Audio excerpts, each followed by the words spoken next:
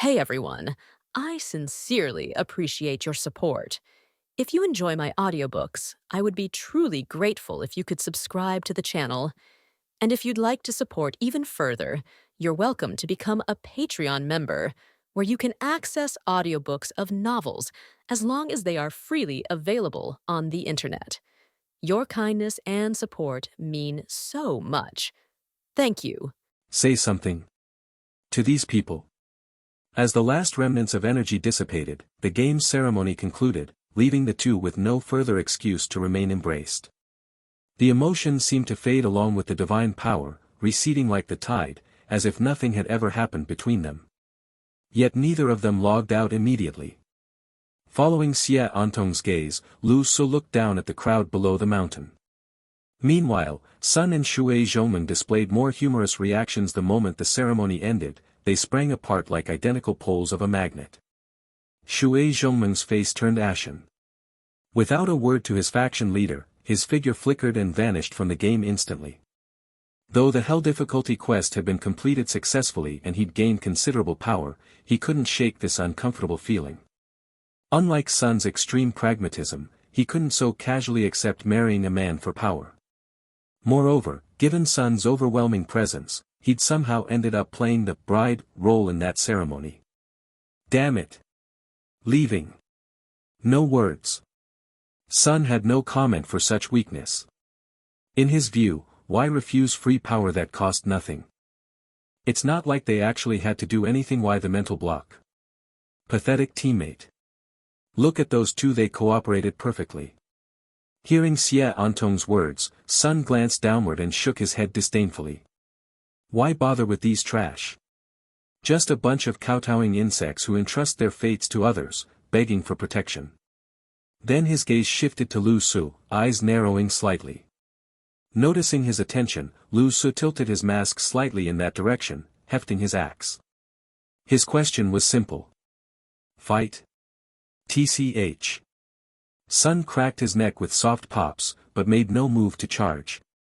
Would you do something with no benefits, only risks? Oh.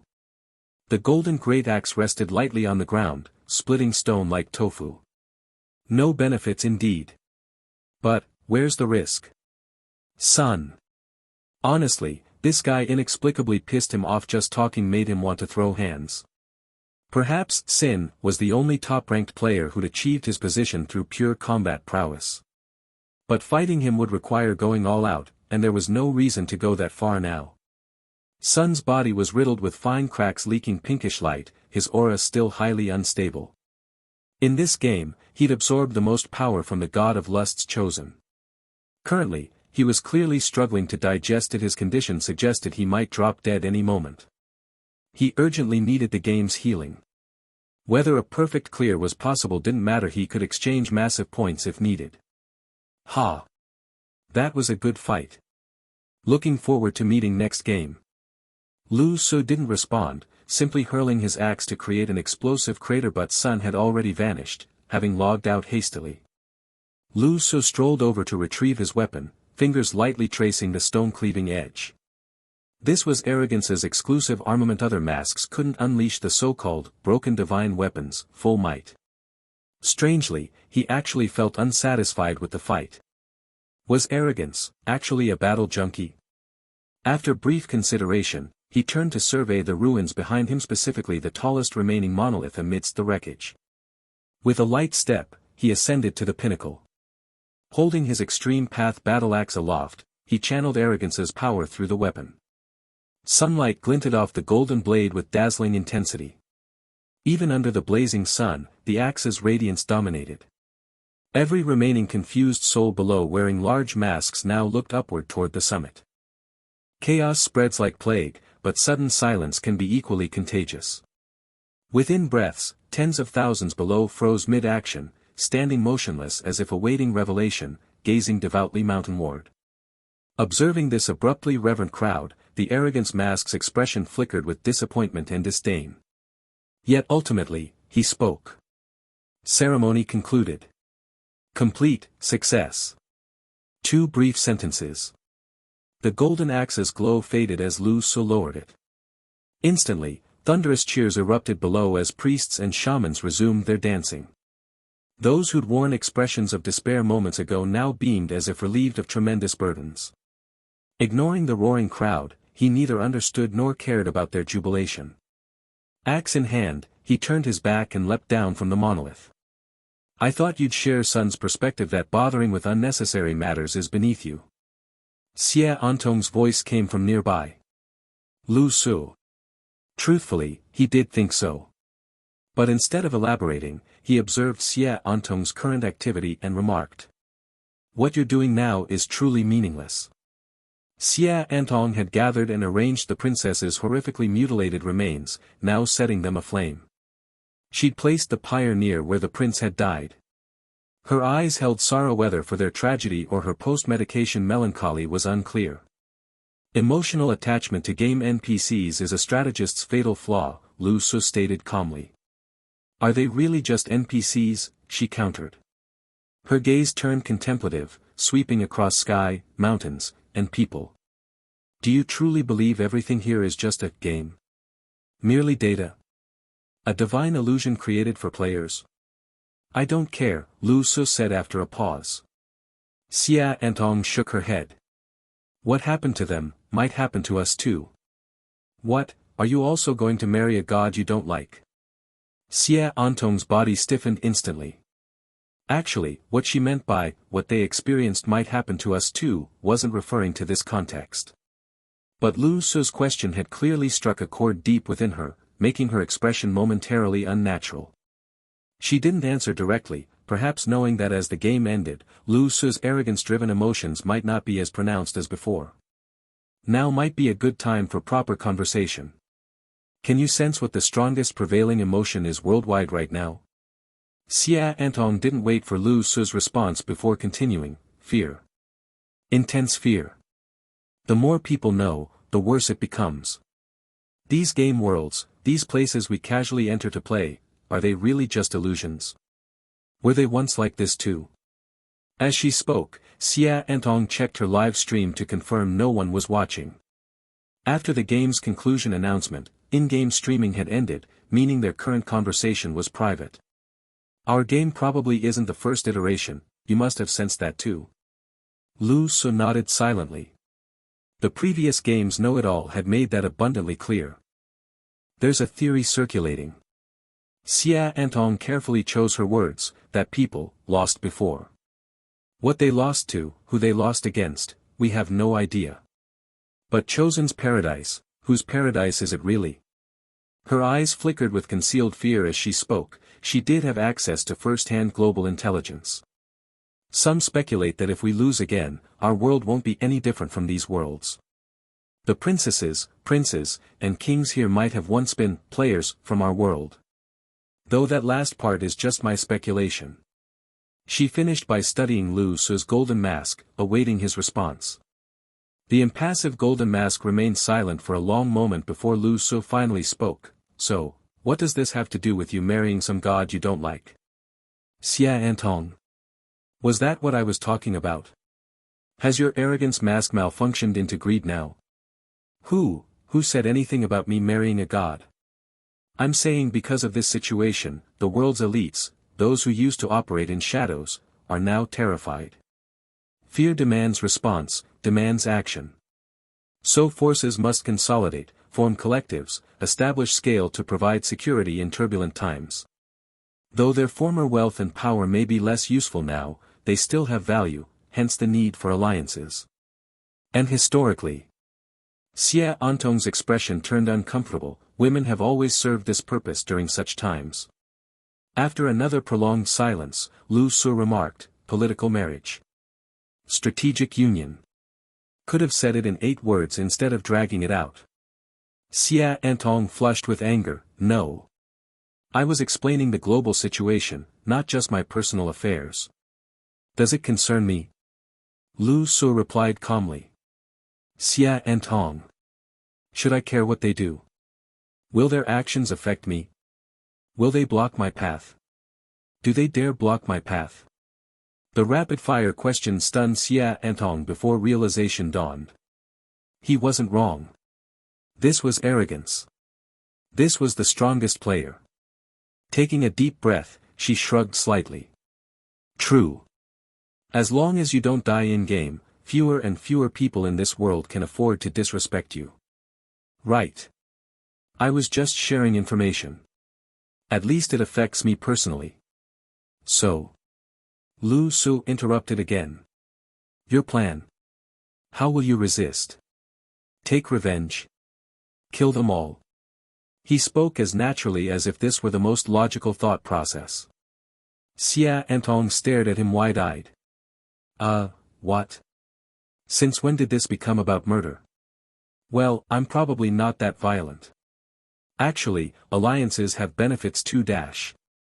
Which translates to weakness, Lu Su finished, sitting on a rock. Understandable. Not everyone has the strongest player's confidence or courage. And, what the princess said earlier was correct. Xia Antong's voice grew impassioned. Everything has its price. Gaining power means entering the game, becoming part of this system. Forming alliances requires bonds, personal feelings never outweigh greater causes in such matters. Having received family support, how can one truly remain uninvolved? That son earlier, absorbing divine power at that level came without cost. And you, with your current strength as the world's strongest player, have you truly paid no price? Lu Su. He wanted to say he hadn't paid any noticeable price, he'd nearly died multiple times but never actually died. Then he recalled the Chosen of Agony's description, Agony is dead, his current state remained unknown. Perhaps the bill simply hadn't come due yet. The thought filled him with intense frustration, as if tangled by countless invisible threads constraining his thoughts, a feeling diametrically opposed to arrogance. Simply put, mental blockage. His golden mask's expression darkened unpredictably, making Xia Antong retreat a step as that overwhelming pressure returned. She didn't understand, was his aura becoming unstable again? Ha ha ha. Really? Suddenly, the golden mask erupted with laughter as if all constraints had shattered. Arrogance now flowed perfectly, the mask glowing divinely as he regarded Xia Antong. Price? What price? What if? I refuse to pay. What if I take all the benefits, and reject all their terms? An exceptionally violent aura pressed down, making Xia Antong feel almost suffocated. She wasn't quite sure what she had said that triggered something in the other party, causing their imposing manner to suddenly become even more overbearing. Strangely enough, even after such intense combat, the arrogance mask showed no signs of damage or weariness, maintaining its lofty aura throughout. Xia Antong's mind was in disarray, unable to comprehend the meaning behind the other's words.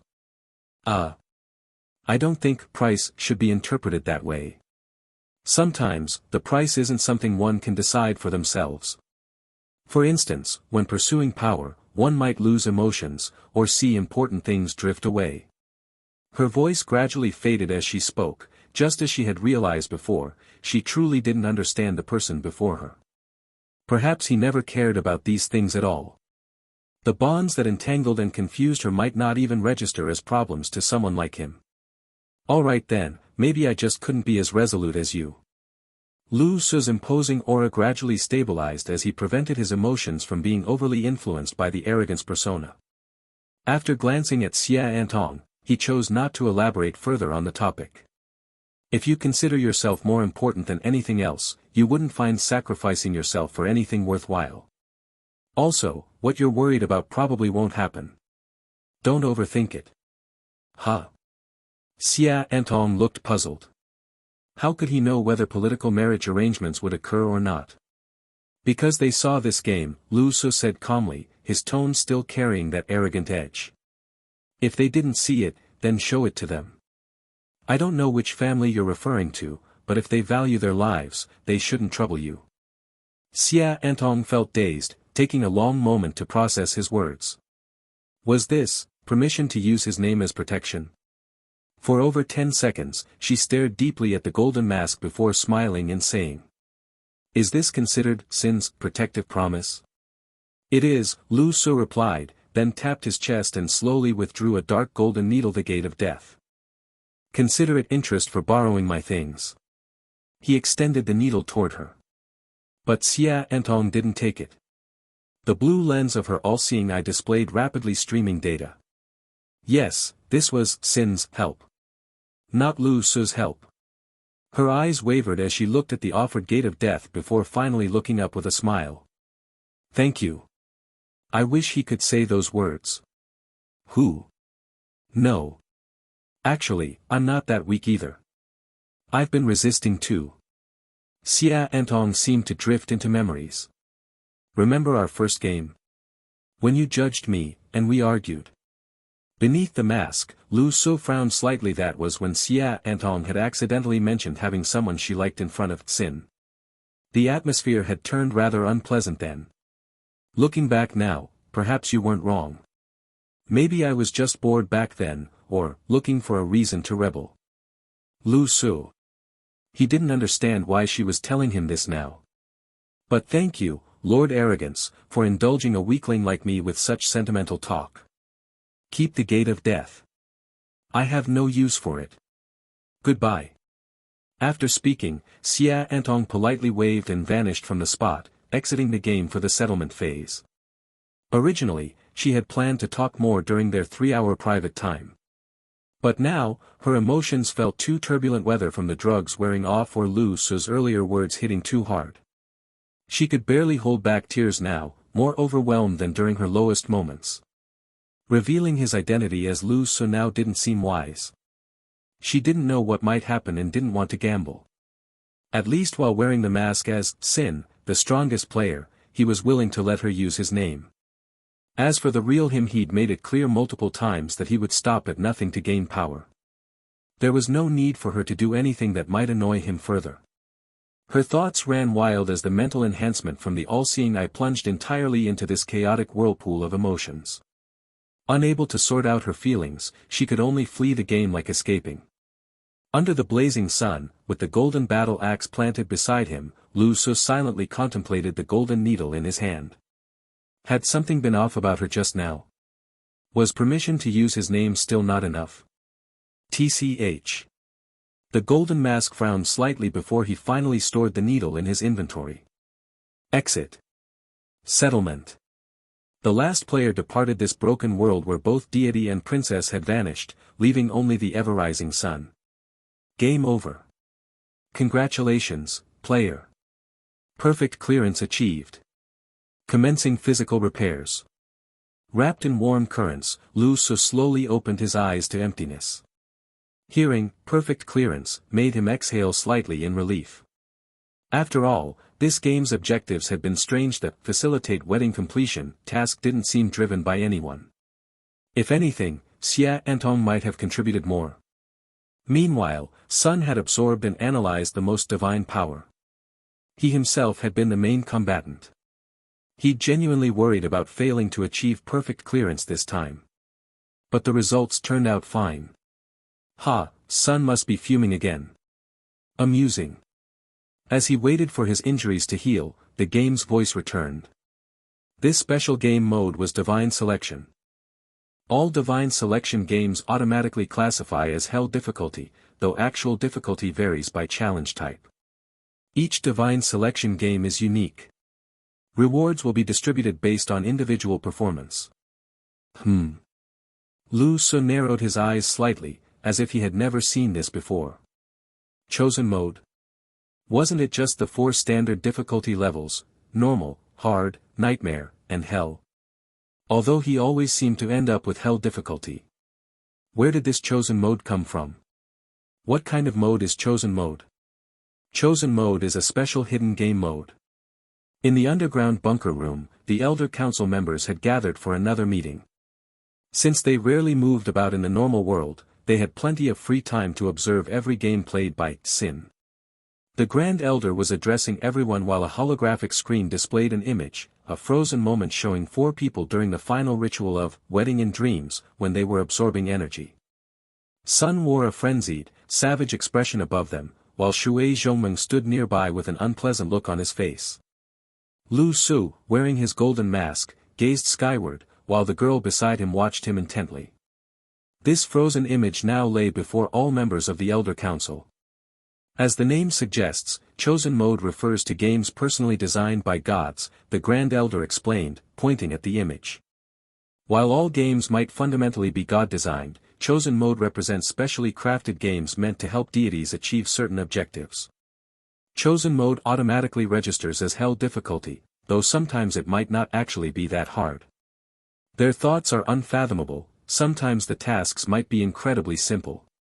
Except for a few elders, most listen with rapt attention, clearly hearing about this for the first time. The Grand Elder had chosen today to reveal this information. Their mission was simple, just assist in properly completing the wedding ceremony. But the Grand Elder's expression suddenly turned peculiar. This time, something clearly went wrong. Perhaps even that God didn't anticipate what kind of bizarre individuals they'd selected for the game. Completely ignoring the game objectives, just barging in and messing around according to their whims, and they actually won. The Grand Elder grimaced as he spoke, as if the words pained him. The creativity of today's youth was simply too much. What kind of person would think like this? And such freaks had appeared, 2.5 of them at once. Besides Sin and Sun, even that girl called Blank had tried to help the princess escape divine control at that moment. What kind of mentality was this? The kind that could run a psychiatric hospital. Ha ha ha ha ha. Suddenly, one elder burst into laughter. Magnificent. The younger generation surpasses the old, doesn't it? Grand Elder, you're not getting jealous of their talent, are you? Humph. The Grand Elder snorted coldly, clearly in no mood for jokes. He spoke gravely. Do you think this is a good thing? That Sin, and perhaps Sun too, achieving such peak strength so early, that's good. But this game went too far. His voice trembled slightly as he continued. In this game, they likely destroyed an avatar of a chosen god. Look at this final ritual, these might have been preparations the chosen avatar made for itself, yet they absorbed it instead. This very likely could cause transcendence. Silence fell over the Elder Council at the mention of transcendence. While some might have been hearing about chosen mode for the first time, they all understood transcendence perfectly. Long ago, they'd realized one thing, the power contained within Chosen's paradise far exceeded human comprehension. Neither the strongest past players nor the current strongest player, Sin, could oppose true divine power. But this was a game, a paradise, not actual hell. Each game had fundamental limits on difficulty and energy levels. No one knew exactly where these limits lay, but they knew limits existed. You might face Mike Tyson as a boxing novice, but you'd never have to fight Ultraman Taro. Yet if these limits were broken, the game might raise its ceiling. The global manifestation of Chosen's paradise itself represented a form of transcendence reaction, since previously only a select few could participate. The heavy silence grew oppressive. That Sin fellow probably isn't afraid of transcendence, his strength is indeed top tier. But this could become a global-scale event. He might be ready, but the rest of the world certainly isn't. The Grand Elder fell silent, and the others followed suit until one who had spoken earlier asked. So, what can we do? Nothing. We wait. The Grand Elder sighed helplessly. Perhaps, it hasn't happened yet. Rewards being calculated. Special mode, no points awarded. Perfect clearance reward. For outstanding performance, reward includes 1 unit of interdimensional backpack slot. This session's rewards, high-grade recovery potion *5, exit coin *1, lust token *1, broken divine weapon *1, extreme path battle axe, god of lust's chosen divine blessing. Note, broken divine weapon, extreme path battle axe, exceeds current player level and can only manifest as legendary tier weapon power. Note, Extreme Path Battle Axe has been bound as Arrogance's exclusive weapon. When empowered by Arrogance, it can function as a broken divine weapon. Arrogance module has been fully unlocked. Can enter Overload at any time and has bound exclusive weapon. After the basic notifications, the game seemed to freeze momentarily before his Sin Mask lit up. Sin Mask, only one mode remains locked, Sloth. Note, Full unlocking will upgrade this sequence item. Note, all masks binding exclusive weapons will enable secondary upgrade upon full unlocking. Watching the constantly flashing subtitles and hearing the game's voice prompts, Lu Su finally realized that this problematic mask he'd been wearing from the start was indeed extremely problematic. It turned out to be upgradable, and had even displayed the requirements for its second upgrade. He wasn't entirely sure what level it would reach after unlocking all its modes. Moreover, it seemed all masks could bind to an exclusive weapon, they wouldn't even consider lower-tier weapons. At least when he obtained other weapons before, the game never proactively displayed any binding notifications. But the moment the Extreme Path Battle Axe appeared, it immediately signaled compatibility with Arrogance and asked for binding confirmation. The Broken Divine Weapon tier. Judging by the binding requirements, this mask of his was no ordinary item. Ahem. The Pleasure Apostle he killed during the initial game, turns out that was absolutely the right move. The benefits from that loot drop kept increasing in value. After taking stock of his gains, Lu Su knew he'd soon fall into deep sleep, so he quickly stored his frequently used weapons and support equipment in his dimensional backpack. Little did he know what kind of world awaited him when he woke from this slumber. Game mode updated, initiating global broadcast. To all players. The gods have witnessed your outstanding performances. In a dim cubicle, Lu Su lay alone on his bed, falling into deep sleep. Simultaneously, as this game's session concluded, the announcement suddenly echoed in the minds of all chosen. Even numerous ordinary people, not originally chosen, inexplicably heard this voice in their heads. This meant they too had become chosen, and their numbers weren't insignificant. Our players have demonstrated remarkable excellence, with many obtaining long-coveted rewards and fantastic gaming experiences. However, we've detected someone whose power has broken the game's difficulty ceiling. Therefore, to enhance everyone's experience, Chosen's Paradise will undergo comprehensive updates. The game is temporarily suspended with unknown restart time. Upon relaunch, expect more thrilling gameplay. More power progression opportunities. More game modes. More participation slots. To global players, see you in version 2.0. The announcement sounded utterly corporate, like some benevolent game company notifying players about updates. But all text appeared in blood crimson hues, carrying unnerving implications. Most oblivious players grew excited, seeing this as their chance to pursue superpowers. But every informed organization and family fell into terrified silence, their atmospheres thick with barely contained dread. In an underground bunker, the Elder Council. The Grand Elder's long-suspended heart finally sank completely upon hearing the news. TCH, we're screwed. Face-palming hard, he felt his brain might short-circuit. This was too fast. How could the limit be broken already? So few game sessions in. And he'd already achieved, killing an apostle.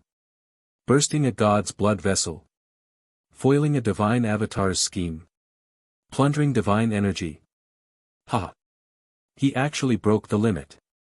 A boisterous laugh from the crowd attempted to lighten the mood. What an incredible guy. Hey, since we've got superpowers now, maybe Sin is some reincarnated emperor. Reading modern Earth novels lately, it seems plausible, reborn, this time I'll take everything back. What do you think? His words left the room funeral parlor silent. Nobody responded. No laughs. Not funny. Get serious. The Grand Elder ground out through clenched teeth. Can't help it, the limit's broken, said the unserious elder helplessly. Honestly, not entirely bad. People need pressure to stop treating this as a game. After several silent seconds, the Grand Elder responded. Some pressure. You dismiss countless lives so casually with some pressure. The jovial elder sighed. He'd only wanted to ease tension, they all understood the severity. Game limit breaking was like shifting from level 100 content to level 1000 while most players remained under level 100. First would come mass casualties from ignorance, then possibly complete game abandonment. Having everyone play was unsustainable, but having nobody play, equally disastrous. That would mean defeat. Is Dragon Group's influence sufficient now? Nationwide announcements during suspension. Emphasize the dangers of limit breaking. Heighten vigilance, save whoever we can. The Grand Elder spoke resignedly. With such population numbers, this was their only recourse. TCH. Another elder groaned miserably. I said we should have devoted maximum resources to uncover Sin's true identity. If someone could guide him a little and help him tone down his sharp edges, things wouldn't have turned out like this. The Grand Elder nodded silently, then suddenly added. But from his perspective, hiding was correct. He'd instantly become the prime target. Self-preservation was necessary. Though at his current power level, perhaps he needn't fear as much. Mid-sentence, the Grand Elder turned abruptly to the large screen displaying Lu Su's quartet at their wedding finale. That girl blank, her real identity's confirmed? What's her relation to little Xie? Oh, came a voice from the crowd. Should be old Xie's great-granddaughter. Great-granddaughter? The elder was momentarily surprised before falling into silence, seemingly moved by the passage of time that had made him so old. Good, very good. Having successors is excellent, and she seems quite outstanding too. How is their family doing now? Well. Another elder's voice hesitated slightly. Actually, when old Xie sacrificed himself back then, he explicitly said he didn't want his descendants to face these dangers again. He wished for them to live comfortably with wealth and privilege, though life-risking matters should be handled by him alone. So their family has long withdrawn from gaming affairs, even cutting off all contact. It was only after the global descent that this girl took initiative, developing great interest in the game on her own. Her rankings are surprisingly decent too. Additionally, something seems to have happened recently in their family. The elder had merely intended a casual inquiry, but hearing there was more to the story, he paused. Oh. Organizations like the Council of Elders, remnants from the gaming era, weren't unique to China. Across the world, major organizations and hidden families were mobilizing in response to the recent Transcendence incident. There was no choice. They'd originally planned to remain composed observers, maintaining neutrality amidst global turbulence. But now neutrality became impossible. Damn it all, someone actually achieved transcendence. That guy called Sin really won't let anyone rest easy, will he? He's dragged all aristocratic families into chaos without exception. First shocking the deities, then raising the difficulty for every major family. Such was the legendary troublemaker, Lu Su. And what was Lu Su doing during this global upheaval? Sleeping. Japan. The Chiyo family, as a classic, supernatural, bloodline surviving through countless eras, naturally knew about these developments. Their ancestor had just been forced out during the Tokyo bloodbath, barely rested a few days before Lu Su stirred up trouble again. The Chiyo ancestor was getting headaches, he'd never encountered someone like this in his entire existence. Was this the so-called each generation produces its own talents? Transcendence. He thought he'd slept decades only to find mere weeks had passed. What? Big sis. Ancestor summons you. Says the game announcement this time is extremely serious.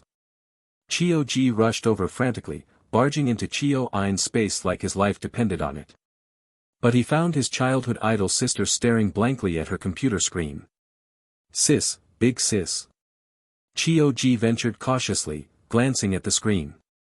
Displayed was an oddly coincidental photo, the exact wedding scene portrait hung in the Council of Elders Hall. Though currently, Chio Ein couldn't care less about Sunday. Her gaze seemed glued to Xia Antong and Lu Su. Sis. Quiet.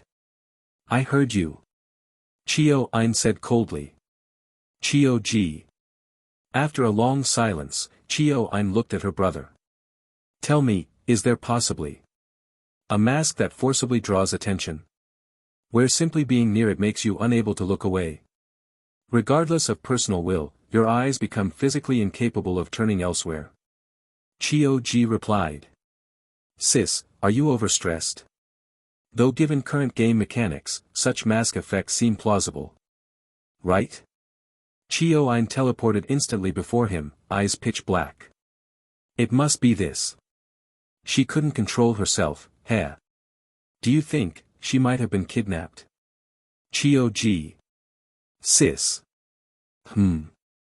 I saw your ID card in the poker deck yesterday. Chio Ein froze momentarily before comprehension dawned, her expression darkening as she waved a hand. Black tentacles erupted from the ground, smacking Chio Ji away. Dark energy swirled violently around her, black waters surging with explosive potential. Bastard. I'll kill all men. Wait. Sis, I'm sorry. Chio Ji wailed helplessly from the distance. This wasn't unique to her situation. Beyond China's borders, nearly all hidden organizations regarded the Eastern nation and that Sin individual with hostility. He's definitely from Dragon Nation, right? Achieving transcendence this quickly, practically begging for death. Can't let him live. Let's give Dragon Nation some entertainment too. If it's just him alone, maybe his death could still bring reversal. Soon, peculiar sentiments began fermenting across the internet. Hours after the transcendence announcement, one name dominated global trends again, Sin. This time, through overwhelming condemnation, he was branded a criminal. Every past game clip, footage, and playstyle was unearthed. With remarkable uniformity, he was framed as the sole instigator behind the game's transcendent state. While this might hold partial truth, the coordinated effort was undeniable. Media outlets and influencers unanimously portrayed transcendence as apocalyptic, all caused by Sin, the so-called strongest player. Conspiracy theories proliferated. Why was he so powerful? How did he consistently maximize game rewards? What explained his overwhelming dominance? Where did his inexplicable strength originate? Why could he violate game rules unpunished, even behaving casually before gods? All evidence suggested Sin might be humanity's betrayer, perhaps making deals with the game itself to break limits deliberately. Something was definitely wrong. Almost overnight, Sin's name became shrouded in darkness and suspicion. Sin's identity fully revealed this as his true self. Is humanity's strongest still a human traitor? His very existence is the greatest crisis this world has ever faced. The Dragon Nation government owes an explanation. What exactly is his true identity and purpose? We refuse to believe you have no idea who he is. Before dealing with external threats, secure internal stability. Hand over Sin. An existence that appeared out of nowhere. Maybe Sin was originally a creation of the game. The so-called strongest is merely a bubble woven by the game. Opening any news website at random, every headline is about himself. Even Lu Su can't handle this. Although he knew he was quite popular, he was well aware of that. But waking up to everyone cursing him all at once? This was the first time he'd seen such a thing. What on earth happened? Confused, he opened some posts and compared them with the current game announcements. Only then did he understand the game had exceeded its limits. And strangely, it seemed like everyone blamed him for this. That's not right.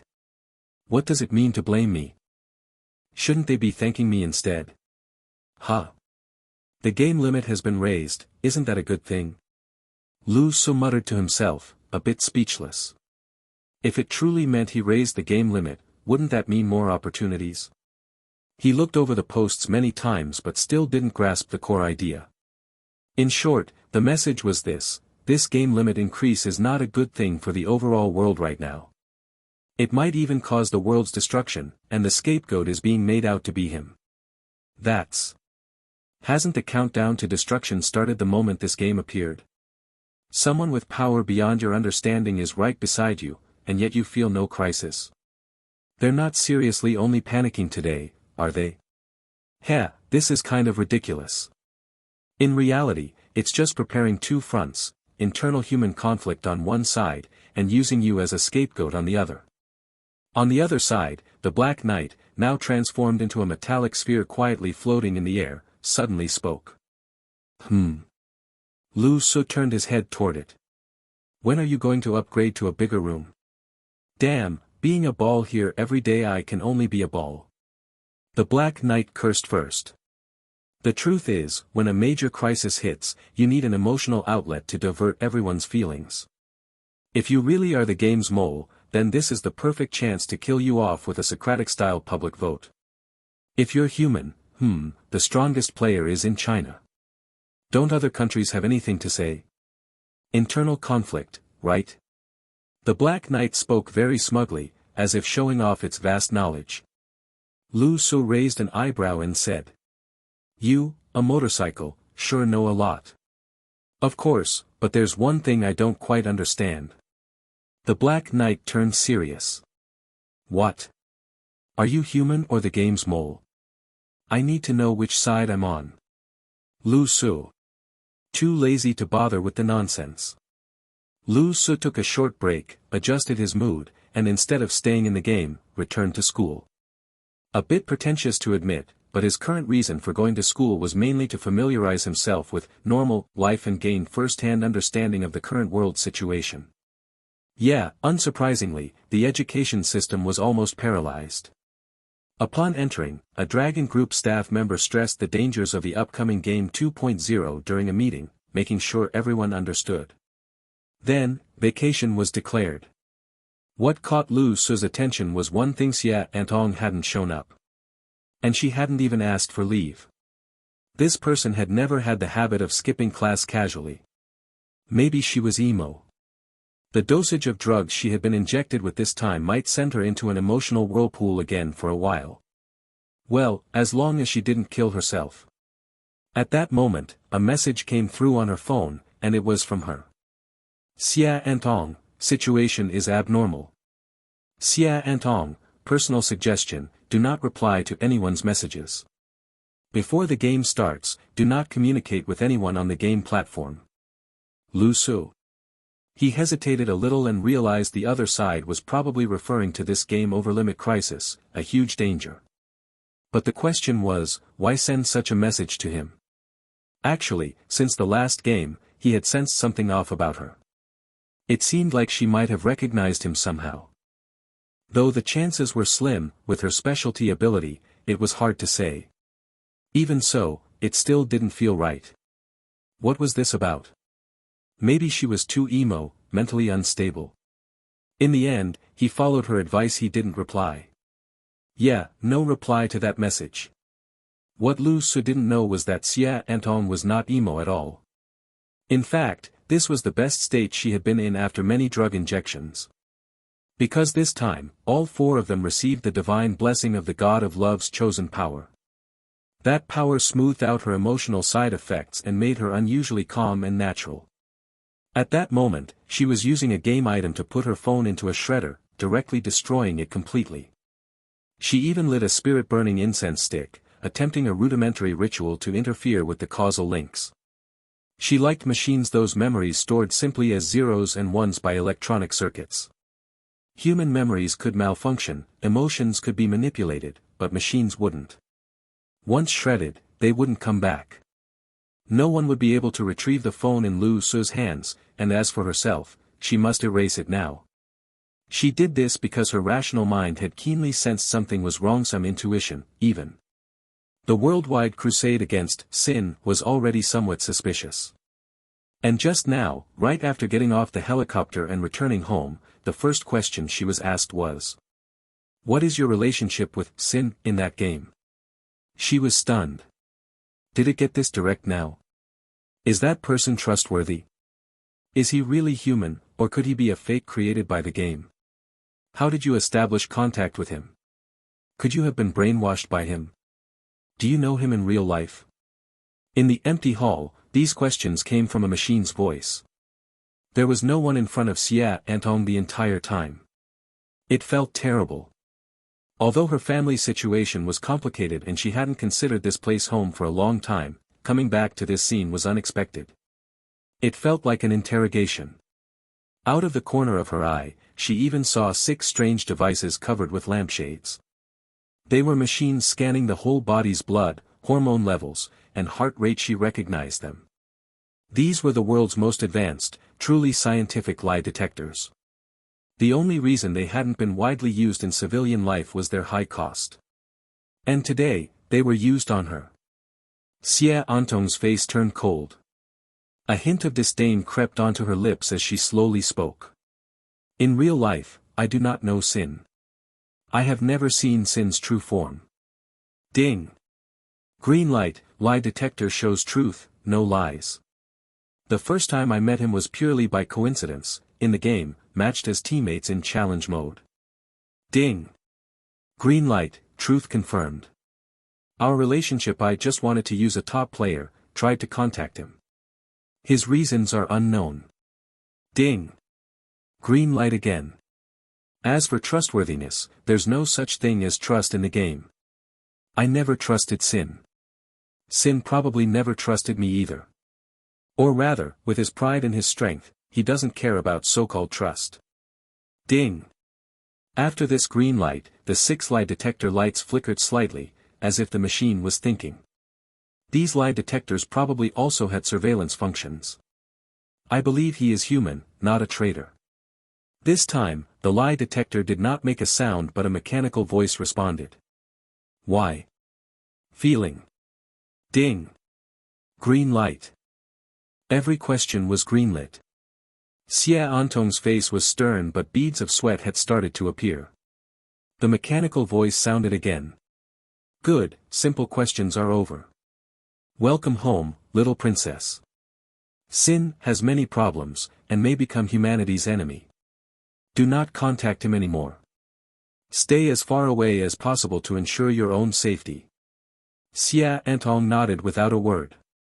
Once the surveillance period ended, she found a safe place, quickly typed out a blind message, and then shredded her phone. In essence, everything was reasonable. After all, Sin was currently being denounced worldwide. And her family knew she was blank. In the game, blank had indeed had increased contact with Sin. But she just felt something was off. When she saw her family using such devices at the moment she returned, she felt very uneasy. A vague sense of conspiracy enveloped her. There was no real logic or crisis, but she simply felt uncomfortable. So, she chose to send that message. Just as a precaution. Saying it casually wouldn't hurt.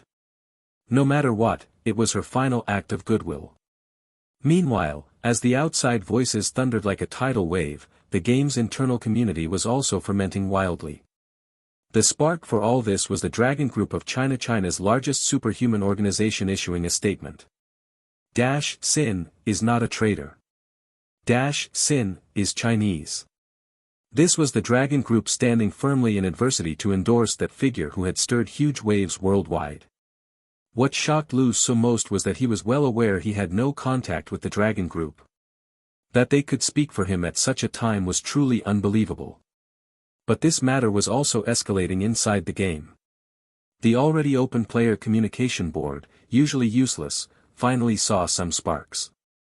Number 6 Chio Ein, a frontline player, was the first to challenge, directly pointing the finger at Sin.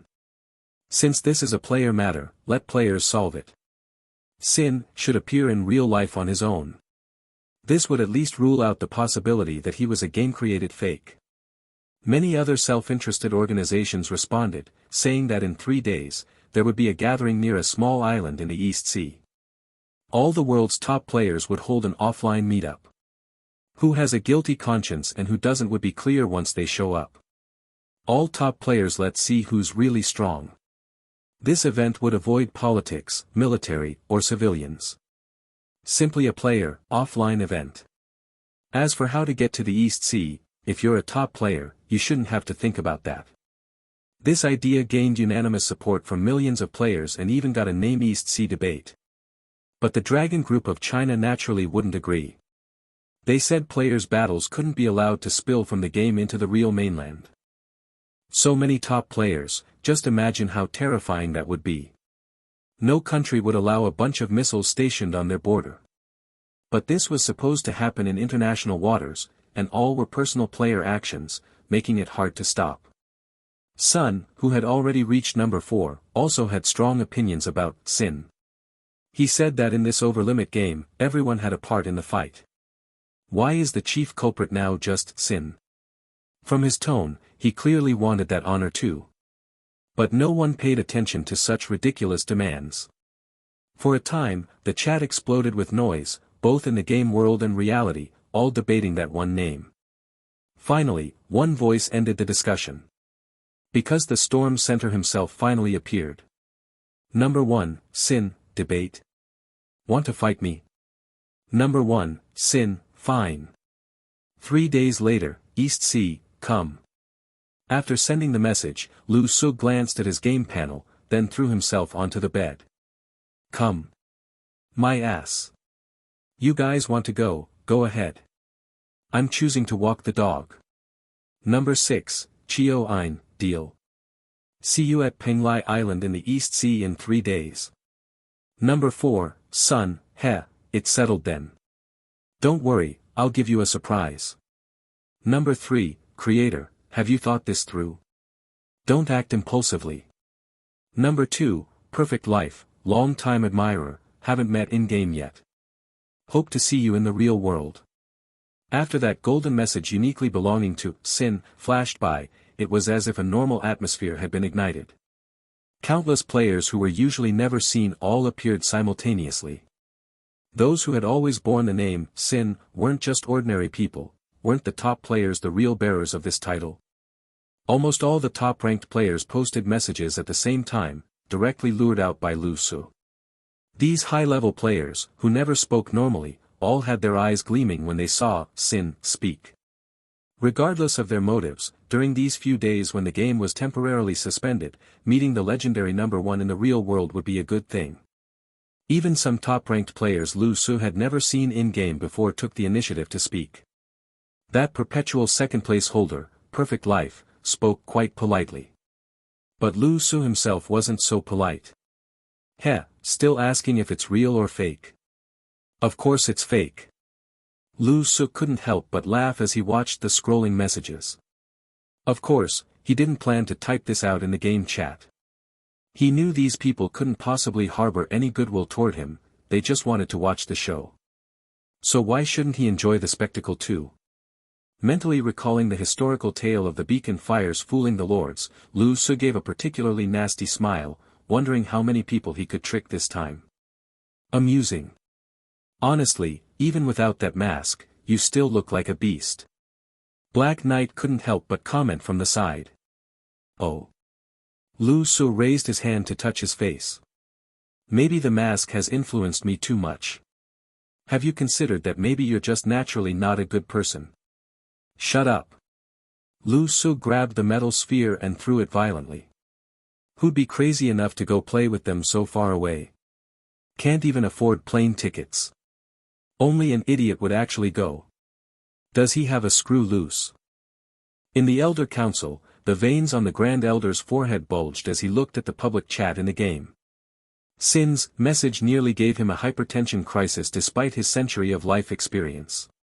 Originally, with the world's condemnation of Sin, the Dragon Group's work had been relatively smooth, quickly publicizing the game's crisis-level dangers. They were currently discussing with the Dragon Group how to address the international accusations of allegedly harboring Sin's identity. Before they could even clean up his mess, this bizarre East Sea debate emerged, and Sin actually agreed to it. This doesn't seem like his usual style. The Grand Elder muttered to himself, but quickly realized the flaw in his thinking. That guy wore different masks every day with different personalities. Who knew what his usual style was? Ha! It's actually quite good. As the strongest player, how could he back down? The elder with a voice like Zhang Fei voiced his approval. That's not the point. The point is that just by saying this gathering of top players in the real world has become inevitable. But whether he actually goes or not is completely unknown. We have plans for both scenarios, but not knowing which one will happen is problematic. Moreover, having this happen practically on our doorstep is unacceptable. Although it was international waters, because of Sin's nationality, that island was already a disputed territory bordering on territorial waters. The Grand Elder's expression darkened. At such a critical time, these top players were all acting like they wanted to watch the world burn. The new generation is getting more reckless by the day. Who first proposed this idea? It was Japan's top player, Chio Ein. Humph. The Grand Elder's eyes turned cold. That small country's people are always causing trouble. It's a miracle they even have someone in the top 10. Throughout the Elder Council, whispers spread as they pondered what stance to ultimately take. The Elder Council was the Dragon Group's Elder Council. In a sense, they were already the highest authority over player organizations within China. For such matters, their opinion was required. I have an idea. A calm voice slowly spoke up from the crowd. After he spoke, everyone quieted down, seemingly waiting for him to continue. The calm voice continued, "We can have the authorities state they welcome top global players to come, with the Dragon Group willing to host this high-level gathering. Then strictly forbid all domestic players from participating. And then, when enough people have gathered, consider using nuclear weapons." Elder Council. The air grew deathly silent. The Grand Elder might as well have had a question mark appear above his head.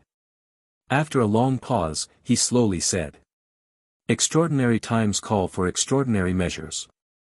But such heaven-defying actions with no clear benefits, let's not do this."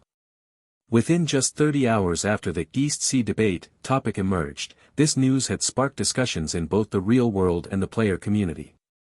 Players now formed a group without borders or organization, yet were exceptionally numerous. Through public discussion and the leadership of some top players, they had already mostly finalized the specific timing and format. Meanwhile, Dragon Group personnel secretly arranged border defenses and contingency plans. To the Dragon Group, this was another kind of test, whether the real human world could handle large-scale player gatherings and emergencies.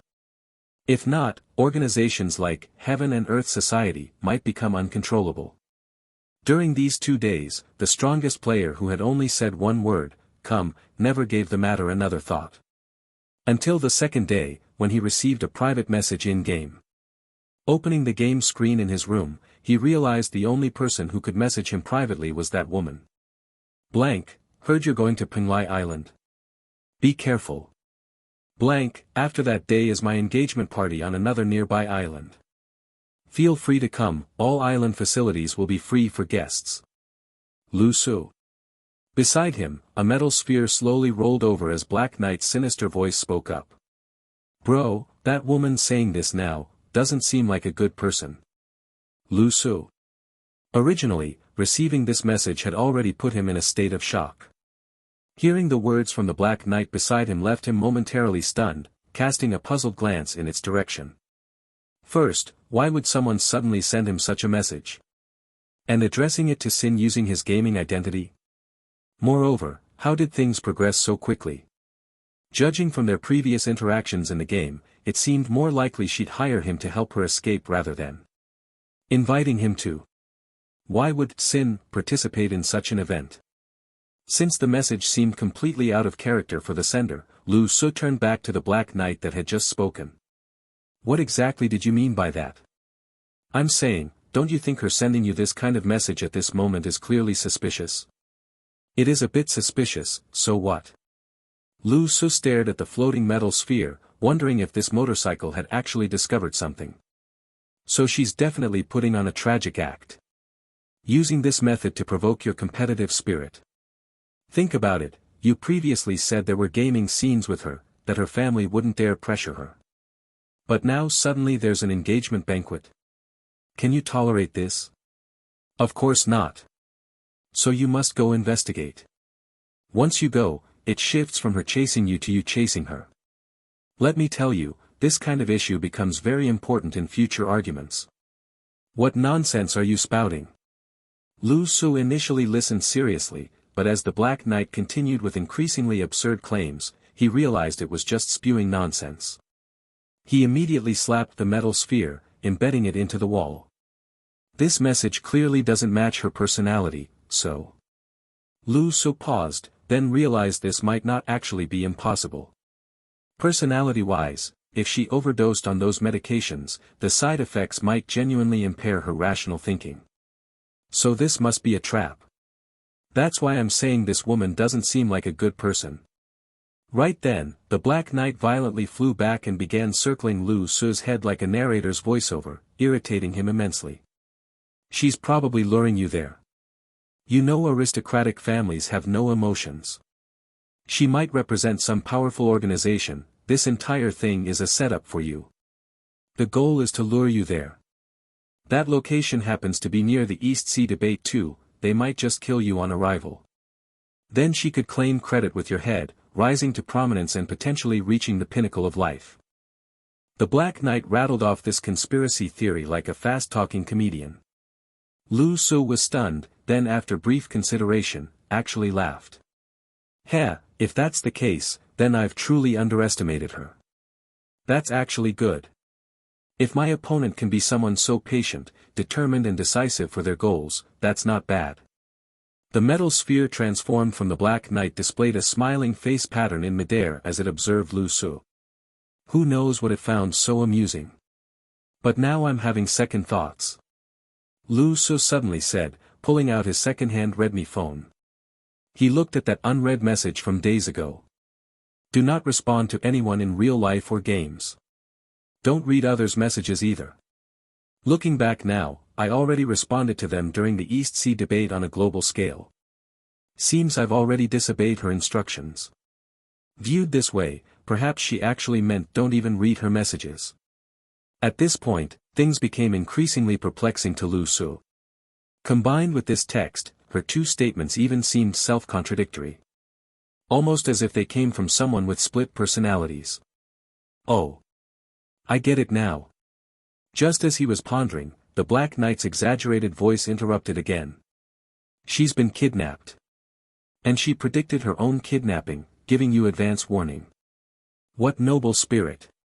Lu Su. But these two messages came through different channels, one from the game, one from reality. Your theory already assumes she's confirmed my identity.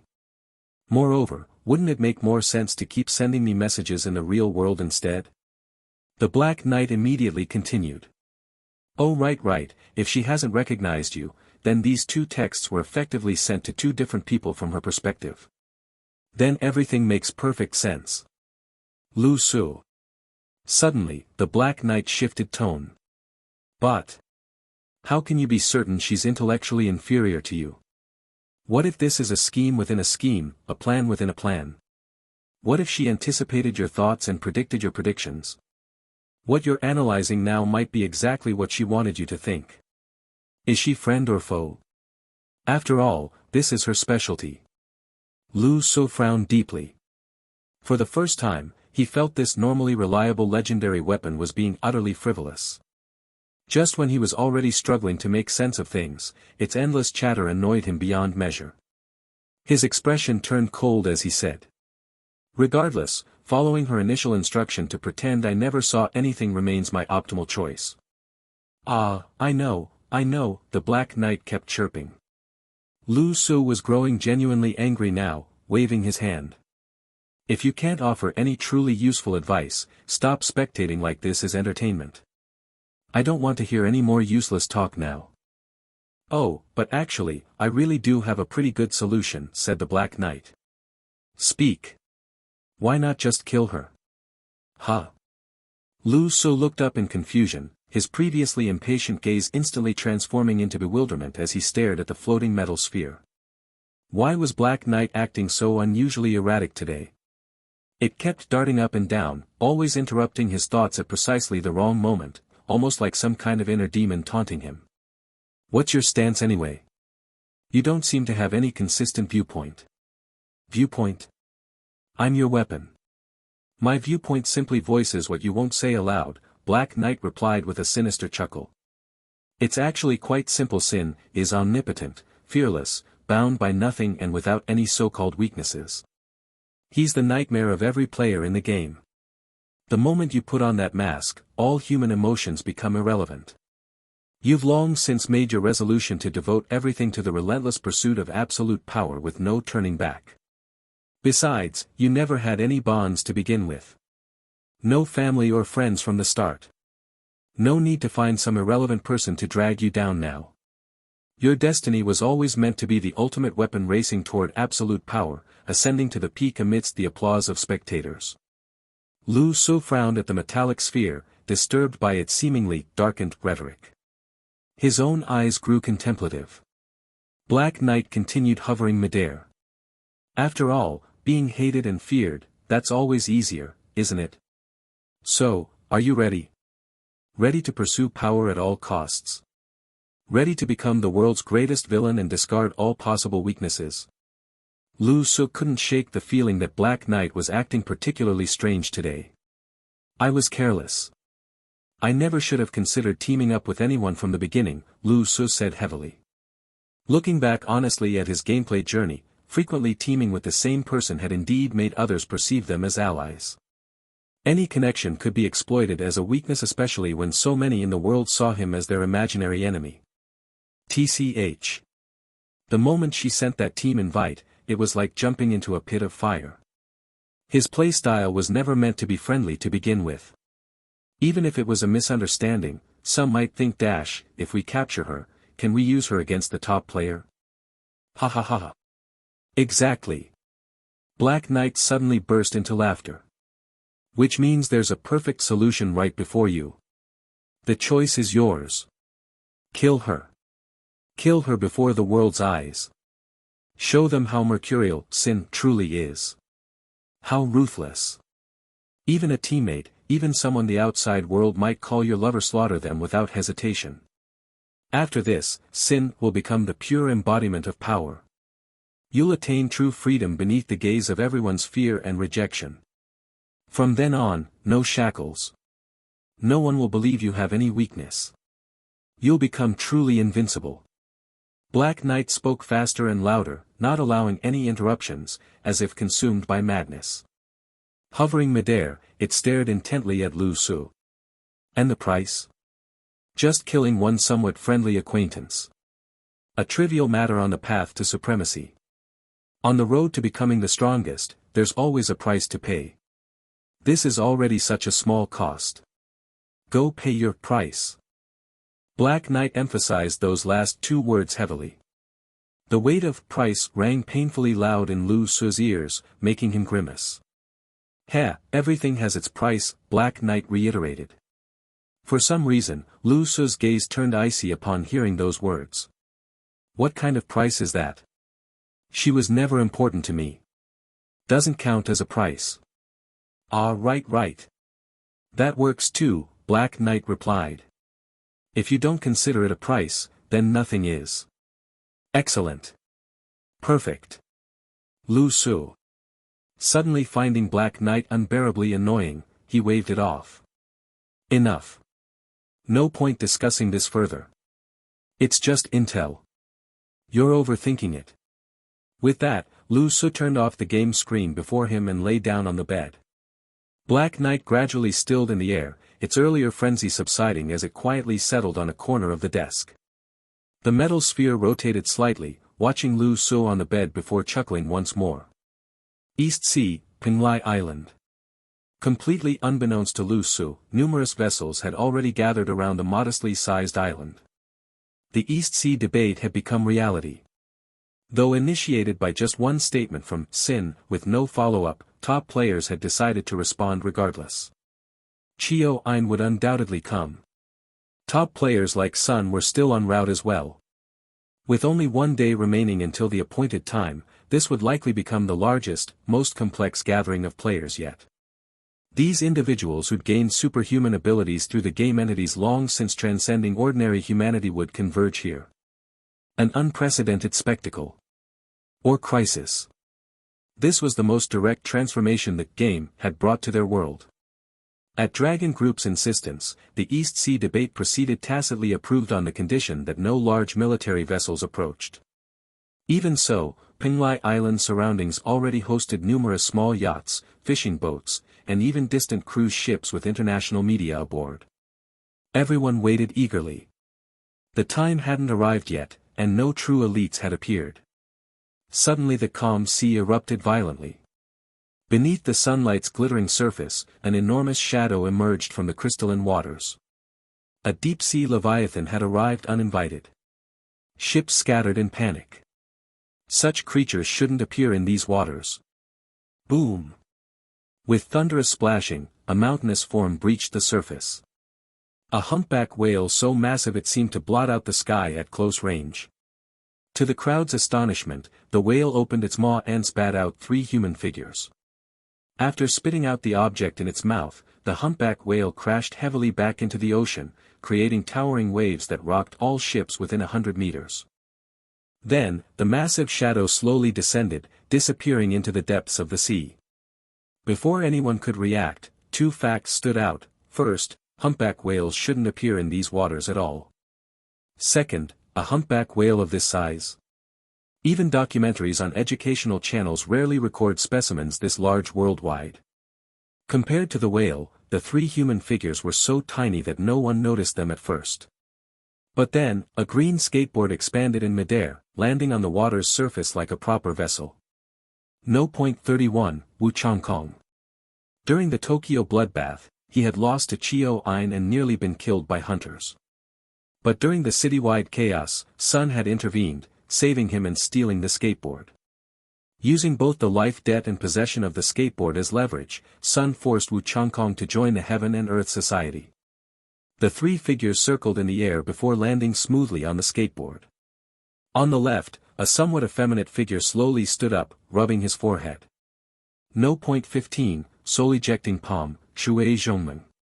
Though humpback whales aren't highly intelligent, controlling such a massive creature was still exhausting. The person in the center needed no introduction. What the hell are you all staring at? Didn't you hear about the East Sea debate? Why are all your damn ships parked here? Get to the island. And keep those little toys of yours far away unless you want me to blast them all to pieces. No. 4, Sun. After this remarkably uncouth outburst, flames formed armor around his body while a ring of fire encircled all 3, creating an energy barrier. Wu Changkong and Shui Zhongmeng remained alert, scanning their surroundings. They disliked being the center of attention, but with their leader acting this way, they had little choice. The skateboard sped across the water, soon reaching the island where the trio steadied themselves. As top-ranked players, they were among the first and the very first group to set foot on the island. This behavior practically invited trouble and envy. On a distant yacht, Chio-Ein lowered her monocular lens, her expression darkening. Old acquaintances. He's risen to 4th place now.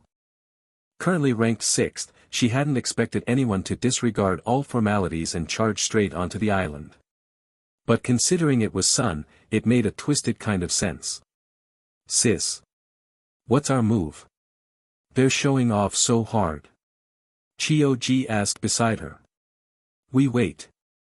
Let more ships dock first before we follow, Chio-Ein replied. Following Sun's lead, the surrounding fleet began approaching the island in earnest. Though they kept a safe distance from Sun's group, docking cautiously in case a fireball came flying their way. As more ships arrived, Sun suddenly frowned and hurled a 10-meter-wide fireball tinged with pink light. Straight at an unassuming fishing boat. Before anyone could react, the fireball was upon the vessel, about to obliterate the innocent-looking craft. But abruptly, the fireball decelerated midair, descending gently to the water's surface before dissipating harmlessly. Shui Zhongmeng's eyes narrowed. To neutralize that attack unscathed required at least a top 100 player. And to do it with such ease. The fishing boat docked, and a white-robed figure disembarked, waving in Sun's direction. A mechanical yet polite voice reached them. Apologies if we offended you, elder brother. No ill intent, we merely came to broaden our horizons. This wasn't a game, there was no auto-translation. He was speaking Chinese. With unnervingly perfect, textbook pronunciation, like a professionally trained news anchor. Then the robed figure walked away. How strong? Wu Changkong asked tersely. Stronger than Chio-Ein, Sun replied flatly. Wu Changkong. Throughout the day, fishing boats and yachts continued arriving as all manner of individuals disembarked. The more low-key participants simply walked ashore, while the flashier ones demonstrated their skills. Many gliding across the water atop their weapons. Bringing a weapon into the real world meant one thing, you'd achieved a perfect game clearance. Elites from across the globe gathered here, vividly illustrating the phrase, heroes as numerous as fish in the river. But among all arrivals, one figure outshone even Sun's group in sheer audacity. He arrived riding a paper airplane, straight out of a cartoon. No. 3, the creator. As these world-shaking experts assembled, one conspicuously absent figure remained the person everyone truly wanted to see. The island's occupants maintained careful distances, eyeing each other warily. Encircling the island were Dragon Group warships representing China's authority, enforcing order. Large-scale bloodshed was prohibited here, the Dragon Group's decree to players worldwide. Whether anyone would obey, and the consequences if they didn't, remained to be seen. That most iconic mask was nowhere to be found among the crowd. "Where are you?" Sun suddenly shouted at the assembly. "Can't recognize you without the mask, why not put it on?" The crowd exchanged glances. Chio Ein frowned slightly. Could he really not have come? What's he doing? The answer, sleeping. As if completely detached from Penglai Island's grand event, the world's strongest player starred in a global masterpiece. The supreme player takes a nap. Time's almost up. What's the plan? Without the game, you'll just rot in this room. Black Knight addressed the prone Lu Su.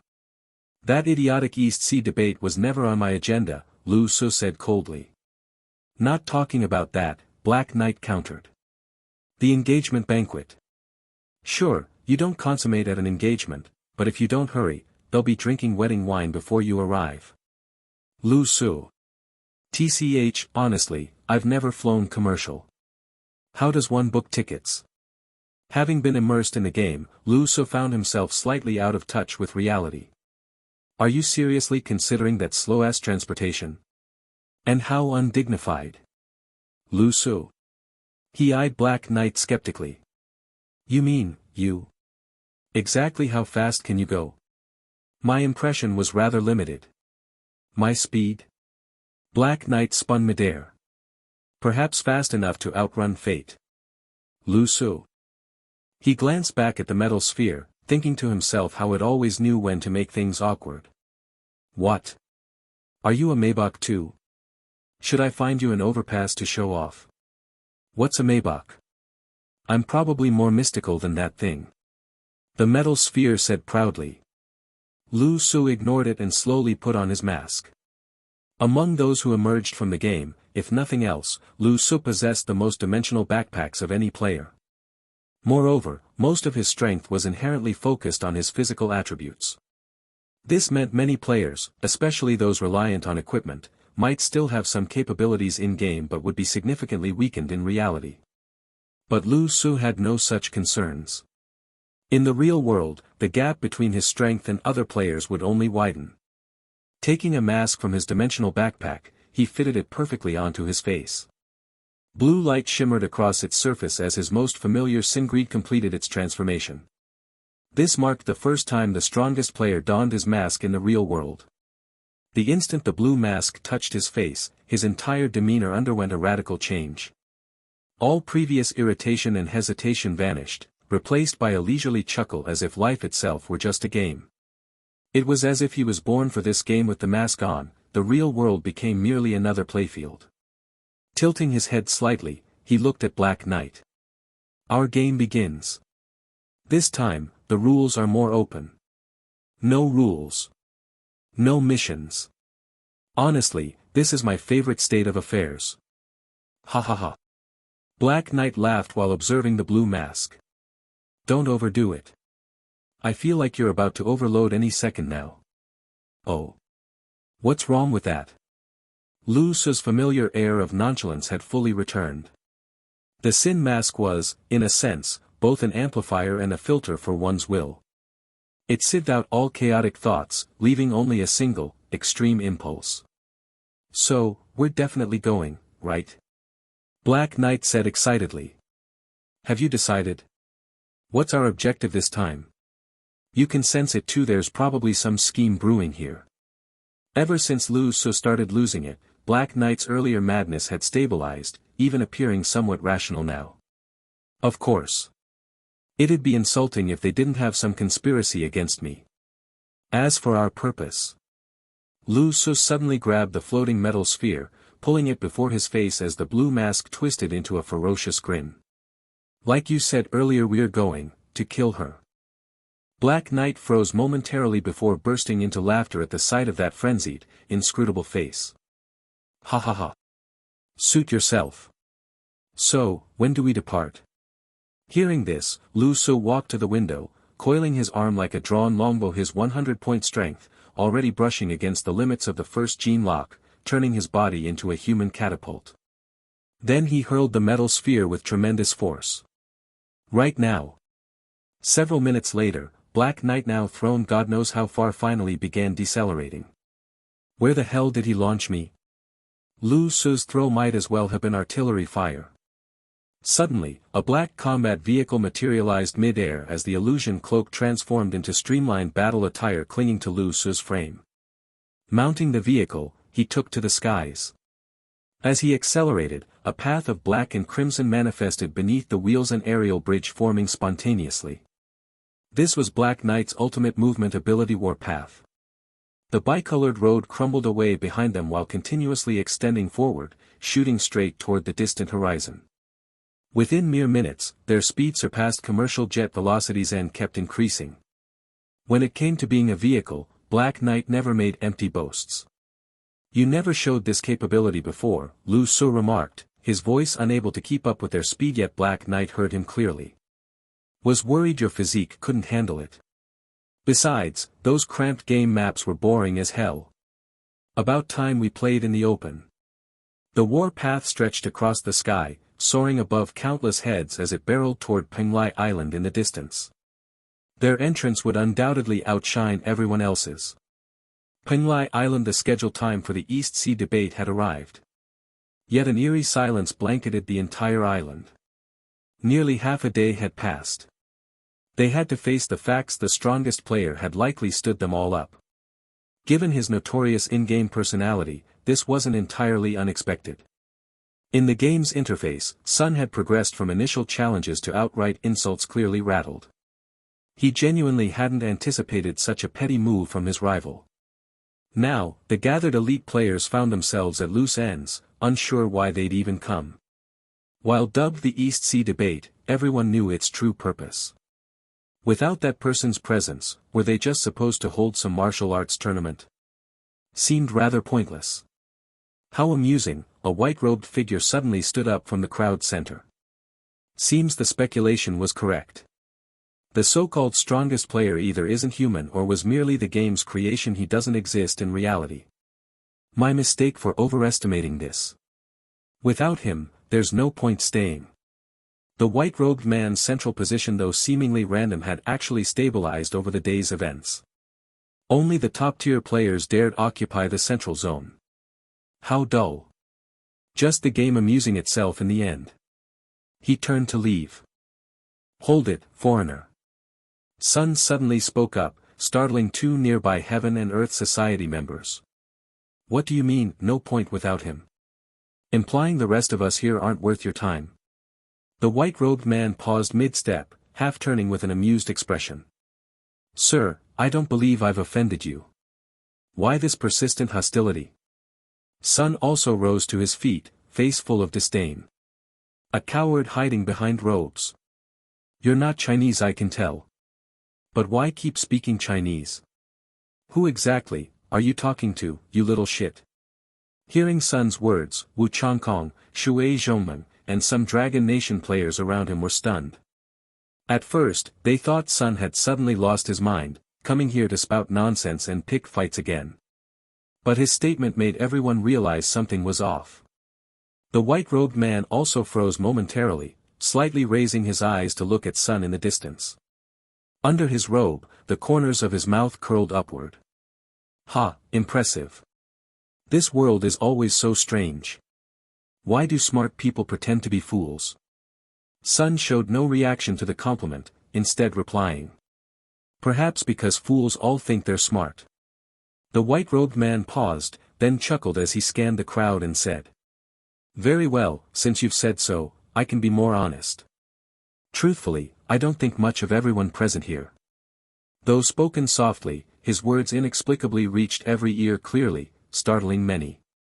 Earlier, people had observed and interacted with each other. This white-robed man had seemed pleasant, humble, polite, like a refined gentleman. Now. My apologies. While I may somewhat look down on you all, I bear no ill will. I know such words might offend, so I usually wouldn't say them. But since someone asked, I won't lie either. Please forgive me. As he spoke, the white-robed man gave a slight bow to everyone. His actions and words left people utterly confused. The white-robed man continued. I came today with sincere curiosity, wanting to know what kind of person could possibly rank above me. There's an old saying in Huagua, when you meet someone better, strive to equal them. I'd be delighted to find someone superior to me. Unfortunately, it was all an illusion, just a game-created phantom of omnipotence. I'm somewhat disappointed, and perhaps spoke rudely. My apologies. On the Japanese side, Chio-Ein and Chio-Ji's expressions turned strange as they listened to the translation. Is this guy mentally ill, sis? Chio-Ji looked bewildered, then turned to the translator. Or did you mistranslate? But Chio-Ein pulled him back, her face grave as she stared at the white-robed man. She seemed to realize who this person was. The white-robed man looked dejected, shaking his head as he muttered to himself. I should have known, how could there possibly be someone more perfect than me?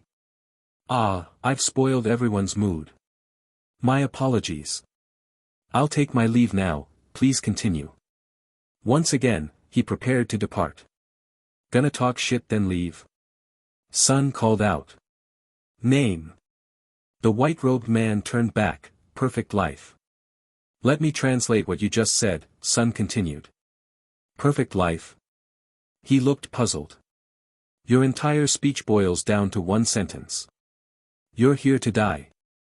Flame armor enveloped Sun's body as he grew toweringly large, radiating terrifying power at the center of the gathering. Everyone stepped back as the heat waves made them feel like they stood at a volcano's mouth.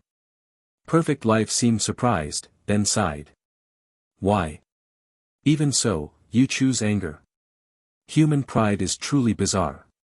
I merely spoke my honest thoughts to avoid hypocrisy, especially since they're factual. I know it might sound unpleasant, hence my repeated apologies. Yet you still wish to attack me? Sun remained silent. Having interacted with Sin many times, he knew exactly how to deal with such rambling lunatics. Just fight. No matter how many philosophies this world had, he knew one truth. Win the fight, and everything's negotiable. Lose, and words mean nothing. Sun took a thunderous step forward as combat seemed imminent. But just then, a golden-eyed individual suddenly looked into the distance. He blew a piercing whistle that echoed across Penglai Island. Alert! Missiles incoming! Head swiveled toward the horizon. Coming from different nations and factions, they weren't overly concerned about worldly attacks. Yet they remained vigilant, after all, few could confidently survive missile strikes now. On the distant skyline, a missile entered everyone's view.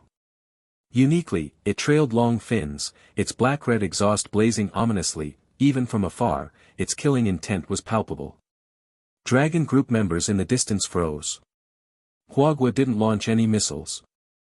Suddenly, Perfect Life looked up, golden eyes glowing strangely beneath his white hood. Seeing the black-red missile, he first appeared shocked, then instantly delighted. It's him. Excellent, excellent. The protagonist should always arrive last. Soon, those with sharper vision among the crowd recognized the approaching object. Not a missile, but a war chariot carrying a single figure. Who rode it? Chio-Ein, Sun and others quickly identified him. Quite the dramatic entrance. Sun grinned. Meanwhile, Chio-Ein's eyes burned with raging jealousy. Her fists clenched so tightly her entire body began trembling uncontrollably. Beside her, Chio-Ji watched nervously. Sis, you. The Penglai Island crowd noticed too, stirring restlessly until realizing something odd. He wasn't slowing down. He showed no intention of landing on the island.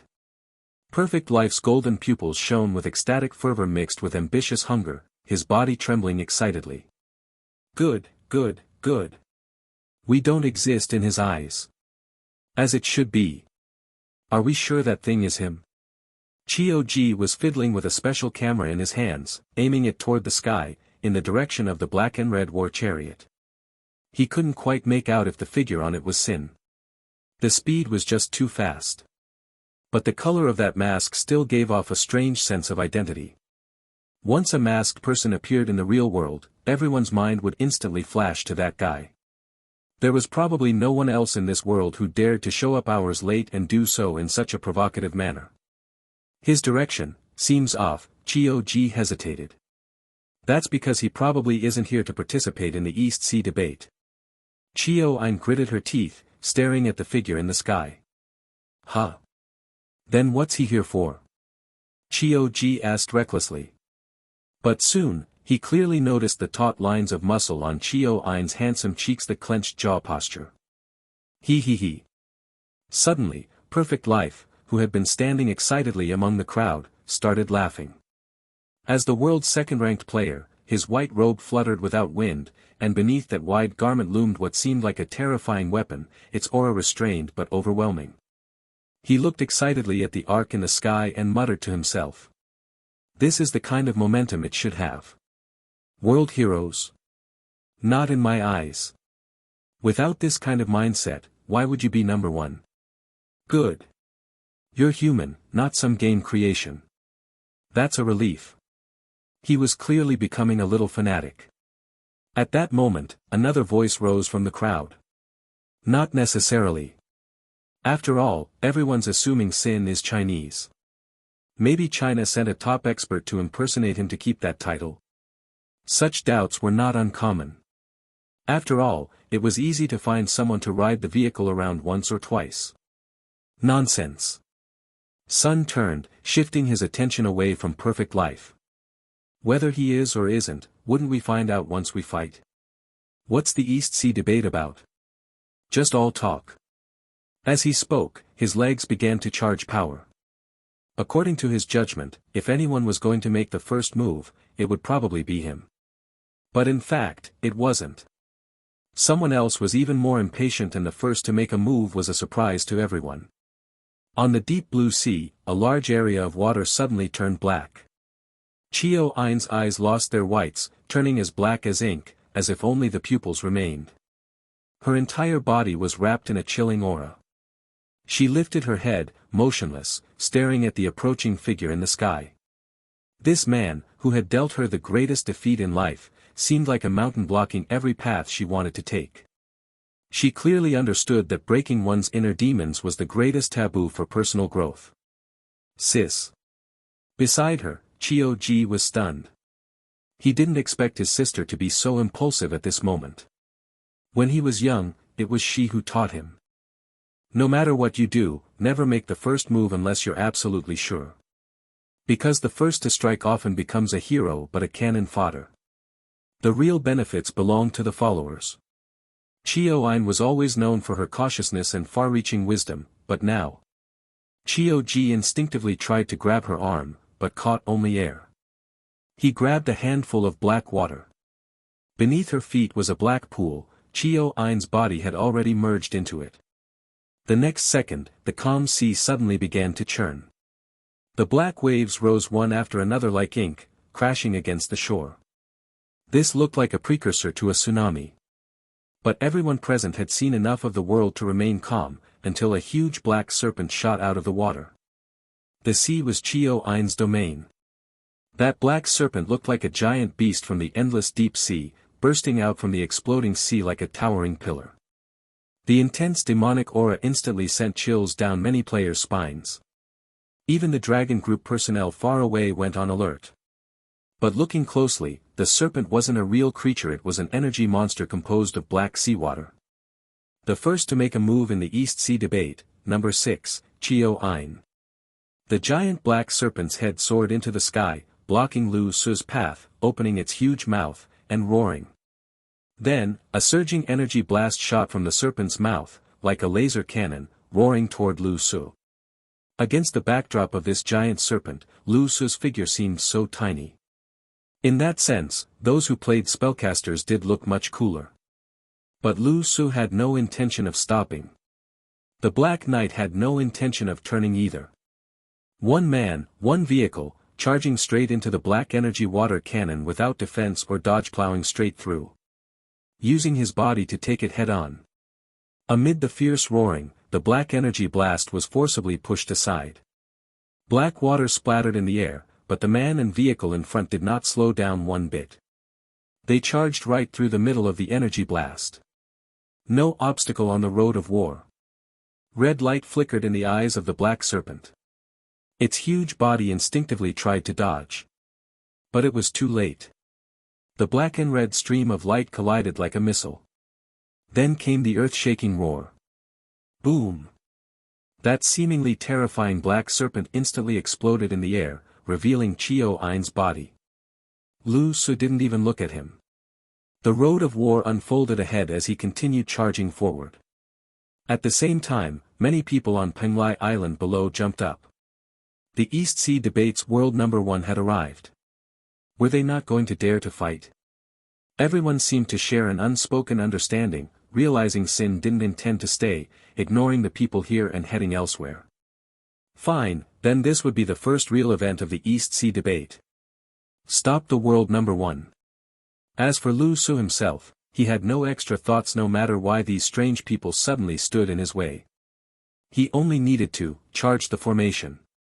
There was no communication, not even the traditional exchange of challenges. When Lu Su charged forward with his war path beneath him, disregarding everything in his path, an unspoken understanding formed among all present. Words would have been too hollow. Since they were strangers, actions would serve as their greeting. Because of your single agreement, players from across the world gathered here, with the eyes of the world upon you. Today, the entire world awaits your appearance. Surely, some statement must be made. And Lu Su certainly didn't disappoint these people. Or perhaps, just as Perfect Life had said, in Lu Su's eyes, none of the world's so-called heroes are worthy of my attention. At this moment, the closest to Lu Su was Chio Ain. Their gazes met, his pitch-black eyes locking with the blue-masked figure on the war chariot. Seeing that familiar blue mask, Chio Ain felt her heart tremble. But it lasted only an instant. She continued her attack as the exploded black serpent transformed into countless dark threads in the air. Like a spider's web, they sought to firmly trap the prey daring to charge into their midst. Countless sticky black strands wrapped around the unstoppable Black Knight, only to snap instantly under its tremendous momentum. Yet there were endless more of these dark threads. Then, a dark shadow slowly materialized behind Chio Ain. The shadow surged forward, multiplying Chio Ain's power exponentially. Her palm, now completely ink-black, came crashing down toward Lu Su. Lu Su actually laughed. With a single-handed gesture, as if tearing space itself, he stood on his vehicle and met her descending palm with his fist. He didn't even consider what kind of power her strike might contain. Because he knew, it couldn't surpass his own. In the next second, Chio Ain shuddered violently before being sent flying in a straight line at unimaginable speed, crashing into the raging sea below. Chio Ain's mind went blank. She had calculated, the energy behind her strike should have been enough to contend with Sin. But she didn't know that since their last encounter, it wasn't just she who had grown stronger. Sin had progressed too, and at a far greater pace. Especially in terms of raw power. Against Sin, she had no right to challenge him in this manner, using methods outside her expertise.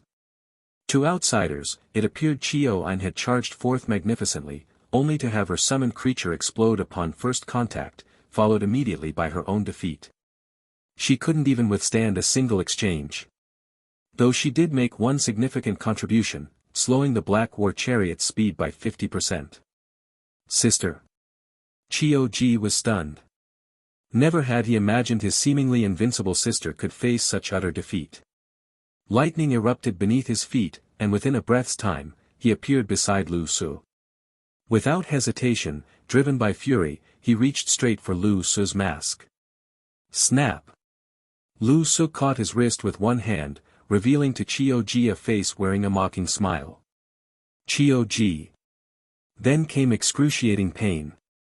His wrist was crushed instantly before Lu Su whipped his arm like a cracking whip.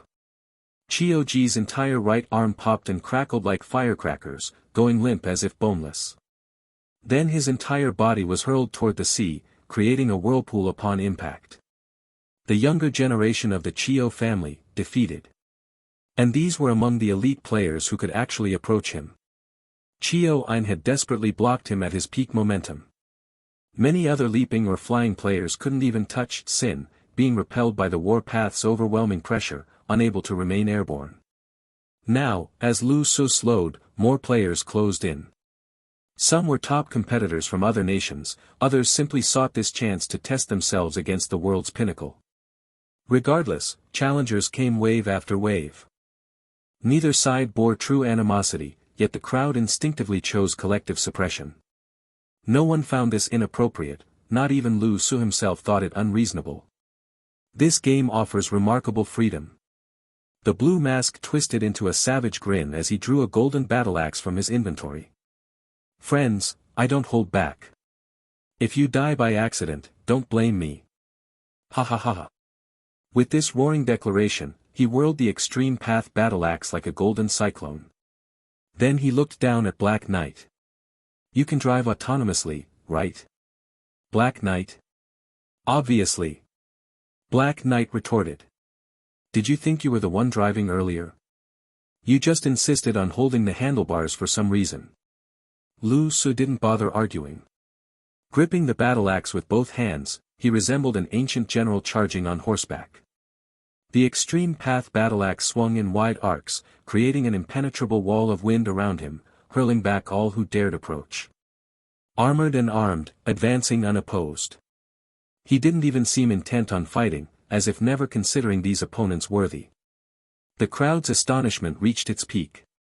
Previously, through game screens, they'd only known the strongest player was called the strongest, without understanding what that meant. Now they understood.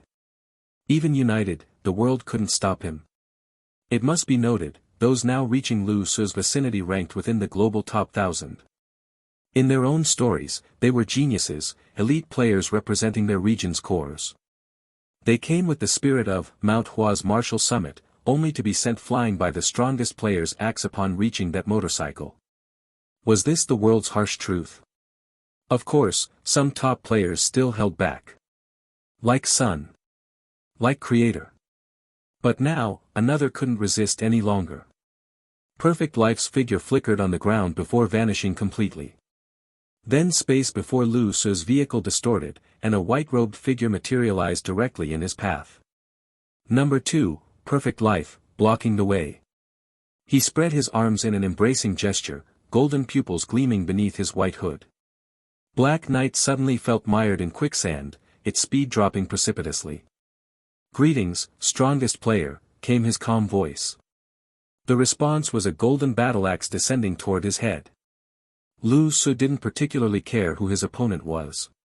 In his eyes, there wasn't much difference between the second strongest player in the world and the weakest. He wasn't in the habit of gathering intelligence either, so he genuinely didn't know who this person before him was. Watching the enormous battle axe coming straight at him, Perfect Life's expression remained unchanged. He wouldn't have charged before Sin without proper preparation. Spreading his hands, left pitch black, right pure white, he suddenly clapped them together with perfect timing, catching the flat of the extreme path battle axe between his palms. The interplay of black and white radiance completely neutralized the golden axe's momentum. Holding the axe like this, he matched Lu Su's war chariot's speed before gradually slowing it down through sheer resistance. The violent wind tore back his white hood, revealing his face beneath. It was a strangely handsome visage, beautiful enough to be androgynous yet undeniably masculine. While Shui Zhongmeng's beauty carried a feminine softness, Perfect Life's face was even more beautiful and delicate than most women's, yet unmistakably male at first glance. His azure eyes projected no hostility whatsoever, radiating pure approachability at first sight. Combined with his golden cropped hair, he looked like someone not of this world. His skin tone was hard to define, clearly not black, but otherwise unidentifiable. Looking at Lu Su, he spoke. First, the momentum. Then he glanced toward where Chio-Ein had been on the sea surface earlier and continued. Then, the decline. Immediately, Lu Su's speed began dropping rapidly again. For no apparent reason, without any noticeable resistance, the Black Knight's speed simply kept decreasing. And finally, exhaustion. His meaning was clear, he intended to be the one to exhaust Lu Su completely. Heh, you think you can? The blue mask's grinning expression remained ferocious. Perfect Life didn't respond, letting his actions speak for themselves. The black and white radiance surged upward, enveloping the axe with a strange vibrational energy, actually attempting to disarm Lu Su. He wanted to take the axe for himself. Truth be told, Perfect Life had expected more difficulty. He'd mentally prepared to be severely wounded when intercepting this axe strike, having studied Sin's previous battle footage. By his estimation, this golden axe should have packed more power. Had he overestimated his opponent? But mid-battle left no time for contemplation, he could only commit fully. Between masters, combat wasn't about exchanges but seizing critical opportunities. These brief seconds had demanded his complete focus. Let me introduce myself, I'm Perf. Perfect Life began, but Lu Su cut him off immediately. Want it?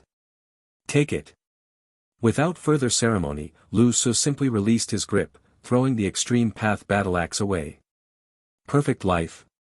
The move stunned him momentarily, its meaning unclear. But understanding came quickly. The instant his hands loosened, an utterly unbearable weight transmitted through the axe.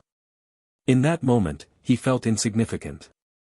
His body plummeted instantly with no buffer whatsoever, entering freefall straight toward the ocean below. Understand this, the extreme path battle axe was merely a legendary tier weapon when wielded by Lu Su without arrogance's empowerment. But once released, it became a broken divine weapon, something even divine avatars coveted. Perfect Life's strength couldn't match Lu Su's 100 power stat.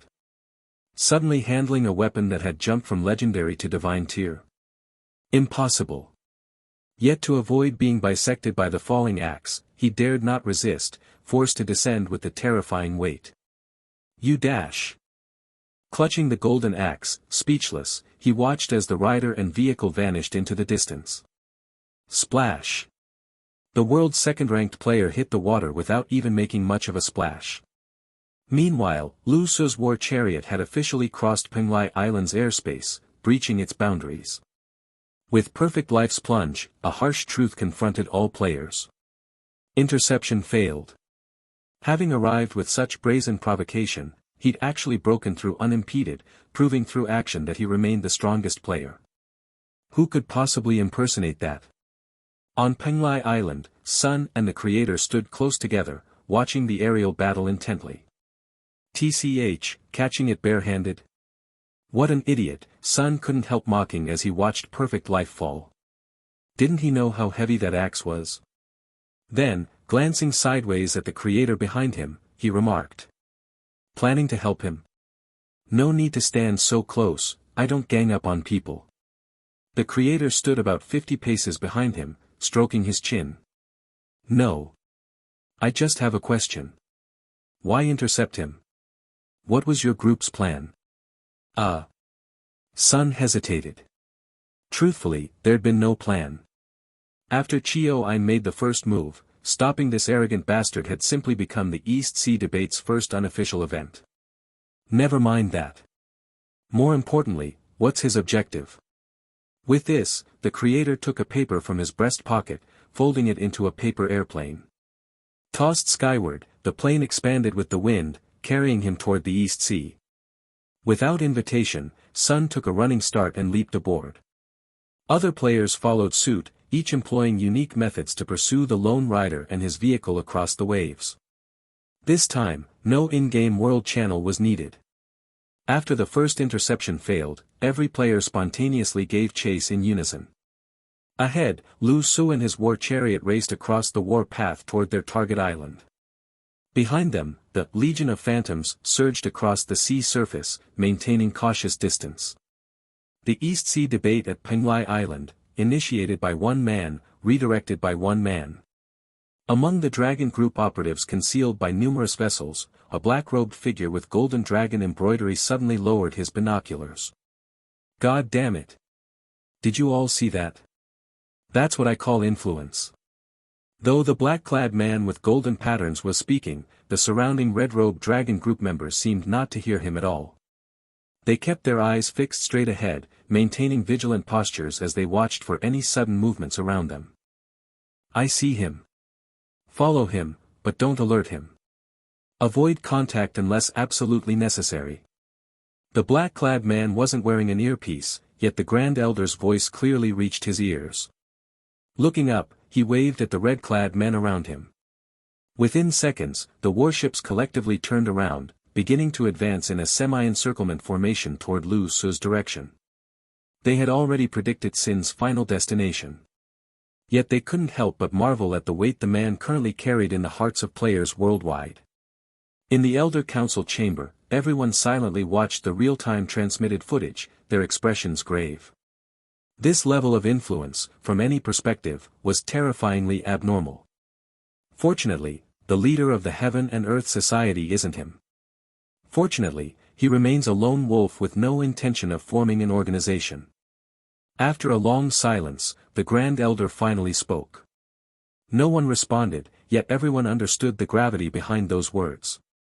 Above the sea surface, the target island came into Lu Su's view when Black Knight suddenly spoke. By the way, you've got quite the entourage following you. Seems you're quite popular these days. Black Knight's teasing received no response. On the motorcycle, Lu Su's breathing had become irregular. From beneath the blue mask came intermittent, suppressed chuckles. What's wrong with you? Nothing. Lu Su murmured quietly. In truth, he was teetering on the edge of overload. A mask that had experienced overload once would always yearn for that subsequent madness. Combined with his earlier battles, he was struggling to maintain control. The many players who witnessed Sin's invincible brutality never noticed how much restraint he'd actually shown. The real world differed greatly from the game, with Dragon Group and government officials watching closely. He couldn't afford to lose control and slaughter indiscriminately. He'd been suppressing his bloodlust to the utmost limit. If it's too much, why not switch to a gentler mask? Black Knight suggested. Lu Su. Switch. That might actually work. This wasn't a game where unlocked masks had fixed selections. In reality, he could switch freely. Though each change would consume fragments of his sanity. As this thought crossed his mind, he suddenly bowed his head, pressing a hand against his mask. Also, think carefully, Black Knight continued. Your arrival here will inevitably lead to deaths. If you're truly concerned about the consequences, turning back now is still an option. I came here to kill. Lu Su's muffled voice emerged from beneath the mask. But first I must go. They've built their stage, how could I not perform? Fine. Black Knight offered no further opinion. But there's one thing you should know. What? At this speed, I have no braking mode. It's too late to slow down now. Lu Su. Above Lover's Island, numerous guests looked up in alarm as what appeared to be a black-tailed missile streaked toward them, crashing onto the beach before exploding violently. Boom! The explosion created a bizarre mushroom cloud over the sand, the shockwave reducing beachside facilities to rubble. On the distant warship, the black gold-robed elder stiffened. Grand Elder, we have a situation. What happened? It appears Sin might have turned himself into a missile and exploded. The Elder Council. As dust swirled, everyone stared dumbfounded. What just happened? Then something even more astonishing occurred. Following the missile, a tidal wave of superhumans came charging forward. At the forefront, a paper airplane descended from the sky, its nose embedding deeply into the sand like steel as two figures jumped out. From the sea, a man who'd been swimming at incredible speeds leaped onto shore. Perfect life had somehow chased them underwater. Chio Ein, Wu Changkong on his skateboard, players arrived one after another, storming onto Lover's Island from the sea. A crowd of figures glowing with strange lights and wielding bizarre items stood silently around the smoking crater. Gradually, rustling sounds emerged from the sandy pit, followed by an extremely narcissistic voice accompanied by applause. Clap clap clap. What? No applause for such a spectacular entrance. A sudden gust of wind then cleared the dust, revealing a perfectly groomed figure stepping out elegantly. His face now bore a purple mask. Lust. This was the most gentle mask Lu Su could think of on short notice. The beach remained silent except for his self-applause. Though no one joined in, he showed no embarrassment. The purple mask surveyed the crowd before curling into a disdainful smile. Such inferior creatures, always wearing those uncultured expressions. So emotionally fragile. The players. Clap. Clap. Clap. Then, from the crowd came another round of applause, from Perfect Life. Truly an innovative landing method.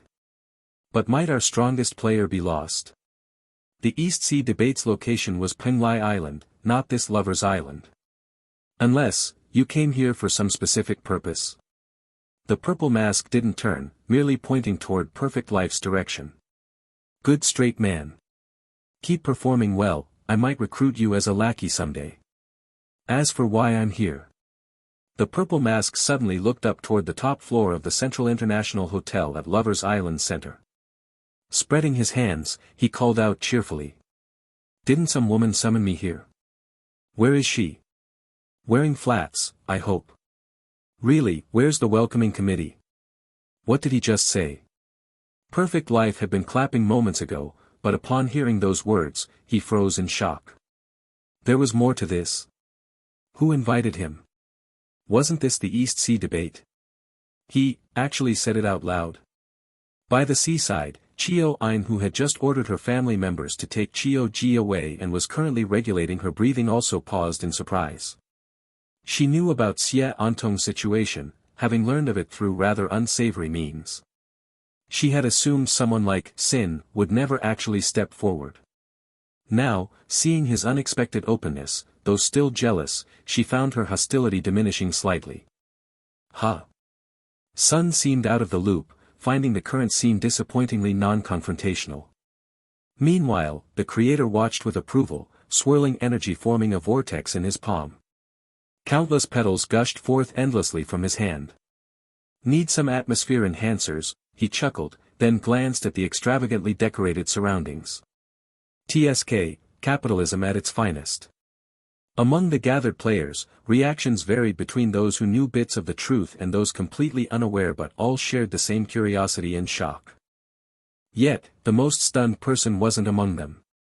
At the top floor of a skyscraper, behind floor-to-ceiling windows, Xia Antong stared blankly at the familiar figure emerging from the explosion's epicenter. He came. Who brought him here? How did he know about this? And who was this invitation referring to? Her. Her expression darkened instantly as dreadful suspicion flooded her mind. Pressing fingers to her temples, she mentally reviewed her recent words and actions. Had she slipped up somehow? She'd guarded against mind-reading techniques, so that seemed unlikely. Mind control then? But she could account for every minute of her recent days through conscious recollection precisely to check for any mental manipulation gaps. For someone as cautious as her at home, this was already extreme vigilance. Did you even read my messages back then? Xia Antong muttered helplessly, gazing at the distant beach figure with complex emotions. In dreams, she'd often wished for his appearance, but through the game, she'd gradually realized birds and fish ultimately swam different paths. Did it never occur to you that something might be wrong here? Mid-thought, she suddenly stiffened. Wait. It never occurred to him. Memories of past game sessions flashed through her mind. No, impossible. His thinking might be eccentric, but it always cut to the core. When had he ever truly been played? Fallen into someone's trap? Attempting to channel his perspective to think like Sin, her mind briefly synchronized with his wavelength. Wearing that mask, you're not Lu Su right now. You're still player Sin, aren't you? Could it be, you're treating this as just another unusual game? As her reasoning progressed, a faint smile emerged. Regardless, he was here, wasn't he? That scenario she'd once fantasized about. The reason that had given her courage to escape everything in flat shoes had still appeared, just with different motives, processes, and likely outcomes. Thank you. What an impolite place. The purple lust mask maintained its haughty demeanor, perpetually tilted upward. Its wearer scanned the sky aimlessly while muttering. All of you, only daring to watch from shadows like peeping toms. You embody every inferior gene. No matter, just enjoy my performance then. A sight you'd never foresee in your lifetimes. Tilting the mask higher, he strode forward unabashedly toward Lover's Island center as if walking into a storm. Far away, the elder council who understood most truths shifted uncomfortably at Lu Su's words. Peeping toms? Who was he referring to? The Grand Elder watched the live feed silently before finally speaking. This time, it was foolish. The room stayed quiet until a gruff voice interjected. Foolish? I think it's great. At least it shows heart. Someone with heart is trustworthy. I'd hate our nation's strongest being some cold-blooded monster. The Grand Elder responded impassively.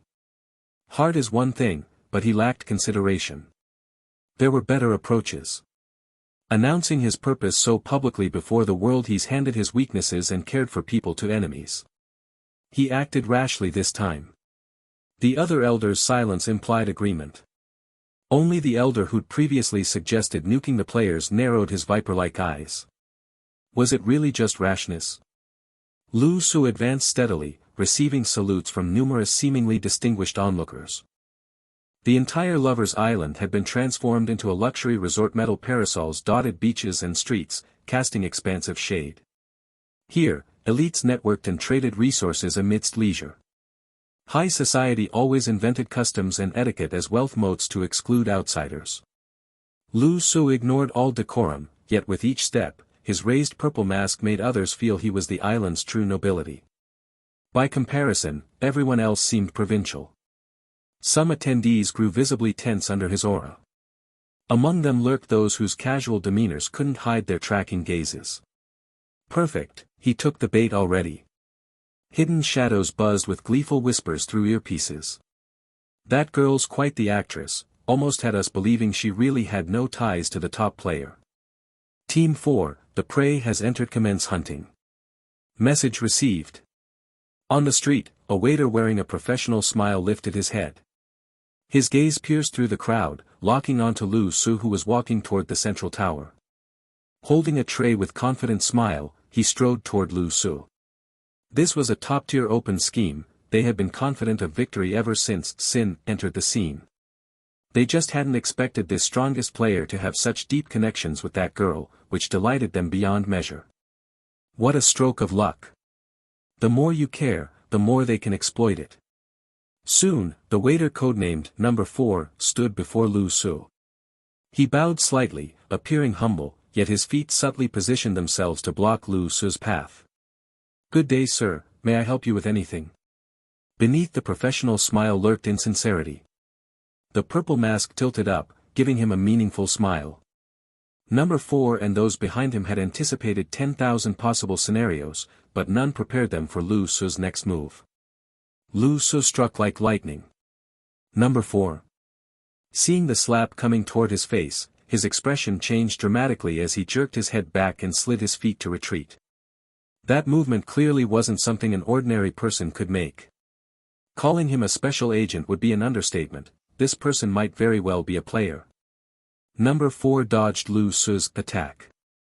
Being able to dodge Sin's attack definitely marked him as highly skilled, but he soon realized something was wrong. That wasn't an attack at all. When he jerked his head back, the earpiece on his ear disappeared instantly. Lu Su looked at him mockingly, weighing the object in his hand before bringing the earpiece to his own mouth. Hello. Silence from the other end.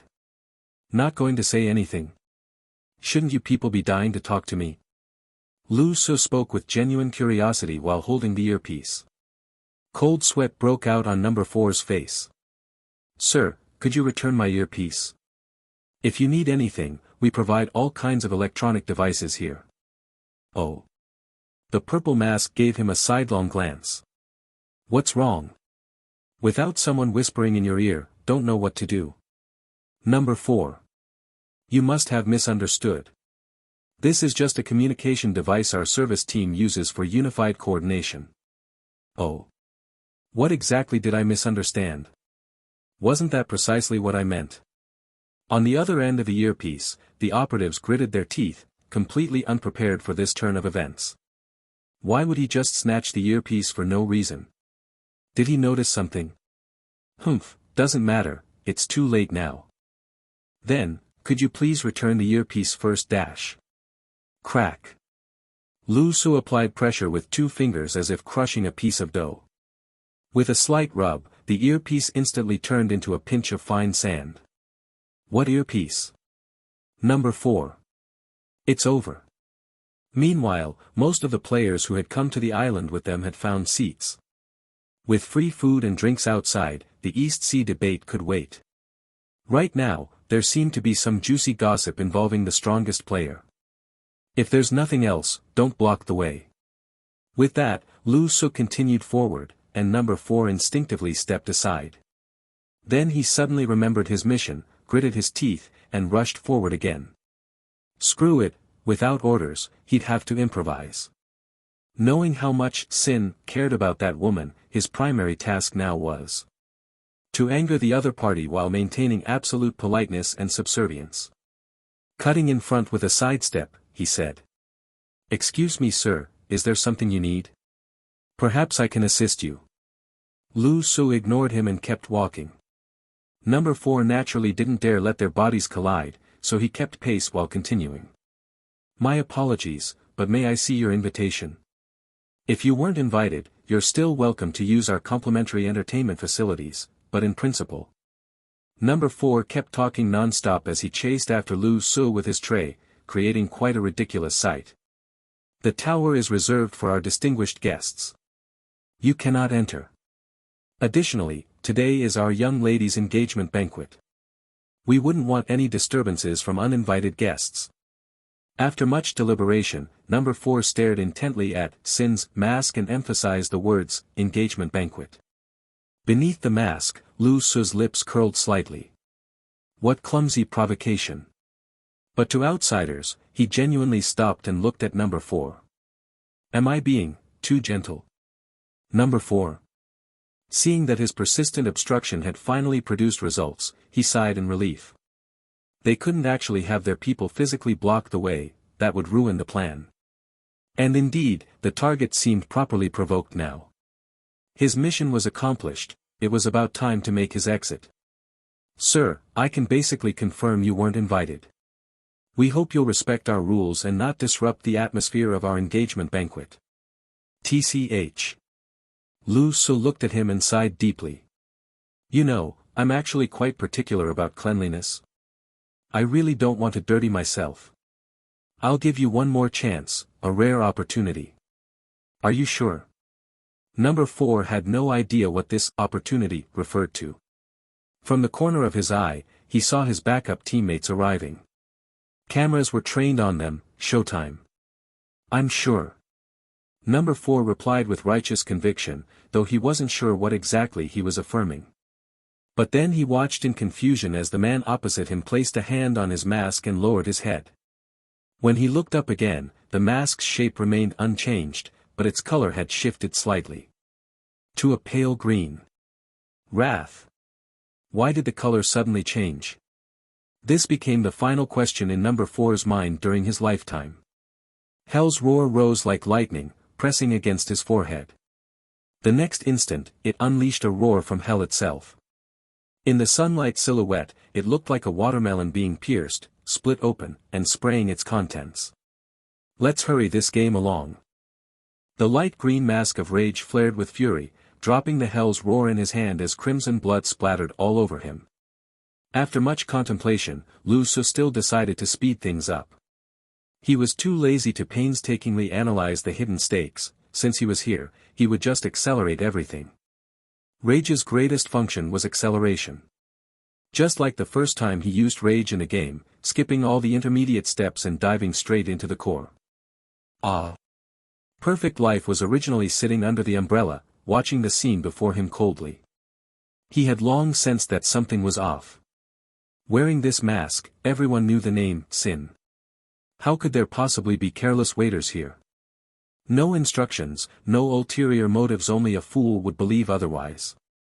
But just as he thought he smelled the scent of a conspiracy, the gunshot rang out. He was stunned. Was that how China solved problems? So straightforward. Besides him, this, was the voice in the hearts of most people. Many players were stunned, except for Sun, whose eyes shone brightly. Most were shocked. Today, could someone really die? At such a massive player gathering, everyone tacitly agreed that excessively severe casualties should not occur. At the top rankings, most people represented more than just themselves and exercised basic restraint. But they didn't know, or rather, they all misjudged Sin. As for those who understood the mask, the girl on the top floor of the building had already turned away after seeing Lu Su's mask turn light green. Only one thought floated in her heart: these people were probably looking for death. Yet at the same time, a somewhat sick smile appeared on her face. She felt a dark sense of satisfaction. Originally, today, on this island, she might have been the only one feeling stifled and unhappy. Now, he was here. Everyone was about to be unhappy. The light green mask slowly lifted its head, the cloak on his body floated in front of him without wind, wiping the blood from the mask. Among all the masks, Rage spoke the least. Because he didn't need to say much, the gun in his hand naturally spoke for him. Ignoring the mosaic-censored corpse ahead, and without caring what others thought, he continued walking forward.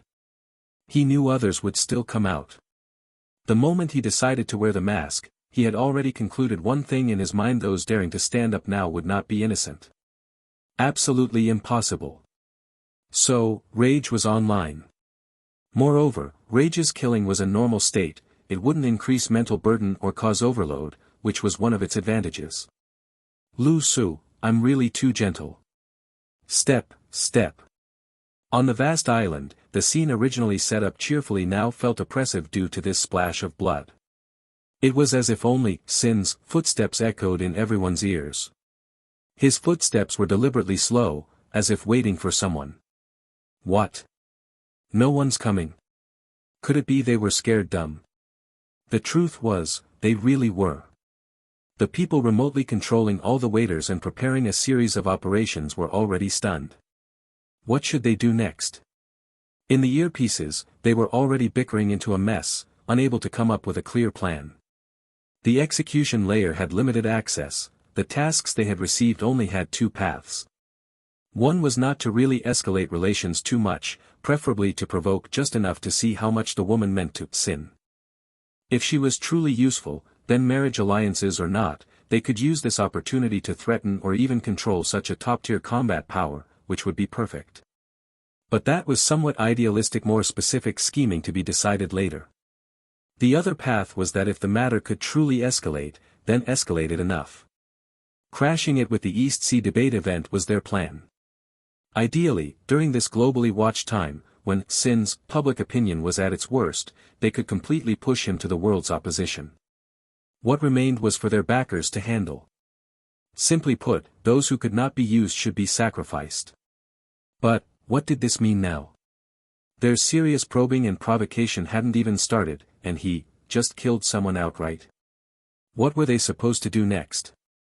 It seemed the first path was about to be blocked, but they were still uncertain about the second. Was this man really that difficult to deal with? Unfortunately, they didn't have much feedback or planning time left. Because Rage wouldn't give you time to think. On the unblocked avenue, he had already walked dozens of meters.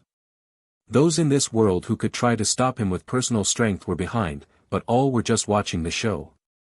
Stop! Isn't this going too far? Finally, someone in the crowd couldn't stand it anymore, stepping forward, a venerable elder-looking man. Holding a staff embedded with a green gem, he stood from his seat, pointing the staff angrily at Sin. You are the strongest player, Sin, right? Lu Su didn't respond. Don't you know where this is? This isn't a game. Who gave you the courage to act so recklessly? Lu Su didn't respond. This is not a lawless place. Lu Su didn't respond. The waiter was only doing his duty, yet you just ruthlessly killed him. You're completely lawless. I think this so-called game has already driven you insane. The title, Strongest Player, might not belong to a hero but rather a devil. Lu Su still didn't respond, only silently watching him.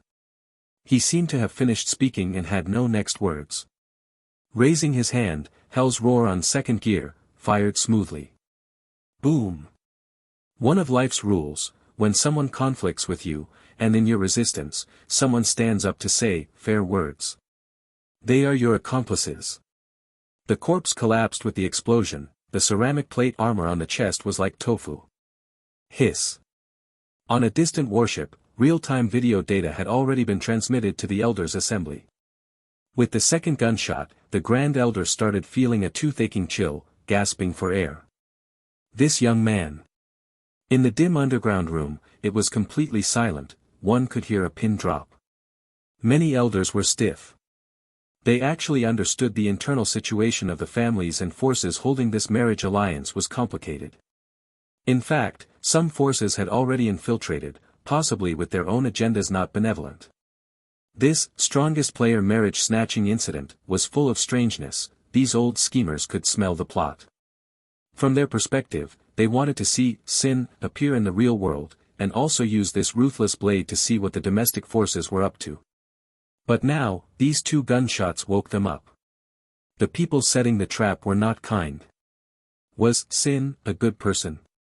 This guy was even more uncontrollable, more ruleless. He just came up and killed two people. If they didn't know those two might already have problems, they would have wanted Dragon Group to intervene now. Killing openly in the real world, right under official eyes. Just thinking about it was absurd. So many high-level players, so many top experts who would think of killing someone on such a world-focused day. Even Sun would have to weigh his options carefully. As the Grand Elder said, the world hadn't yet reached the point of complete order collapse. This Grand Elder. A Dragon Group member in black with gold patterns had just disembarked from the warship, crossing the seas to Lover's Island. Now hesitantly asked, those two just now probably weren't innocent. But what about next? The Elder's assembly inside was heavy-hearted. The Grand Elder finally spoke. Let our people, all keep their distance. Don't provoke him, observe further. We are not the most urgent concern now. Those who can get onto this island are not ordinary civilians. If they're smart, no one would go up and casually die. That frontline Dragon Group member looked up at Lu Su in the distance, hesitating. I know, but if this guy loses control, we can't just ignore it either. And it's hard to confirm if Sin is really on our side. If there is a risk of rampage, you try to stop him first, then evacuate the crowd. The Grand Elder said. Me. The Dragon Group member frowned slightly. I might not be able to beat him. Just stop him. If it gets serious, don't rule out military force. Understood. On the sea, warships docked solemnly, showing great strategic composure. The players on the island were dumbfounded. What? You're completely ignoring this? Chio Ein frowned, thoughtful. If that's the case, could Sin have official backing? Sun turned back, quietly saying to Shui Zhongmeng and Wu Changkong. I think he should join the Heaven and Earth Society. What a pity. The two. Outside the storm, currents surged, different people thinking from different angles. At the storm center, Sin cared about only one thing: kill all blockers. He didn't care about whatever conspiracies the countless Buddhas on Spirit Mountain had. Now he only acted like the Monkey King wreaking havoc in heaven. His footsteps kept moving forward, the light green mask expressionless. He was like the sharpest blade, forcing the hidden mastermind to make a choice. Just as the elders judged, the most anxious now was not them. Because rage wouldn't give them time to think. Lu Su kept moving forward. He was also waiting for each blocker. He knew there were still many from the company who wouldn't give up, still fantasizing about using words and tricks to court death. He only needed to send them to death. Finally, someone stood out from the crowd. The situation had begun advancing. There was no stopping midway. As the strongest player, is your power only to wantonly kill innocents? Trying moral coercion. Bang! Gunshot, fallen, Lu Su kept moving forward. Have you lost your sense of right and wrong, lost your reason? Trying to slander. Bang! Gunshot, fallen, Rage didn't care. Looks like people's guesses might be right, the strongest player has been brainwashed, now controlled by the game. Slander and rumors very common tactics. Bang! Gunshot, a bloody hole appeared in the opponent's forehead, brain exploded, falling decisively and rashly. You know where this is. From today on, you stand against all humanity. Your actions are anti-human atrocities. Starting to spout nonsense, revealing true intent. Bang! Hell's roar never lacked bullets, their life energy even replenished bullets. Do you know who I am? If you dare act again, there will be no turning back. Nonsensical words, nonsensical people. Lu Su slightly moved the mask and turned to look at the other's clothes shimmered with golden light. This person was not ordinary. Seeing Sin suddenly stop, everyone's hearts tightened, eyes glued to his movements. Then, Hell's roar third gear, 10% power. Boom! Like thunder striking flat ground, the earth was blown into a huge deep pit. This time, not even scraps remained. 7 gunshots. From the moment the light green mask was put on, he hadn't said a word, only these 7 shots. Hell's roar sounded from hell, harvesting all life, burying countless conspiracies in their minds. In the crowd, many who had been itching to act now felt their legs go weak. Commands kept coming through the earpieces, but now even they themselves dared not go up. No one was a suicide, everyone feared. Sometimes, people's respect comes not only from strength but also deterrence. Whether you flip out or act is a huge variable, your possible actions are part of human interaction. But Rage was now telling everyone with action. No negotiation. Come, and you die. After 7 people, even the dark figures in the earpiece hesitated. No one dared to step forward. Finally, Rage reached the building's entrance, turned his head, and spoke the day's second sentence. Anyone else? The world was eerily silent, like a city of the dead. Due to the extreme quietness, the calm voice beneath the wrath mask clearly reached everyone's ears without the slightest hint of provocation. It truly seemed like just a simple question. Yet no one stepped forward at this moment. The extreme of wrath is tranquility. A tranquility so profound it feels like it's about to annihilate everything, facing endless scorched earth. Everyone remained silent, waiting for the first person to break the stillness. Many factions had gathered here. Beneath the surface, there were masters who once belonged to the previous era, each harboring their own thoughts. They were complex. The world was complex. But Wrath was simple. As long as he remained simple, the entire world would be forced to follow suit. Lu Su had deliberately not chosen greed or lust but had instead chosen this mask because he was tired of playing games. He knew his understanding of this world was too shallow, he couldn't win at these mind games. So he would make them play by his rules instead. Sometimes, caution backfires. The intuition of Wrath told him he wasn't wrong in what he was doing now. At this moment, it wasn't just the scene before them that was silent. Far beyond, thousands of miles away, many others remained equally quiet. On the warships along the coastline, there was no movement whatsoever. Not even the relevant weapons or naval guns had begun to prepare for action. Have all signals been blocked? The Grand Elder asked calmly. At this point, he was no longer in a hurry. Sin had essentially drawn all the focus onto himself. What did they have left to worry about? Ever since he fired his first shot, I've already given the order, replied the black-robed elder with golden patterns on the warship. Good. Remember, we must remain patient, understand, the Grand Elder responded. This Sin has created such a perfect opportunity for us, let's not waste it. We won't make the first move, got it? Understood, the elder replied. Then, standing on the warship, he turned and beckoned to a flamboyant man in red robes. Jiu Tian, come here. The red-robed man turned around, revealing a somewhat familiar face. Jiu Tian. Elder. During wartime, just call me Long Jiu, the black-robed man with golden patterns said. Within the dragon group, there was a clear rule to distinguish roles and identities in the game. Those who wore red robes belonged to the operations unit. In other words, they were the true frontline combatants. Those responsible for intelligence gathering, cleanup operations, and public relations usually wore blue robes. Of course, their attire wasn't strictly enforced since they didn't enter the game. As for the black robes with golden patterns that marked the Council of Elders of the Dragon Group, they were the true foundation of the organization, composed of veteran players who had survived from past eras. They were the submerged strength of the Dragon Group, somewhat similar to the ancestors of the Chioine family, though in terms of both quantity and quality, they were superior. In theory, exceptionally outstanding newcomers in terms of strength and contributions could also earn the right to wear black robes with golden patterns. But currently, the only candidates the Dragon Group had in mind were Taiyang and Sin. Though obviously, that selection had been a complete failure. Yes. Jiu Tian responded. You've played games with him before, right? Twice. Long Jiu glanced at Jiu Tian and asked. Correct, Jiu Tian replied somewhat stiffly. What are your thoughts on him? A very powerful and eccentric man. Do I need you to tell me that? Can't I see it for myself? Long Jiu was dumbfounded. I'm asking based on your close contact with him, what do you think his true nature is? Is he really just a cold-blooded, emotionless madman?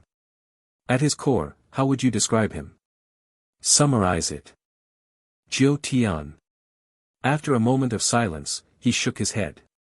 We tried profiling him. But it's impossible. It's hard to say who lies beneath that mask. If he really is insane, I wouldn't be surprised, but somehow, in every game, he always makes the right choice in what seems like the worst possible way. Personally, Jiu Tian swallowed, beads of sweat forming on his forehead. I believe he's still more trustworthy than our enemies. For a civil servant, speaking to this extent already showed considerable loyalty. Long Jiu nodded, but neither agreed nor disagreed. This wasn't something they could decide anyway. He glanced into the distance, at the figure beneath the skyscraper hotel, and sighed. His turbid eyes grew complex. If not for you, fifth brother and sixth brother might never have been freed. I truly don't wish to be your enemy. There was much more he wanted to say, but with so many eyes and ears around, he ultimately shook his head. What was Long Jiu, after all? Back then, weren't there those stronger than him? Plenty. But they had died or been trapped in a game before they could grow, enslaved while he had survived. He knew all too well, no matter how talented, one had to survive first. Death was death, there was nothing beyond it. He had watched the Nightmare Hospital game and was shocked to see that the Long Wu and Long Lu inside were unmistakably his long-lost comrades from years ago.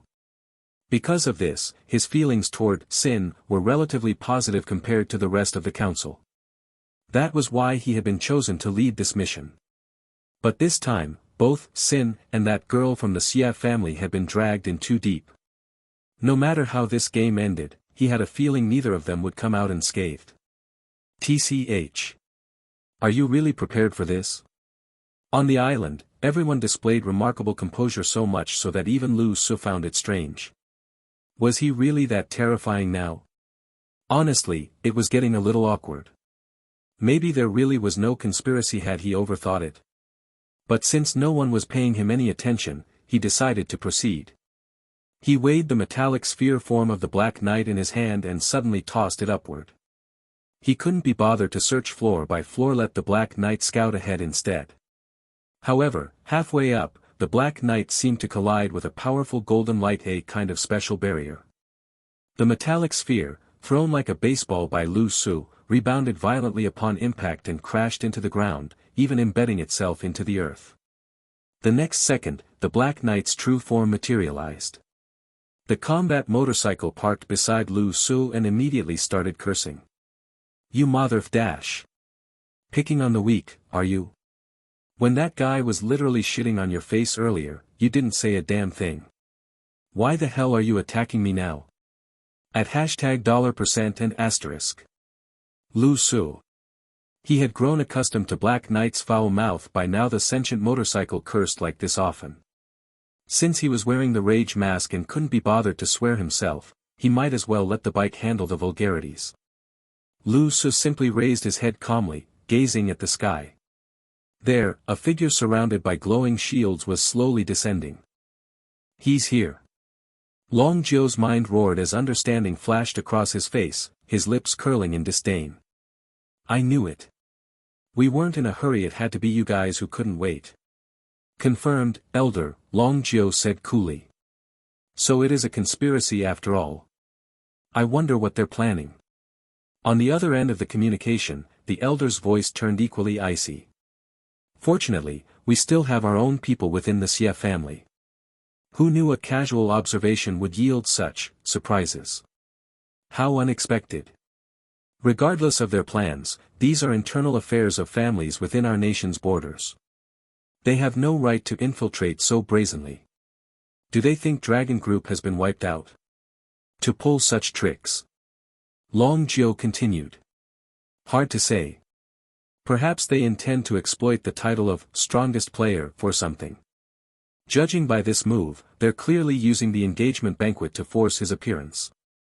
TSK, I didn't expect their relationship to run this deep. Personally, I don't think he should have come. But now that he's actually shown up, they might regret it. Can they even handle this? Long Zhou's tone carried undisguised schadenfreude. Damn it, this guy called Sin had given Dragon Group headaches for so long, it was their turn to suffer now. Do you know the saying, easier to invite the devil than to send him away? That 7-kill streak just now must have shocked you idiots. Shall I intervene? Long Zhou volunteered. You. The elder chuckled. By the time you finish speaking, it'll already be too late. At the center of the venue, golden shields rotated around a descending figure as a profoundly mysterious voice echoed. Young man, the world is vast. Surely you don't believe yourself to be the highest mountain. As the figure descended, Lu Su didn't bother processing the nonsense being spouted, he simply raised hell's roar. Third gear, 20%. Survive one shot, then we'll talk. Otherwise, you're no different from the cannon fodder earlier. Boom. Like thunder striking earth, Hell's Roar, an epic-grade weapon, displayed firepower utterly disproportionate to its classification, the explosive force staggering all witnesses. Yet this time, there was no instant annihilation. The golden shield spun violently in midair, sent soaring by the blast's shockwave before slowly descending intact. The shield-protected man revealed Western-influenced yet distinctly East Asian features, his face darkening as he observed his dim defensive barriers. Inwardly, he was terrified. Yet his speech remained condescending as he glared at Lu Su. As I said, do you truly believe yourself the highest mountain in this world? Young man, your perspective remains limited. On the recreational beach, data enthusiasts watching the events frowned. To withstand that attack. Yet I have no recollection of this expert. How was he overlooked? Lu Su spun Hell's Roar idly, granting his first genuine eye contact. Having survived one strike, the man had earned the privilege of brief dialogue. Why didn't you come earlier? Shield man. Truthfully, he hadn't wanted to appear now either. But China's strategic patience proved infuriatingly unshakable. How could they not intervene? Left with no choice, he'd been forced to act. Our absence serves its purpose, he declared pompously. This world divides clearly between surface and depths. We remain submerged, safeguarding civilization as its final line of defense. What absolute shameless bullshit. Long Zhou gaped from his observation point, astonished by the audacious self-aggrandizement he'd never considered employing. But fraudsters never intend to deceive true insiders. Most remained unaware that the game had existed long before, with veteran players operating entirely outside public awareness.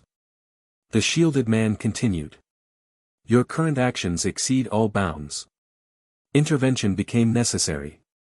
The game corrupts minds. Yours clearly no longer functions normally. Moreover, I repeat, the world is vast. Surely you don't think dash. True, Lu Su abruptly interrupted, nodding with apparent sincerity that stunned his opponent. The world's vastness makes claims of being the strongest rather presumptuous. The crowd? This didn't sound like Sin's usual demeanor.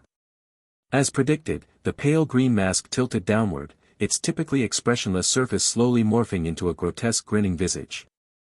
Lu Su's hand gripped the mask's edges violently, as if attempting to crush it barehanded. True rage erupted unfiltered, primal fury radiated outward, raising hairs across the entire venue.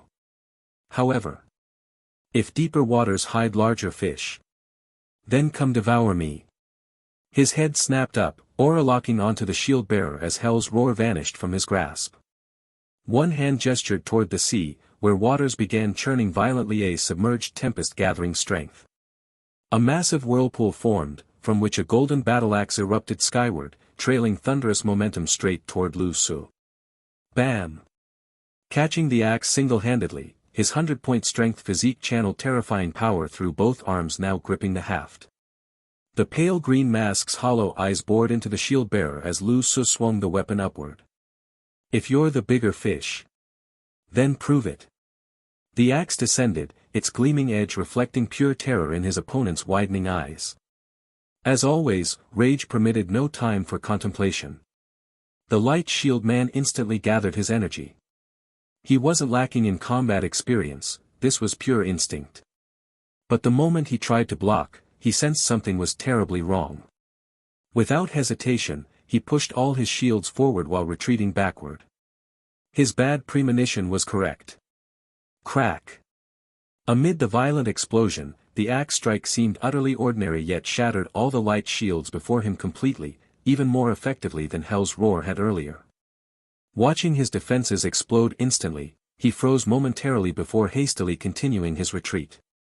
More light shields formed and pushed forward as he focused entirely on defense, having no strength left for counterattacks. Swinging his extreme path battle axe, Lu Su gave his opponent no breathing room.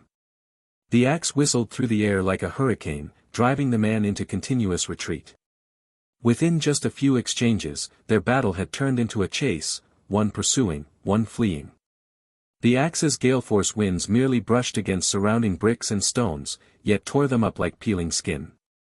During his frantic retreat, the opponent accidentally bumped into something resembling a water valve by the roadside. The residual force from their collision snapped the thigh-thick metal pipe clean in half, drenching the light shield user in water and nearly making him fall. If he actually fell now, it would mean certain death. The scene was almost too pitiful to watch. From a distance, Long Jiu couldn't help but facepalm. TSK. If you're this weak, why were you acting so tough earlier? He didn't recognize this guy. Probably wasn't even top tier back in the day. So why all the big talk? With skills like these, you shouldn't be boasting about being part of the underwater forces, should you? Boom. Another earth-shaking impact. The golden great axe smashed through 30 layers of light shields. Lu Su relied solely on his own strength and the axe's power, growing fiercer with each strike. But his opponent's light shields belonged to the mage category, the more one used them, the weaker they became. Now the shields were forming slower and dimmer, clearly nearing their limit. The light green mask that had initially shown excitement now revealed disappointment. Heh. Seems you're not the big fish I was looking for. As the great axe rose again, genuine terror and the sense of impending death flashed in his opponent's eyes. The man suddenly shouted. This man's gone mad. Corrupted by the game's power. Everyone, help me. This desperate plea completely contradicted his earlier bravado. After all his big talk, he was now begging for assistance. His behavior drew contempt. Even his own allies in the crowd hesitated, uncertain whether to intervene. But having come this far, there was no turning back. Moments later, consensus was reached through their earpieces. It seemed this person could only be treated as an enemy now. Unnoticed by most, several formidable auras began emerging from the crowd. Though not numerous, veteran players could immediately tell, these were unfamiliar faces. Simultaneously, many who had crossed the ocean together had their eyes turned gold before standing up to form a semicircular encirclement. Among them were members of opposing factions who had also come for the East Sea debate event. The strongest in name aren't truly the strongest. The hidden powers of this world will gradually reveal themselves to all. This world hasn't reached the point where one man can do as he pleases. We bear the mission of protecting the world from the shadows. At critical moments, it's our duty to stop those who act recklessly, like now. These newly emerged, veteran players, with formidable auras began lecturing. They now wore voluminous robes concealing their faces. Though speaking Chinese, their accents sounded awkward at times. Their words seemed directed not just at Lu Su, but at everyone present. Being no ordinary people, the island's attendees didn't descend into panic or chaos.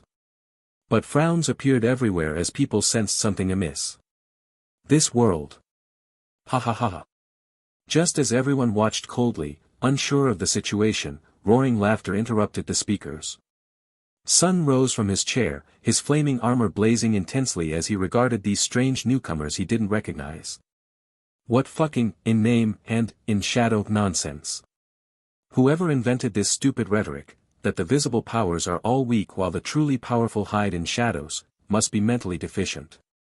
He may not be the absolute strongest, but you relics dug up from who knows which coffin, isn't your sweeping generalization a bit much? Who's strong, who's weak, need we debate? How convenient, since everyone's already here.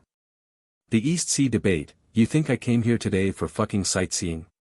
By the end, the 3-meter-tall flame giant was bellowing, clearly ready for battle. Scorching heat waves began rolling across the beach. The newcomers froze. This reaction was unexpected. Wait, how's this your business? Wasn't this supposed to be everyone ganging up on Sin? And logically, given Sin's reputation, shouldn't everyone want to see him besieged? But clearly, someone like Sun was beyond their predictions. Their condescending speech, meant to promote their faction, had clearly offended him. Before they could react, another stood up, Perfect Life, who said with a smile. Indeed, what an honor to witness so many hidden masters in this world. Underwater experts, heh. Why stay underwater? How about letting me experience your skills today? The tone had clearly shifted with just a few simple words. Originally, the faction orchestrating today's scheme harbored ambitions of becoming world leaders, aiming to lay groundwork for the future, new world power structure through influence tactics. Hence their constant high-and-mighty rhetoric about protecting the world and shadowy forces. But the problem was, none of the players gathered here today were weaklings. Each possessed extraordinary pride in their hearts. Did they come to listen to lectures? Every one of them believed themselves to be the savior, who needed you declaring yourself as one. True, many here had poor relations with Sin, but had these people ever considered why? Wasn't it precisely because they refused to submit? That's why the East Sea debate happened, why Perfect Life challenged him upon their first meeting. But refusing to submit to Sin didn't mean submitting to you. Who the hell are you anyway? Except for those already aligned with your faction, nobody else gives a damn about you.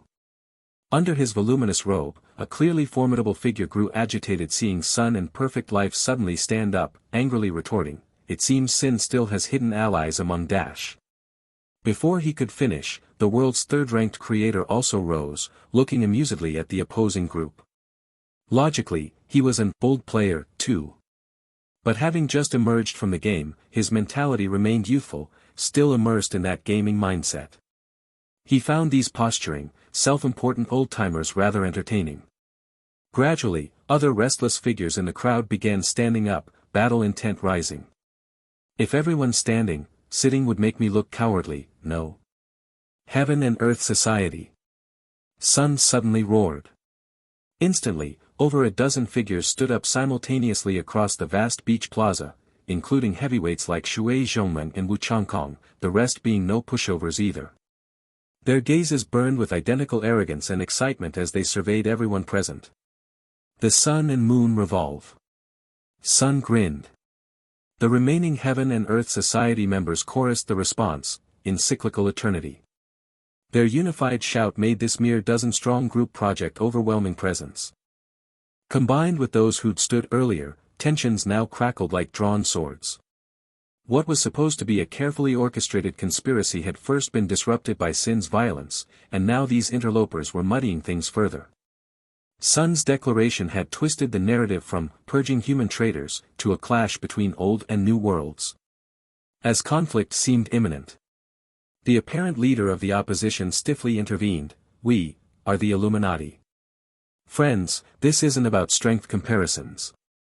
We're merely stating that Sin may have been corrupted by the game's power. Moreover, his wanton killings in the real world, you've all witnessed them." "Yeah." Sun replied dismissively, even picking his ear, "And we heaven and earth society do that all the time. Since when do we answer to your judgments? Let's fight. We're the heaven and earth society. You call yourselves the Illuminati? How uninspired. Illuminati." This utterly derailed their prepared recruitment spiel. What even was there left to say? Just then, pig-like shrieks erupted from the building behind them.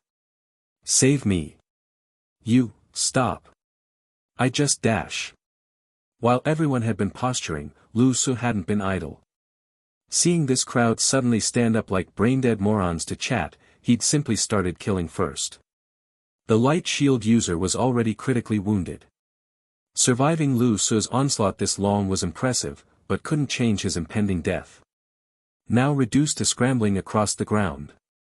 Crunch. Lu Su stomped down, shattering the man's ankle, pulverized bone, severed flesh and surrounding rubble mixing together.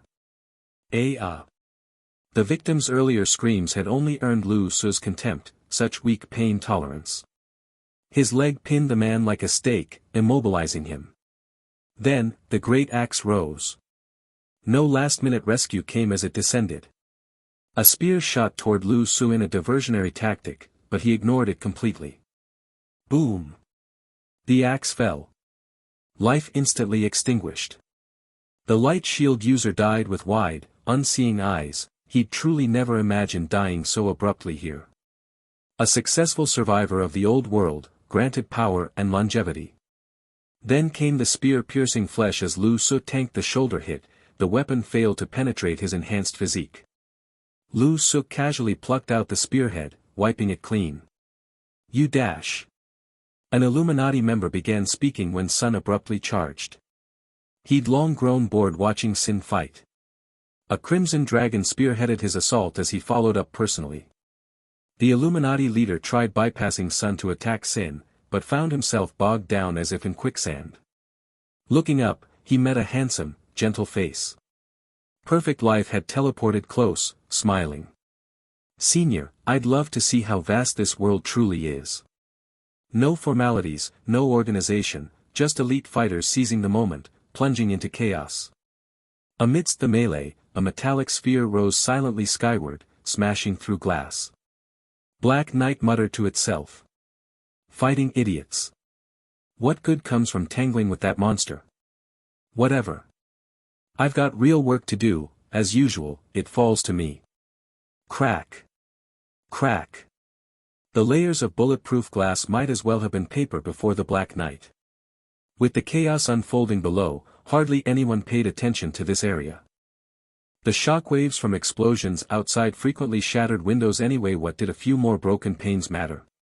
The Black Knight began systematically searching floor by floor, scanning walls and structures for possible hidden chambers or secret rooms. TCH. Where did she go? Wait, that woman should be here, right? What a pain. Don't tell me she got kidnapped. It's an engagement party after all, probably just under house arrest at worst. Fuck me, there are so many damn rooms. Where am I supposed to look? Even without anyone to converse with, the Black Knight maintained its grumbling demeanor. After an extended fruitless search, it decided to check the most central rooms on each floor first. Upon reaching the top floor and stepping inside, it immediately spotted someone. TCH. Miscalculation. Should have searched from the top down. The Black Knight instantly facepalmed, feeling utterly burdened by its own incompetence. The metal sphere suddenly expanded rapidly in the wind, transforming into a black motorcycle within the room. Hey, surprise. That guy sent me. He would never give such explicit orders. You came on your own. Xia Antong stated calmly, her gaze fixed on the empty space before her. Without hesitation, she injected herself with something the moment the Black Knight appeared. With that attitude, no wonder Tsundra types never get laid, the Black Knight teased without denying the accusation. What nonsense are you? Xia Antong had already changed clothes by now. The high heels were long discarded, she now wore reinforced hiking boots with flat soles. The evening gown and skirt lay discarded nearby. She currently wore a bulletproof vest lining and special ops combat gear. She knew such protection meant little against players, barely able to stop pistol rounds at best, but something was better than nothing. Moreover, these clothes allowed far greater mobility. I expected you earlier. But this will do. Let's go. Black Knight. If it had facial expressions, its eyebrows would have shot up in surprise. Its greatest fear coming here had been this woman spouting nonsense about the bigger picture, and stubbornly refusing to leave. That would have been a real headache. To its relief, she seemed fully prepared and showed no hesitation. All right then. But ma'am, your helmet. Xia Antong's current appearance differed completely from her in-game avatar. The half-face concealing helmet was nowhere to be seen, her entire face exposed without even a mask for cover. Her slightly pale face showed the drug-induced calm of dead fish eyes, emotions frozen at absolute zero. Her long black hair flowed freely behind her, a stark contrast to her usual helmeted appearance, as if she were a different person. Didn't bring it. Xia Antong said curtly. No guarantee it would remain mine if extracted from the game. She then gave a bitter laugh, observing the chaotic battle below through the window before addressing the Black Knight. I wondered why I had so much freedom with no one monitoring me. Seems today's key figure isn't me after all. After being away from home so long. I never imagined it would become like this. The Black Knight executed a screeching turn, roaring up beside her. No time to explain. Get on. Xia Antong vaulted onto the bike with one hand on the handlebars. Liquid metal flowed with her movement, reshaping into an external protective shell. She wasn't loose, so after all her physical constitution couldn't handle riding the Black Knight unprotected. Let me think. Just as the Black Knight pondered their next destination, Xia Antong spoke up from behind. Follow my directions. Huh. The Black Knight froze. It hadn't anticipated this. Her giving orders. She actually had a plan. After he dared come here despite everything. I can't be that ungrateful.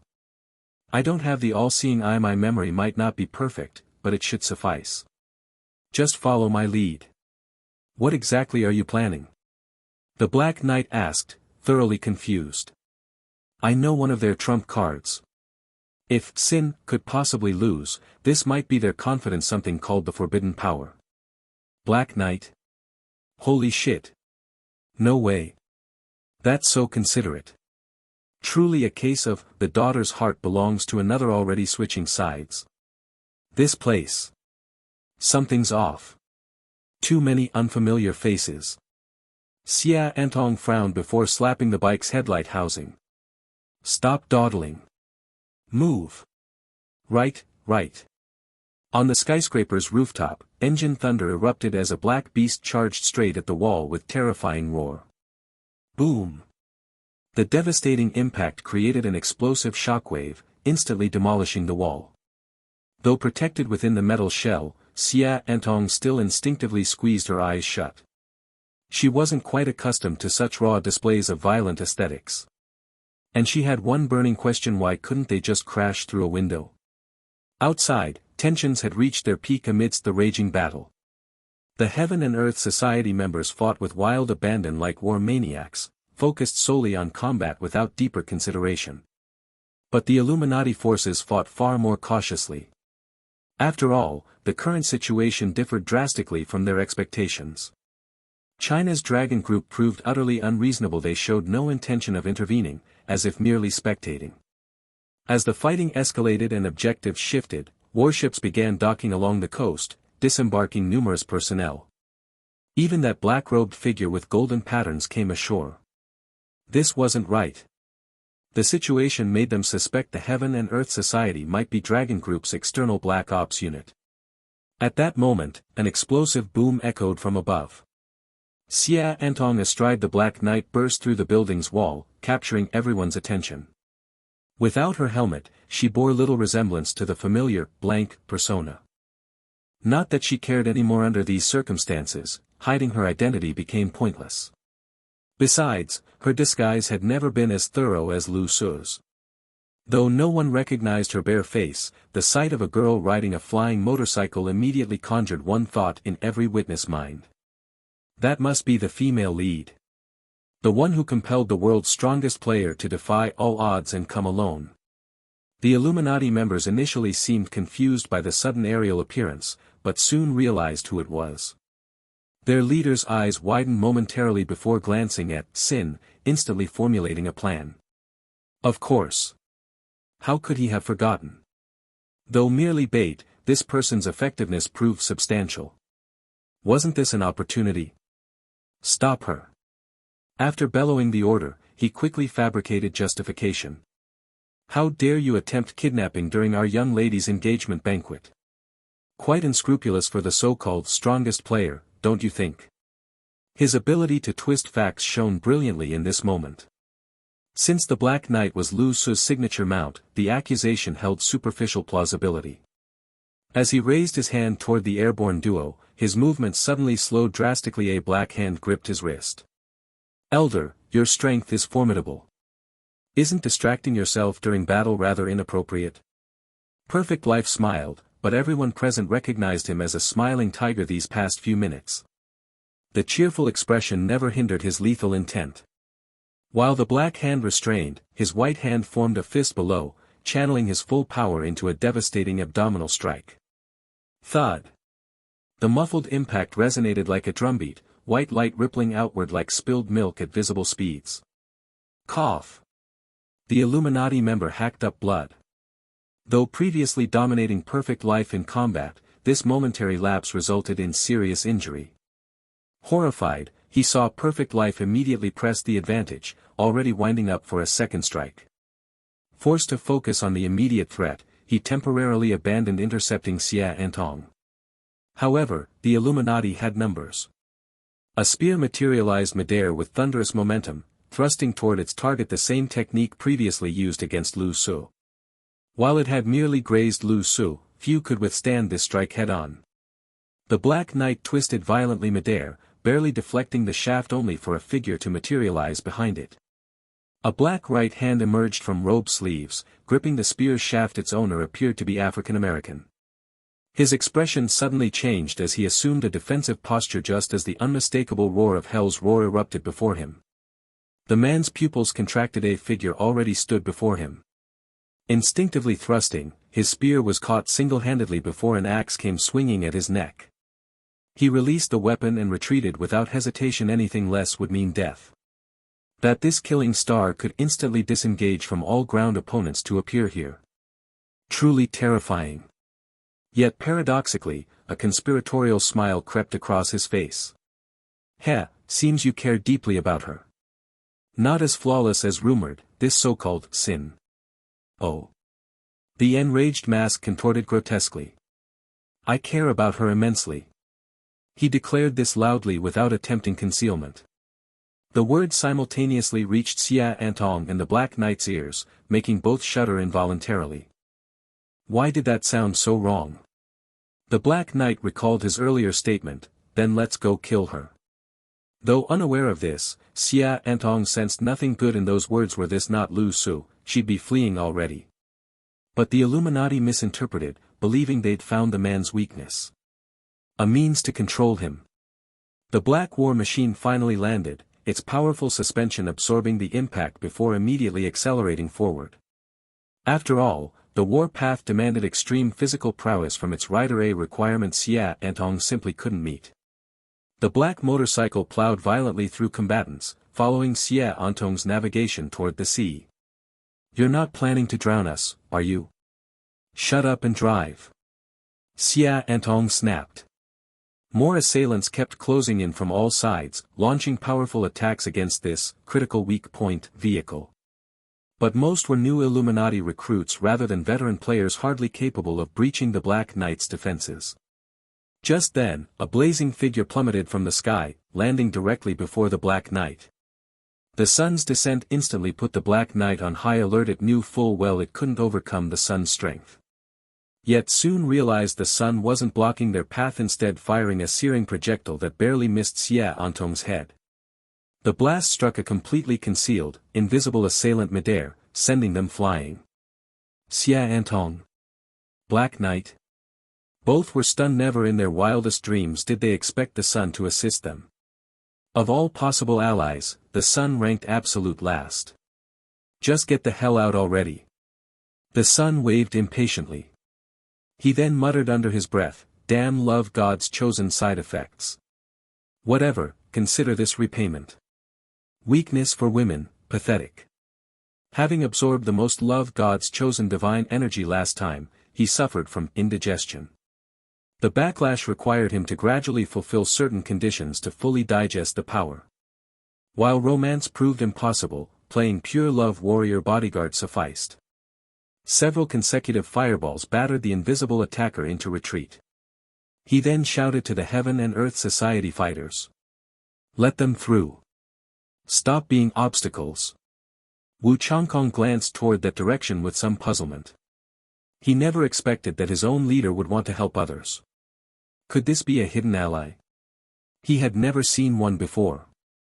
Although during the Tokyo bloodbath, he had encountered Xia Antong, but back then, her appearance was still heavily covered, with a half-helmet that clearly obscured her face. But no matter what, this seemed to be someone from Sin's faction, right? The Heaven and Earth Society and Sin were not exactly enemies, but their relationship was far from friendly. Even so, he still obeyed the orders of his temporary boss. The cyan skateboard swelled against the wind in the air like a slender shuttle, slicing through the vast sky, carving a path ahead for the black motorcycle. It created a road of wind, allowing the Black Knight to accelerate without feeling any resistance. Shui Zhongmen wasted no words. Since he had also been blessed by the power of the God of Desire Selection, he understood why Sun was doing this. Almost instantly, without needing further orders, all the Heaven and Earth Society members present gathered collectively. Though their numbers were not many, it was like a surging crowd. Various lights flashed, forcefully squeezing out a path that pushed away any potential attacks around them. The level of coordination and organization was almost like a military force. It was hard to imagine that these guys were usually scattered everywhere, each fighting on their own. It could only be said that a shared ideology was the most organized thing in this world. The Black Knight was no slacker either. Without interference and during the few seconds the Heaven and Earth Society held off all external attacks, it had already rushed to the seaside. "Where are we going, my lady?" Seeing the vast ocean ahead, the Black Knight felt overwhelmed. It seemed that after bringing out this young lady, he truly had no idea what to do next. He really hadn't discussed this with Lu Su, so for now he could only follow the guy behind, but honestly, although he was the CP leader, his trust in Xia Antong was still not very high. "Charge forward. There's the sea ahead. Don't tell me you can't move on water." "Black Knight." "Not my lady, but is it possible that I'm a motorcycle?" "I trust you, sir." The Black Knight roared and accelerated again, rushing onto the sea surface. The tires spread horizontally, enlarging their contact area. Huge waves exploded behind, pushing aside several meters of ocean water as he glided on the surface. In truth, the Black Knight's core had no fixed functions. Its mechanical parts could change at will according to its own ideas.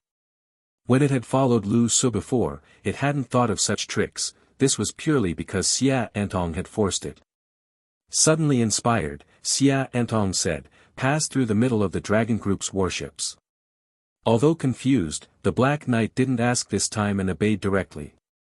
A few seconds later, the rider and bike completely left the island's range, charging toward the open sea.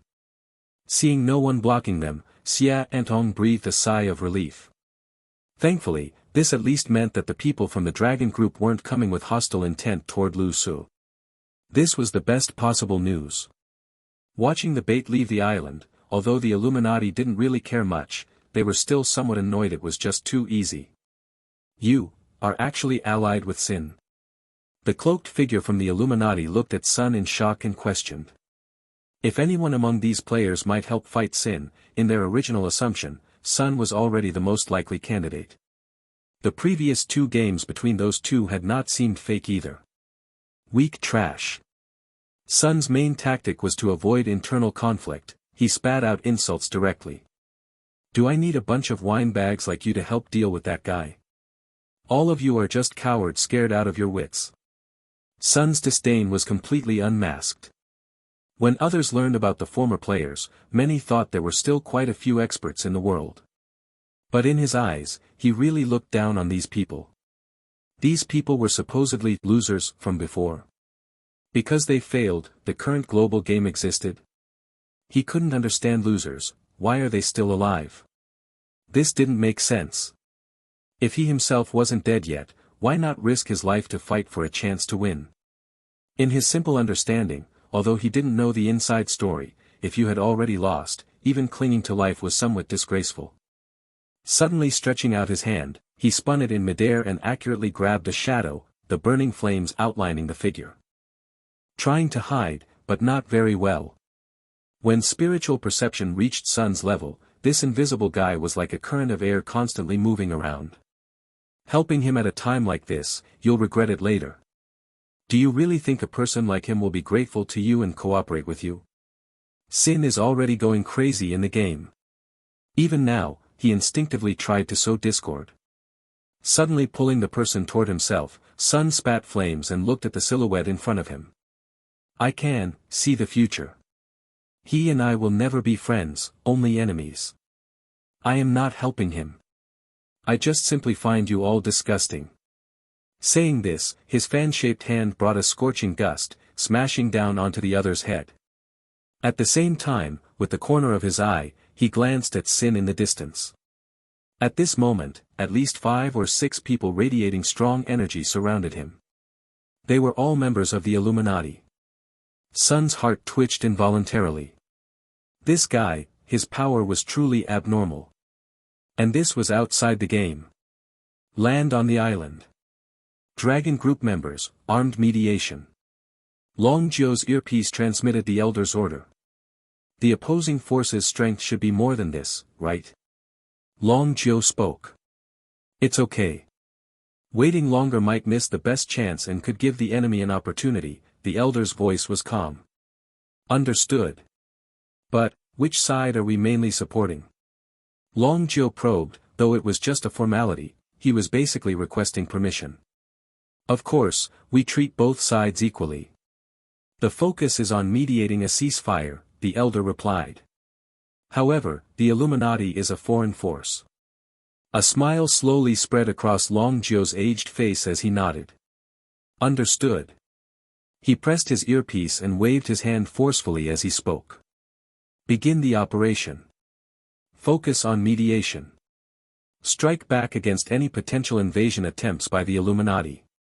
Almost instantly, the surrounding warships began deploying troops like dumplings dropping into boiling water. The borders of Lover's Island were instantly covered in red. Members of the Dragon Group's operations department in red robes quickly assembled, their disembarking method simply being to jump straight down. Yet they didn't appear disorganized at all, rapidly forming up into a large force on the shore. This was the most seasoned official player team. The Red Robe Dandy team.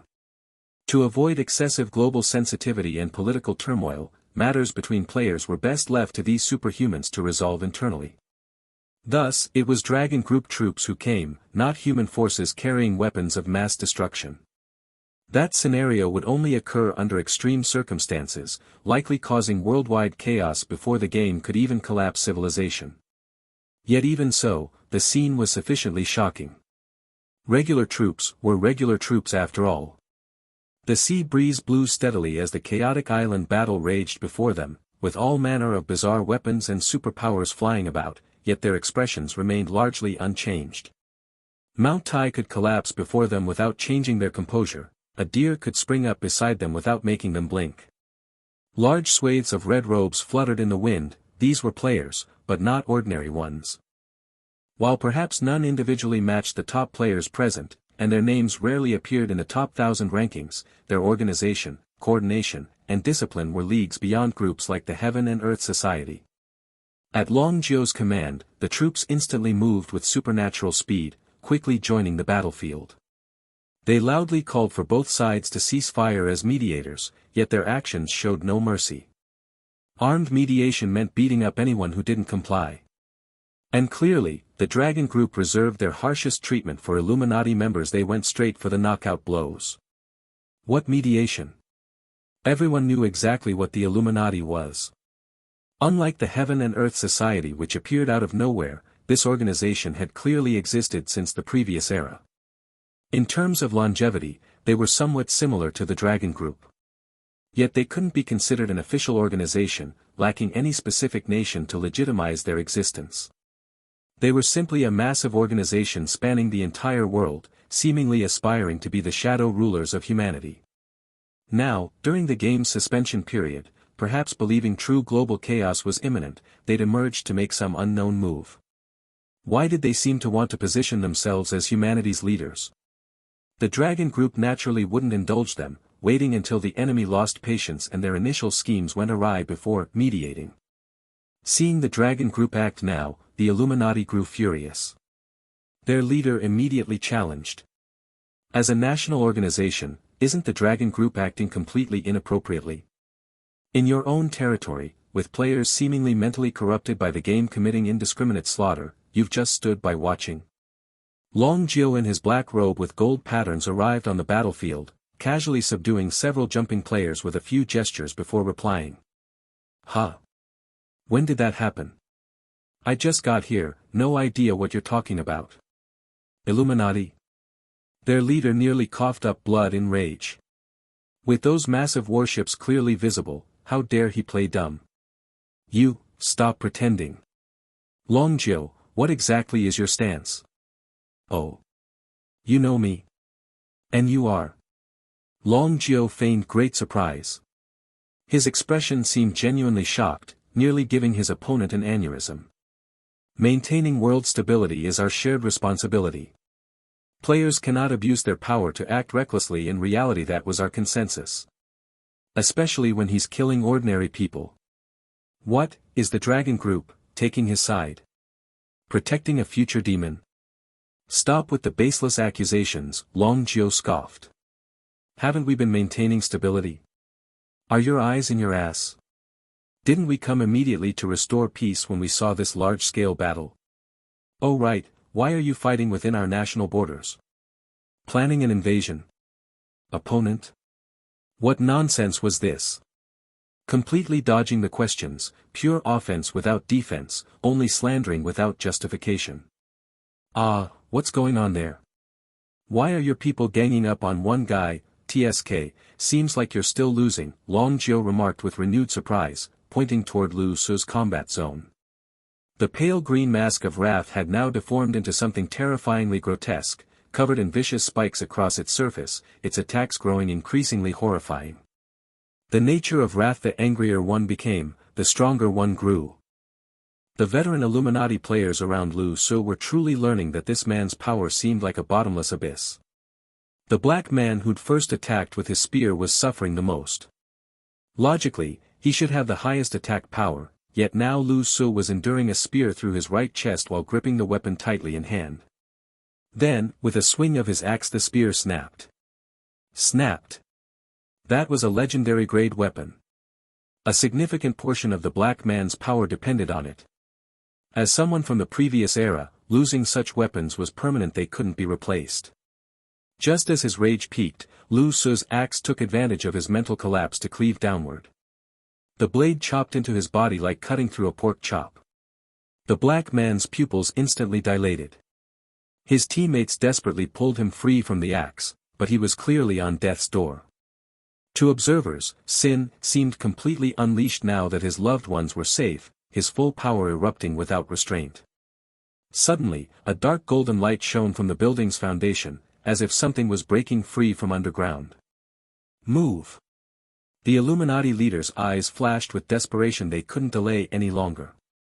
Long Joe's expression instantly changed as he turned toward the building in shock. The Godslayer spike. You buried that thing here? Long Joe watched the golden light dissipate, his expression grim.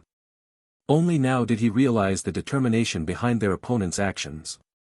This was practically a trump card level power in the world, and they were using it against Sin. Sin's appearance had been an accident, they couldn't have prepared specifically for his arrival. What had this power originally been intended for? They had lain in ambush for so long, clearly harboring ambitions for quite some time. It seems history truly is fascinating, Long Joe muttered. Times of chaos always breed those with domination in their hearts. Your Illuminati never truly desired peace, did you? With a single-handed gesture in midair, Long Joe compressed the atmosphere into what seemed like machine gun bullets, firing a continuous barrage at the figure in the sky. Yet the Illuminati member showed little reaction, simply raising an energy shield with one hand to block what he could, enduring what he couldn't. The black robe covering him was torn away, revealing a face with sharp features but an unusually sinister expression. Deep-set eyes, sagging skin that spoke of countless years, hollow cheeks combined with a prominent nose and cheekbones giving him a terrifying presence. Matthew? Are you guys that short-staffed? Why is it always you doing field work? Long Joe immediately recognized him. The man seemed unconcerned about his identity being exposed. With a wave of his hand, he summoned the golden glowing object from the base of the skyscraper into his grasp. It was a golden, needle-like object. Nearly 2 meters long, resembling a rod but only slightly thicker at the center, just enough for an adult's grip, tapering into exceptionally sharp, elongated cones at both ends. Holding it was like grasping an oversized double-pointed needle. The moment it touched his skin, it was as if he'd plunged his hand into boiling oil. A sizzling sound erupted as Matthew instantly let out a pained grunt. All of Long Joe's compressed air bullets dissipated harmlessly around him like gentle breezes. His entire arm instantly withered as if the flesh beneath had been vaporized, yet he endured the agony and maintained his grip on the object. That thing called the Godslayer spike. Game lore claimed these were the same nails used to crucify gods. Though its authenticity was questionable, it spoke volumes about the weapon's terrifying nature. It had one singular purpose, suppressing divine power. But in Chosen's paradise, all players' powers fundamentally derived from divine energy. From this perspective, the spike was every player's natural enemy. From the moment the Godslayer spike appeared, nearly every player present sensed something amiss. The most severely affected were top-tier players like Sun or Chio-Ein. Their magic-derived powers suffered terrifying suppression, their flames growing dim. Everyone who had been battling Lu Su moments ago rapidly retreated, clearing the area until only Lu Su remained. Get out of there. Long Joe urgently warned. This thing's different. Even he couldn't intervene, against this weapon, he'd be no different from an ordinary person. Above them, Matthew's energy also waned. Though special circumstances allowed him to wield the spike, his power was now comparable to a dying old man's, he could no longer even maintain his aerial position. With that, he began his descent, thrusting the spear-like Godslayer spike directly at Lu Su. Lu Su looked up. Hearing Long Joe's warning, he instinctively grew alert but didn't flee. He only felt something strange about the hand gripping his axe, as if he was simply holding a heavy object, with all instinctive knowledge of how to wield it suddenly gone. The scholar's right hand seemed to have deactivated. Matthew roared mid-air as the Godslayer spike's aura manifested not just around Lover's Island, but as far as Penglai Island where the East Sea debate had occurred. For this operation, they hadn't prepared just one spike. Long Joe's expression darkened. These spikes were limited in number, even Dragon Group only possessed 3. During the initial global distribution among underwater organizations, their purpose had been to prevent disasters caused by powerful players, ensuring humanity didn't destroy itself before the game could pose any threat. But according to the original agreement, even top organizations were limited to 3 spikes maximum. The Illuminati had clearly exceeded this limit. Thoughts flashed through Long Joe's mind at lightning speed. He realized he'd underestimated some people's ambition and short-sightedness. All those wars across the world over the years. Don't actually try to catch it with your hand. Long Zhou's heart sank as he saw Sin's movement. This was his greatest fear realized. Geniuses often fell to arrogance, their first true challenge becoming their last. He began understanding the Illuminati's plan. They likely sought to position themselves as future world leaders. If Sin was truly slain here, the victors could dictate any narrative. Kidnapping during an engagement party, public execution, combined with previous propaganda against the strongest player. The Illuminati could portray themselves as impartial arbiters of justice, a powerful yet mysterious court among players. Soon, he who controls the players controls the world would become reality. Now, Long Zhou watched with bulging eyes as Sin performed an utterly unbelievable act. He stood his ground, raising a hand to catch the incoming Godslayer spike. What? At least use your axe. Long Zhou felt darkness cloud his vision. Yet in those seemingly slowed seconds, Lu Su's outstretched hand indeed grasped the approaching spike. Time appeared to freeze. Blinking, Long Zhou quickly realized, time hadn't stopped. Sin had caught the spike and forcibly halted Matthew's momentum midair. What? The exclamation escaped Long Zhou involuntarily. For those brief seconds, he genuinely wondered if time had frozen. Was there really a player with time-stopping abilities? He'd never heard of such a thing. But he soon recognized his mistake. The reality was simply that Sin had physically stopped the spike with raw strength. This shouldn't be possible. Every veteran player knew the Godslayer spike was their absolute nemesis, no matter how powerful. Even Sun, merely affected by the spike's aura from a distance, saw his flames dim and felt obvious oppression. How could someone directly facing it just catch it? The spike didn't affect ordinary people, but Sin couldn't possibly be ordinary. That was ridiculous. Unless he was using pure physical strength. But how? Even strength-focused players derived their power from in-game enhancements.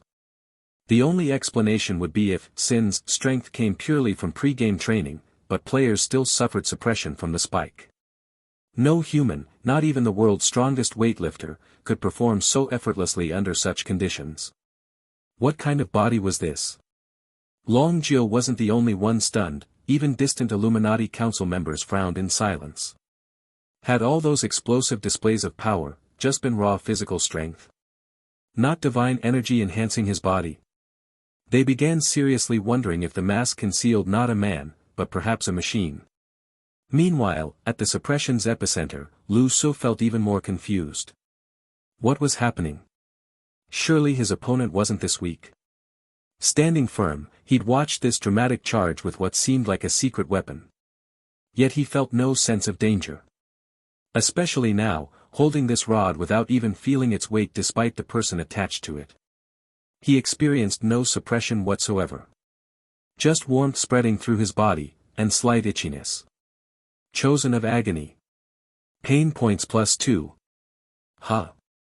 Lu Su's mind clouded with confusion as the pain points notifications began chiming repeatedly in his head. Meaning, theoretically, I should be in pain right now. His thoughts grew sluggish. Reasoning was never Wrath's strong suit, so he instinctively swung the spike in his hand. Matthew was sent flying through the air like a ragdoll. Matthew? His deep-set eyes nearly bulged out of their sockets in shock exceeding even Long Zhou's. What was this? Why are you unaffected? Is this a counterfeit? Yet he himself still suffered the spike suppression. What are you doing? Came the hoarse, confused voice from behind the mask. You're asking me. Shouldn't I be asking you? Matthew screamed internally, though his trembling lips produced no words. If you're going to play like this, I can't handle it. Could it be, all those accusations I made against you, were actually true? Are you really the game's agent? Already recruited and controlled by it? Lu Su took a few steps before violently swinging, slamming Matthew into the ground with a shower of debris. Matthew screamed, in his suppressed state, the impact nearly shattered his limbs. His grip failed, sending him tumbling across the ground, barely surviving. The Godslayer spike now belonged to Lu Su. Curious, Lu Su examined it, but soon noticed something odd. The needle reflected his mask's glow. But now the color wasn't pale green, it shifted constantly. His expression cycled rapidly, manic laughter, rage, madness, despair, cruelty. The mask's colors changed just as quickly, gold, blue, pale green, endless variations. Everything seemed thrown into chaos, his mind growing increasingly unclear. Yet he instinctively knew one thing, this was wrong. Chosen of agony. Pain points +2. The notifications kept coming, confirming this object definitely posed some threat. And gave his enemies absolute confidence in using it against him. This couldn't be so simple. In truth, the Godslayer spike affected all players, Lu Su was no exception. But he was special, his power upgrades directly modified his body to gain strength. Thus the apparent lack of suppression was simply his enemies weakening themselves, letting Lu Su toss them around like toys. Yet the effects persisted. His body corroded, his mask and axe were affected, the scholar's right-hand skill deactivated completely. As his mask cycled wildly through expressions, Lu Su's thoughts grew sluggish. He suddenly threw the spike away, dropping to one knee weakly. Clutching his face as the mask shifted like Sichuan opera face changing, a bestial growl emerged. Wrong, this is wrong. Take this thing away. Get it away from me. Seeing this, Matthew rejoiced from the ground. Despite his fractures, he shouted. Now's our chance. Take him down. Several Illuminati members, believing their opportunity had come, rushed forward despite the spike suppression. Long Jiu also moved to intercept. Then, the seemingly wounded Sin suddenly raised his head with a deafening roar. The sound resembled a dragon's cry or tiger's roar, but nothing human. His head snapped toward the nearest attacker.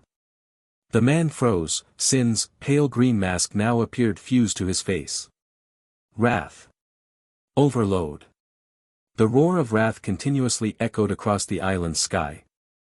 Despite the vast open space, his voice seemed to produce reverberations. When Sin's bellow resounded, the entire island fell silent.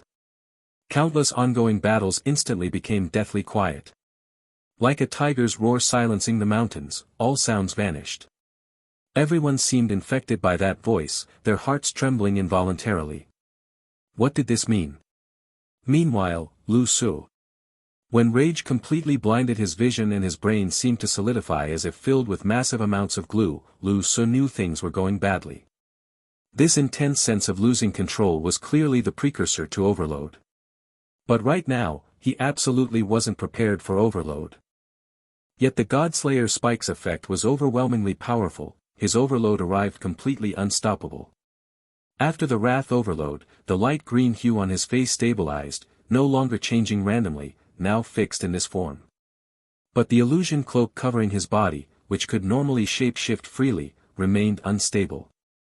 The clothing forms on his body kept transforming and tightening until finally, they began snapping apart. Like garments with ripped seams. Especially around the arms and legs, the illusion cloak's fabric burst open, revealing bulging rock-like muscles beneath. The muscles' appearance was visibly abnormal, flesh squirming beneath the skin as if something wanted to explode out. It seemed his body contained sealed immense power now trying to break free from its shell. Even his skin developed fine cracks. Yet his physique was so powerful it forcibly compressed blood vessels shut, preventing any bleeding. Ha! Grara! Gasping hoarsely, he continuously emitted sounds like a wounded beast. Even his light green face now resembled that of a large feline. Wrath's characteristic was increasing strength alongside anger. But now he was losing control, the rage seemed endless while his flesh couldn't possibly endure. Lu Su's consciousness desperately fought for control within. He refused to become the world's first person killed by his own excessive power. The Illuminati member charging at him froze in terror after one glance at those light green eyes, too petrified to advance further. That aura could instill primal fear even in a brainless fool. Yet another member circling behind Lu Su saw an opportunity. Those intimidating yet pained sounds made him think his target was already critically wounded. Picking up a nearby Godslayer spike and enduring its effects, he stabbed fiercely at Lu Su's back, aiming for the heart. Then his vision blurred instantly. As if having eyes on the back of his head, Lu Su pivoted instantly to face him. Then a perplexing question arose in the attacker's mind. Whose headless corpse was this before him? Why was it still holding that Godslayer spike? And why did it seem to be spinning? His consciousness vanished without pain. Lu Su's speed now exceeded visual nerve reflexes. The man's body was divided into 3 parts before his brain could react. Grabbing the corpse, Lu Su tore it apart effortlessly with bare hands. Every muscle fiber contained explosive power meeting zero resistance. Scarlet blood splashed across the mask. The bloodthirst being partially satisfied stabilized his mind slightly. Snatching another Godslayer spike nearby, he hurled it like a javelin with meteor-like force, the spike becoming a streak of light shooting backward. Thwack! It pierced through another Illuminati member instantly, the tremendous force carrying the body flying backward into a building. 2 kills in mere seconds. Within the Godslayer spike suppression range, everyone was severely weakened. Though equally affected, Lu Su's extreme condition made him terrifyingly powerful instead. Everyone was stunned. Countless dumbfounded gazes focused on this blood-drenched figure as if witnessing hell incarnate. An emotion called fear unconsciously arose in all hearts. Were they, currently in hell mode? The light green face was now stained blood-red, wearing a savage grin. Extending his right hand, he slowly dragged claws from neck downward. Outer garments tore open, leaving 5 long bloody gashes from chest to abs. Ha! Ha! Ha! Clearly mentally unhinged, he seemed unable to endure further and began self-harming. Perfect Life, who'd previously boasted about wanting to challenge masters, cautiously retreated with glowing defensive hands. Sun's mouth twitched as he inhaled sharply. TSK. This might be slightly problematic. Meanwhile, Chio-Ein trembled uncontrollably, eyes locked on Sin's condition. His current state felt hauntingly familiar. Back in Tokyo, that blue mask had made her feel trapped in hell. This time seemed even worse. Long Jio's face spasmed as he frantically retreated. Though the Dragon Group elder ordered withdrawal via earpiece, he didn't need the instruction, he'd already commanded his team to fall back. This brother was clearly berserk, probably wouldn't stop even after several kilograms of sedatives. Those Illuminati morons. Long Jio cursed inwardly. After several motionless seconds, Lu Su vanished instantly, charging toward someone nearby. His movement triggered identical reactions from everyone present, explosive retreats. Lover's Island resembled a grenade blast as figures scattered in all directions. At the epicenter, that indiscriminate killing machine reigned supreme, its fury unchallenged.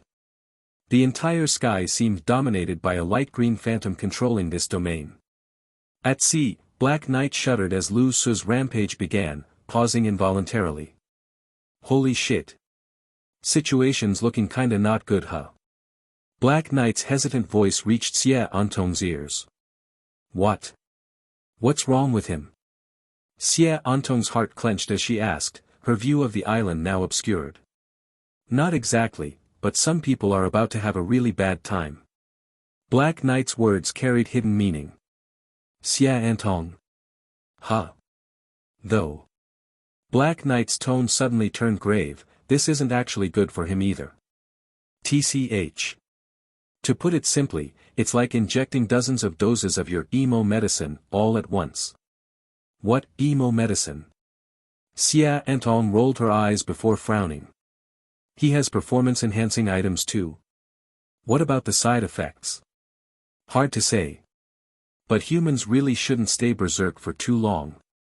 Moderation is key. Enough chatter, where exactly are we going? Having raced across the ocean for so long, Black Knight still didn't know her plan. Right here. Dive. Huh. Black Knight was stunned. Dive? Do you have diving equipment? Didn't bring any. Xie Antong's response was decisive. I've trained for this. My maximum breath hold is 5 minutes. 3 minutes with physical activity. Keep track of the time. Preferably don't let me drown. Black Knight. Damn, girl, you're savage. I like your style. No survival measures. What if I get carried away underwater? By the way, that guy came here saying he'd kill you. Black Knight joked while subtly probing for any hidden cards she might have. Is that so? Xie Antong's expression remained unfazed. Then you'd better make sure I don't stay underwater for 6 minutes. Now dive. Roger that. No longer hesitating, Black Knight made a sharp dive, plunging into the depths to search for the final Godslayer spike. They agreed Xie Antong would adjust their direction by shifting the handlebar position. On the island, most had forgotten about the runaway bride. Because right now, the groom was utterly terrifying. His wrath in overloaded state carried a god-slaying aura. No one dared face him directly. The Godslayer spike suppression ironically helped him, drastically weakening all other players. Meanwhile, the out-of-control Lu Su simply powered through the debuff while amplifying himself further. Since his physical prowess was already top-tier, he now moved like a jungle predator, unstoppable, unrestrained. The entire island had become his hunting ground. The Illuminati forces who arrived first now lay dead or wounded, those he touched were lucky to escape with severe injuries. This fully beastified human was horrifying. Every part of his body became a weapon. Teeth, skull, all lethal. Lu Su's muscles and skeletal structure had morphed, adopting a quadrupedal predator's stance. Long Jiu was getting a headache. He never expected this would turn into a boss fight against Sin. Originally, he'd intended to help Lu Su as a fellow, family member. But this was terrifying. At this rate, no one could deny he looked like a world-class villain. Perfect lifesitch for battle made him charge during a lull, trading a palm strike with Lu Su. His entire arm and shoulder blade dislocated instantly. Lesson learned. Fine, you're number one. Not competing. Yet unknown to them, Lu Su's mind was equally unsettled.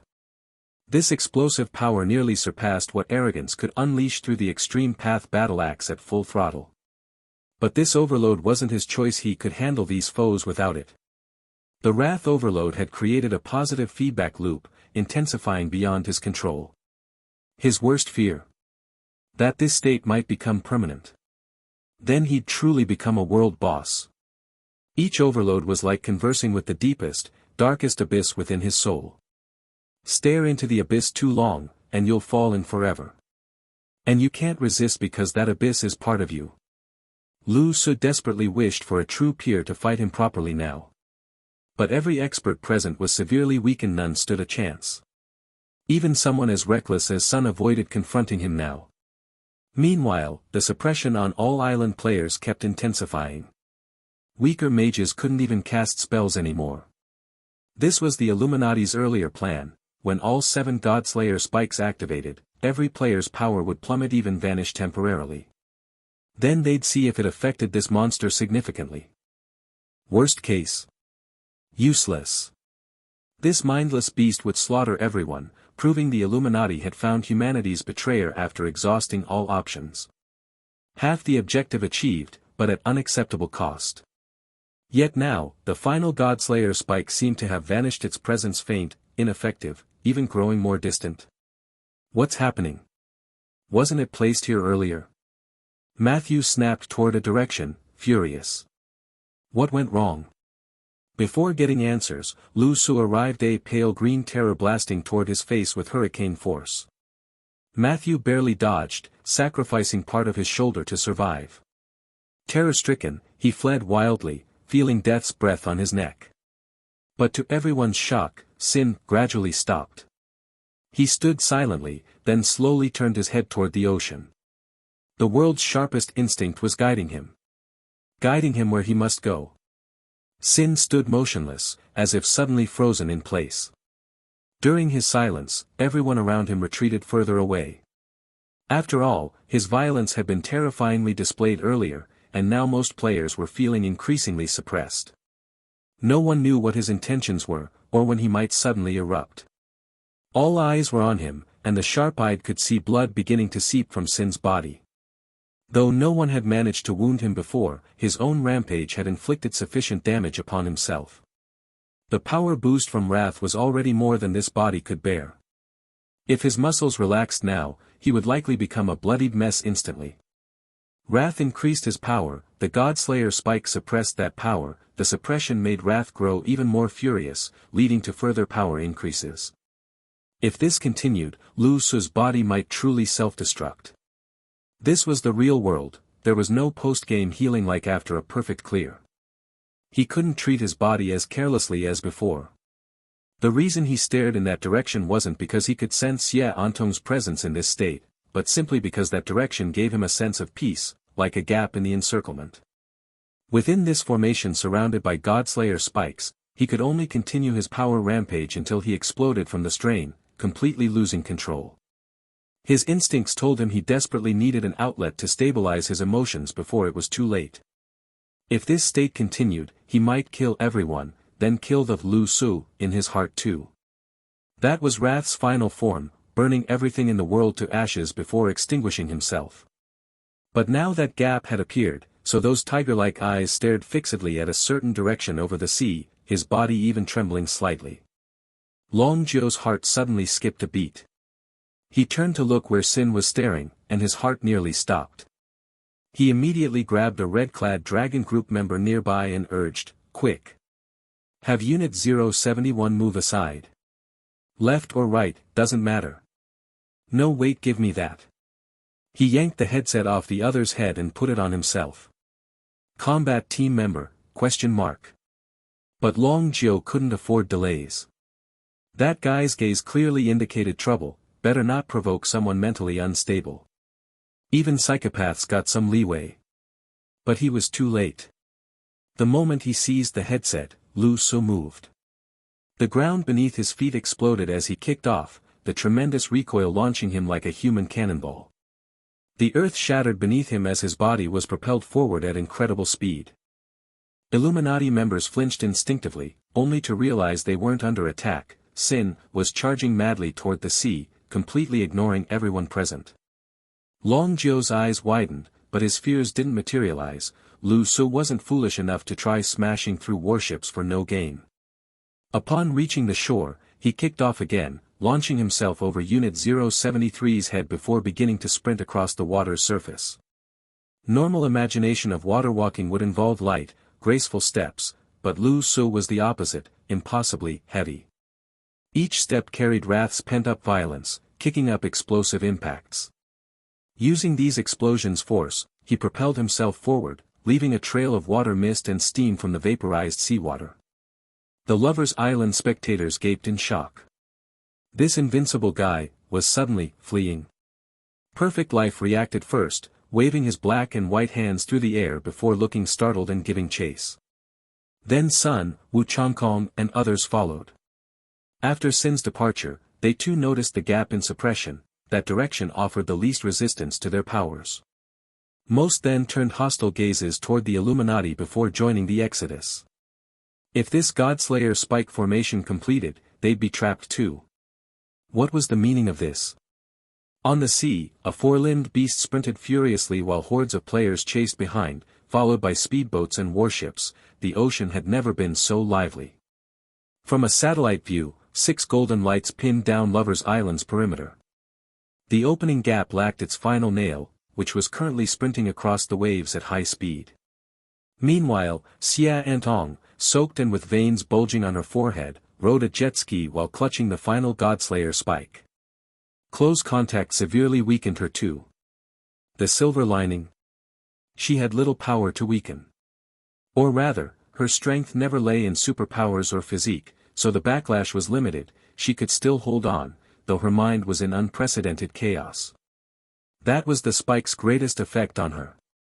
For some reason, her mind flooded with fragmented images, all of Lu Su and Sin. This can't be right. Why is it all him? Xie Antong muttered bitterly, struggling to stay conscious. Black Knight's voice came through. "Seriously girl, you okay? What's that in your hand? I feel like I'm gonna crash any second." The Godslayer spike affected Black Knight severely too. "Aren't you a weapon? Why are you malfunctioning? Switch to manual, I can drive. How cruel. Wait, why are we running? What is that thing? I don't know, Xia Antong grimaced, her thoughts never so scattered. But I know this absolutely matters. Patting Black Knight's frame as if soothing its machine spirit, she added, endure a bit longer. Go maximum speed. The farther you take this, the safer your owner will be. Do I have to worry about his safety now? Black Knight had lost its usual snarky attitude. Even as a motorcycle, its voice clearly conveyed extreme exhaustion. That guy should be safer than both of us anyway. Though speaking casually, Black Knight kept charging forward without flipping over. Whatever this thing was that could suppress and corrode them so severely, it definitely wasn't good for Lu Su.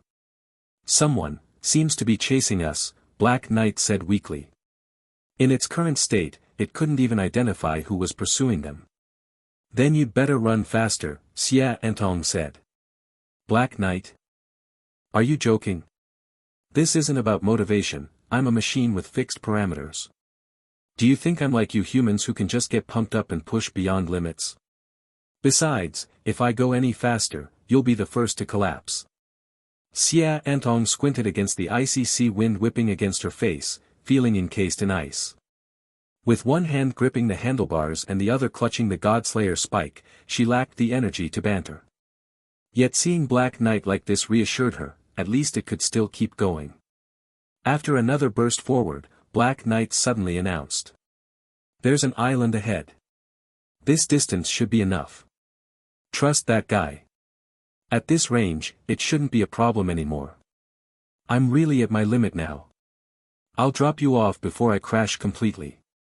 As Xia Antong started to protest, Black Knight chuckled. Even if you want to gamble with your life, I won't join you. If you're determined to die, at least don't do it on my watch. What kind of reputation would that give me? Heh. With another acceleration, Black Knight gave its all. Xia Antong looked up to see a deserted island coming into view, so small it might get mostly submerged during high tide. But Black Knight truly couldn't continue.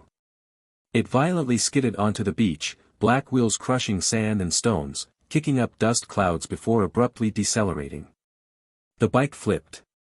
Xia Antong felt sudden weightlessness beneath her. Instinctively curling up, she pushed against the ground and rolled to distribute impact, tumbling awkwardly across the sand. When she finally regained orientation and stood up, Black Knight was nowhere in sight. Panicking, she searched until spotting a metal ball half buried in sand. Picking it up, she tapped experimentally. Black Knight? Still alive? Black Knight? No response. Sighing, she tossed the ball aside and surveyed her surroundings with the Godslayer spike in hand. A true deserted island. Nothing but endless ocean in every direction. The biting cold and isolation made her feel abandoned by the world. Yet leaning on the Godslayer spike, an odd smile appeared on her face. Heh, no people at all. The frigid wind and desolation gave her an unexpected sense of freedom, as if she'd never lived so unrestrained before. Memories of last night surfaced, listening to preparations for her engagement banquet. Now here she stood on a tiny island holding this golden weapon. Two completely different lives within one night. Planting the Godslayer spike beside her, she sat down to watch the increasingly turbulent sea. She didn't know who was chasing them. But it didn't matter anymore. A series of explosions rocked the ocean surface as Lu Su ran across waves in the most attention-grabbing manner possible. At this distance, the Godslayer spike's effects had weakened enough for him to stabilize at the brink of self-destruction. This overload had been dangerously close. But he couldn't stop mid-ocean. Spotting an island ahead, he pushed forward. Xia Antong heard distant explosions. Was this continuous bombardment? Standing up, she spotted a figure at the horizon's edge. Though unclear, the faint green hue was unmistakable. Combined with the commotion, her heart lurched. Thud. A powerful foot stomped onto the beach. In one breath, the towering figure stood before her. You. Seeing his condition, clearly overloaded and out of control, covered in blood, Xia Antong froze. Were those people really that strong? To leave him like this? The faint green face flickered with violent energy as he approached and raised his hand. This person's physique seemed frilier than any opponent he'd faced earlier. Re-entering the Godslayer Spike's range, Wrath grew agitated again. His raised right hand could shred her instantly.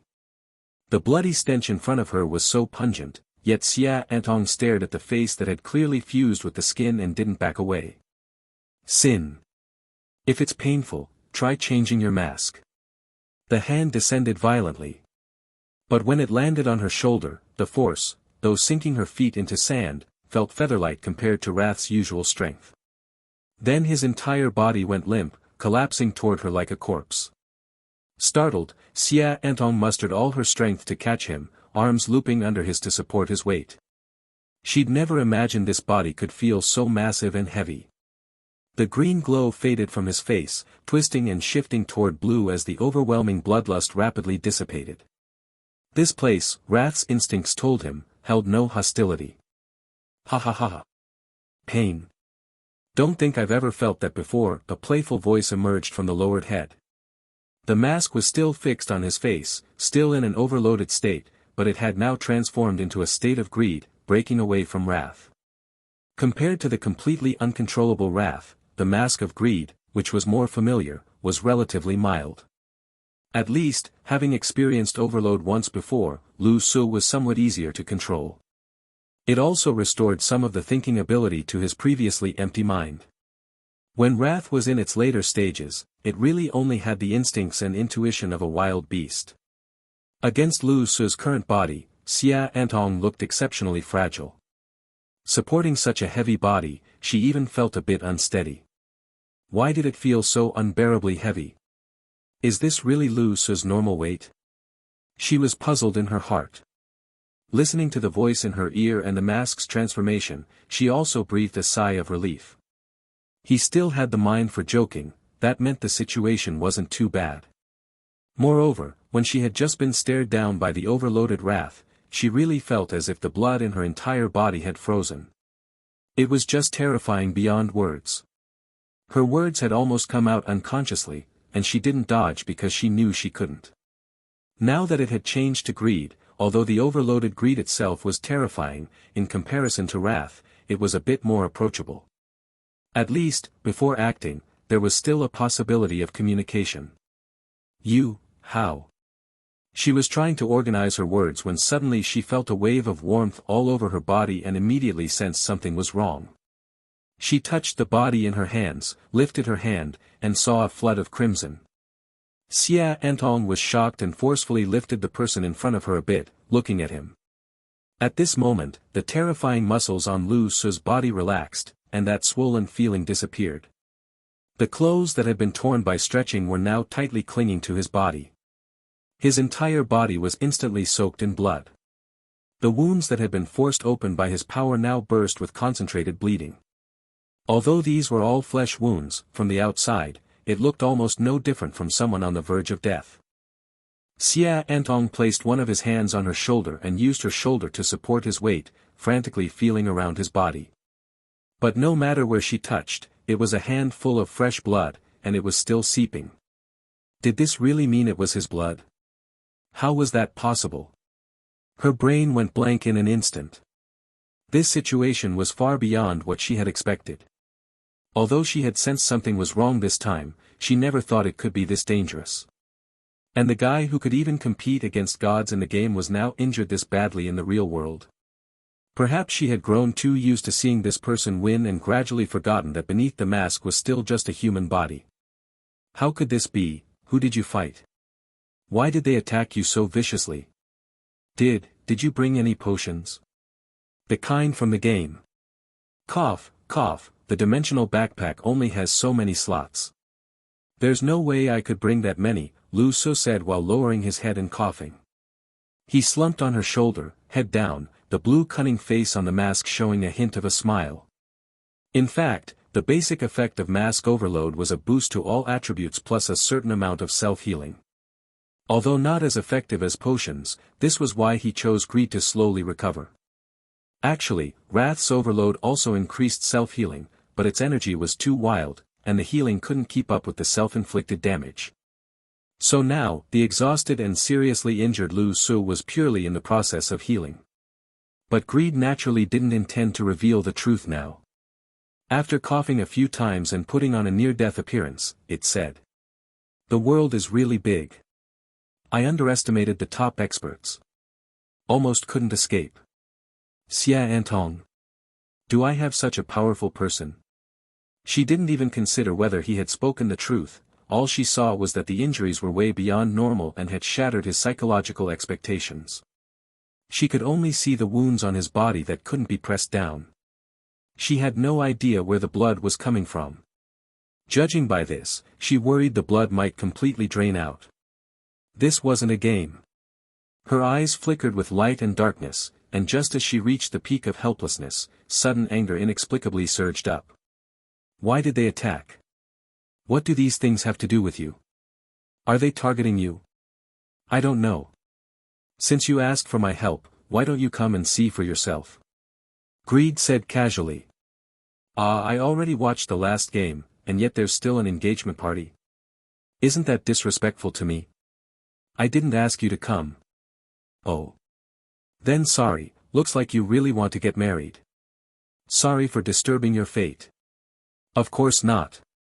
Xia Antong hurriedly said. Lu Su's entire body pressed against her shoulder, slowly waiting for his body to repair. Some deep flesh wounds had already started to heal, and his strength was returning bit by bit. But Xia Antong didn't know this, she only noticed that the blood on his body seemed to have stopped flowing. Was the blood about to run dry? He's practically dying. He didn't die when facing gods, but now he was about to die over such a ridiculous reason. Huh? You said you didn't like me, right? Her eyes gradually grew hollow, unable to focus, staring at the blue-faced man before her. She reached out and touched his face. She couldn't hold back anymore and wanted to take off the mask to see the face behind it. But now, in the overloaded state, the mask and face were fused together. Of course, she couldn't take it off. Even if she had the courage to remove it, she couldn't. At this moment, a bizarre and absurd feeling engulfed her. At the same time, the group chasing after Lu Su from behind was almost there. Perfect Life was at the front, and at this position, the pressure on him had decreased greatly, his stance ahead of everyone else. But just as they were about to land on the island, he slammed on the brakes. What did he see? Among the Illuminati members chasing behind, someone surnamed Xia also froze in confusion. Originally, they were just trailing far behind, watching from a distance, worried about what would happen if they caught up. That jinx, catching him would be suicide, right? But now, they saw that the previously invincible guy was leaning one-handed on Xia Antong's shoulder, looking like he was about to die. And their little princess was holding onto him, still caressing his face. Didn't you say you had no relationship? Her hand slowly moved upward toward his chest, her final hope. She wanted to check if the gate of hell might still be embedded there. Slap. Lu Su casually swatted her hand away, his voice faint as a whisper, so many people are watching.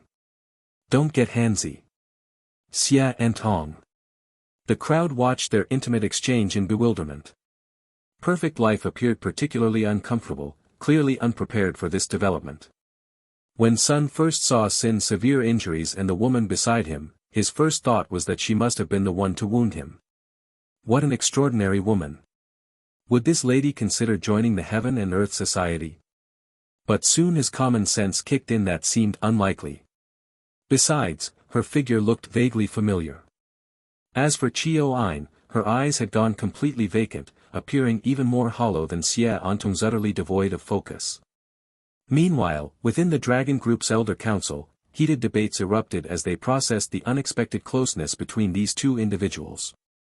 Long Jiu wore a complicated expression while the Illuminati members looked livid. Neither side knew how to resolve this situation. Continue fighting?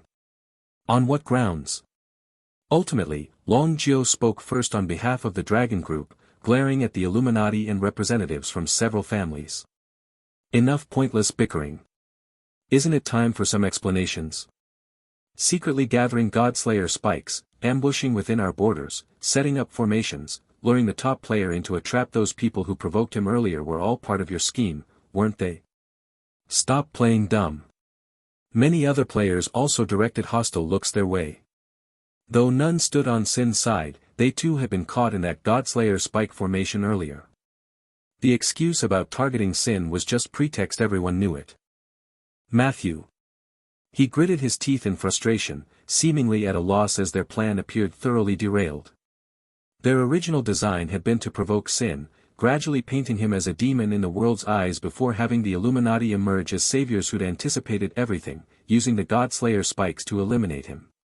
As a bonus, they'd trap the world's top players within the formation too. While not intending actual harm, this show of strength would establish their authority, officially bringing the Illuminati from shadows to center stage, the first step toward global leadership. They'd even carefully calibrated their operative strength, not too weak, but not strong enough to provoke the Dragon Group or appear as outright aggressors. Yet from the beginning, Sin's indiscriminate slaughter and the Dragon Group's passive observation disrupted everything. Then Sin's power exceeded expectations. The Godslayer spikes ended up serving him perfectly, enabling his massacre. Before the formation completed, that initial runaway girl came charging back like a madwoman with the final spike. Every step had gone disastrously wrong, not a single aspect succeeded. The Illuminati's luck couldn't have been worse, they clearly hadn't checked their fortune before acting. After speaking, Long Jiao also seemed puzzled by Sin's sudden severe injuries. Turning to Xia Antong on the island, he asked, "Miss, are you alright?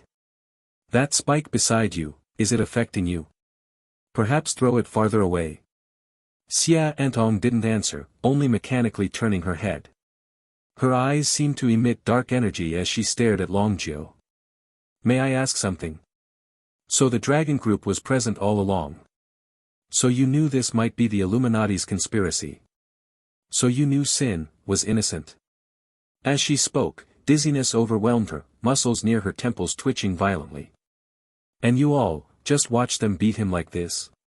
Not one person thought he didn't deserve to die? During that Tokyo incident, didn't he help save the world? Long Jiao, ? His eyes widened as if bearing an enormous false accusation. Even the Illuminati side nearly toppled into the sea in shock. "Are you even listening to yourself?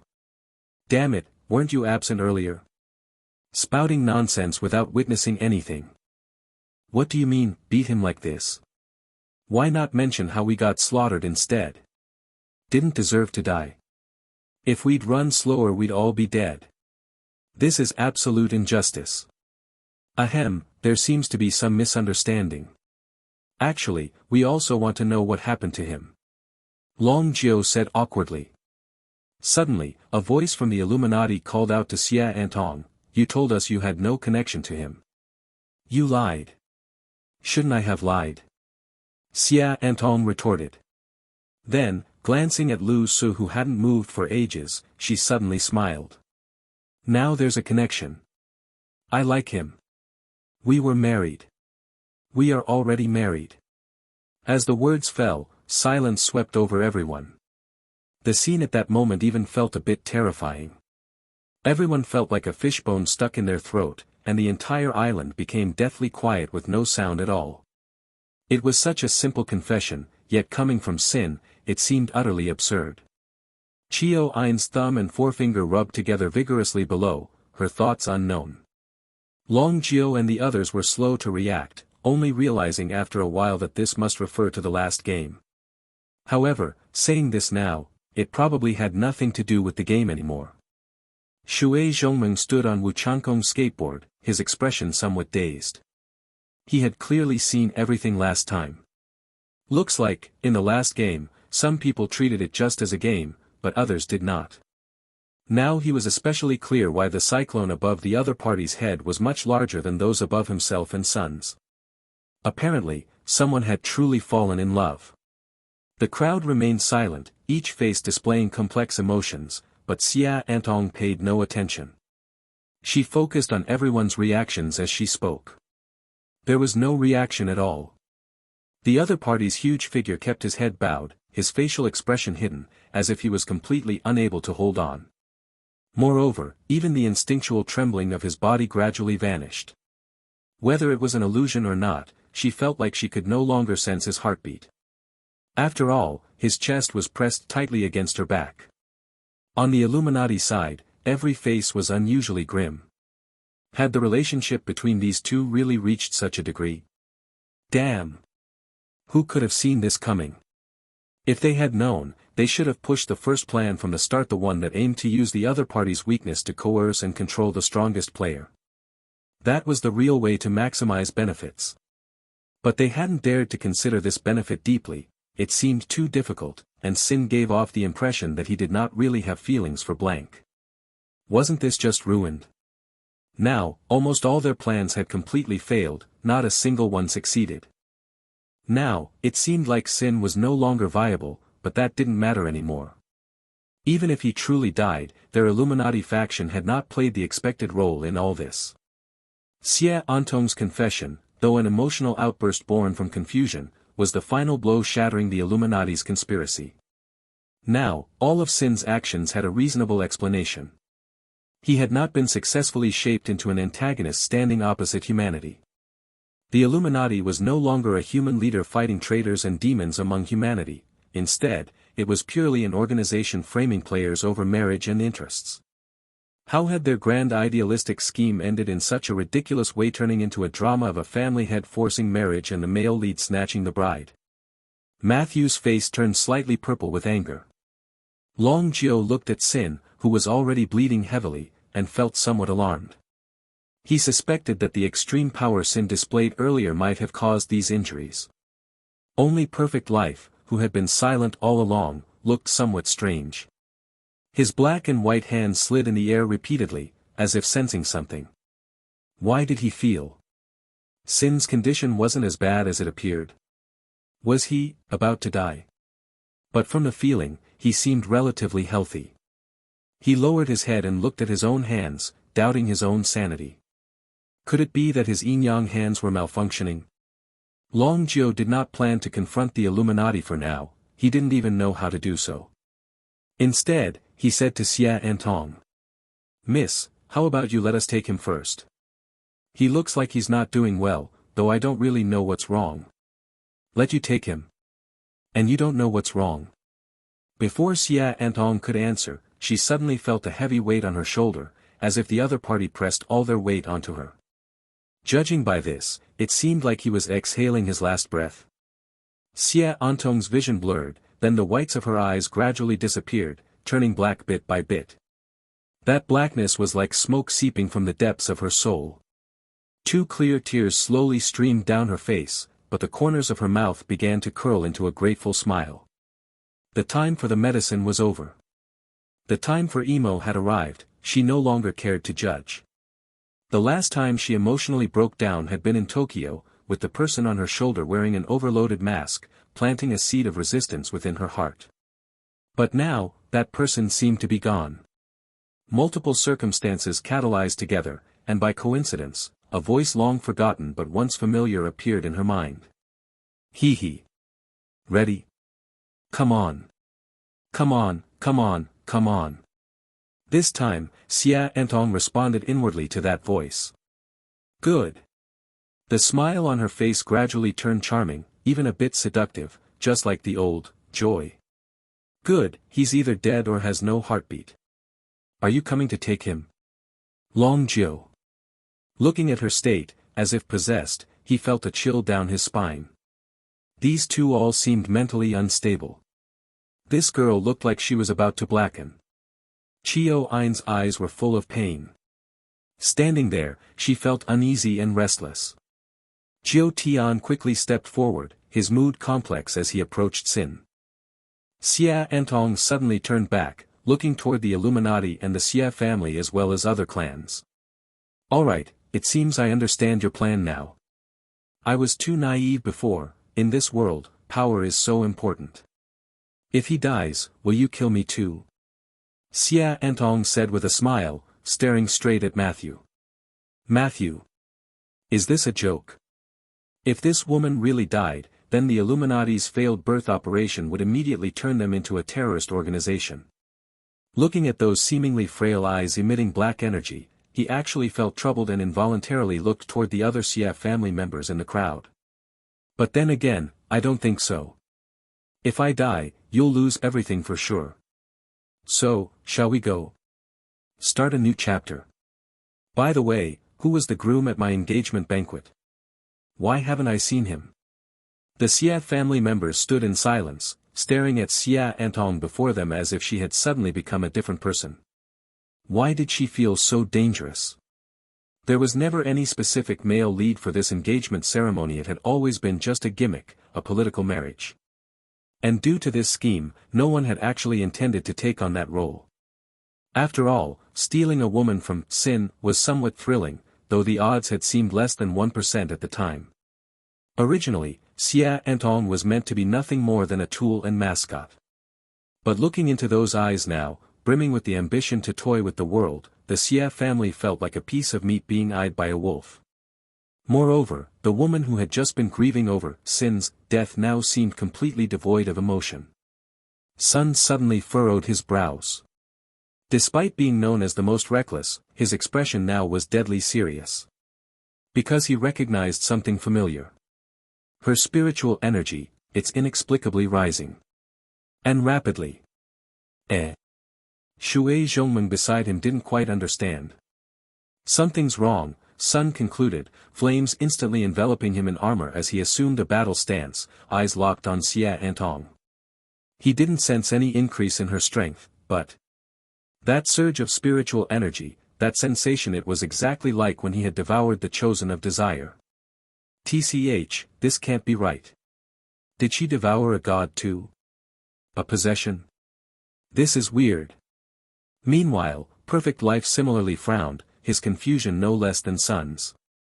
During the standoff, he had been toying with his black and white hands, constantly sensing the shifts in the world's energy. He didn't think his perception was faulty, his readings on everyone else were accurate. Blank state was off, he could tell, but that wasn't his focus. Why was Sin's aura growing stronger? Could you all stop acting like this slaughter god is dead? Are you kidding me? He didn't get it. At that moment, only one person moved across the vast battlefield, Jiu Tian. Clad in red robes, he felt somewhat awkward being the only one in motion. But seeing as Sin seemed on the verge of death, he quickened his pace to approach. Just as he neared, feeling the overwhelming pressure radiating from the woman, a wildly arrogant laughter suddenly erupted across the heavens and earth. Ha ha ha ha ha ha. Hilarious. This is too good. Ha. What a show. Why is everyone so serious? The voice belonged to none other Lu Su. His blue mask snapped upward, revealing a deranged grin as he clutched his stomach laughing. As he rose, the weight pressing down on Xia Antong instantly vanished, making her stagger. The illusion cloak on her suddenly regained vitality, its tattered fabric rapidly stitching itself back together like a self-mending tailor. Then, the material seamlessly shifted, shedding all blood and grime until it looked brand new. Before transforming into formal wear draping Lu Su's figure. All traces of his near-death state disappeared without a trace, not even a scratch remained. Everyone, except for Perfect Life, every jaw dropped in shock. Is this a resurrection? You're completely unharmed. The shock hit like a blunt strike to the head, leaving everyone dazed. Look at you, look at you. Shocked again, aren't you? Can't you all stop acting like one-dimensional side characters who only know how to gawk? Though I get it, I am pretty amazing. Honestly, this is getting boring. The overloaded greed was now full of vigor, his opening words dripping with sarcasm. As his voice rang out, the dark energy in Xia Antong's eyes instantly dissipated. Her smile froze as the euphoria faded, turning back in disbelief. Am I dreaming? You're probably thinking, am I dreaming? TCH, how pathetic. Actually believing I died, what a hilarious notion. You're okay. Xia Antong stammered. More or less. Was I unconscious earlier? What were you saying before? Greed teased. All traces of her earlier darkness vanished, completely suppressed by greed's overloaded presence. Xia Antong suddenly felt the world spin. Her face flushed red before settling into exasperation. This, utterly insufferable mask. But, thank goodness. It was all a prank, right? He's still invincible. He didn't die. The urge to cry welled up in her chest. Oh. Are you about to cry?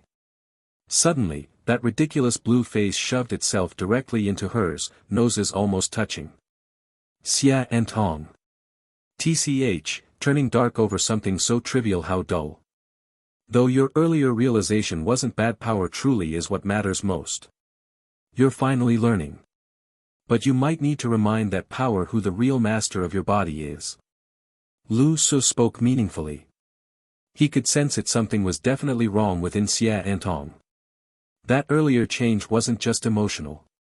Xia Antong nodded gravely when whoosh, the blue-masked figure suddenly appeared behind her.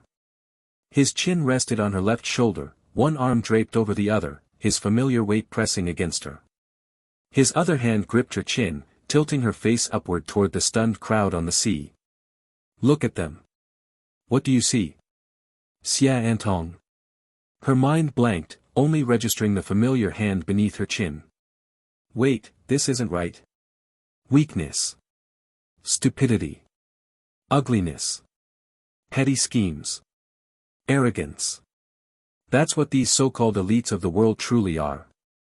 And you're one of them too. Greed's voice whispered into her ear like brainwashing, forcibly dragging her thoughts back. Lu Su mercilessly mocked the entire group, making even Long Jiao twitch at being lumped in. See their faces? Know what they're thinking. It's written all over them. Without waiting for her answer, Lu Su continued. Their calculating sin is alive, the two seem close, maybe we can use this. They've decided you're my weakness. A tool for blackmail, manipulation, endless nuisances. That's how the weak think. Their minds can't comprehend anything beyond that, though sometimes, it works. Suddenly, he yanked her head toward Long Jiao's group. Oh, and these people? Same thing. Long Jiao. Me too. They might seem like allies, but their starting point is identical.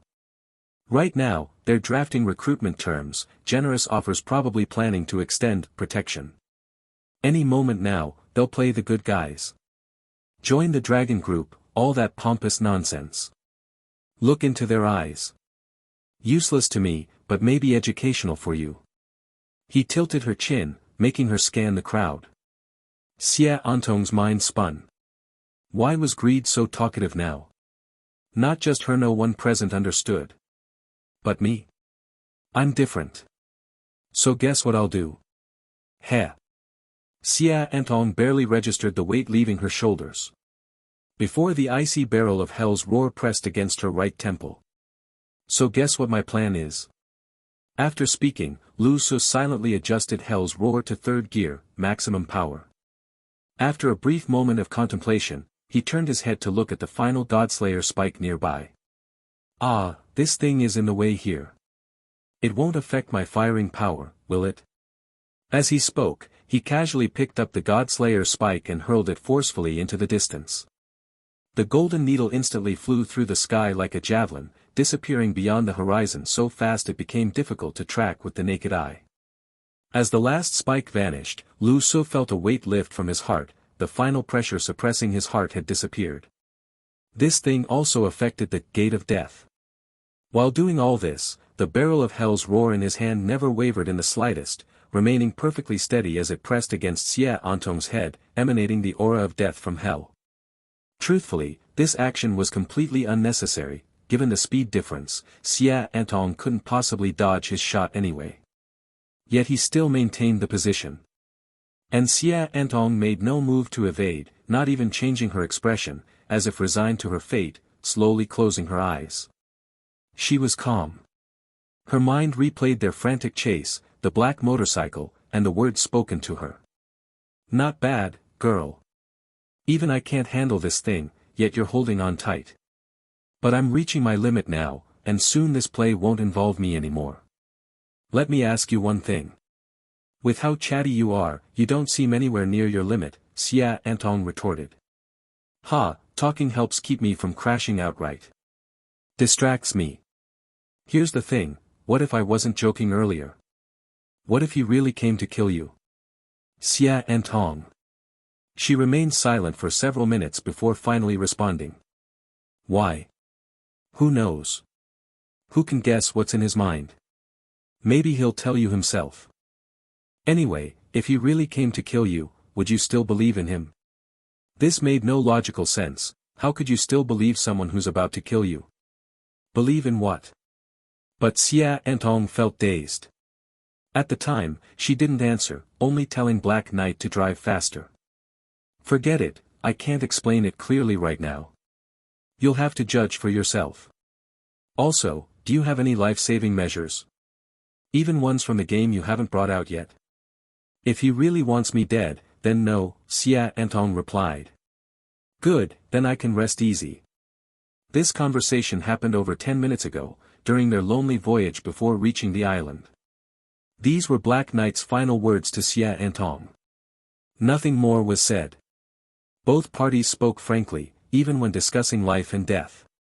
Now, feeling the cold metal against her temple, she recalled these things. The upcoming play no longer involved Black Knight. That meant it concerned her, right? If she was still willing to believe, she should play along and see this performance through. Right? Xia Antong slowly opened her eyes, no distracting thoughts, no complex emotions, as pure as the bottom of a clear lake. At that moment, a metal sphere slowly rose from the sandpit and came to rest on Lu Su's shoulder. Xia Antong spoke. So this is the reason you wanted to explain, isn't it? To personally eliminate your own weakness.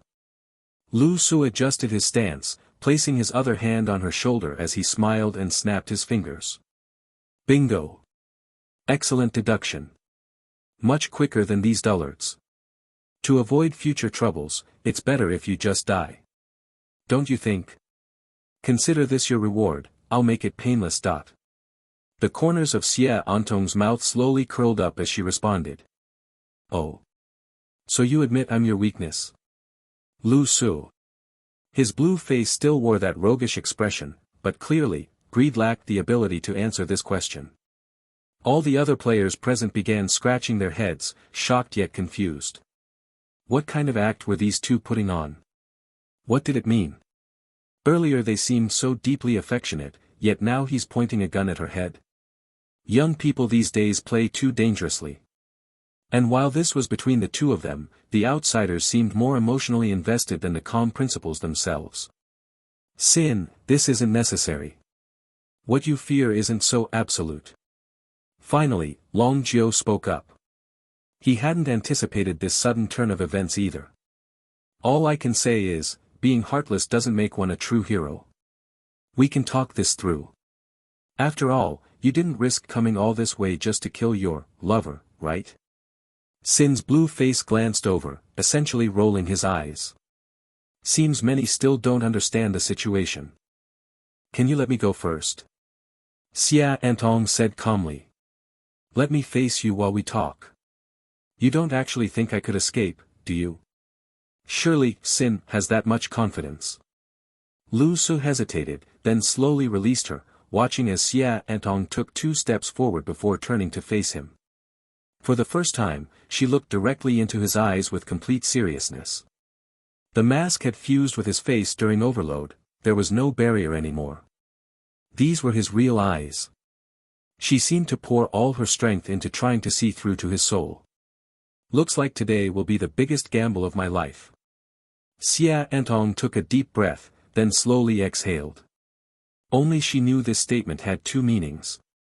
To outsiders, the gamble was her fleeing the wedding, desperately racing across the sea with the golden spike. But to her, she was gambling on her judgment of the person before her. That day under the glow of the love god's election, when she took that step forward, she decided never to retreat. Facing this completely guileless version of Xia Antong, Lu Su found himself momentarily at a loss for expressions. Greed's face ultimately twisted into a ferocious smile. Looks like you bet wrong. As he spoke, he slowly sidestepped, aligning their hearts in a straight line.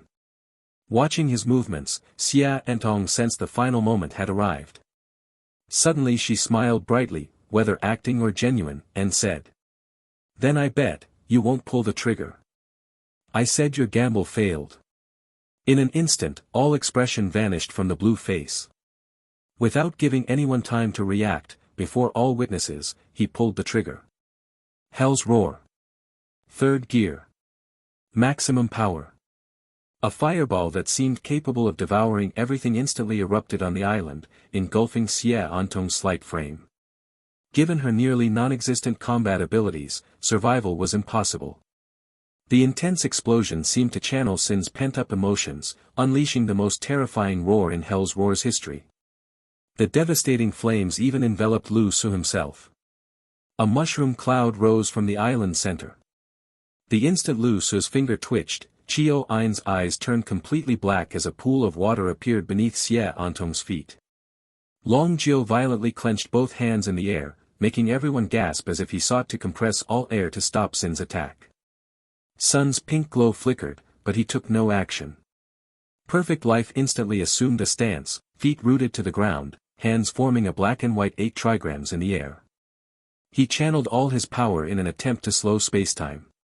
Even the usually inactive creator frowned in confusion and subtly intervened. Without any coordination, these individuals, who likely had no particular ties to Blank, instinctively united to rescue her. Because this felt wrong. How could Sin possibly turn so ruthless at this moment? It resembled those wuxia stories where a cultivator on the verge of demonic possession severs all mortal attachments to walk the dark path alone. But none were fast enough. Lu Su's movements were too quick, too decisive. He left no room for doubt, this was no performance. He truly meant to kill. Time and space seemed to freeze. When the terrifying mushroom cloud dissipated, only a massive crater remained on the island. And within that crater stood a single figure. The front half of Sin's body appeared charred, large patches blackened, dried blood caking the wounds. He deliberately not avoided the blast's backlash, as if punishing himself. No defense, no evasion, he'd let the flames and impact ravage him. Before him stood nothingness. The girl who'd been there moments ago had vanished without a trace, as if vaporized. Perfect Life's mouth fell open. For the first time, his flawlessly handsome face showed utter shock. His hands grasped at empty air as if searching for something. But he found nothing. That presence was truly gone. Really gone. Everyone struggled to process the surreal scene before them. Their earlier conversation had been so calm, so matter-of-fact, devoid of visible emotion. They couldn't comprehend how someone who'd publicly displayed affection could truly kill the person he'd risked everything to save, all over some no weaknesses philosophy. Yet he'd done it. Long Jiu stood statue still, fists clenched, facial muscles alternately tensing and relaxing, expression numb. He didn't know how to process this, how to define the person before him. As everyone remained stunned, a chilling realization crept into each heart. Is he even human? The world's most ruthless pursuer of power stood before them, the #1 player. No attachments, no burdens, personally severing all weaknesses, even one who'd willingly die for him. The Illuminati members' faces resembled salted fish left drying for too long. Ha, ha. Ha ha ha ha. Sin's mad laughter suddenly echoed across the field. Everyone watched as he staggered forward before collapsing to sit on the ground. He sat precisely where Xia Antong had stood. Sin slowly lowered his head, scooping up a handful of sand, watching it trickle through his fingers. No one could see his expression, only hear his suppressed, almost sobbing laughter. Damn it, the act must continue. At the gambling table, greed always wins biggest. This gunshot represented Lu Su's ultimate purpose in coming here today. From now on, he'd be completely unshackled. No one would dare try restraining him with emotions or attachments. Being feared wasn't bad. Henceforth, only one path lay before him, the road to ultimate strength. As for Xia Antong, consider this his parting gift. If the gate of death functioned properly, she could still return. Upon her return, all who hated him, all his enemies, could in some sense become her assets. Of course, the act would have to continue, they could only be bitter enemies now. Whether it might become real, well, he didn't particularly care. Except right now, as he sat playing with sand, his unease wasn't entirely feigned. Because moments earlier, under perfect life spacetime distortion, though the explosion couldn't be delayed, he and Semi-Invincible had time for final words. He said, "From now on, you'll probably hate me. Don't waste the opportunity, power comes first." She replied, "It's all right, Lu Su." Those two words nearly made him stumble. She'd recognized him after all. Hatred lasts longer than love. Hate lasts longer than love. These words echoed endlessly in Lu Su's mind, stubbornly lingering. He couldn't quite grasp their meaning. Moreover, she had recognized him. When had she started recognizing him? Her earlier conversation with Black Knight should have been fine, right? He'd orchestrated the explosion to this extent for two reasons. First, as previously stated, to let Semi-Invincible depart painlessly. Second, to conceal the gate of death he'd launched. That dark golden needle had shot from his own heart into hers, like a transfer of life itself. The gate of death preserved a wisp of soul from entering death's embrace, allowing resurrection when opportunity arose. Theoretically, if her words held truth, she could revive through the game interface when the next round began. If this counted as deceiving the entire world, then it also marked his first time finding a collaborator. Earlier, when Black Knight flew to his ear, it was to relay a discovered message. She said, "As long as you don't truly wish her dead, she won't die." So, since the script had progressed this far, he might as well pull the trigger. Now, Black Knight flew back to his ear again, whispering, "Actually, I was joking earlier. She never said that. She actually said the gate of death is useless, it can't preserve life at all." Lu Su. What? He snatched the metal sphere from midair and pressed it into the sand. No. No, bro, I was just messing around. #yen% #at. Black Knight's snark successfully startled Lu Su, though to outsiders, he merely appeared to be sitting in a scorching sandpit, seemingly digging for something. Sand and stones churned violently in his hands, pulverizing under his restless motions. How heartbreaking, to kill you with my own hands. I truly had no other choice. Crowd. The hell you blaming others? Who forced you? But this melancholic mood lasted mere seconds before the blue-faced figure's rambling gradually transformed back into laughter. Ha ha ha ha. Just messing with you all. Look at your expressions. Dusting off sand, he stood up, even shrugging casually. The smile on his blue face showed no trace of strain. Just some insignificant woman dying. I'm not sad at all. What strange presumptuousness. I genuinely don't understand why some frail woman in a game would think she mattered to me. Even imagined I'd die for her. What a humorous performance. Now that she's dead, convenient really. Any of you have something to say? As he raised his head, the burns covering him moments ago had already mostly healed. He tilted his chin toward the Illuminati and Matthew's group, as if awaiting their response. Matthew. What could they possibly say? If possible, they wished time could reverse. They never should have come here to provoke this monster.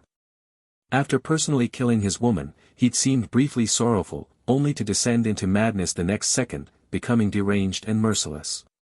Which version reflected his true nature? No one could say.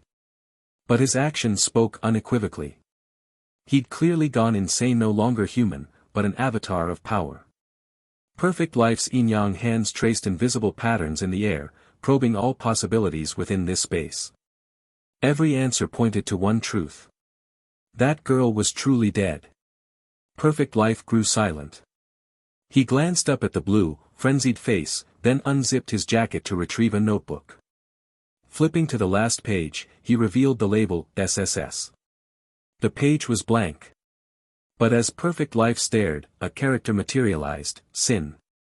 And behind that name, a masked silhouette appeared. This notebook was one of his weapons, simple, serving no purpose beyond recording the world's elite. He was a collector by nature.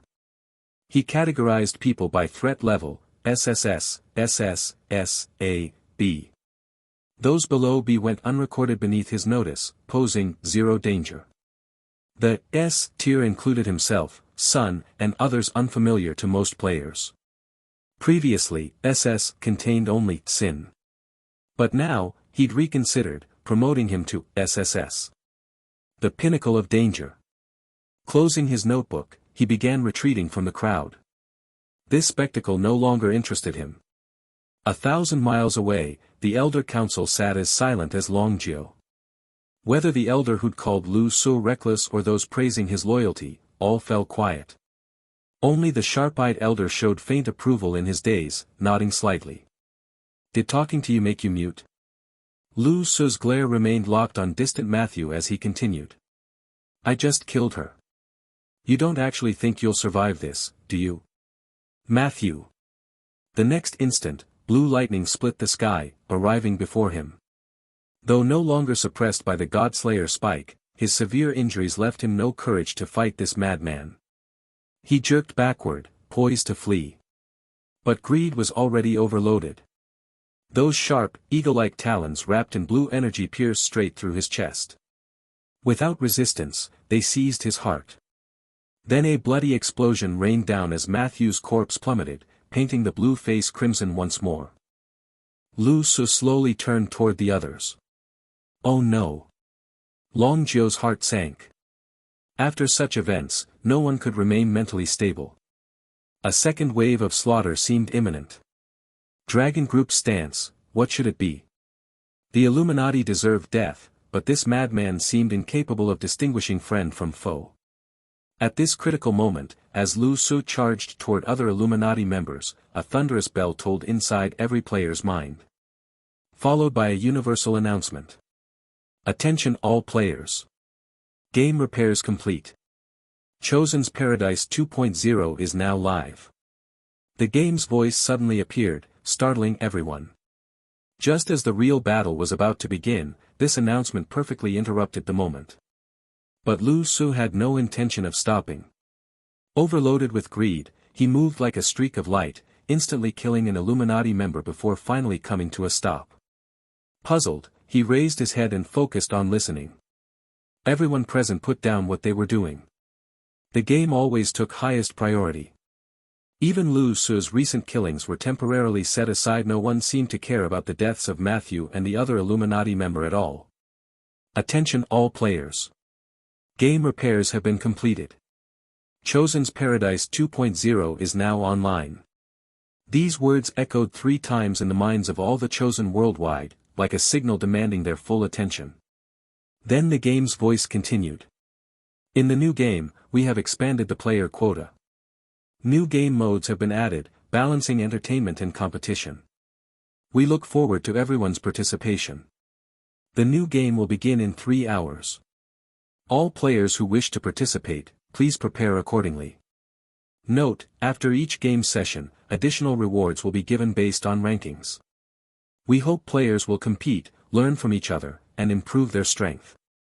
Next game begins in 2 hours 59 minutes and 59 seconds. Only 3 hours left. So soon. On the isolated island, everyone was stunned by this sudden announcement. The Dragon Group members in red uniforms exchanged glances before all turning to Longjio. As a formal organization, they always made thorough preparations before each game, coordinating with relevant personnel, planning potential collaborations inside the game, and assigning support staff to monitor specific operatives' live streams. Getting this announcement during an active mission was unexpected. Moreover, the current situation was delicate. Veteran players wouldn't enter the game. Could they just leave these Illuminati members here? And Sin's instability made his intentions unpredictable. How interesting. The real fun is finally beginning, Lu Su chuckled as the game's voice faded from his mind. The sudden announcement surprised him too, but he didn't particularly care. This was a perfect opportunity to unlock his last mask sloth. Besides, he hadn't figured out how to handle the current situation after sending Xia Antong away. Just then, a surge of black energy erupted skyward. A massive black maw materialized like a giant Pac-Man, swallowing Lu Su whole in one bite.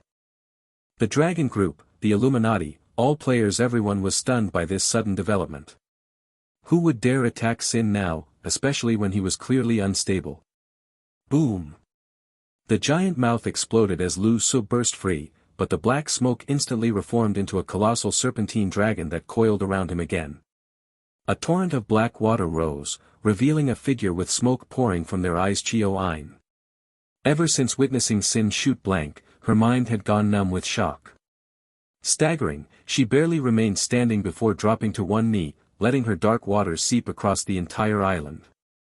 While Perfect Life had his methods, she had hers. The searching black currents kept delivering the same agonizing truth. Blank was dead. Sun might not recognize Blank as Xia Antong, but she did.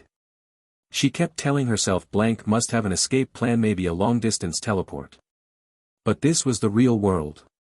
Did Blank even have a dimensional backpack? She wasn't even wearing her helmet. While others had regained composure, she remained distraught. When reality finally crushed her denial, she snapped, launching her first all-out offensive, channeling every ounce of power into pure aggression. Even Sun glanced over, impressed. This Japanese girl, going all out with her spiritual energy. She's serious. Did she have history with that girl? Sun hadn't acted yet. While he didn't approve of Sin's actions, he still respected the man. Good. Only someone like this deserves to be my opponent. Oh. Greed easily shook off the serpentine bindings, giving Chio Ein a surprised look. He hadn't expected her to attack. As some realization dawned, his grin widened. You actually. Chio Ein's smoke-filled eyes trembled, her voice shaking. You actually killed her. After everything she did for you. What did she do? Greed smirked. Just some random woman. Killing her was easier than killing anyone else. Chio Ein felt her heart twist, struggling to breathe. Monster. Are you even human? She didn't know how to curse, only managing these few words. At that moment, the game's voice spoke again, this time only to players near the island. Hundreds of top-ranked players heard the teasing announcement. Reminder, save your strength for settling scores in-game. Detecting concentrated hostility and energy fluctuations. Special mode activated. Participants will be prioritized for the same game session. Hearing this, Lu Su burst into laughter. Ha ha ha. So smart. He spread his arms. See? It's always watching us. Our real game is about to begin. In a void, invisible eyes slowly opened, gazing curiously at the emptiness. The game's notification had awakened her. Player notice, 2 hours until game start. Sequence A-001 detected. You are recalled. Spend 50,000 points to heal and join this session. Yes. Xia Antong couldn't vocalize her response, only answering silently within her heart to that inner voice. This choice didn't require much deliberation anyway. If she and Aoshi refused, wouldn't they just die? There was nothing more to discuss. Confirmed. All points deducted. Currently reconstructing physical form based on historical data. Energy reorganization underway. The game's notification proceeded methodically. In this void-like space, a dark golden needle floated silently, surrounded by radiant light. A human silhouette gradually took shape within the brilliance. Xia Antong could feel the emptiness fading from her body as solidity returned. Simultaneously, a comforting warmth enveloped her entire being, so pleasant she even felt her physical condition had improved. Her body was gradually restoring to its perfect post-game clearance state, something Lu Su would immediately recognize if present. The reconstruction lasted several dozen minutes. When fully completed, she experimentally moved about the void. The sensation was familiar. Everything that just happened seemed illusory: the death, the sudden gunshot, as if none had ever occurred.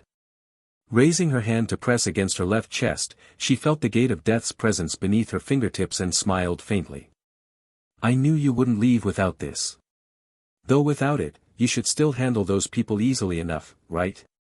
Glancing around the void, she checked the game countdown in her mind. Less than 2 hours remained. It seems our game is truly beginning now. Though we'll be meeting under different identities this time. Her soliloquy echoed through the endless void, her expression turning peculiar and amused. To become enemies now? She could roughly guess what that blue mask of greed was plotting.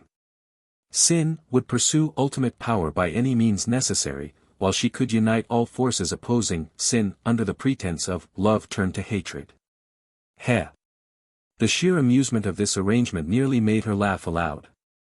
I just wonder if I'm suited to play sin's greatest enemy. Well then, from today onward, we'll manipulate these fools through light and shadow dash. Her monologue grew increasingly agitated, her right hand clawing at the air as if manipulating invisible strings. Suddenly, her face stiffened. Rubbing her cheeks lightly, she frowned. Had her mental state just been abnormal? It wasn't like she'd taken anything. Better regain control.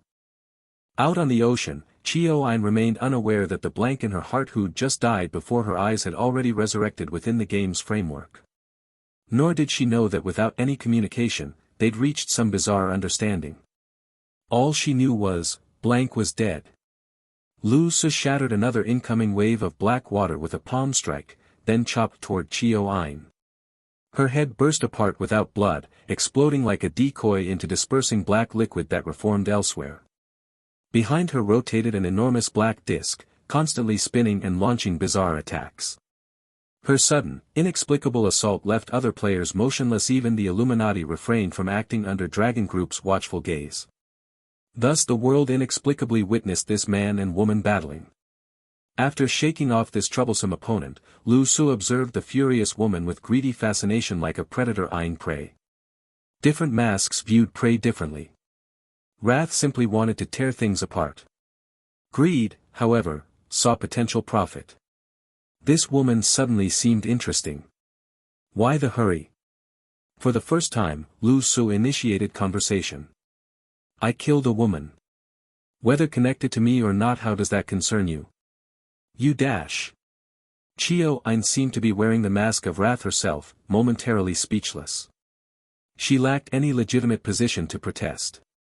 Not that words mattered anymore. Once greed spoke, her response became irrelevant. Moreover, greed continued smiling, you lack standing to fight me here. Have you forgotten who instigated today's events? This so-called East Sea debate. Wasn't it your proposal initially? You're the least innocent party.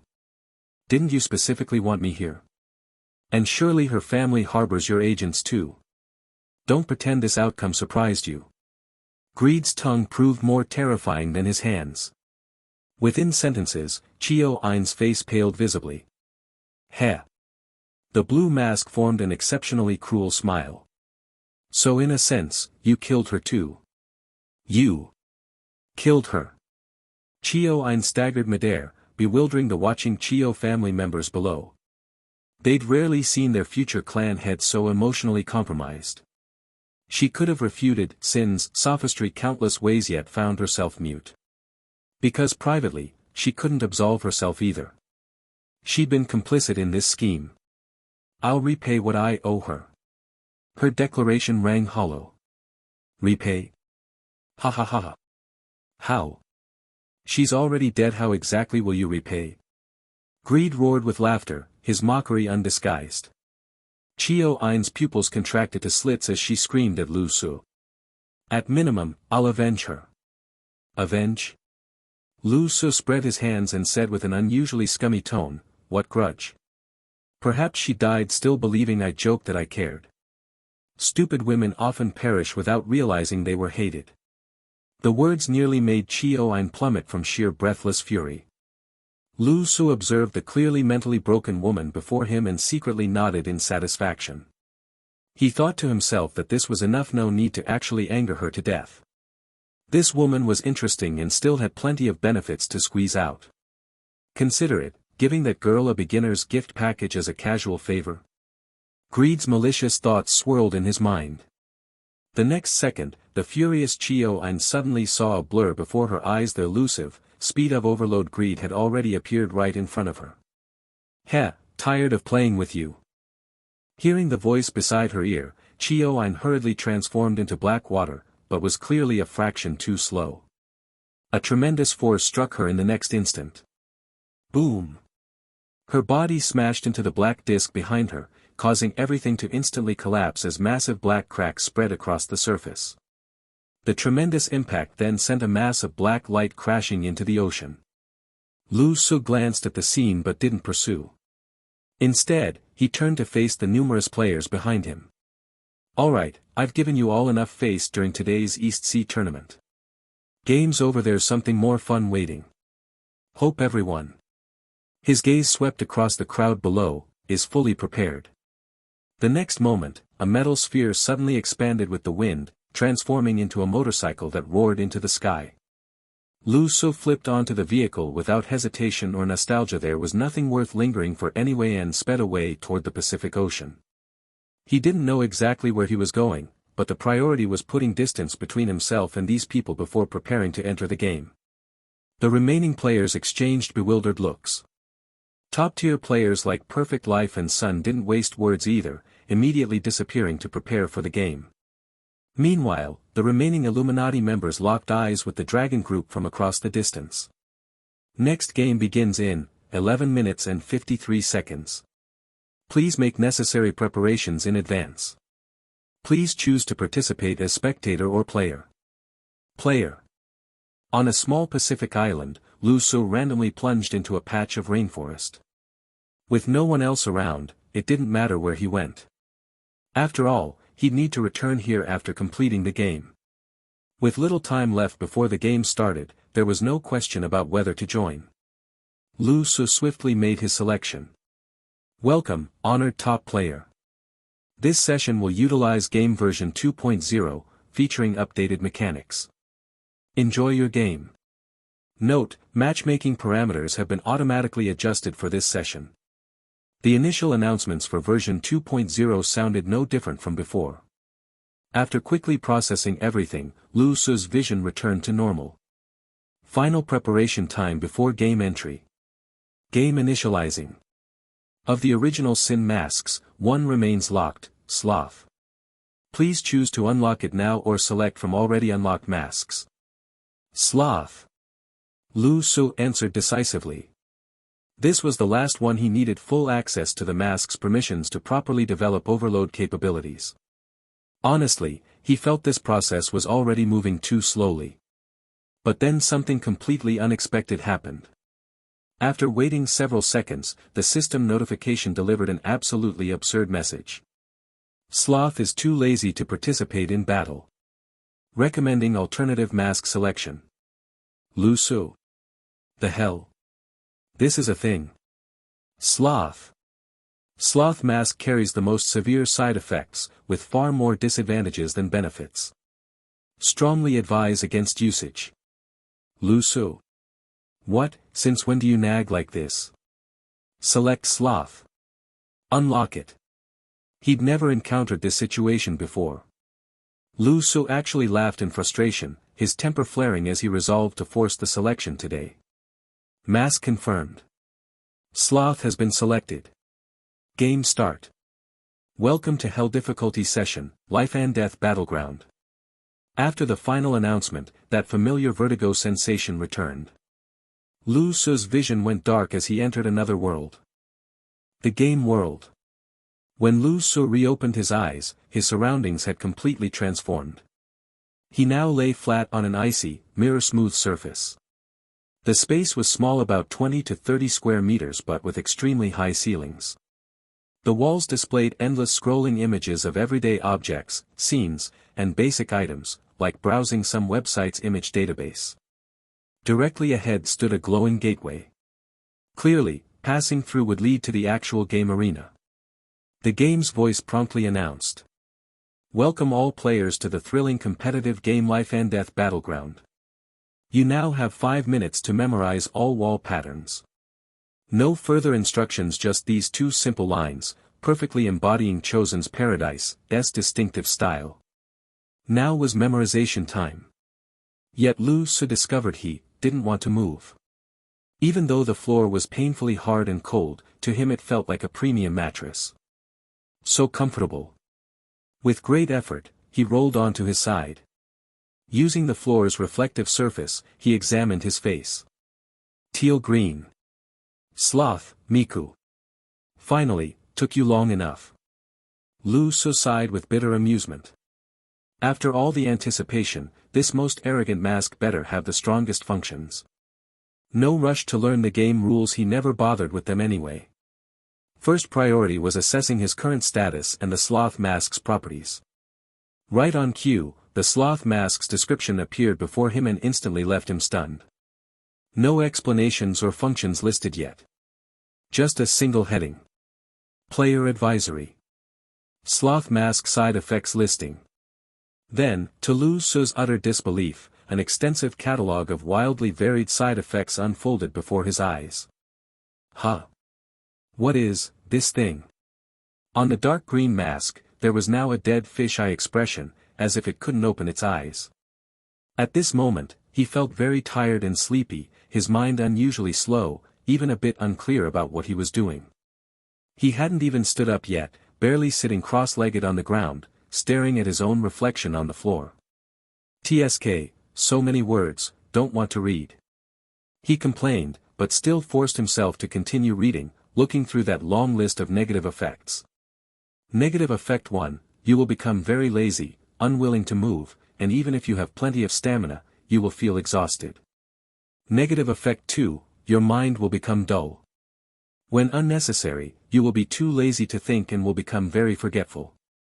Negative effect 3, you will constantly be in a state of fatigue, and even sleep will hardly bring recovery.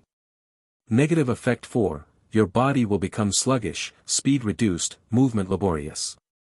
Negative effect 5, your passion will fade, procrastination worsens, your temper will become very calm, but your sense of crisis will weaken. Negative effect 6, your nerves will become numb, all 5 senses, pain perception, intuition will decrease. Negative effect 7, all your attributes will weaken under normal conditions. If you want to go all out, it will consume a great deal of energy. Negative effect 8, after going all out, you will consume massive energy and require a longer rest afterwards, all above negative effects will intensify. Negative effect 9, to maintain vital signs normally, except under special circumstances, for every 10 minutes of waking time, you must forcibly enter 5 minutes of deep sleep. If you forcibly avoid sleeping, refer to negative effect 8. Lu Su. Silence. Silence is tonight's Kongqiao. At this point, he didn't know what to say. 9 clauses. No benefits or features mentioned, just 9 negative effects right from the start. Damn. Lu Su couldn't help but curse, but at this moment he realized his voice was also slow, like a sloth. It was over. Listen to advice and eat full meals. Apparently, the game's prior warning to him was really for his own good. He shouldn't have chosen this mask. He had so many other masks and still didn't know their overload effects, so why bother with laziness? But after thinking for a moment, he felt it wasn't that big a deal. Since things had come to this, he might as well just roll with it, plus he could get some sleep. Summoning his strength, he avoided being knocked out by laziness and continued reading the features and function descriptions. Laziness mask, normal mode. Description, literally what it says, nothing special to describe.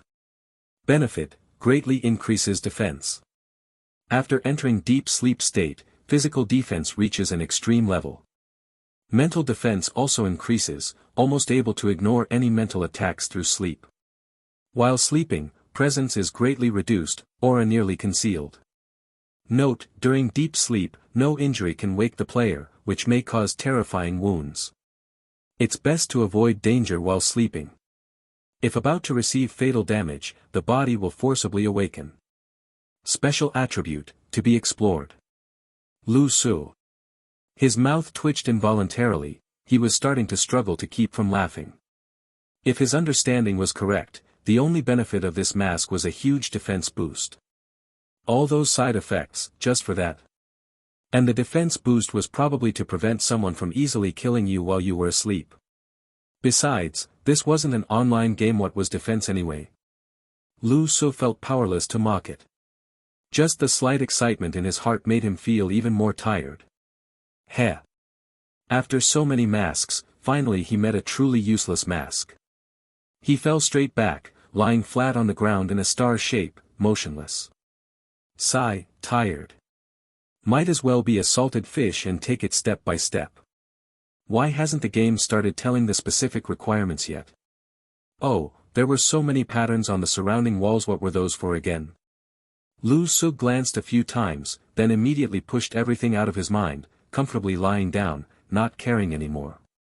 Well, despite being useless, this mask was actually quite relaxing. Trying hard might not help, but not trying, that's truly comfortable. Meanwhile, as this strongest player had quickly given up, the other players all focused intently, memorizing the pictures on the walls. There were 10 people in total in this game, each unaware of who the others were. But the spectators definitely knew. To them, the stakes of this game were incredibly high. Because of the previous game announcement, people from the East Sea tournament were distributed into this same game as much as possible. These 10 players were all top tier. No need to mention Sin. Perfect Life, Chio Ein, Creator each were present. This was an elite, high-level match. When the game's 2.0 version launched, it gave everyone a big surprise. Besides that, there was something even more terrifying. Blank. They saw blank in this game. Although most ordinary viewers didn't know blank was actually Xia Antong, those following this game were not just ordinary people. Many recognized her. Resurrected? System, no, so many top players here. Nice, first and second finally in the same game. System, that's not the point, XD, didn't you see blank alive? System, latest news: the person under blank's helmet is the rumored girlfriend of Sin, killed by him personally. System, not sure what happened, but blank's expression right now looks pretty bad. Xia Antong of course knew that dying then immediately reviving was suspicious, so she was acting, eyes filled with fury and sadness, jaw muscles tight. With the all-seeing eye, she had memorized the pictures long ago. Now she was mostly thinking about what she needed to do in this game. Memory time over. Hope all players are ready. Suddenly, the game's voice sounded, and all the patterns on the walls vanished instantly. Lu Su, still lying down, was a little puzzled. Memory? Memory of what again? Of course, the game wouldn't respond to his questions right now. After all, the game was just a program at this moment. If the game's voice really had its own personality, it would probably be a little speechless right now. This guy who doesn't listen to the game rules at all, and is so seriously forgetful. However, Lu Su himself didn't think it was a big deal. His mindset was very good now, and he didn't feel it was anything serious. As for the other top players, even if their memories weren't as insanely sharp as Xia Antong's, they were pretty much the same. At this moment, 9 people stood quietly in their own rooms, while one person lay in his room, waiting for the game to announce further information. Alright, Life and Death Azura Arena, the game officially begins. The rules will now be announced. The same words appeared on every player's game interface and on the walls of their rooms. The voice began to sound somewhat teasing, no longer purely mechanical. I believe everyone might be a little nervous. The name Life and Death Azura Arena does sound ominous. Are you scared? Hearing this, none of the 10 players inside the game showed any change in expression. Scared? For those here, they really didn't feel that way. Alright then, maybe you're not very scared. Actually, this is a purely entertainment-based game, designed especially for players. There will be minimal interference within the game. Excited? It's truly a fun mode. Okay, now the official game rules, simply put hide and seek. In each round, we will take turns selecting a catcher, and the rest are hiders. Listening to the game's description, most people were stunned for a moment, thinking to themselves, what does hide and seek have to do with Life and Death Azura Arena? Do you feel this has nothing to do with the game's name?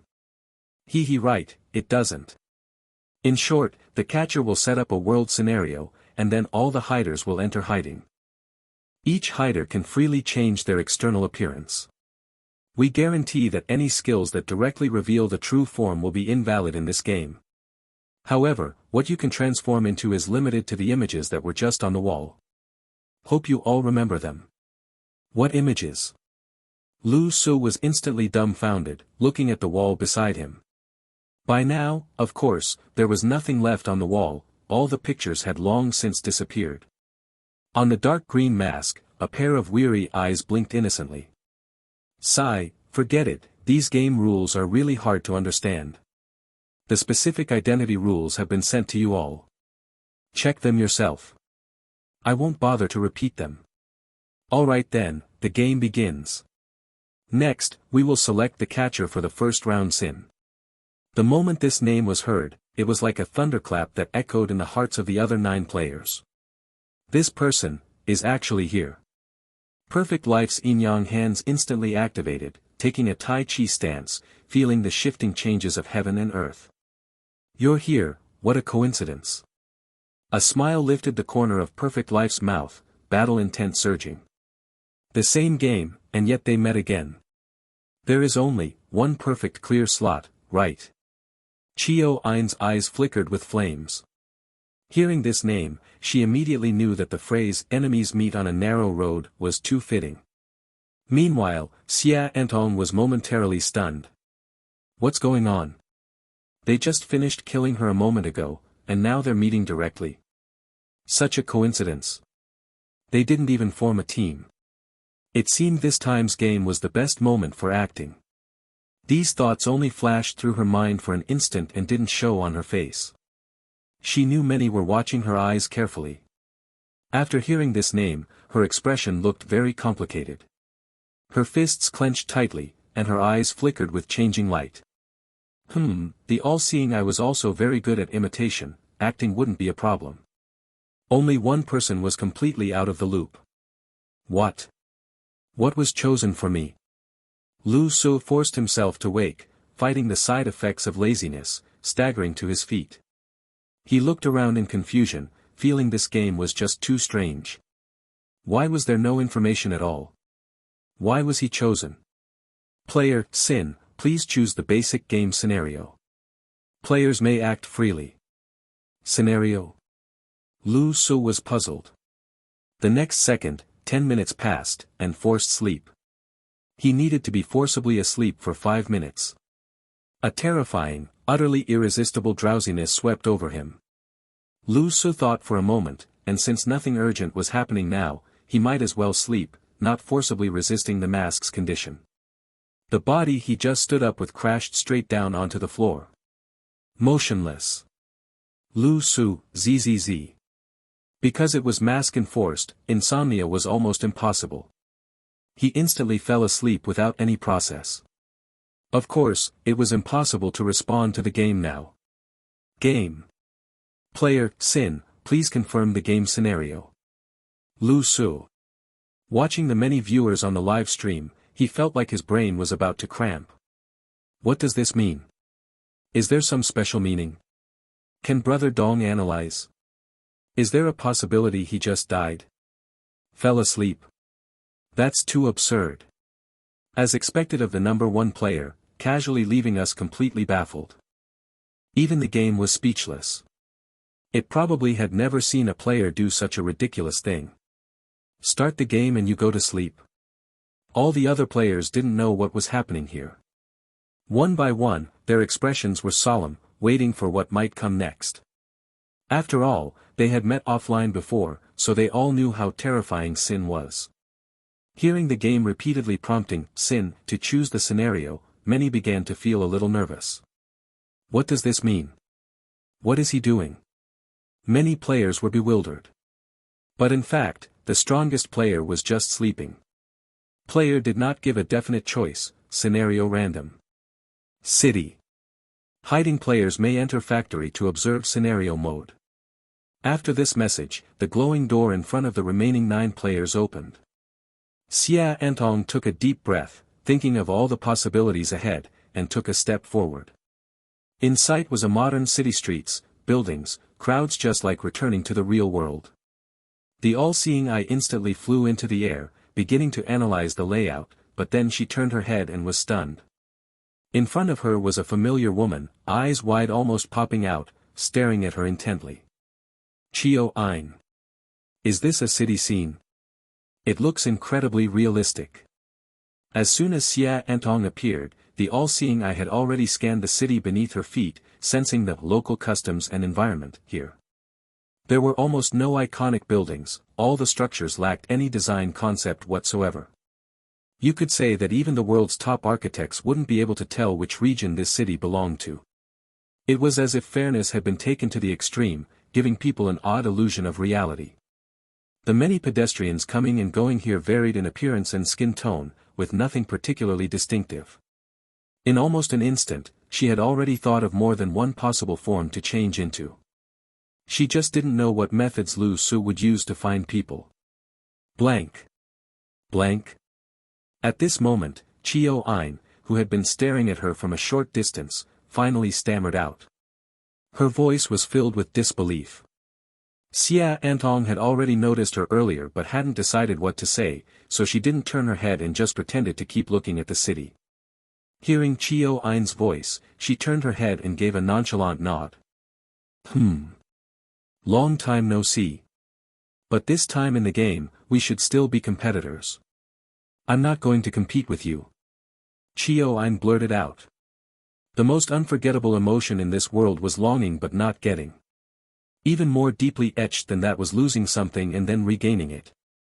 Although she had never had any real connection with blank, no gain existed, but seeing this person alive made the heaviest stone in her heart instantly fall to the ground. Xia Antong. For some reason, she felt something was off about the person in front of her. Hadn't she already rejected this person's recruitment attempt last time? You're actually still alive. Chio Ein sighed, looking at the woman in front of her as if she was some prehistoric creature. Xia Antong slowly raised her head and looked at the sky.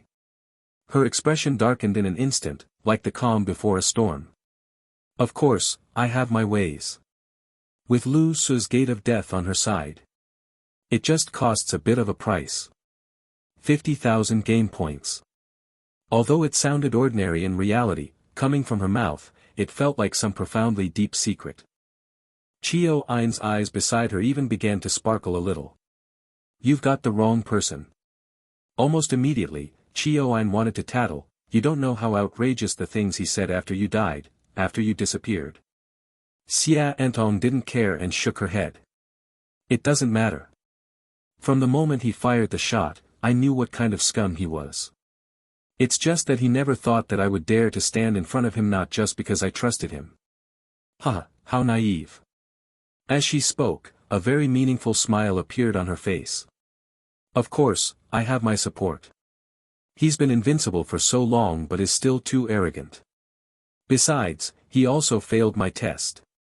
In just a few minutes apart, Xia Antong seemed to have instantly turned from a somewhat naive sweet girl to the mastermind behind the world scenes. She looked like a completely different person. With the all-seeing eyes acting imitation and a subtle influence of the voice she had accepted in her heart, she had completely become a leading actress at this moment. That gloom and hidden nobility made Chio Ein's eyes sparkle with stars. This was right. This was how blank was supposed to be. This was the guy who barely used any combat skills yet had been entangling with her for so long. The person she valued truly had outstanding strength. She shouldn't have just followed that lunatic. You, what do you want? After her performance, Xia Antong glanced at Chio Ein sideways. Half of what she said before was for Chio Ein, the other half mainly for all the viewers. After all, performances needed to connect smoothly. Chio Ein's eyes were complicated. I came to apologize to you. She lowered her hands solemnly and bowed to Xia Antong. Xia Antong. No matter how much all-seeing eye she had, she couldn't figure out what this meant. You. In fact, I bear some responsibility for what happened earlier today. I had some knowledge of the Illuminati's schemes from the start. The East Sea tournament was also originally my idea. Also, I know some things about the person who invaded the game page and sent the messages, though I didn't directly participate. I originally only wanted to deal with Sin, but unexpectedly, almost caused your death. Xia Antong. Oh. She narrowed her eyes slightly. Actually, she had long sensed something was off. Deep in her eyes appeared some darkness. So you plan to deal with him from the beginning? Yes. Chio-Ein nodded. That guy just looked suspicious. Without stammering, Chio-Ein began to rant viciously, but her words sounded off. It felt like there was no deep grudge, just pure jealousy. All right. Xia Antong nodded. So, shall we team up? What? Chio-Ein was stunned, then her pupils trembled as she stared fixedly at Xia Antong. What kind of look is that? Xia Antong took a step back. I mean forming an organization to deal with that guy. Oh, I see, am I the first person you invited? Yes, just thought of it and immediately came to you. Then I'm in. Chio-Ein agreed instantly, her eyes firm as if she wanted to join a special organization. Xia Antong hadn't expected her power integration process to be so simple, recruiting such a great general so quickly. After all, among the world's top players, perfect life was still unknown, Sun had his own organization, and creator was impossible. This Chio-Ein was truly already top-tier combat power. She hadn't even started persuading, and Chio-Ein had already joined. Back when she wanted to invite Lu Su, he kept making excuses. What's our organization's name? Blank leader. Chio-Ein seemed excited about such matters. Xia Antong's gaze drifted into thought. She slowly looked up and said. Punishment. Divine punishment. Let's call it divine punishment, meaning punishment on behalf of heaven. Holy crap. Even Chio-Ein was startled, thinking to herself such hatred. Establishing an organization and directly naming it after the guy you want to deal with? Very well. Punishment from heaven, those familiar with Chinese culture sure have an advantage, casually spouting such profound phrases. Divine punishment, the name actually sounds quite pleasing. Fine, you decide. Chio-Ein nodded slightly, lowering her head as she stepped aside, as if immediately assuming the role of a subordinate the moment she decided to join. Xia Antong found it somewhat exasperating to watch. Alright, that's settled then. We'll officially register the in-game faction after we get out this time. We're running out of time, the game has already started. No more delays. This time, he's the one hunting, and that's no simple matter. Got any plans? Plans? Chio-Ein blinked her large eyes. You're better at this stuff, right? Just tell me what to do. If necessary, I'll hold him off while you run for it. Your sense of humor is something, Xia Antong retorted, recalling how this woman had seemed highly intelligent last time. The game rules state that during each hunting phase, transformations are limited to 3 times maximum. Getting caught deducts 1 point, catching someone earns 1 point. But the criteria for determining a catch seem odd. Xia Antong frowned. The acting was over now, she was fully immersed in deciphering the game mechanics. The game's criteria for determining a catch were bizarre. Method for hunters to score, force the hiders to commit actions revealing their identity. Specific circumstances will be judged by the game's powerful autonomous AI. This wording was ambiguous, yet after some thought, Xia Antong realized this was likely the exact angle Lu Su would exploit. What counted as actions revealing their identity?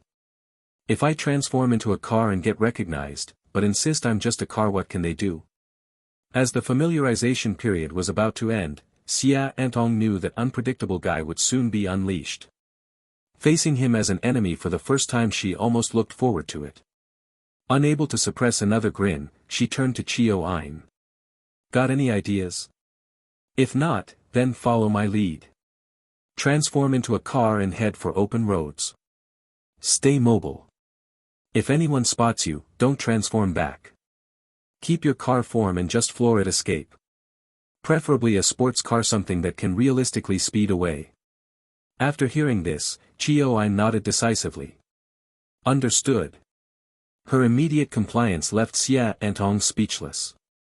When collaborating with that guy before, he never obeyed so readily. This level of submission made management easier. Though admittedly, her skills were far inferior to Sin's. What about you? Chio-Ein asked. I have my methods. Stay in touch. With that, they split up to prepare for the game's start, venturing into this unknown hell mode. Other players followed similar patterns after familiarizing themselves with the environment, each chose their transformation targets. All awaited that man's appearance. Hiding phase concluded. Hunters may now move. Hunting duration, 20 minutes. As the game's announcement echoed, a doorway appeared before Lu Su's room, or perhaps it had always been there, now just flashing. Who's the hunter? After a refreshing nap, Lu Su felt revitalized, never having been so comfortable before. Which made him want to keep sleeping. Forcing himself up through sheer rationality, he listened to the game's announcement but showed no intention to move. His amnesia was severe, but not enough to forget everything. After wrestling his rational mind into dominance, he vaguely recalled being the hunter. But even so, he was exhausted. Who to catch? Where to go? He addressed the empty air, seeking the game's guidance. The game ignored him. No one wanted to deal with problematic players like this. Mainly because the rules didn't require reminding him either. Dragging himself upright, he shuffled toward the door. He leaned halfway out while keeping part of himself inside, as if afraid he wouldn't be allowed back in. Before him sprawled an entire city. Its vastness made his lazy soul tremble. Find someone in all this? That'd be exhausting. He jerked back inside. Suddenly, a light bulb symbol flickered across his dark green mask. Let's think this through properly. The game just started. We know nothing. Charging out now would make me a lab rat. That's no good. Besides, everyone gets their chance. There's plenty of time theoretically, no need to rush. So logically, our best move is, wait and see. For the first time since donning the mask, Lu Su's thoughts flowed with computer-like clarity. Reaching an utterly predictable conclusion: best take another nap first, assess later. Thus, 20 entire minutes passed. Nothing happened. The 9 players grew increasingly puzzled. Had they hidden that well? Had that monster failed to find anyone? But, why was the city so silent? This wasn't the chaos expected when he appeared. Where were the explosions? The battle sounds? No score announcements either. Amidst their confusion, the slacker's time finally expired. Now switching to the second hunter, Perfect Life. The instant the hunter switched, Lu Su was unceremoniously ejected from the room. Perhaps even the game couldn't tolerate such slacking. While hunters could laze about, it couldn't let him idle during hiding phases. Thus, an extremely drowsy Lu Su wandered the streets unchanged, unaware he could transform, completely aimless. Meanwhile, on another street, Perfect Life had been unleashed. His yin-yang hand sensing spatial opportunities, he streaked through the urban landscape at high speed. Just now, it was Sin's time, but this city was too quiet. That's not Sin's style, and it definitely isn't his level. Perfect Life moved swiftly, like a whirlwind, weaving through the city streets, replaying the past 20 minutes in his mind, pondering countermeasures. There are only 2 possibilities: either he caught someone, or he didn't. The first means the game doesn't broadcast to all players when someone is caught, and Sin must have changed his usual gameplay habits. That's good news, because it means for sure he didn't catch me. And the second possibility. Perfect Life's brow furrowed deeply as he thought. He refused to believe that someone like Sin would be incapable of finding other players.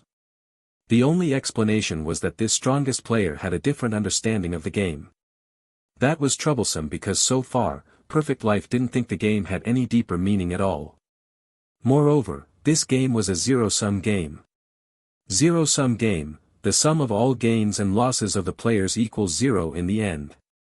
If the captor catches someone, he gains a point, and the caught player loses a point. In 10 rounds with 10 players, each player only has one chance to score actively, that is, the one time they act as captor. After that, no more opportunities. So logically, one should try to score as much as possible. If Sin didn't catch anyone at all, Perfect Life didn't see that as a good thing at all. So what was Sin's real thought process? Why was it so hard to see through? His game time had already started for several minutes, but at this moment, his mind was not focused on game content, he only thought about Sin. What exactly was that man thinking? The obvious optimal solution was to catch everyone, and never be caught in any round. But what if Sin didn't think that way? As the world's second-ranked player, Perfect Life had long wondered why wasn't he number one. It wasn't arrogance but a truly perplexing question. His profile didn't appear clearly on the game's top leaderboard, but some well-informed people knew about his existence. His identity was the most forbidden presence in this world, someone who couldn't be openly acknowledged. His existence violated human ethics but was once considered the direction of human evolution. He was a genetically engineered being. Through gene editing technology, he combined all the recognized superior genes within human understanding. Cancer resistance, disease resistance, elimination of all congenital illnesses, extremely attractive appearance, top-tier intelligence, strong physique. Everything good that people could think of was gathered in him. After many large-scale experiments and in vitro cultivation, with a mortality rate over 99.99%, only he survived. Afterward, related experiments were universally condemned, and gene editing technology was banned worldwide. If anyone in this world could be called a child of God's, it would be him. He lived up to expectations, healthy, precocious, never losing since he had memory. But Perfect Life didn't let this pride him, he remained self-reflective, absorbing the world's civilization achievements, constantly pushing his own limits. Until the game arrived. He became one of the first selected players. He cleared the game perfectly. He found every perfect solution to the game, even reaching the God level early on. But when the game rankings were released, he was second. He couldn't believe the result, it wasn't a blow, but he warned himself not to get discouraged and to learn from worthy rivals. So he carefully investigated Sin's data. The result was strange indeed. That guy named Sin was almost the exact opposite of Perfect Life. He was jealous, greedy, wrathful, arrogant, every mask he wore represented the most primal sins in human hearts.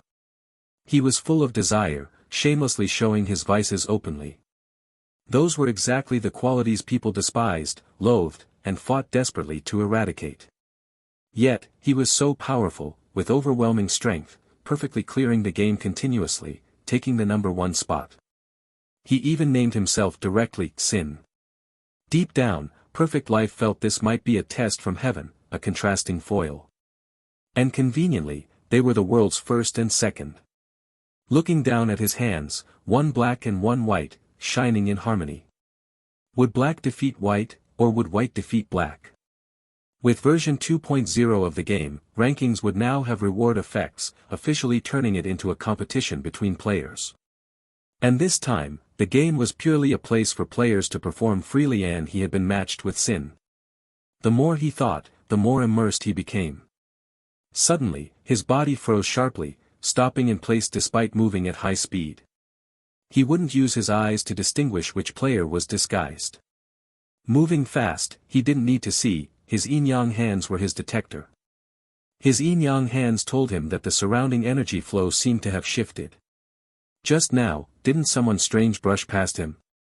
It seemed, they were wearing a mask. Setting aside all distractions in his mind, he snapped his head around sharply to look at the clearly odd person. That person was just walking forward with the crowd, nothing unusual. But when Perfect Life teleported in front of him, he suddenly saw a dark green mask. Perfect Life? Lu Su acted like he didn't see him at all, the dark green mask still had that dead fish-eye expression, silently walking forward. Perfect Life. Hey, I'm asking, friend, what are you doing? Sin. Lu Su didn't hear him, continuing forward. Perfect Life was helpless and took a step forward, using his black hand to press on Lu Su's shoulder. Are you not going to say something? Lu Su finally turned his head. The dark green mask showed a dead fish-eye expression. What's up? The one sentence left Perfect Life dumbfounded. He even suspected he was hallucinating and had mistaken the person, but the yin-yang hands definitely wouldn't lie. You, aren't you, wearing a mask right now? Perfect Life pointed at Lu Su's dark green mask, looking a bit incoherent. Do you know you're wearing a mask right now? I know, so what? Laziness replied with good temper, answering this meaningless chatter with kindness. This seemed to have entered his comfort zone after all, spouting nonsense without using his brain also counted as rest. What I mean is. Perfect Life tried to organize his words. Do you realize what you look like right now? I mean, your original appearance. He even began to suspect whether Sin had originally intended to disguise himself as a passerby but failed for some unknown reason. Though it seemed highly unlikely for the world's #1 player who surpassed him to make such a mistake, he couldn't think of a better explanation at the moment. No, Lu Su replied calmly. What do you mean? Perfect Life frowned. I'm wearing a mask right now. Can't you see it? Perfect Life. Then why are you wearing a mask? He blurted out before quickly shaking his head, realizing something was off. Wait, no. Hold on, you don't actually think I haven't recognized you, do you? Even with the color change, isn't this a bit too perfunctory? Perfect Life was starting to get genuinely agitated. Do you think your current appearance differs greatly from your normal state? Don't know. Can't be bothered to think, Lu Su shook his head as if already drifting into a daze. He was honestly exhausted, both mentally and physically from walking. Perfect Life. His earlier confusion surged back like an inescapable shadow. What was the other party's motive for acting this way? Was this intentional? What exactly was the other doing right now? He stared gravely at the dark green mask before him, an odd sensation spreading through his chest like during an exam when answers inexplicably appeared before him without any proctors intervening. The stench of conspiracy was overwhelming. Can I ask you a few questions? I don't think you need my permission for whatever you want to do, came the reply from behind the mask, the eye slits appearing half-closed. What were you doing earlier? Capturing anyone? Lu Su remained silent for a solid 30 seconds. Speak. Perfect Life's composure was cracking. Even with his cultivated patience, he was reaching his limit. His game time was rapidly draining away. What was this nonsense? Huh. The mask wore a blank expression, as if its wearer had been spacing out. After all, he'd said to ask freely, but never promised to answer. Perfect Life, #@%yen%, at. His expression darkened. A disturbing possibility emerged. What if this wasn't Sin at all, but some puppet or doppelganger? And why hadn't the system registered a successful capture? That condition forced the hider to perform identity-revealing behavior had he failed to fulfill it. But how was he supposed to force anything when the other wasn't even hiding? His original assumption was that the target might transform into buildings or vehicles, requiring him to force the target to flee, change form, or retaliate. That would count as a successful capture. But this guy wasn't even pretending. He'd strolled right up without any disguise. Do you realize I've already captured you? Perfect Life's eyes narrowed to slits as his right hand gripping the other's shoulder began applying pressure. But the next instant, he felt like he was squeezing solid rock. The physical resilience was terrifying. Then, Sin suddenly lowered his head and went completely still, even leaning into the grip as if using the pressure to remain standing while asleep. Perfect Life. Fury bubbled up but was quickly suppressed with a deep breath. Then, pardon my offense. Lu Su didn't respond because, in fact, he had fallen asleep. The 10-minute limit had passed. He'd lasted 11 minutes. Chatting with Perfect Life this long was already showing tremendous face. Now he'd entered passive sleep mode. Seeing his opponent's breathing deepen, veins bulged on Perfect Life's forehead. Without further ado, he channeled energy into both palms and struck out with a hammer-like blow to the chest. Thud. Braced for an epic battle, every muscle taut for a full-power assault, his preparations proved meaningless. The world's strongest player offered zero resistance, his body hurtling backward like a ragdoll from the impact. Boom! The figure smashed through multiple walls and windows of a nearby building before coming to rest in the rubble. Screaming pedestrians scattered as chaos erupted on the streets. Perfect Life gave no quarter, charging forward to loom over the prone figure in the wreckage. Why no counterattack? Are you looking down on me? Lu Su, zzz. He was sleeping deep sleep, in fact. which meant his defensive capabilities had skyrocketed while his presence diminished to near invisibility, giving the appearance of a corpse. What's this? Perfect Life frowned at the lack of response. Playing dead. After a moment's scrutiny, he gradually smiled. Heh. Are you, pretending to be a casualty?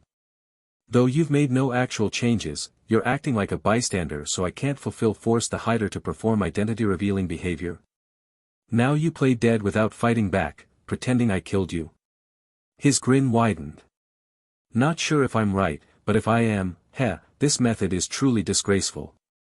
Lu Su, ZZZ. Done with words, Perfect Life materialized a halberd. This is hell mode. I won't hold back, I'm sure you understand. With that, he drove the weapon through Lu Su's thigh in a gush of blood. Chosen of agony, pain points +4. The system announcement played, but without pain or mortal danger, Lu Su slept peacefully. Ruthless. Expression unchanging, Perfect Life began systematically torturing the prone man with the halberd. Blood streamed through rubble crevices like crimson creeks. The metallic puncturing of flesh set teeth on edge, yet the victim remained corpse-like. After countless strikes, Perfect Life raised his weapon again but hesitated, face darkening. A gentleman is restrained by righteousness. Never before today had he attacked someone who'd ceased resisting. His grip tightened around the halberd in his hand as he looked down hesitantly at the masked figure beneath him. Clenching the weapon's shaft tightly, he was engaged in an internal struggle. Should he continue? As he hesitated, Perfect Life slowly spoke up with indifference. You possess the greatest strength and physique in this world, hailed as the #1 man. Surely you're more than this. Dragging things out in such an undignified manner. His gaze fell upon the terrifying wounds covering the other's body, causing his brow to twitch uncontrollably. This regeneration speed.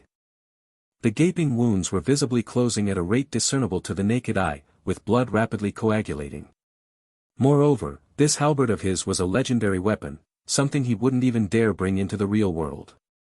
Yet when he stabbed this completely defenseless guy earlier, he encountered tremendous resistance, as if piercing something far tougher than flesh. And now all these holes were healing rapidly. Perfect Life. This couldn't be a normal human body. This must be true physical transcendence. Even during the East Sea tournament just hours ago, he hadn't felt this way. Raising his halberd slowly, he aimed it at Sin's neck below. This strike will take your life. Get up. I don't believe you're truly dead. Stop pretending, you can hear me, can't you? Lu Su, ZZZ. Whatever nonsense this was, he was already sound asleep, completely oblivious. Veins bulged on Perfect Life's hand as he hesitated for a long moment before suddenly thrusting downward. Clang! Just as the halberd's edge was about to pierce the other's neck, it abruptly changed course, violently embedding itself into the marble floor beside them as if cutting through soft tofu. Perfect Life's expression darkened as he glared at the prone figure. Had he not pulled back at the last moment, that strike could have truly shattered the other's neck. He couldn't bring himself to do it. What did this mean? What kind of assurance did the other have? It couldn't possibly be true indifference toward his own life.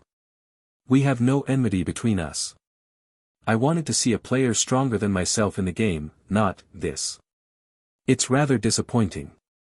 With that, he stored his halberd and crouched down, passing his glowing white hand over the other's body from head to toe without touching. This doesn't make sense. This life force and sensation don't feel like an avatar or puppet either. After running through all possibilities in his mind, Perfect Life shook his head and stood up. His furrowed brows gradually relaxed as he flashed a carefree smile and waved his hand. If this is all there is, it's rather dull. I don't know why, but the you here seems vastly different from the you outside. Whatever your plan is, whether you're the real body or a puppet, since you want to sleep, sleep then. As he spoke, he stood and prepared to leave. His time was running short, and since this Sin couldn't even be bothered to look at him properly, there was no point in further discussion. When true opposition was necessary, their battle would come naturally. He wouldn't alter his principles for anyone, not even the world's strongest. But after taking just a few steps, he paused again, frowning as he turned back. From within the ruins, a figure stretched luxuriously before slowly sitting up, appearing to yawn. Ah. So comfortable. Cracking his joints, he felt thoroughly refreshed from his nap until he noticed the surrounding devastation and ruins. Huh. What happened here? Then his gaze landed on Perfect Life before him. You are. Perfect Life was first speechless, then his mouth twitched before he outright laughed. Oh. Back among the living? Done pretending to be dead? Pretending? Lu Su looked around. Sorry, I was actually just asleep. What happened? Oh. Then why not sleep longer? Perfect Life's tone carried intended sarcasm, but coming from him, it sounded genuinely concerned. Given his life experiences, sarcasm wasn't something he was accustomed to. Ah, thanks for your concern. I'd love to keep sleeping, but considering how little time I have awake, I should stay up while I can. The laziness mask displayed a kindly smiling expression as it spoke. Among all the masks, this one was remarkably amicable. So you're awake now? Perfect Life took 2 steps forward until he stood directly before him. Answer me during your capture phase, did you catch anyone? Lu Su, now in a relatively refreshed mental state, pondered earnestly before replying gently, no idea. I was resting the whole time. Actually, you're the first person I've seen. Perfect Life felt a chill. And your plans going forward? Plans? Probably take another nap in about 10 minutes. That's the only thing I'm certain about. Ha. Perfect Life laughed outright, feeling his intelligence insulted. Do you find this amusing? You seem rather agitated, Lu Su remarked leisurely as he sat cross-legged in the ruins, spreading his hands toward Perfect Life. Obsessing over the future blinds you to present beauty. Those intangible things haven't even arrived yet they've already exhausted you. But that's meaningless. Right now, all I know is that in 10 minutes I'll enjoy another good nap, and isn't that nice? The figure wearing the dark green mask suddenly became philosophical. Among all the masks, this one appeared the most gentle and benign, yet its madness seemed even more absolute, to the point it didn't even seem like madness. Perfect Life frowned. The words left him unable and unwilling to refute them. He simply said, then what about perfect clearance? What perfect clearance? Lu Su spread his hands again. I've never considered such things.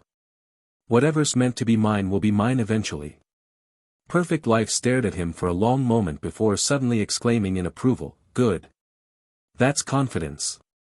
To Lu Su's surprise, he no longer seemed intent on leaving. Instead, he found a large rock nearby and simply sat down on it, appearing to settle in. Laziness slowly turned its head with a questioning look. Perfect Life's handsome face broke into an extraordinarily confident smile. Courage is humanity's highest virtue. Though I don't quite understand your meaning, since you dare. I'll go crazy with you once. After Perfect Life finished speaking, he sat down and suddenly felt a sense of relief welling up in his heart. Even the expression on his face relaxed considerably. Indeed, had he been too fixated? What he sought to surpass were his own limits, the world's limits, constantly striving to be the strongest. Since when had he started treating others as his benchmarks? It seemed that ever since realizing he was second place, his mental state had changed. Even entering this game, he kept thinking about how the world's number one would act. No more. He would simply join the game and experience it firsthand to find out. Whoever deserves the perfect clearance will get it. Oh. You want to take a nap too? Lu Su slightly tilted his head to glance at Perfect Life. No need. I don't have your superb sleep quality. I can't sleep, Perfect Life chuckled and shook his head. However, I'm forfeiting my capture turn. I'll play along with you this time. Is that so? Lu Su shook his head listlessly. But let me remind you, everyone should have their own rhythm. Following someone else's tempo means you'll never find the right beat. Don't misunderstand, Perfect Life said with a carefree smile. Right now, I'm not challenging you, nor am I imitating you. You're just a means to an end. I'm challenging myself. If this were a deathmatch-style game requiring players to fight each other, he wouldn't hesitate or hold back in the slightest. Showing mercy against sin in battle would be pure suicide. But now was different. This was hide-and-seek. Since Lu Su could casually forfeit his capture turn, he would try doing the same. As for the final outcome, he'd adapt as needed. Oh. Lu Su remained seated cross-legged, showing no intention of standing, swaying slightly as he spoke. Meanwhile, Perfect Life pulled out a bottle of low-alcohol fruit wine. Watching his remaining time dip below 5 minutes, he sat amidst the ruins. Through the gap Lu Su had crashed open, he gazed at the streets outside, took a swig, and smiled. That gaming mindset he'd lost long ago had unexpectedly returned at this moment. That feeling of challenge, of finding confidence and joy in battles rather than obsessing over the final clearance. I am Perfect Life. If I'm truly perfect, then the perfect clearance will come naturally, won't it? The two sat there, looking at the city before them, a strangely harmonious scene. Despite being hunter and prey, they coexisted peacefully. Occasionally, they even exchanged dryly humorous remarks. Sorry about poking a few holes in you earlier. Oh, no big deal. Just don't disturb my sleep. Got it. Time flew by as they conversed. While all other players cautiously concealed their presence in this space. The original two hunters, the world's first and second place, chose collective surrender. The players in-game didn't know, but the audience had already exploded. The interaction and state between these two were utterly abnormal. This wasn't normal human behavior, and historical records showed no prior connection between them. What did this mean? Even the Council of Elders fell silent watching this scene. The Grand Elder stared wordlessly at the screen, observing their peaceful coexistence. What are they doing? Was slacking off even allowed? This certainly broadened their horizons. And while Sin being insane was one thing, his earlier act of killing his own lover had already shocked Dragon Group. Now even Perfect Life, the embodiment of everyone's ideals, was acting this way. What did playing along mean? What exactly were these two planning to do? With no alternative, they could only keep watching. At this rate, the world's top two might both fail to achieve perfect clearance this round. Perfect Life's hunting time has ended. When the 20 minutes elapsed, Perfect Life's turn ended, transforming him into a hider. Next hunter. Creator. Please select the next game scenario. This time, even the game's announcement voice carried a hint of displeasure. After the world's first and second place, now came the third. Atop an observatory, an astronomical telescope wobbled slightly, transforming into Creator's form. A blue lens floated in his hand as he gazed distantly toward a certain part of the city. Directly where Lu Su and Perfect Life were. Heh. Young people these days, interesting. With that, he vanished in a flash. Teleported back to his room to select the scenario. Facing the game screen, Creator chuckled, conjuring various bizarre objects in his hands. Yet his expression grew increasingly amused. No need for changes. Keep the previous scenario. Didn't Perfect Life leave it unchanged too? Besides, as a returning veteran who's been away so long, I've no particular concerns about rankings. Ha ha ha ha ha. If the youngsters are having fun, why shouldn't I join in? Creator laughed uproariously, then sat cross-legged in his room, motionless, entering meditation. World's third place, surrendering the hunt. Thus far, humanity's top 3 combatants, the ranking's top 3 players, had all chosen to forfeit their hunting turns. None knew why, but these 3 had made this choice.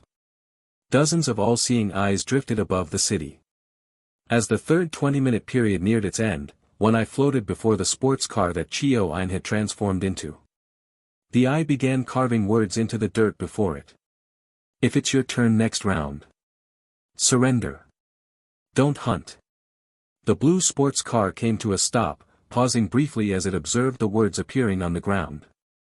After circling around and sensing the surrounding environment, it cautiously responded. What do you mean? I naturally wouldn't come after you. Not just me. Not only me. The all-seeing eye continued carving words into the ground. Everyone. All the players. And you must ensure that you yourself aren't caught by anyone. Chio-ein. Originally, she had thought she was hiding quite well since the three hadn't discovered her yet. Although she had wondered why there was no movement, if even the top 3 players couldn't get points from her, then her chances were enormous. She had even planned to select a smaller space scenario where her dark water could envelop and search the entire city. Now, this newly established organization's leader was telling her to give up. Why? Is there a situation? No time for lengthy explanations. In short, the world's top 3 have other plans, Xia Entong said briefly. This is just my personal suggestion. You can choose not to follow it. After speaking, the all-seeing eye spun several times in the air before flying away, leaving Chio-ein alone in deep thought. 20 minutes passed. The entire city was eerily quiet. Nothing happened. Creator, time's up. The creator's hunting time has ended. Next hunter. Chio-ein. The game's voice became unusually urgent, even losing its previous human-like quality and reverting to a mechanical tone. Chio-ein's figure instantly disappeared from the spot, returning to the initial room. Player, please select your hunting scenario. Standing in the center of the room, Chio-ein looked grave and remained silent. She didn't quite understand what blank meant. What did it mean that the world's top 3 were making moves? What had those 3 been doing? Theoretically, her abilities were related to detection and control, but she hadn't dared use them while hiding. Large-scale dark water was too easily detectable, and she feared being caught by those top 3 players, so she had refrained from using it in previous games.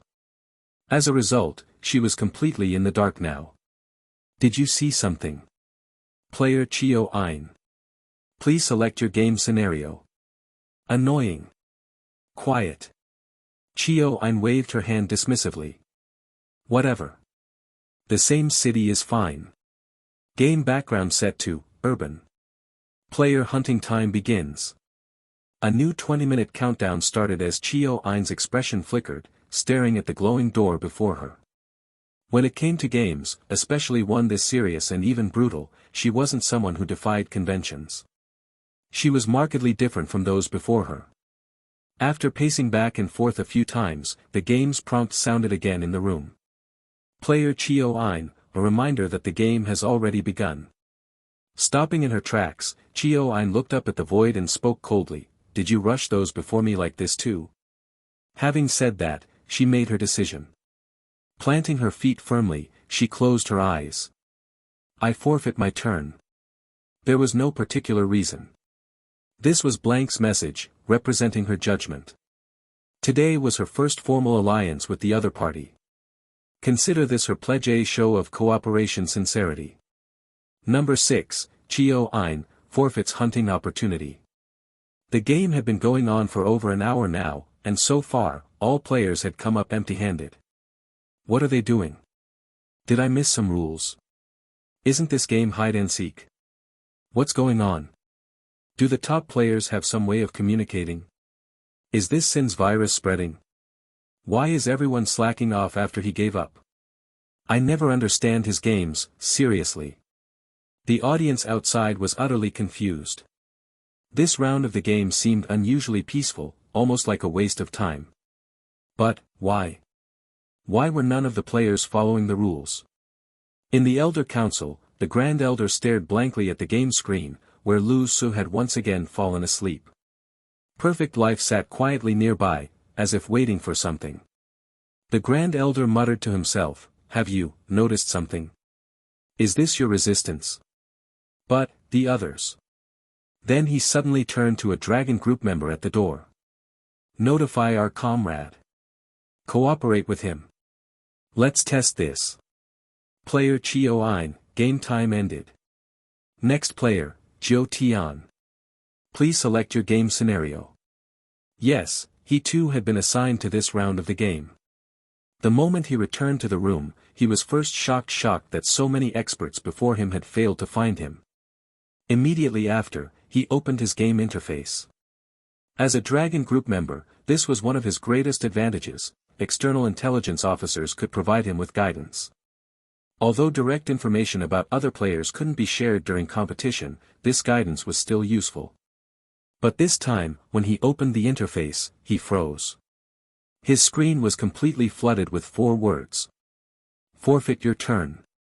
This was the Dragon Group's special signal. For such a flood to occur, there was only one possibility: nearly all selected personnel outside had collectively entered his game stream and spammed simultaneously.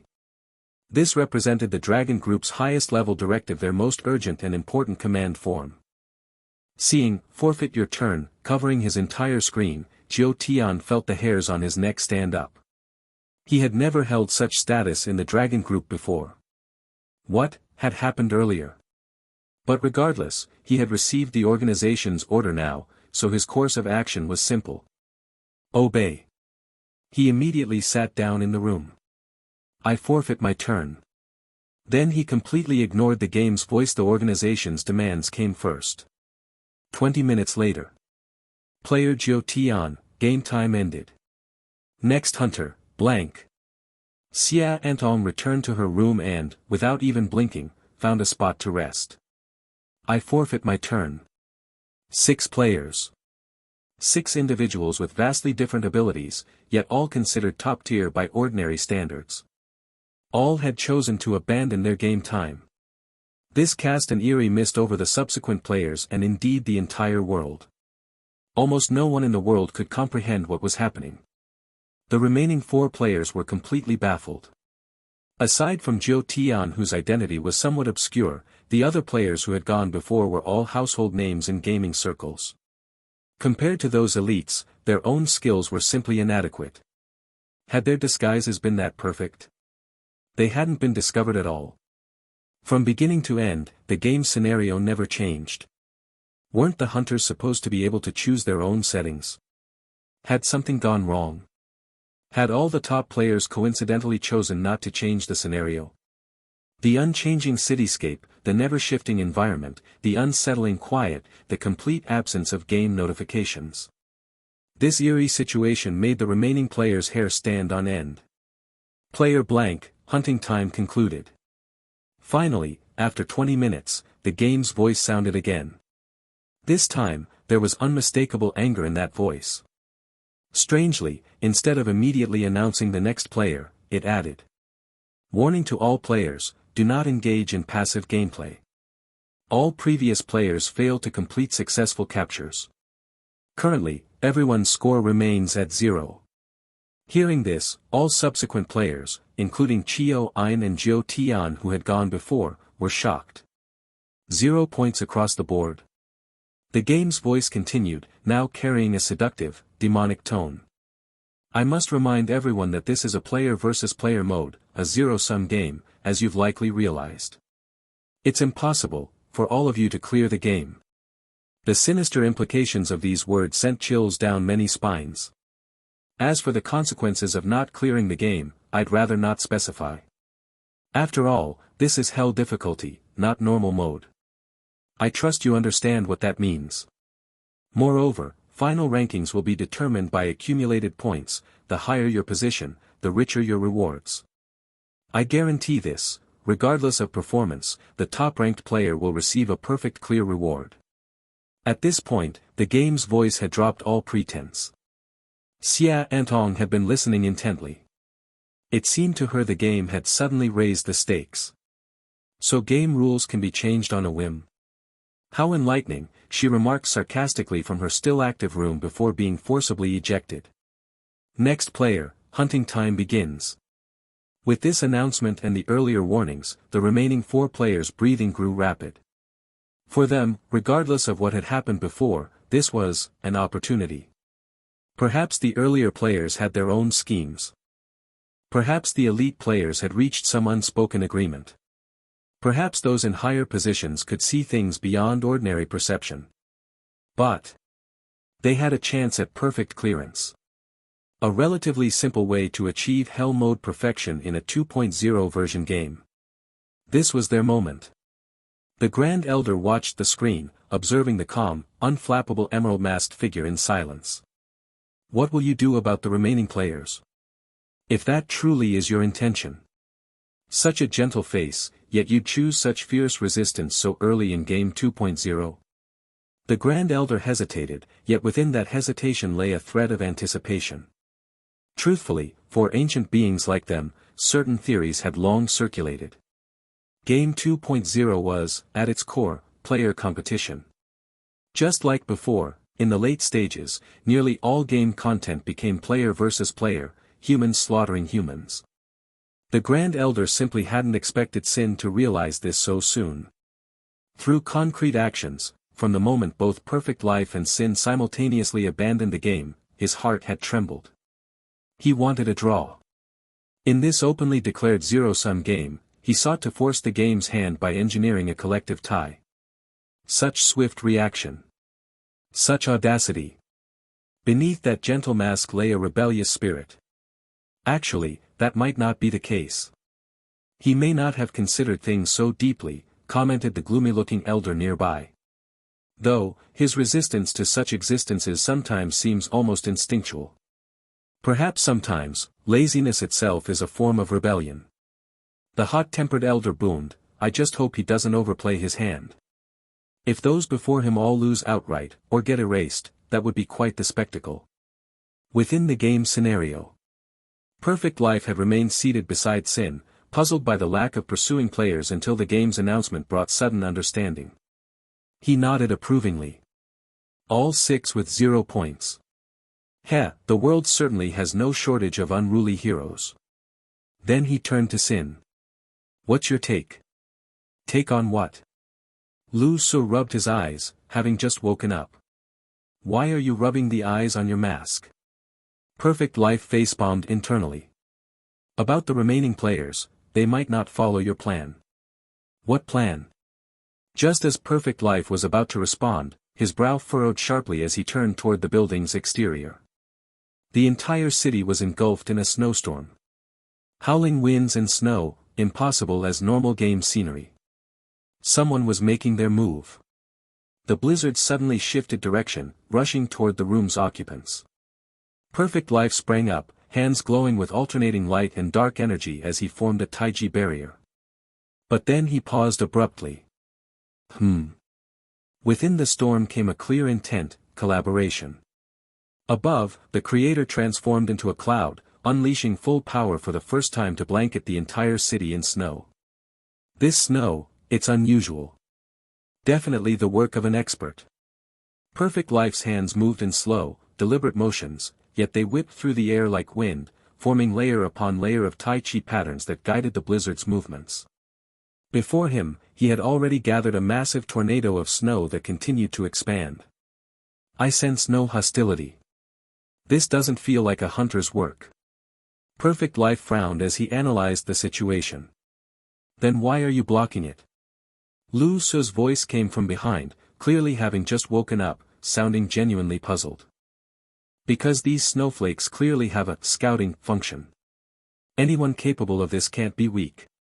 If they're using this method for hunting, they might become the fastest among all players. I want to see what else I can discern from this.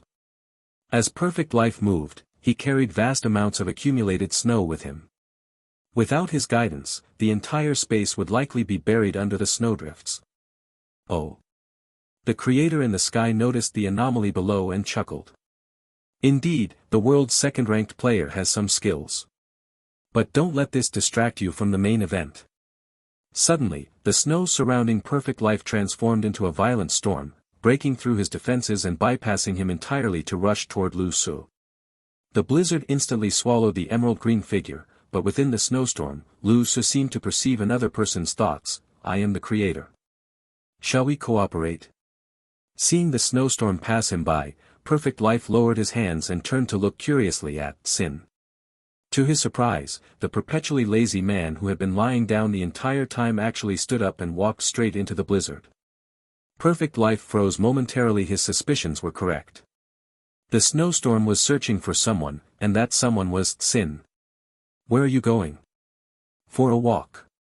Did those snowflakes contain a message for you? Perfect Life called after him. Lu Su didn't turn back or answer. His mental state couldn't afford unnecessary explanations, those would only waste energy. The blizzard grew increasingly ferocious, forcibly altering the game's urban landscape. The once bustling streets became eerily deserted as pedestrians vanished into buildings and vehicles retreated from the roads. This wasn't natural weather, it bordered on a supernatural disaster.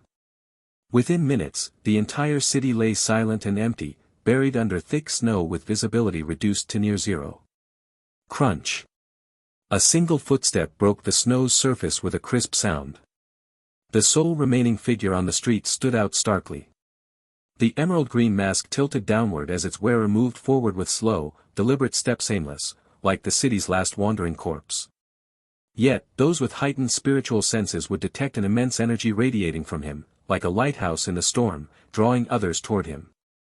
On the opposite side of the city, Xia Antong and Chio Ein stood together. Since the game's new rules were announced, the two allies had chosen to reunite. Xia Antong caught a snowflake in her palm, murmuring in astonishment, "This snow. Is it the creator? His ability to learn and mimic is terrifying." "What? How can you tell?" Chio Ein asked curiously. Information about the world's third-ranked player was scarce globally. "The last time we met, I used an item that created a similar snowstorm." Xia Antong's eyes glazed over with recollection. Back in the prison, during Lu Su's confrontation with the Life's Chosen, she had directed everyone using a snowstorm from the ground. She never imagined the creator could replicate something like this. This thing's main functions are guidance and communication. Who is he trying to contact? Though speaking to herself, Lu Su's masked figure already surfaced in her mind. Given her understanding, she had pieced together most of the situation. "Shouldn't we hide?" "The seventh hunter's pursuit began minutes ago," Chio Ein interjected, breaking her train of thought. Unconsciously, since following blank, she had relinquished decision-making entirely to her. "No need. Our game is already over."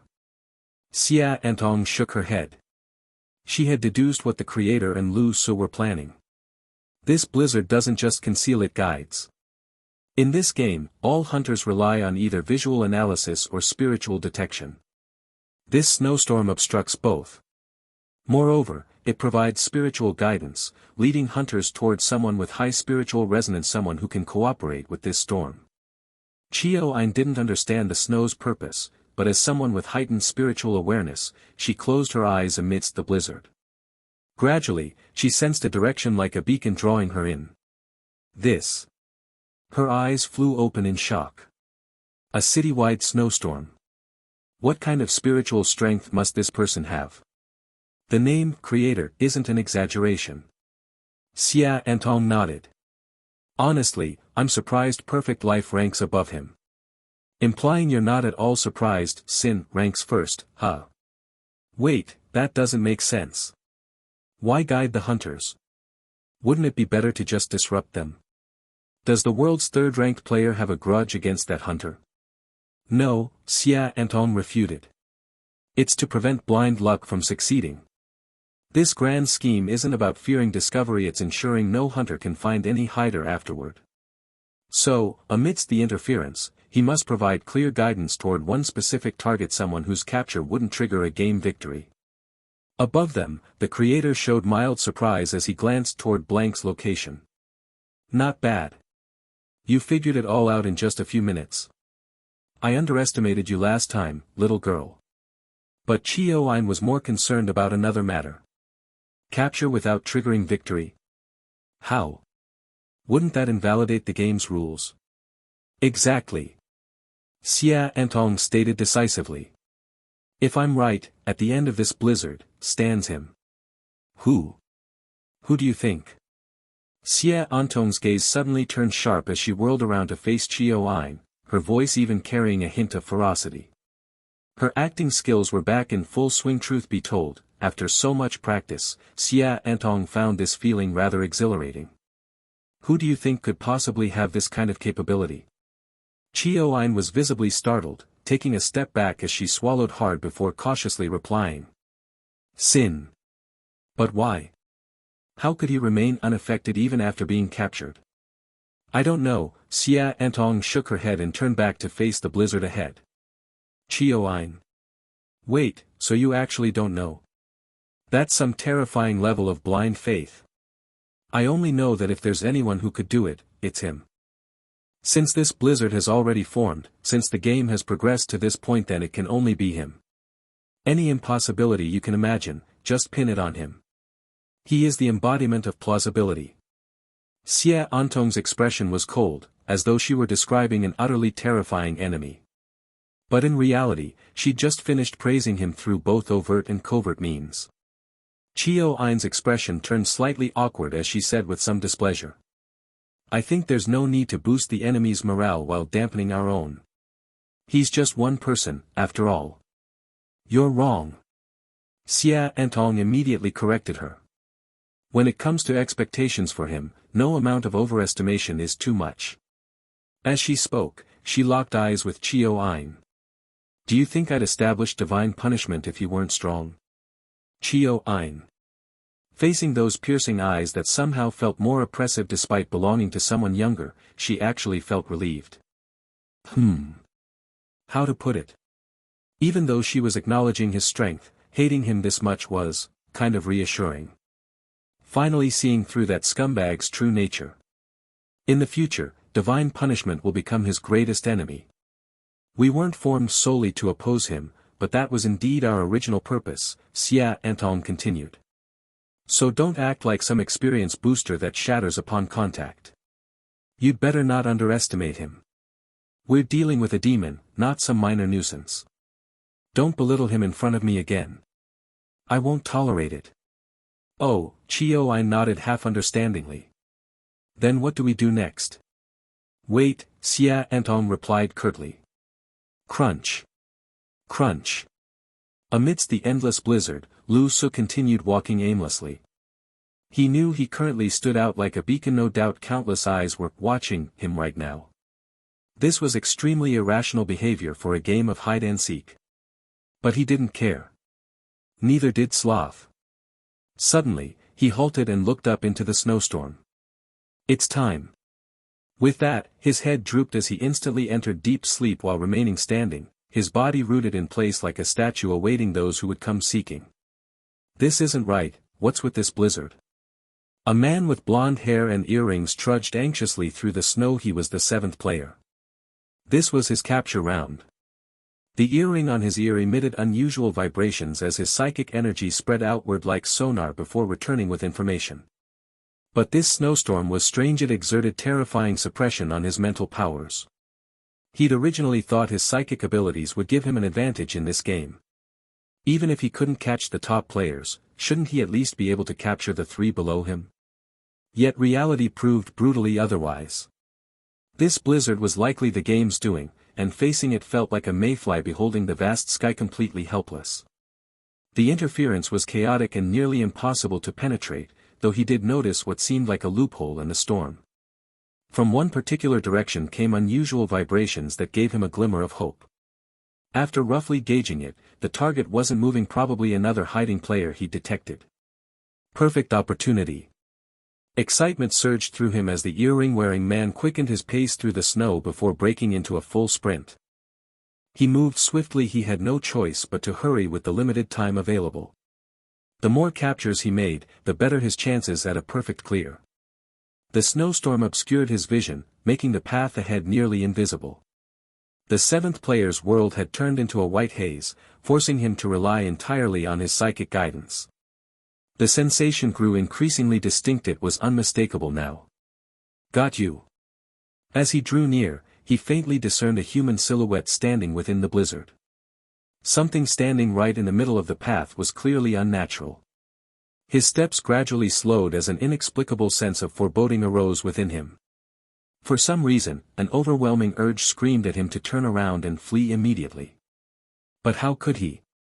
Suppressing his trepidation, he stepped forward for a closer look. When he saw that dark green mask, he felt his blood run cold. He stumbled backward several steps, nearly collapsing onto the snow. Sin. How could it be him? How had he managed to find this guy?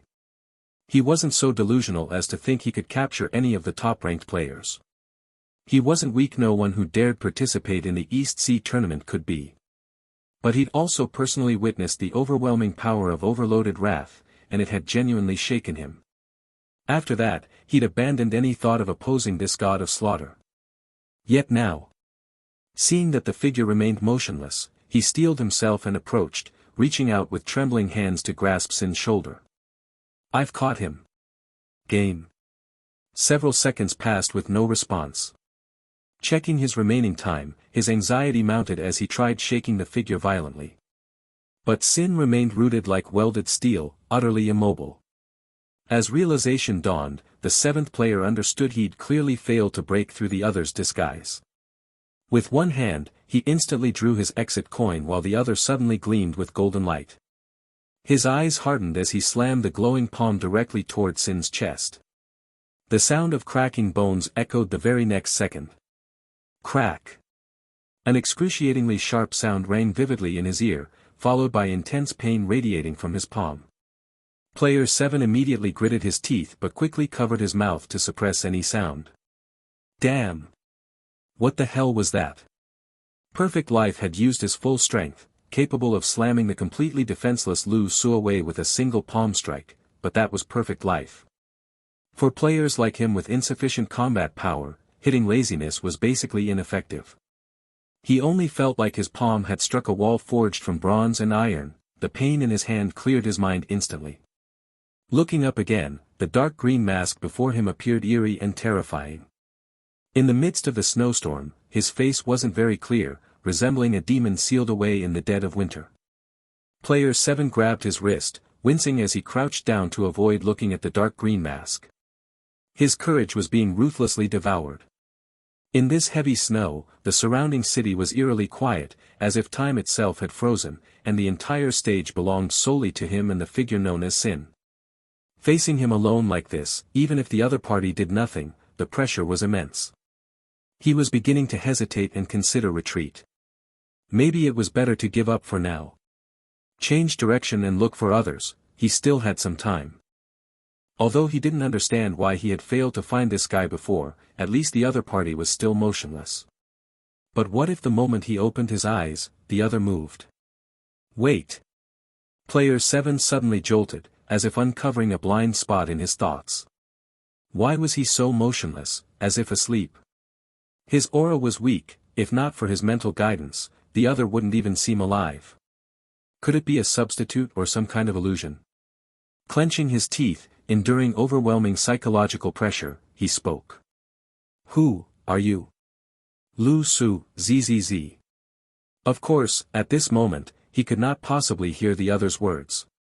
But the game's earlier manipulations and the dwindling time left gave player 7 little room for further thought. He stared at the dark green mask before him, and suddenly, a surge of fury exploded from his heart. Rage flared fiercely. He abruptly raised his hand, reaching to grab Lu Su's mask. Holy crap! This move had an even greater impact than Perfect Life's previous attack on Sin. The game screen nearly flooded with flashing images instantly. Even the elders in the council straightened up, focusing intently on this moment. Above, the hovering all-seeing eye trembled slightly. Everyone was shocked. Right. Why hadn't Perfect Life thought of this before? Could the direction of the entire world be rewritten in such an unexpected way? However, just as his hand was about to touch the mask, it froze as if struck by lightning. His hand stiffened in place, unmoving for a long moment. Because 5 minutes had passed. The dark green mask slowly opened its eyes, staring straight at him. In the swirling snow, the two pairs of eyes locked onto each other. Creak. Lu Su ignored him, perhaps not even aware of his presence, taking a step forward. Just a small step, but the crunch of snow beneath his foot struck player 7's heart like thunder. His hand instantly recoiled as if shocked by electricity, then his entire aura surged to its peak. When a person reaches the peak of fear, a stress reaction is triggered that often contains elements of anger. Then came the attack. His earrings lit up with an unusually intense glow, the light focusing on his hands like two cloud-shaped bombs that suddenly collided with Lu Su's chest. Boom! The violent explosion instantly vaporized the surrounding snow, clearing a wide area amidst the poor visibility between heaven and earth. With the blast, Lu Su stepped back 2 paces, blue flames blazing on his chest. He was officially awake. Meanwhile, Player 7 arced through the air, flying backward heavily before slamming into the snow. Cough, cough, cough. He violently coughed up a mouthful of fresh blood, completely stunned by the sheer force of it. That intensity. The snow extinguished the flames on Lu Su's chest. The dark green eyes gazed at the person lying before him just as he awoke. But he averted his gaze now. He was the one avoiding. According to the creator's earlier instructions, he was best to avoid unnecessary movement beyond walking. Creak. Creak. Footsteps pressed against the snow as he continued forward. Player 7's mouth was stained with blood, his face filled with shock as he shakily held the exit coin in his hand. But the footsteps grew louder and then softer, and that person simply walked past him. The feeling of surviving a disaster. And he was not the only one breathing a sigh of relief. Everyone watching the scene relaxed as well. Thankfully, it was just like this. Player 7's game time has ended. Player 8's time begins. Player 7's current game score remains 0. The game's announcement came, clearly stoking desire in the players to take their turns. But Player 8 and 9 almost perfectly repeated Player 7's scene. Heavy snow, tracking, finding Sin. Then, nothing happened. They could only increase Lu Su's pain points while he remained asleep, otherwise having almost no effect. Laziness's resolute steps continued endlessly forward, attracting all the predators in the snow-sealed city, giving hope and then despair. His silent cooperation with the creator was resolute. They were determined to keep everyone's scores locked and unchanged. Those who understood, like Xia Antong and Perfect Life, stopped hiding their true selves, openly watching the direction of the snowstorm with eager eyes. Had this game ultimately become that man's one-man show? Even if he did nothing. The elders waited anxiously for the final stalemate and the game's verdict. Until the last person, Player 10, stepped before Sin. At this moment, Lu Su was still asleep. Player 10 was like the other, surprised, silent, doubtful. But one thing was different. He was a member of the Illuminati. After a brief silence, he opened his live broadcast interface, seemingly watching something. Then, he drew an epic-level dagger. The dagger reflected a malicious cold light. Seizing Lu Su's defenseless sleeping moment, he suddenly stabbed at Lu Su's neck. No hesitation, directly attempting to kill. Watching from afar, Xia Antong suddenly stood up from the snow, trembling all over. No. The gate of death was with her now. This was bad. How could this happen? Wake up, damn it. Was laziness's mask side effect really this cruel? What? Chio Ein, watching Blank's sudden large movement beside her, was stunned. Xia Antong had no mood to answer. The cold glinting dagger precisely pierced Lu Su's throat, blood bursting forth. No matter how strong the defense, flesh and blood was vulnerable. An epic weapon wielded with full strength deeply stabbed his throat. All previous players had hesitated. Perfect Life due to his code of honor, the others cautiously probing, quickly falling into despair. But this final person was a death soldier of the Illuminati. He gave no thought to consequences or hesitation. Thus, he dealt the greatest damage to Sin since the start of the game. The blood splattered like the suspended snowflakes in the sky, frozen for a moment. At the same time, the dark green mask's eyes suddenly snapped open. It had not yet reached 5 minutes of sleep. So those eyes were blood red. Laziness mask's hidden attribute activated. A passive skill, triggered automatically. Wake up rage. When forcibly awakened from deep sleep by external force, all attributes are greatly enhanced, rationality temporarily vanishes, leaving only instinctual conquest. Subconscious thought. When laziness cannot think consciously, all thoughts revert entirely to the subconscious. At this moment, the wake-up rage status glowed fiercely on the mask's internal game interface. Player 10's face had been filled with bloodthirsty excitement, but the instant he was locked onto by those crimson eyes, his breathing stopped completely. It was a soul-deep terror, a crushing pressure like a mountain weighing down on him. This feeling was far more terrifying than when he had been shrouded by Wrath's aura on Lover's Island. What was going on with this guy? Why wouldn't he die? But there was no time to think. Sin had already raised his palm, heavily striking toward Player 10's head. Nearly every possible outcome pointed to one word: death. Perhaps due to exhaustion, Lu Su's speed was not fast. In that moment of despair, Player 10 realized what he had to do. The exit coin activated in a flash. Leaving the game, abandoning all his accumulated progress, he chose to survive. Maybe from today on, he had no chance to stay in the Illuminati, but he wanted to live. Boom! The terrifying sound echoed to the heavens, heard clearly by everyone in the game. Even Jiu Tian, Player 7, and others on the other side of the city heard it distinctly. What had happened? This was the first time such a sound appeared in this otherwise quiet game. Player 10 vanished completely, exiting the game, and instantly the ground before him cracked open, a deep pit forming, spiderweb-like fissure spreading across the surface. Even surrounding buildings shook violently, appearing on the verge of collapse. This void palm strike carried the life-or-death power belonging to Sin. The entire street turned to ruins, building foundations were destroyed, swaying precariously. Player 10's escape saved himself in this round of the game. Had he stood firm, Lu Su's palm strike would have fulfilled the requirement of forcing the hider to reveal their identity. That would have resulted in the first negative score player Lu Su. Of course, no positive scorer would have appeared, since Player 10 would have died. But this would have been the game's best chance to directly target Lu Su. It was the scene the game most wanted to see.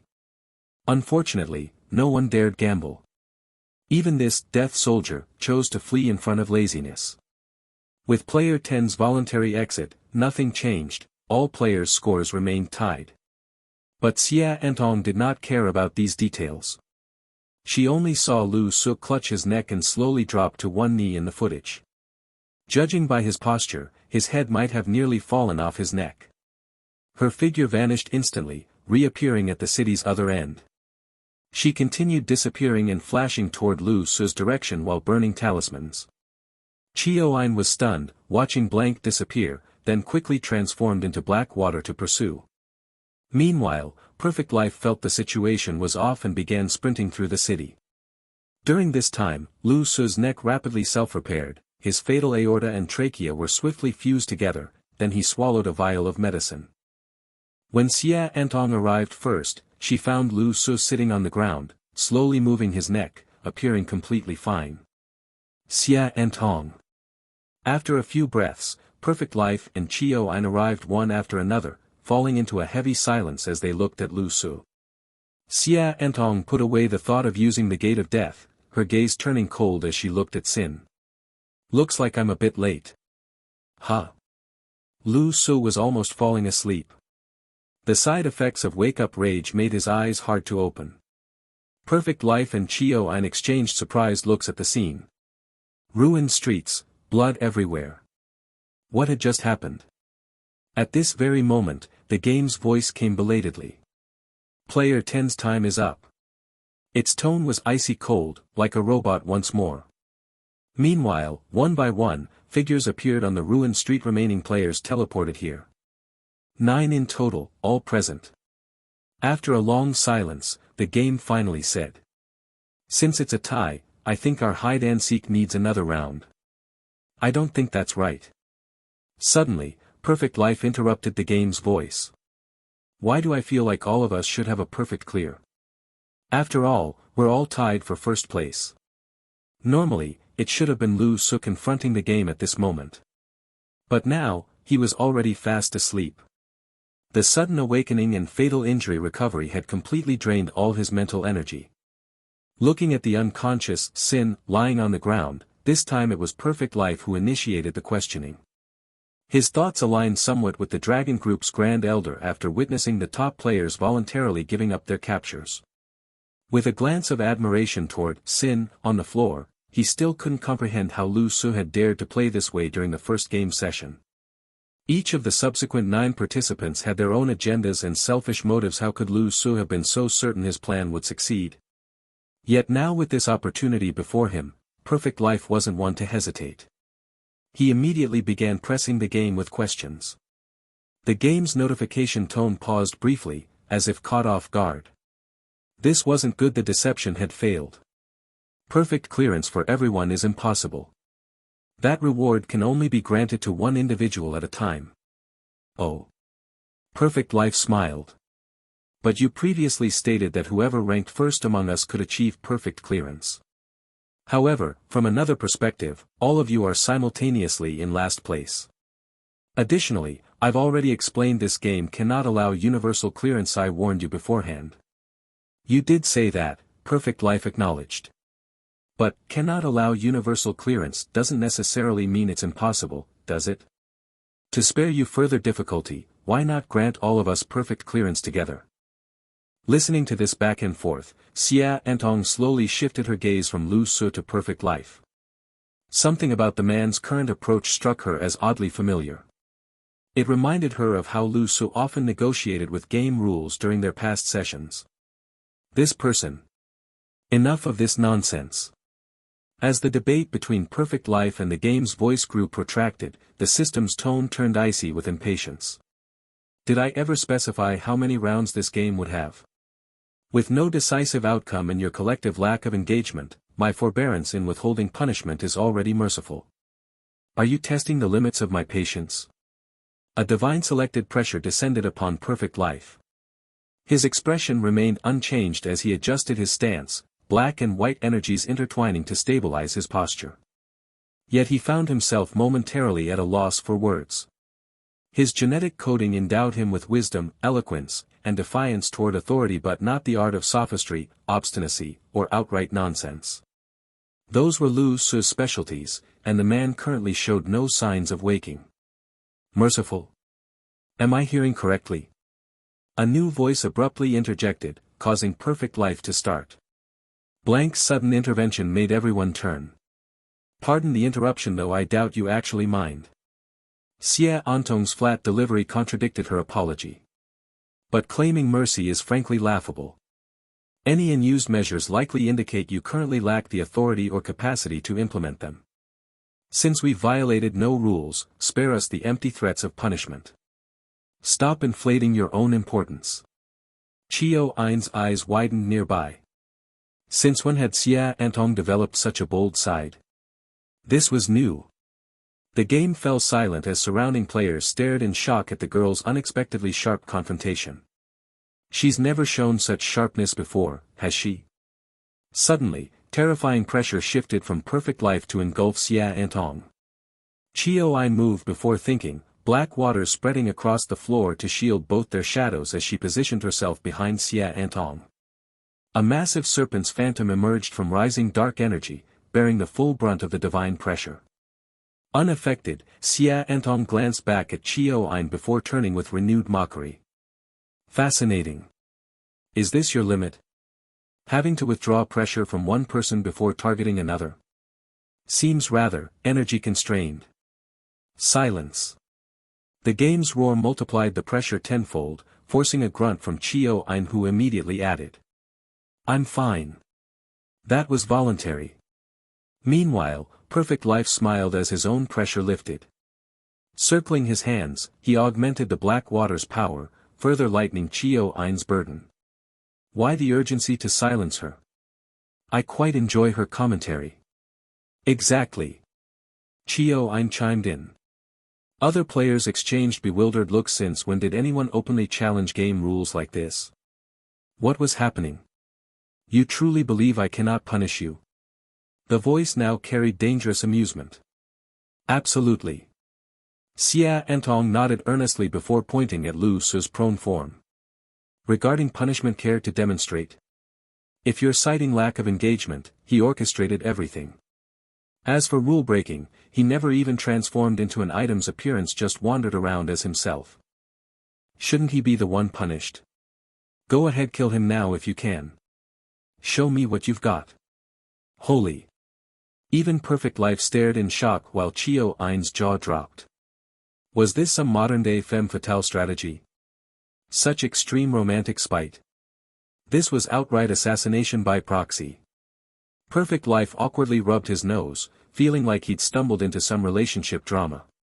As the game remained silent, Xia Antong pressed, "Cat got your tongue? Or are you only tough on weaker targets? He's just a player, are you scared? Alternatively, wake him up and say it to his face." Xia Antong was currently in full won't let go when right mode, relentlessly grilling the game system without giving any face. The crowd remained silent, unsure of what to say, including the eagerly awaiting council of elders who were all somewhat stunned. It was like witnessing someone normally rational and mild suddenly bearing fangs. Yet Xia Antong herself felt nothing unusual about it. Simple reason, practice makes perfect. She'd seen too much of this. Breaking rules, insulting the game, opposing Chosen's paradise, these were basically daily routines for Sin. After so many previous games, she'd gone from shock to numb, completely accustomed to it. In fact, seeing Perfect Life's earlier polite, reasonable arguments with the game had felt more unfamiliar to her. She was currently the conservative faction, considering Perfect Life's approach overly conservative. Since it was obvious this game voice had certain limitations, why hold back? Just start cursing first. What if it got angry? Compared to Sin's previous antics, she was being extremely mild. Behind her, Chio-Ein was both terrified and secretly glowing with admiration. She worried that if the game rules escalated again, she might not be able to protect blank. But on the other hand, this was so cool. Watching Xia vent felt incredibly satisfying, making Chio want to join in, though she couldn't think of good comebacks on the spot. His actions weren't punished, meaning they didn't violate rules. And currently, this individual hasn't been rude like you, so I've no reason to target him. Everyone's equal. No one can break the game's rules. What a deliberately phrased statement. Enough. You're players, participants. I've no obligation to bargain with you. The game isn't over. Whether you want to or not, you'll continue. If you want to drag it out, drag it out. Even for millennia. You. Let me interrupt again, terribly sorry. Xia Antong showed no mercy, cutting off the increasingly furious voice at its angriest moment.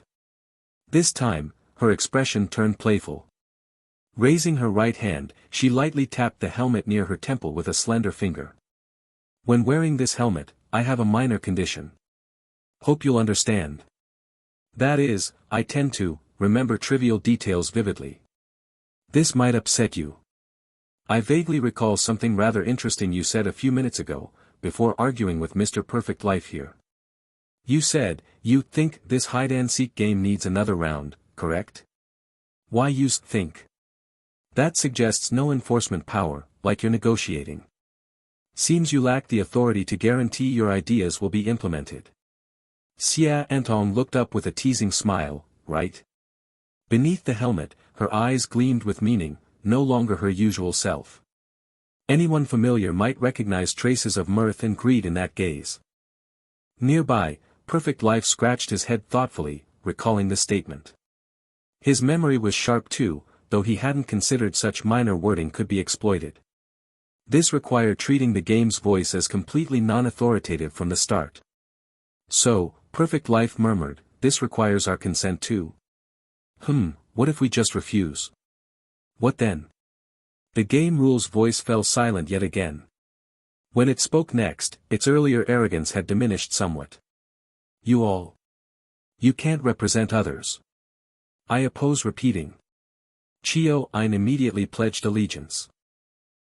Fun. I'll just oppose whatever the game wants, Creator said with Buddha-like calm, his gaming stance clear.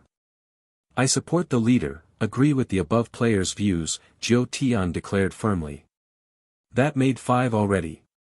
Among the rest, Sin, that went without saying, even the game knew. As for the final 3 players, while afraid to defy the game, they dared not speak up either. Supporting a rematch meant opposing the others, guaranteeing retaliation during any rematch. Suddenly, no one acknowledged the game's established rules. Fine. Very well. The system voice roared angrily before, seconds later, all 9 players heard. Game loophole patched, no three-way ties allowed. First place cannot be shared. Player competition must continue until clear victory is determined. Hotfix compensation, all qualifying players reward tiers upgraded. Everyone's interface displayed these notifications, shocking many. Was this, the game compromising? Even Perfect Life was surprised. He hadn't expected this half-hearted resistance to actually work. Would Chosen's paradise really compromise? Don't get cocky. The game must continue, by any means necessary. This is, player competition. The furious roar shook the entire city, snow tumbling from rooftops as oppressive energy enveloped everyone. What's all this noise? Suddenly, a yawning voice drew all attention as the emerald-masked figure slowly sat up from the ground. Finally awake. Xie Antong's icy, acting, voice broke the silence. Lu Su turned to see the somewhat familiar figure, feeling slightly awkward. Not because he'd recently killed her, but because of her earlier, "It's okay, Lu Su" remark. TCH, wearing the mask now felt like not wearing one at all. Aren't you going to say anything to me? My dearest strongest player? Lu Su. Listening to the voice beside him, the dark green mask slowly lifted as their eyes met midair. A heavy silence suddenly enveloped the area, making everyone feel somewhat oppressed. Perfect Life and Creator kept their eyes lowered, showing no intention of speaking. What was most intriguing and somewhat eerie was that even the game system remained unusually silent. It showed no intention of intervening, almost as if it was watching the spectacle unfold. After a prolonged silence, Lu Su finally spoke. Who are you? Beneath her helmet, Xie Antong's eyes widened in shock before she let out a cold laugh. How forgetful of you, mighty one. As she spoke, she pulled out a syringe and injected it directly into her head. This was her first time using this drug in the game. Realistically speaking, she hadn't yet reached the point where she needed to push herself this hard. Well, I do have some vague recollection. Lu Su nodded. Though many have died by my hand, you're nothing special among them. I'm just surprised you're alive again. But really, do you think some useless drug will make any difference against me?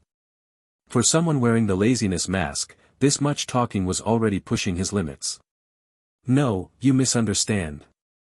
I just thought this injection might help me say something properly vicious. Her pupils began contracting sharply as the hair gathered behind her helmet started floating. With a casual flip of her wrist, a gun materialized in her hand, its barrel pointed directly at Sin. Metallic components from the grip flowed upward, encasing her wrist completely, the perfect stance of a combat-ready gunslinger. Chio Ain's heart skipped a beat. Was she really going to attack here and now? Wasn't this too impulsive? If they fought directly, she stood no chance against him yet.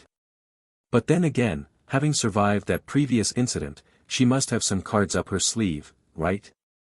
What happened next, however, stunned everyone. Blank fired. Drawing, aiming, shooting all in one fluid motion. This was no feint or empty threat. But how could a mere gunshot harm Sin within the game? Bang! Energy exploded against his forehead, snapping the dark green mask backward violently. Yet everyone knew that mask was a sealing artifact. No bullet could penetrate it. Xie Antong knew this. The entire world knew this. And the entire world also knew Blank couldn't possibly be ignorant of this fact. Which made this gunshot utterly irrational, like deliberately provoking Sin with zero tactical benefit. This didn't match Blank's usual persona at all. Before anyone could react, all surrounding players sprang into action. Chio Ain lunged forward, grabbing Xie Antong's shoulder as her dark water domain expanded, yanking them backward while summoning a massive shield.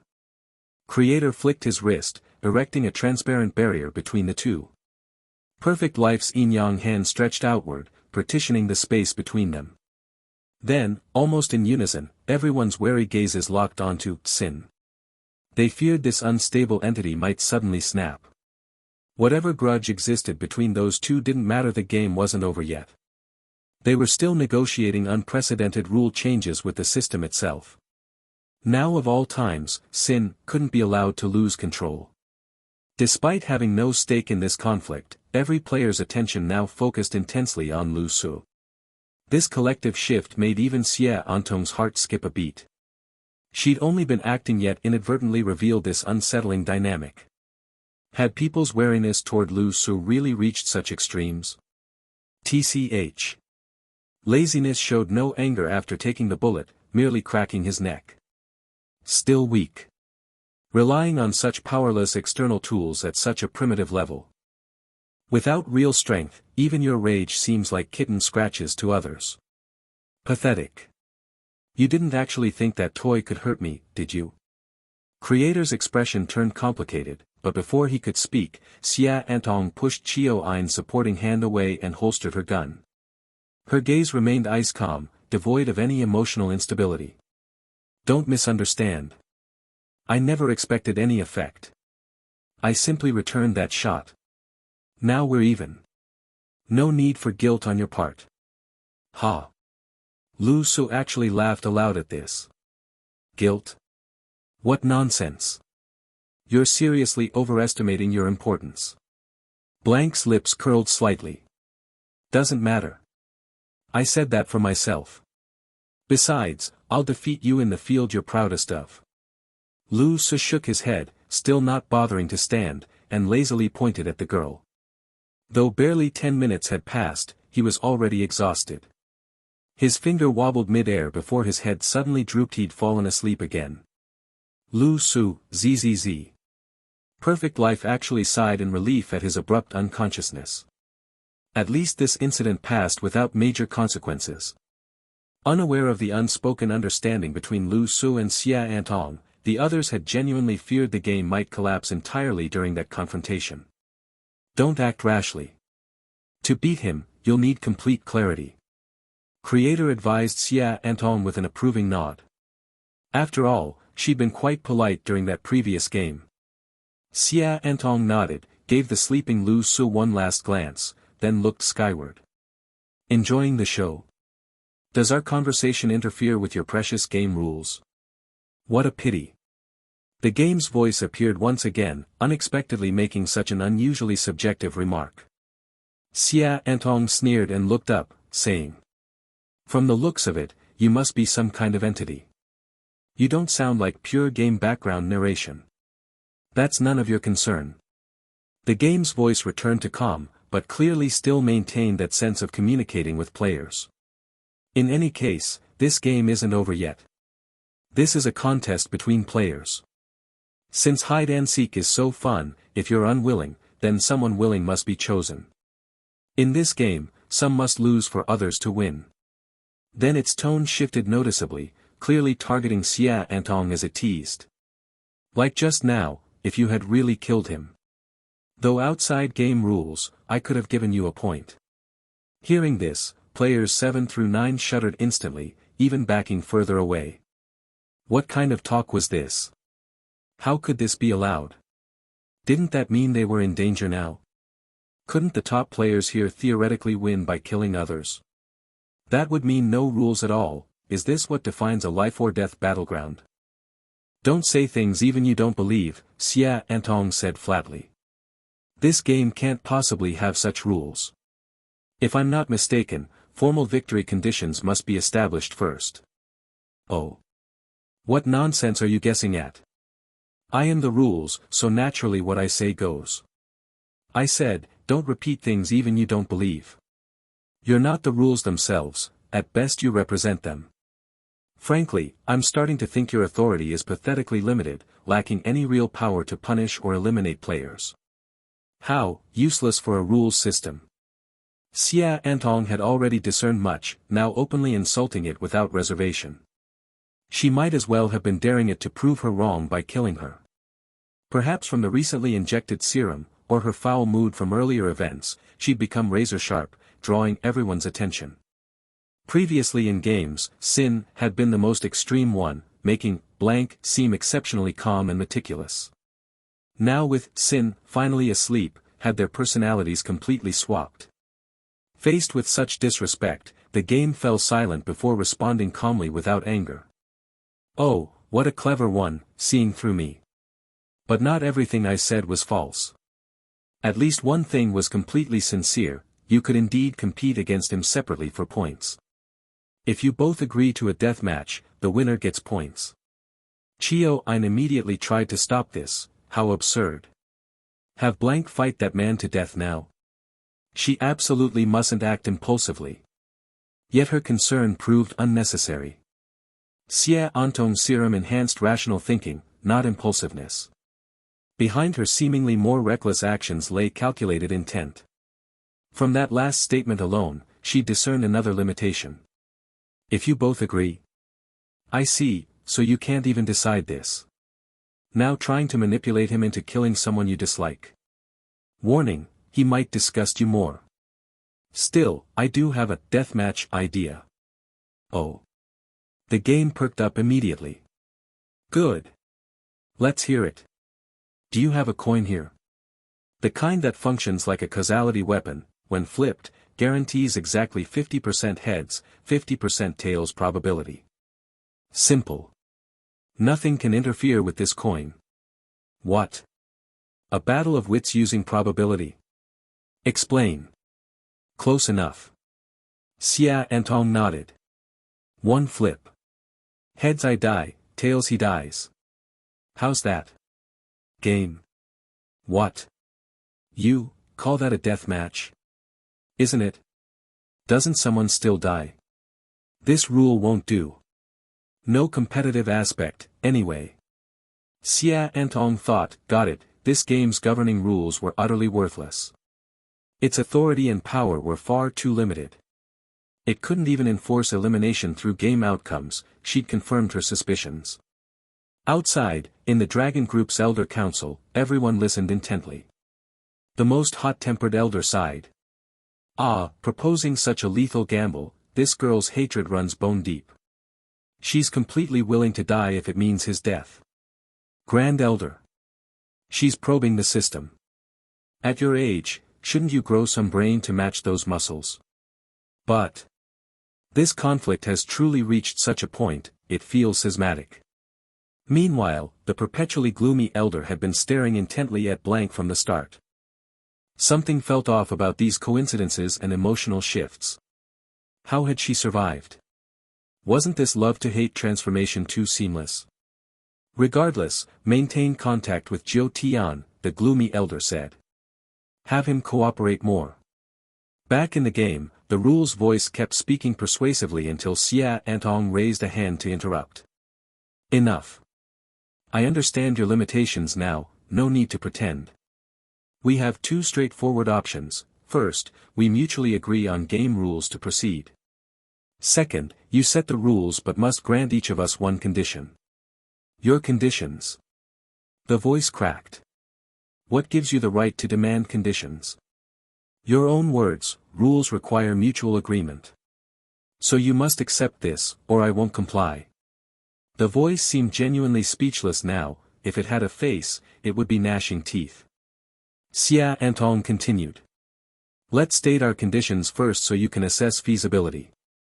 If acceptable, we'll proceed directly to the next game.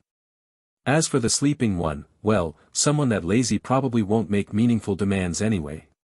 Adding his condition later won't matter. Tell me, is this acceptable? Xia Antong casually mentioned sin as if it were of no particular importance before directly addressing the game system. But Perfect Life, standing nearby, shifted his gaze over with a hint of surprise. He couldn't shake the feeling that everything Blank had said earlier was actually laying groundwork.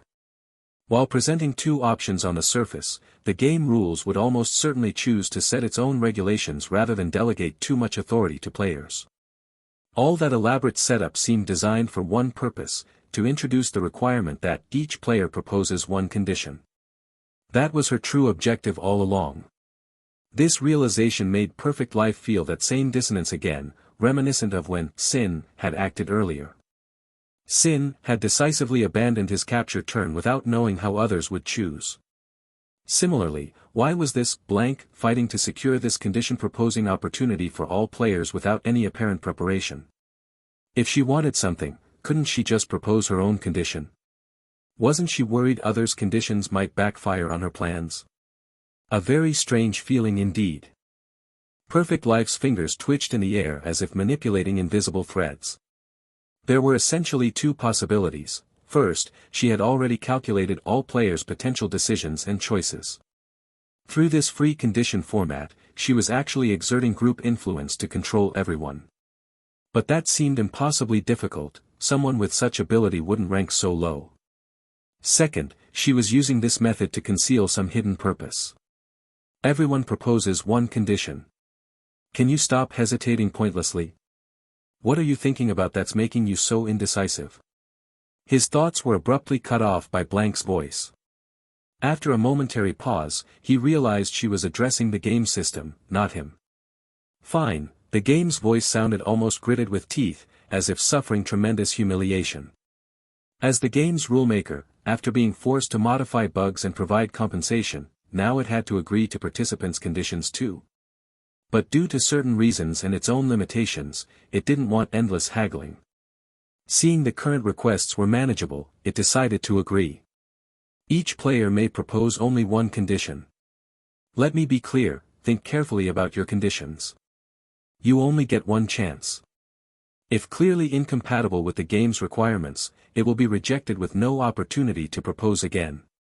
The game wasn't stupid, through their exchanges, it recognized this woman kept probing boundaries.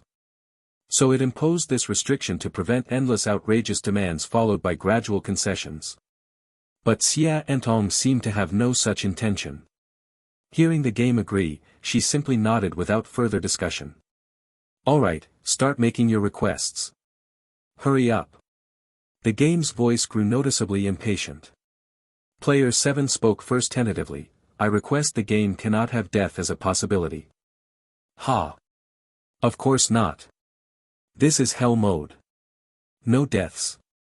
Impossible. Request void. The game actually laughed, amused. Someone immediately provided a perfect example of what not to do. Then, no game conditions can require someone must die, player 8 quickly followed up. Approved, for these lower-ranked players, they wouldn't use exit coins, but competing against top players made survival their primary concern. Let me propose something, Jiu Tian said. I request the game cannot be purely combat-based, it must include intellectual competition. Approved. After speaking, Jiu Tian nodded slightly toward Xia Entong. His superiors had instructed him to assist Blank where possible. Proposing intellectual competition could slightly improve her chances, though Xia Entong seemed oblivious to his gesture, preoccupied with other thoughts. I request players have some autonomy in choosing whether to collaborate, Chio Ein stated. Approved. I request we can choose our opponents, Perfect Life said casually while glancing at the sleeping Lu Xin. Truthfully, he cared little about this condition. Approved. Heh. The creator chuckled, continuously morphing an object in his right palm between different forms. I've no specific request, just that this game might make you uncomfortable. Meaningless drivel. Too vague and subjective. Request wasted. The game mocked. Finally, it was Xia Entong's turn. She lifted her head slowly and declared, I request divided battlefields. Though a team competition, all participating players must be separated. An utterly baffling request. Most couldn't comprehend her meaning, even the game system froze for several seconds. Odd choice, but fine. Approved. With requests submitted, I've some ideas about the game format now. Well then. We shall. Hold on, sorry. A lazy voice suddenly interrupted the game's enthusiastic announcement. Just as the game was about to continue, it fell silent again. The voice belonged to Lu Su, who had just awoken. I was wondering, is there any chance I could also propose a condition? Xia Entong lowered her head slightly, a faint smile curling beneath her helmet. Good. The true variable had arrived. You. Weren't you just asleep? Beside him, Perfect Life was shocked, staring blankly at Sin as he questioned. His yin-yang hands had clearly sensed that this guy's aura was identical to someone in deep sleep without the slightest difference.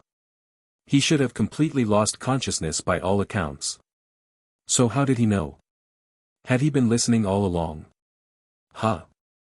What? Who? Under Perfect Life's questioning, Lu Su raised his head in confusion, looking around dazedly as if unaware of what he'd just said. Don't remember. I was indeed sleeping. The second characteristic of the laziness mask, subconscious processing. All information received during deep sleep goes straight into the subconscious. Though appearing completely unaware, in essence, he hears everything more clearly than anyone. Xia Antong hadn't spoken a single word since he woke up, as if completely unwilling to acknowledge this enemy. Sigh, whatever, the game finally responded. I've basically set up the game already, so just state your condition. But let me be clear up front, you only get one chance. If you suggest something clearly impossible for the game, you lose your opportunity immediately. Oh. Hey, are you even lucid? Perfect Life interjected, now genuinely doubting Sin's mental state. Helpfully, he recounted everything that had just happened. After all, he didn't want his theoretical strongest opponent to handicap himself so severely by losing his chance to make demands right from the start. Moreover, if he were truly delirious and made some player-unfriendly request, that wouldn't be good for anyone. Oh. The dark green mask slowly turned, looking somewhat surprised. Got it. You're quite the nag. Perfect Life. Nag? You %, #yen at asterisk. Please quickly state your condition. Quit yelling. Laziness leisurely scanned each face in the room, utterly unhurried. Honestly, these people aren't particularly interesting. I don't consider them real opponents. Everyone. What's with the sudden aggression? My condition is, find me someone actually worth fighting. Doesn't this make sense since we're one player short anyway? Originally 10, now 9, how dull. What exactly do you mean? The game has already begun. Recruiting new players now is impossible, so your condition would be. No need to go through that trouble. Isn't there still you? Why don't you join in? Save the excuses. I know your type isn't technically part of the game itself.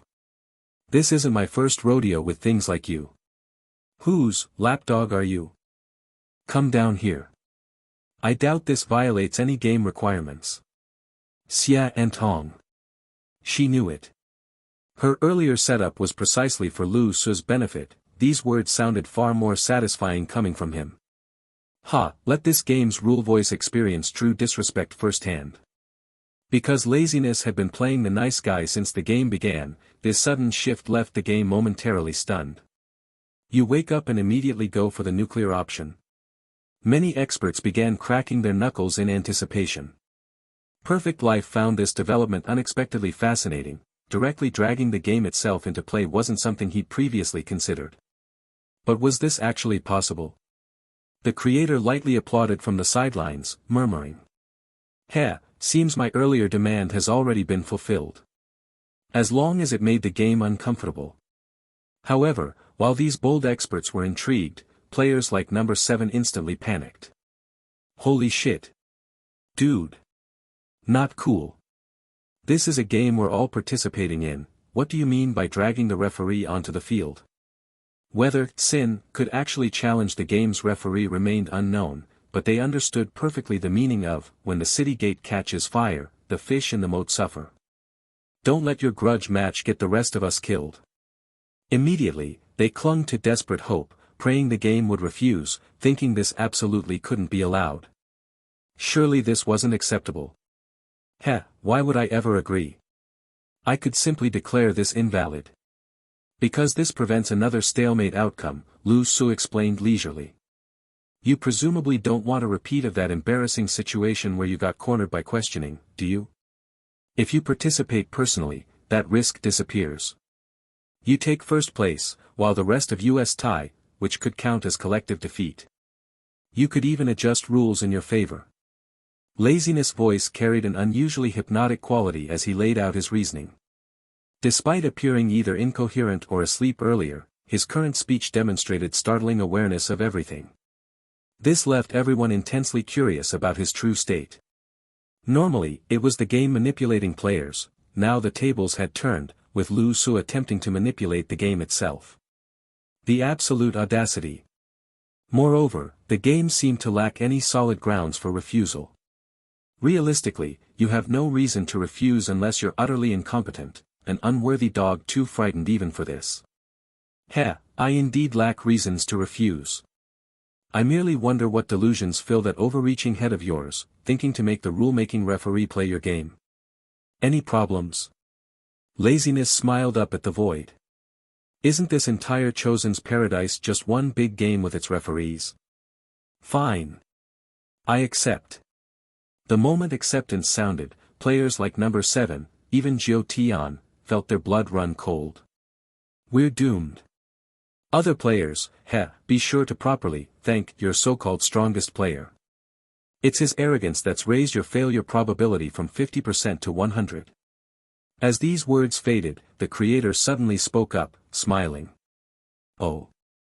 Yet I'd argue this also reduces your own probability of emerging unscathed from 100% to 99. Perfect Life similarly shrugged, battle intent instantly surging as he stretched, joints popping. Perhaps, 98. Xie Antong's lips curled slightly, her gaze unconsciously flickering toward the silent Lu Su. 98%. Was this their first time participating in a confrontation against the very essence of the game? Even their trash talk phase was so conservative and polite. If his mask today had been golden, he probably would have directly declared the game's win rate to be 0. Somehow, she actually looked forward to seeing Pride's personality engage in dialogue with the game.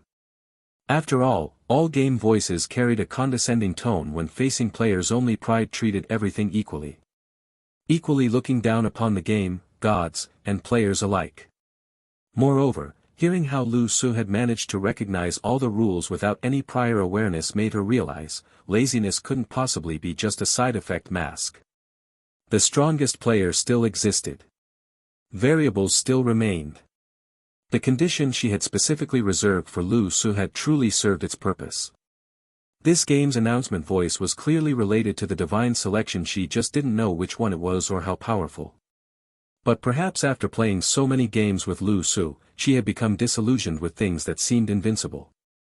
Sin's actions were unpredictable, but after Xie Antong learned the face beneath that mask, she chose to believe in his true nature.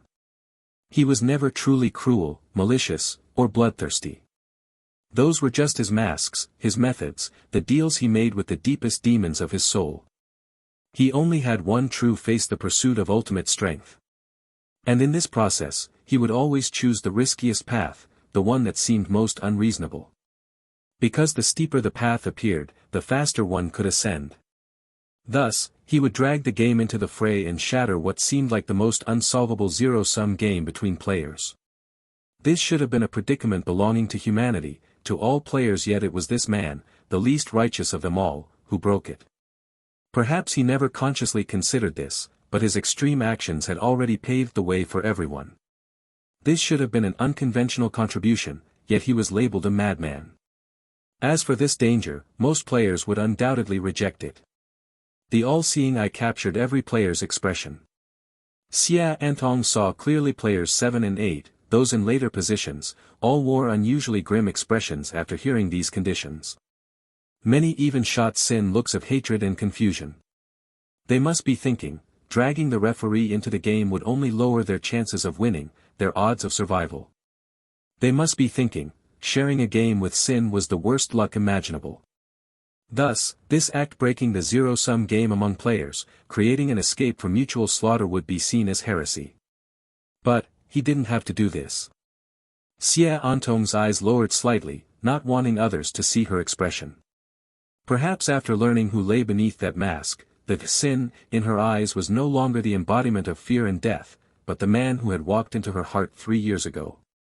He didn't have to do this. If he hadn't dragged the divine selection into the game, who would benefit most? The later position players? Wasn't it him? Without opposing the game, who among them could truly defeat him?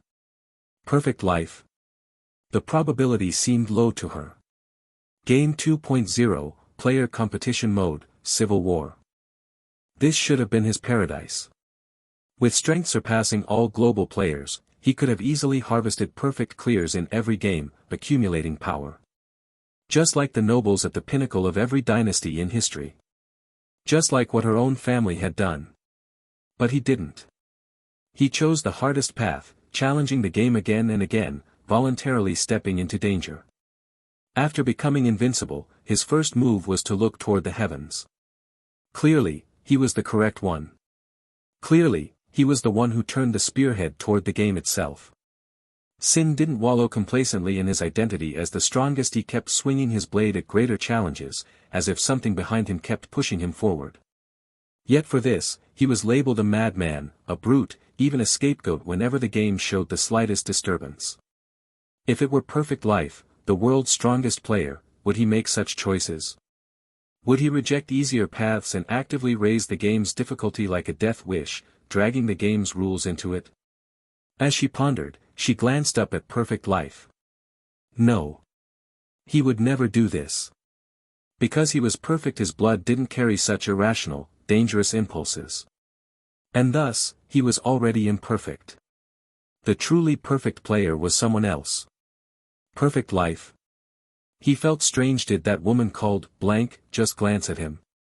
He distinctly sensed scrutiny and superiority in that look. Huh? What did that mean? Was she sending some message? He didn't get it. Good. Since that's the case, I'll join the fun. The game's rules are set keh. Perhaps because it was setting its own rules, the game's voice now sounded more relaxed and at ease. Wait a second, I have a question. Player 7 suddenly spoke up, as if making a last-ditch effort. I mean no disrespect to Sin, but shouldn't the previous conditions require consensus among the rest of us too? This, having the referee itself join the game, isn't that a bit dash? Game mode generated. The game's voice cut him off, utterly ignoring him. Player 7's face turned ashen, then his footing gave way. He plummeted straight into a glowing gate. All players, enter your designated areas. The new game has begun. One gate after another materialized beside the players. Perfect Life and the others stepped through without hesitation. When Xia Antong entered, only she and Lu Su remained on the field. Abruptly, without context, she said. I hope you won't regret your decision. Don't worry, he definitely will, ahahaha. The game's voice chuckled as it spoke, after which Xia Antong stepped through the doorway and vanished from the cityscape venue. Only Lu Su remained in the arena, sitting with his head bowed. Move already, it's time to enter. Lu Su. He neither spoke nor showed any intention of moving. Game, %#. Humph. It let out an angry laugh that seemed to say, just wait till we're inside the game. Then the glowing door abruptly shifted beneath Lu Su, causing him to fall straight through. Ugh. Xia Antong rubbed her head. Though it was just spatial transition, she inexplicably felt slightly dizzy. Before her was a barely furnished room resembling the hide-and-seek preparation chamber from earlier, though not as tall. Most conspicuously, the wall displayed a number. 3. While the floor bore another character. Marshall. 3, and Marshall. Xia Antong was momentarily stunned. She knew this must relate to the game, but no further information was available yet. Ha ha ha. Greetings everyone. I'm this game's referee, you may call me Brother Jew. Now, I presume you've all seen the characters in your rooms. For those idiots who might miss them, I've made them extra large. How's that? After exchanging a few words with Lu Su upon his awakening, the game successfully redirected all hostility. What was once directed at blank had now fully transferred to Lu Su. Not that Lu Su noticed. The moment he entered the game, he'd already fallen back asleep. Having dragged the game in, his task was complete. Time for a nap. ZZZ. The numbers in your rooms denote your room codes. The accompanying characters are either civil or martial. Civil means disputes in this room will be settled through intellectual challenges, while martial indicates physical combat. As for specific rules ****, I'd like to call this Life and Death Arena 2.0. Another form of hide-and-seek. The game's voice glitched momentarily, as if marveling at its own ingenious design in self-satisfaction. Shortly, players will be randomly selected for continuous commentary. Say whatever you wish, though crucially, you must disclose your room number and its accompanying character. Naturally, you're all free to lie and mislead other players. That's entirely up to you. Wait, who are you? What nonsense are you spouting? Mid-explanation, the game's voice suddenly erupted furiously, as if confronting someone unseen. The players were utterly baffled. What? Who's speaking? Rules aren't finished, the game hasn't started. Bullshit. Who the hell are you? Asking for death. This is cheating. Two voices abruptly began arguing. By now, players roughly understood this seemed to be two entities. Though both sounded like the game, apparently someone else was interfering. Those aren't the rules. What do you mean, nonsense? You must state your room number and its character. Between the two, one must be true while the other is false. Both can't be lies. Of course, both can be true, or you can reveal one while withholding the other. Another game voice instantly interjected. You're full of shit. Who told you that? Fabricating rules is cheating. You're full of shit. Who are you? Percent at and. Two identical game voices were now openly cursing each other. Hey, can you hear me? A new voice emerged clearly. Perfect lives. Oh, so mics are open now. Interesting. It's not game time yet, shut up. Yeah, damn it, why are you stealing my lines? That's my line. ***, probably Sin causing trouble again. Another participant joined, likely Chio Ein. You shut up too. Why are you yelling? Don't you know the rules? Just go deal with Sin directly. Chio Ein fired back. Actually, it's not me. A languid voice drawled, presumably, Sin. Bahahaha. The creator burst into uproarious laughter. Seizing the moment, Perfect Life interjected. I suggest everyone tells the truth. Personally, I guarantee I won't proactively target anyone ranked below me during gameplay. Should we coordinate? Now's a good chance to discuss. Any plans, Miss Blank? Jiu Tian remembered to align with Dragon Group's orders regarding blank. No idea. I just want to know why the game's schizophrenic. Is this part of the game too? Xie Antong's voice came through. Since everyone's talking, I'll chime in too. Players 7 through 9 hastily added. Chaos now reigns supreme. Quiet. Listen to the rules, damn it, I forgot some rule specifications. You lot ignoring rules are digging your graves. Who the hell are you? Shut your mouth. Once we begin, every 3 minutes one random player can speak before we rotate. During this, any player may enter another's room to challenge them via civil or martial means per that room's designation. Winners gain 1 point, losers lose 1. Each player gets 3 such attempts. Once used up, that's it. Immediately, another game voice countered. Who said 3? It's 5. Stop distorting rules. Are you fucking done yet? Listen up, there's also an exit mechanism. If you enter someone's room but wish to leave without competing, that still consumes 1 attempt. Wait. I didn't say that last part. No. How did you guess right? That is the rule. You're still interfering. Amidst this tangled mess, most players remained utterly confused, with rules still unclear.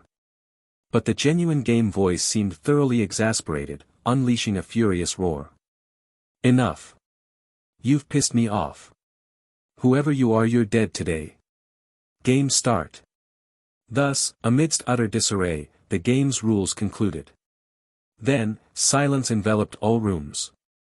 As the chaotic rule explanations concluded, the first speaker's turn finally arrived. Everyone waited silently in their rooms, anticipating the first player's voice. Oh, so I was chosen first. How convenient. After several seconds of silence, the creator's voice slowly spoke up.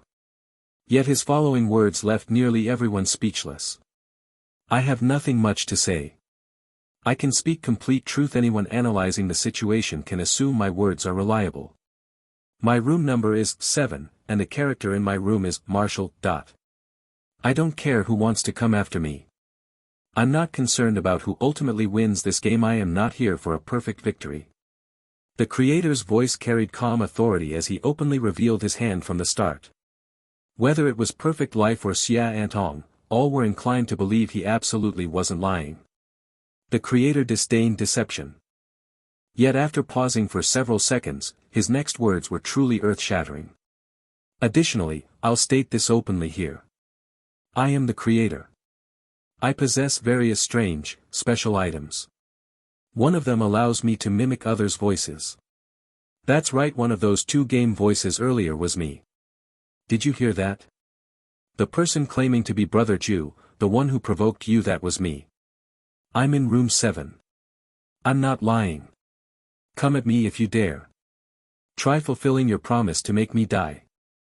I don't lie. If you're truly qualified, you should know I'm fundamentally different from these other youngsters. Come. The final word rang out like a war declaration, striking everyone's hearts with disbelief. There's another mastermind here. The lower-ranked players were utterly baffled. What kind of monsters were these people? Not only mimicking the game's system voice but openly admitting it, were they deliberately challenging the game's authority? Just what kind of situation was this? The creator's speech lasted only 1 minute. During the remaining 2 minutes, all rooms fell into complete silence. Perfect Life sat in his room, fingers cracking as he clenched his fists with admiration. What had he been playing all this time before? Couldn't there be more high-stakes games like this? The world has no shortage of heroes, he murmured. Though the creator's voice disappeared after his declaration, his words weighed heavily on everyone's minds. Had he truly confronted the game's rules? Could the world's third-ranked player succeed? Those 2 minutes felt longer than eternity, leaving everyone restless. In the final seconds, the creator's voice returned. Disappointingly, this game's rules aren't as tough as their words suggest. No one came for me. I repeat, room 7. Anyone who wants to find me is welcome anytime. With that, his time finally ended. Xia Antong took out a pen and slowly wrote on the floor before her. Creator, 7, Marshall. This seemed basically reliable. The game progressed rapidly. Before the shock from the creator's revelation could fully settle, the next player's voice emerged. Each person remained isolated in their room, the outside world obscured by mist, forced to deduce their next moves solely from others' words. Were those outside allies or enemies? There was no way to know. Though their rooms seemed secure, exposure meant other players could invade at any moment. What kind of hellish hide-and-seek was this? And the next player's voice made this already oppressive game turn even more brutal and terrifying. Can you hear me? A cold female voice spoke. I'm Chio Ein. What's your name? Other players? Everyone was stunned by this bizarre opening. Who was she asking? Shouldn't she explain her current situation first? But soon, realization dawned. Had she already made her move? Had she already invaded someone else's room? With 3 world-ranked experts and the game system itself 4 entities stronger than her, she just randomly chose a target? How ruthless. Yet they soon learned she was even more merciless than imagined. I am Shuayu, another voice answered, trembling with palpable fear. Good, Chio Ein replied simply. Then Shuayu's agonized screams echoed through every player's room. Ayaha. The piercing cries made everyone wince. The horrific shrieking cut off abruptly. Seconds later, Chio Ein's voice returned. Shuayu is dead. Apologies. Some people might not understand subtlety, so I'll be blunt. I don't have those men's moral constraints. Call me a bully if you want, that's exactly what I am. Earlier game rules stated you must provide at least one truthful detail about your room number or character. Whether that rule came from the game or the creator's lies doesn't matter, you'll obey because none of you dare risk that 50-50 chance. So players ranked below me, you're my targets. I'll harvest you. Don't believe me? Go ahead and gamble. Lose, and you'll be the next Shueyu. Chio Ain's voice was icily emotionless, like some heartless specter. As her voice faded, silence reclaimed the rooms. This was pure psychological warfare. Now lower-ranked players wouldn't dare gamble, meaning room numbers and civil/martial characters could be mostly verified. And, confirmed false information itself held strategic value. In her room, Chio Ain's gaze slowly lowered to the figure on the floor. Shueyu's thigh gushed blood where a black spike had impaled it, painful but non-fatal. Trembling, he clutched his mouth, eyes wide with terror, not daring to make a sound. The corners of Chio Ain's lips curled up as she placed a slender finger against her own lips.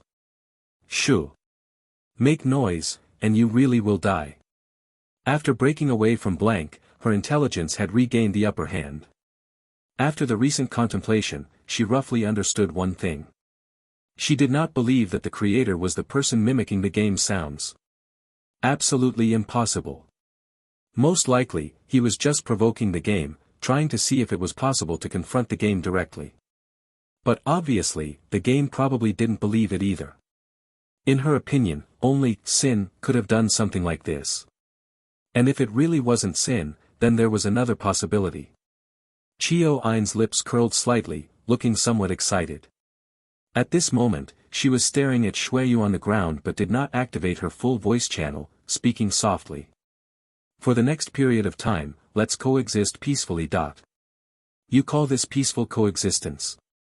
Shueyu really wanted to curse. But facing the 6th-ranked woman in the world, he really dared not provoke her, so he kept silent. Chio Ain's mind was spinning rapidly. If it was really her, then clearly she had to do something. She should be the first to take action. She had already taken control of a room and used direct death threats to make the outside rear position players cautious about speaking. But now, she was not quite sure whether she should transmit as much information as possible or keep it minimal. There were many strong players in this game, even the game itself was present. If Blank found out, those guys would probably figure it out too. Perfect Life, Sin, the creator. She wasn't confident about handling any of these three. After thinking, she coldly addressed everyone. My room number is 6. That's the truth. I have no intention to deceive. To show sincerity, I won't reveal the characters inside my room. According to previous rules, at least one must be correct. But you don't need to waste effort because I am not currently in room 6. After a brief pause, she continued. As for the room number where Shueyu is, I won't say because I don't know if that's what you need. If you need it, I can tell you in the next round. Her words were already very clear. This was a conversation. The conversation partner was naturally Blank. She believed the other side would understand her intentions. Xia Antong indeed, as she expected, slowly wrote a line in front of her after she finished speaking. Chio Ain, 6. After a slight hesitation, she added the character, text, after it. And after Shueyu's name, she wrote the word, alive. You are quite smart. If it were really murder, how could there be such piercing screams? She believed that Perfect Life and the others probably also knew that Chio Ain hadn't really killed anyone. Because they weren't afraid of Chio Ain. This lack of fear allowed them to come out and see the problem here. Those rear position players, on the other hand, because this was a death threat, and among top players almost none were saints, plus Sin's leadership, made it easy for them to think that Chio Ain's disregard for life was normal. Coupled with those screams, it intensified psychological pressure, so they couldn't see the problem here. Almost exactly as she had guessed, even Jiu Tian frowned at that time, opening his live stream, wanting to see if there was any related information. But obviously, what happened inside different rooms could not be told to the viewers. Xia Antong smiled lightly, veins began to bulge around her eyes. That voice inside her heart was growing louder, like an echo belonging to the soul. This kind of game was interesting. Just a round between two players already fully displayed everyone's restlessness. Everyone was doing something, none were the type to be led around by others. Only in this kind of game, was it fun. Just as she was about to let out a slow laugh, her own room suddenly lit up fiercely. Shui Yu's time had passed. Now, it was her turn. Xia Antong looked at the 3-minute countdown in front of her, cleared her throat, and adjusted the power of her all-seeing eye to maximum. Then, she injected herself with a shot. Afterwards, she remained silent, only watching the time flow in front of her. It seemed as if she was about to give up her turn. She pinched her own throat, adjusting her mood, her complexion flashing red and blue, leaving her expression unreadable. Finally, she threw a candy into her throat. Then, silence. All the rooms were enveloped by a quiet atmosphere. Time passed second by second, no one responded. Most people understood in their hearts it was very likely Sin's turn. That strongest player who was purely slacking off this time probably didn't know why he fell asleep again. Perfect Life now felt a bit speechless, thinking, is this guy really going to do nothing in this game? If it was really his turn, then this was probably just garbage time, only quietly waiting for his time to pass. However, just as the time was about to run out, suddenly, the game's voice sounded once more in everyone's room. Heh heh heh. That guy who only knows how to sleep probably isn't planning to play anymore. Forget him for now, I'll skip his time and say a few words. Perfect Life and the others immediately frowned. Can it be like this? I know some of you think this doesn't follow the rules, but so what? The rules are what I say they are. My word is the rule. First of all, that old guy called the creator, you loser from the old era, don't act all high and mighty in front of me. I know the one mimicking me isn't you. I already know who it is. Heh heh heh, bold move, just wait, I'll come find you. As for the previous rules, I wanted to correct that guy, but now I think, whatever. You don't know the rules, what does it matter to me? Isn't that making my game easier and more fun? Ha ha ha ha ha. After speaking, that game voice started laughing wildly, full of resentment. Enough chatter, I'll find someone later. After all, my chances to find you are limited. Playing too boring isn't good. But hey, my room number is 0. And the character inside the room is exactly Marshall. Among you, it seems there are several reckless guys who aren't very convinced. You can come to room 0 and have a Marshall fight with me. As the chaotic rule explanations concluded, the first speaker's turn finally arrived. Everyone waited silently in their rooms, anticipating the first player's voice. Oh, so I was chosen first. How convenient. After several seconds of silence, the creator's voice slowly spoke up. Yet his following words left nearly everyone speechless. I have nothing much to say. I can speak complete truth. Anyone analyzing the situation can assume my words are reliable. My room number is 7, and the character in my room is Marshall. I don't care who wants to come after me. I'm not concerned about who ultimately wins this game. I am not here for a perfect victory. The creator's voice carried calm authority as he openly revealed his hand from the start.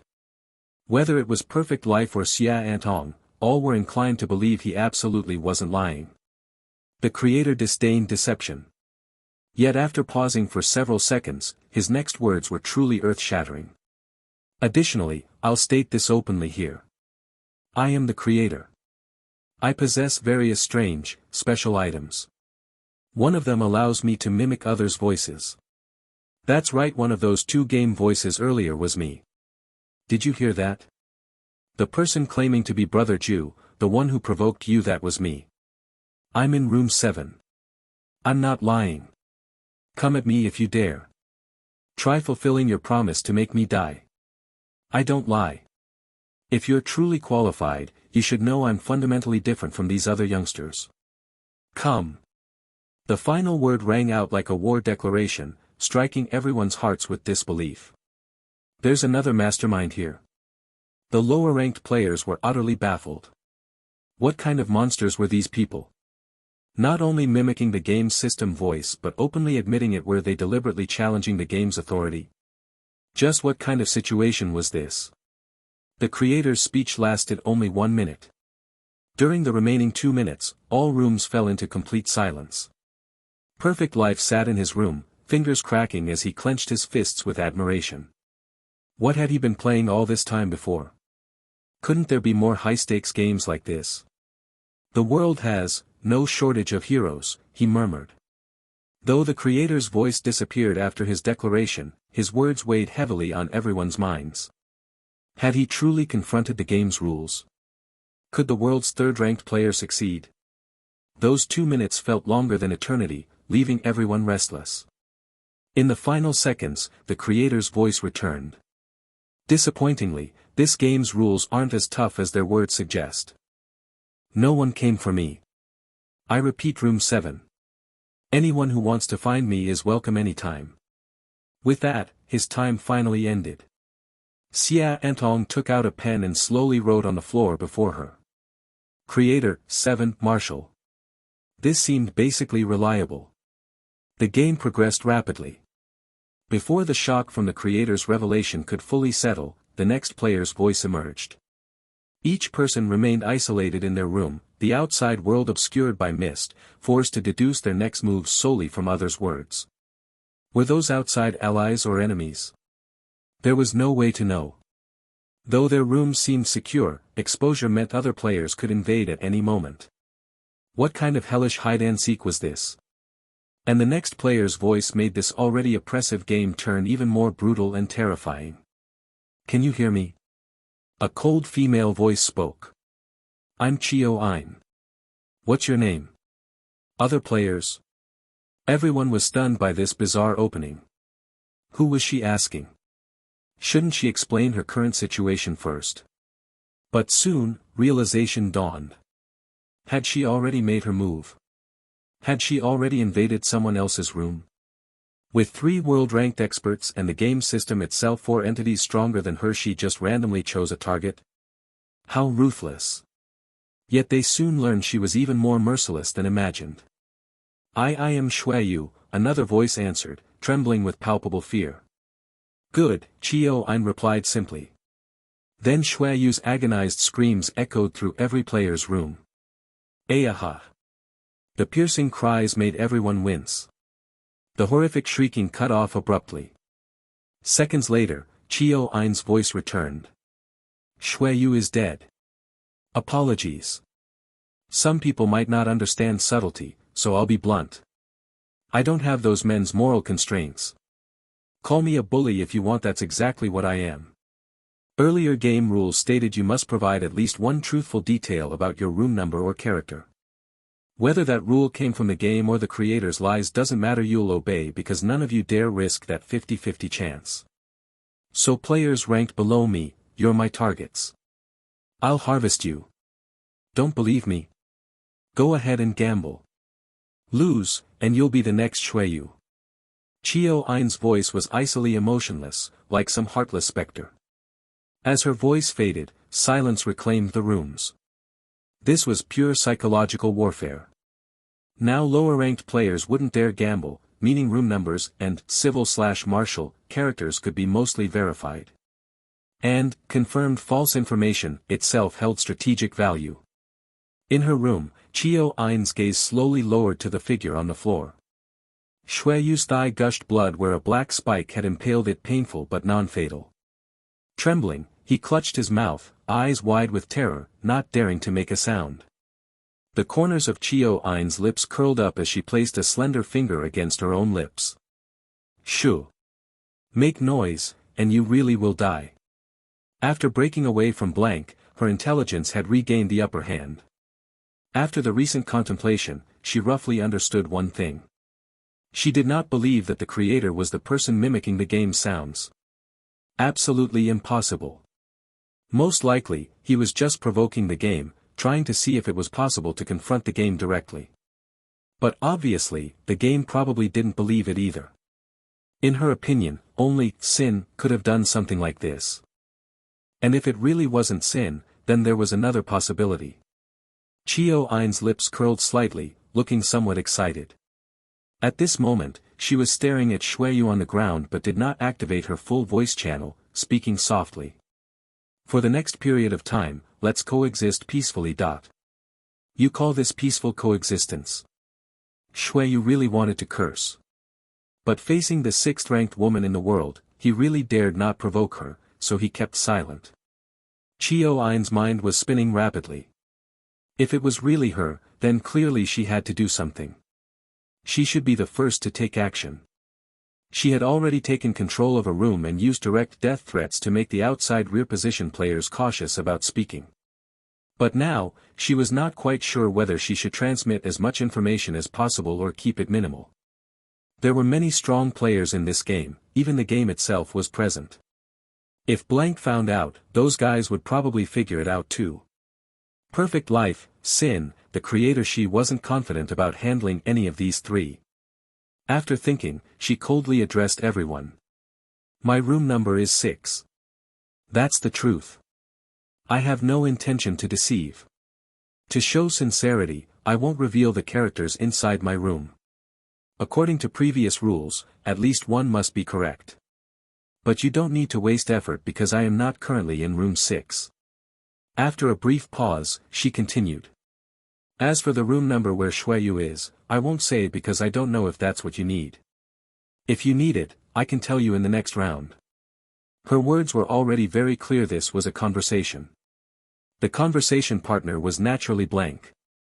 She believed the other side would understand her intentions. Xia Antong indeed, as she expected, slowly wrote a line in front of her after she finished speaking. Chiao Ein, 6. After a slight hesitation, she added the character, text, after it. And after Shuiyu's name, she wrote the word, alive. You are quite smart. If it were really murder, how could there be such piercing screams? She believed that Perfect Life and the others probably also knew that Chiao Ein hadn't really killed anyone. Because they weren't afraid of Chiao Ein. This lack of fear allowed them to come out and see the problem here. Those rear position players, on the other hand, because this was a death threat, and among top players almost none were saints, plus Sin's leadership, made it easy for them to think that Chiao Ein's disregard for life was normal. Coupled with those screams, it intensified psychological pressure, so they couldn't see the problem here. Almost exactly as she had guessed, even Jiu Tian frowned at that time, opening his live stream, wanting to see if there was any related information. But obviously, what happened inside different rooms could not be told to the viewers. Xia Antong smiled lightly, veins began to bulge around her eyes. That voice inside her heart was growing louder, like an echo belonging to the soul. This kind of game was interesting.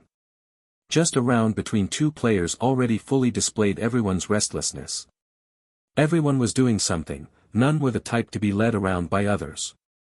Only in this kind of game, was it fun. Just as she was about to let out a slow laugh, her own room suddenly lit up fiercely. Shuiyu's time had passed. Now, it was her turn. Xia Antong looked at the 3-minute countdown in front of her, cleared her throat, and adjusted the power of her all-seeing eye to maximum. Then, she injected herself with a shot. Afterwards, she remained silent, only watching the time flow in front of her. It seemed as if she was about to give up her turn. She pinched her own throat, adjusting her mood, her complexion flashing red and blue, leaving her expression unreadable.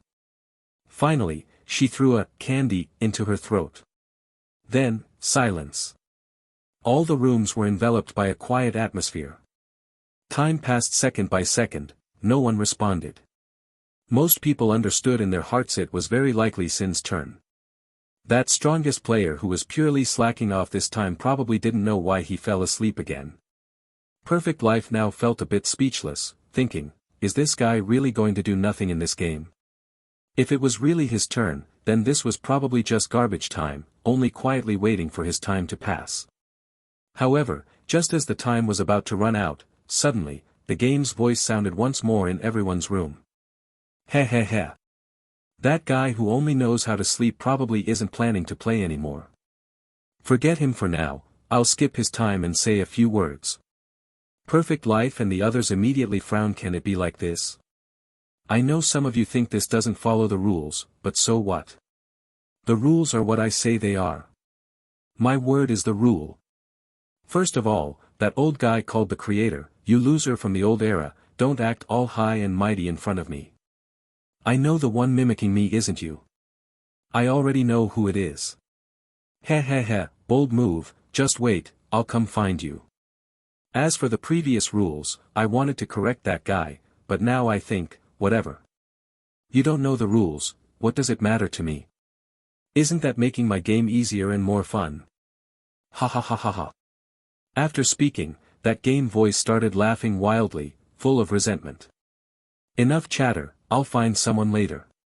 After all, my chances to find you are limited. Playing too boring isn't good.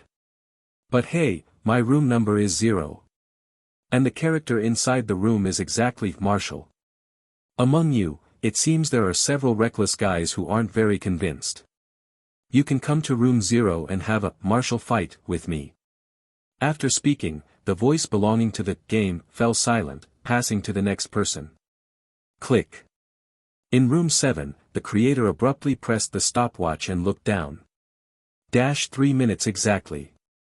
From Sin's earlier silence to the sudden appearance and disappearance of the game voice. Precisely 3 minutes. Exactly the full speaking time allotted to one person. Heh. Isn't this a bit too coincidental? The creator toyed with his stopwatch in his room, murmuring to himself. How could this possibly be a coincidence? You first pretended to be Sin by remaining silent, then after a long delay, pretended to be the game. Not bad. Who are you? Good acting, but I've seen through it. The creator wore a smile, but suddenly, his entire body stiffened, his expression freezing solid. No. What if the opponent wanted him to see through it? That seemed highly possible. Running through all the faces he'd seen today in his mind, he suddenly gasped. Ha! It's you! In his room, the creator instantly sighed, his face lighting up with something akin to delight. This game of hide-and-seek had everyone isolated in their own rooms, unable to see each other, with open chat times broadcast to all participants.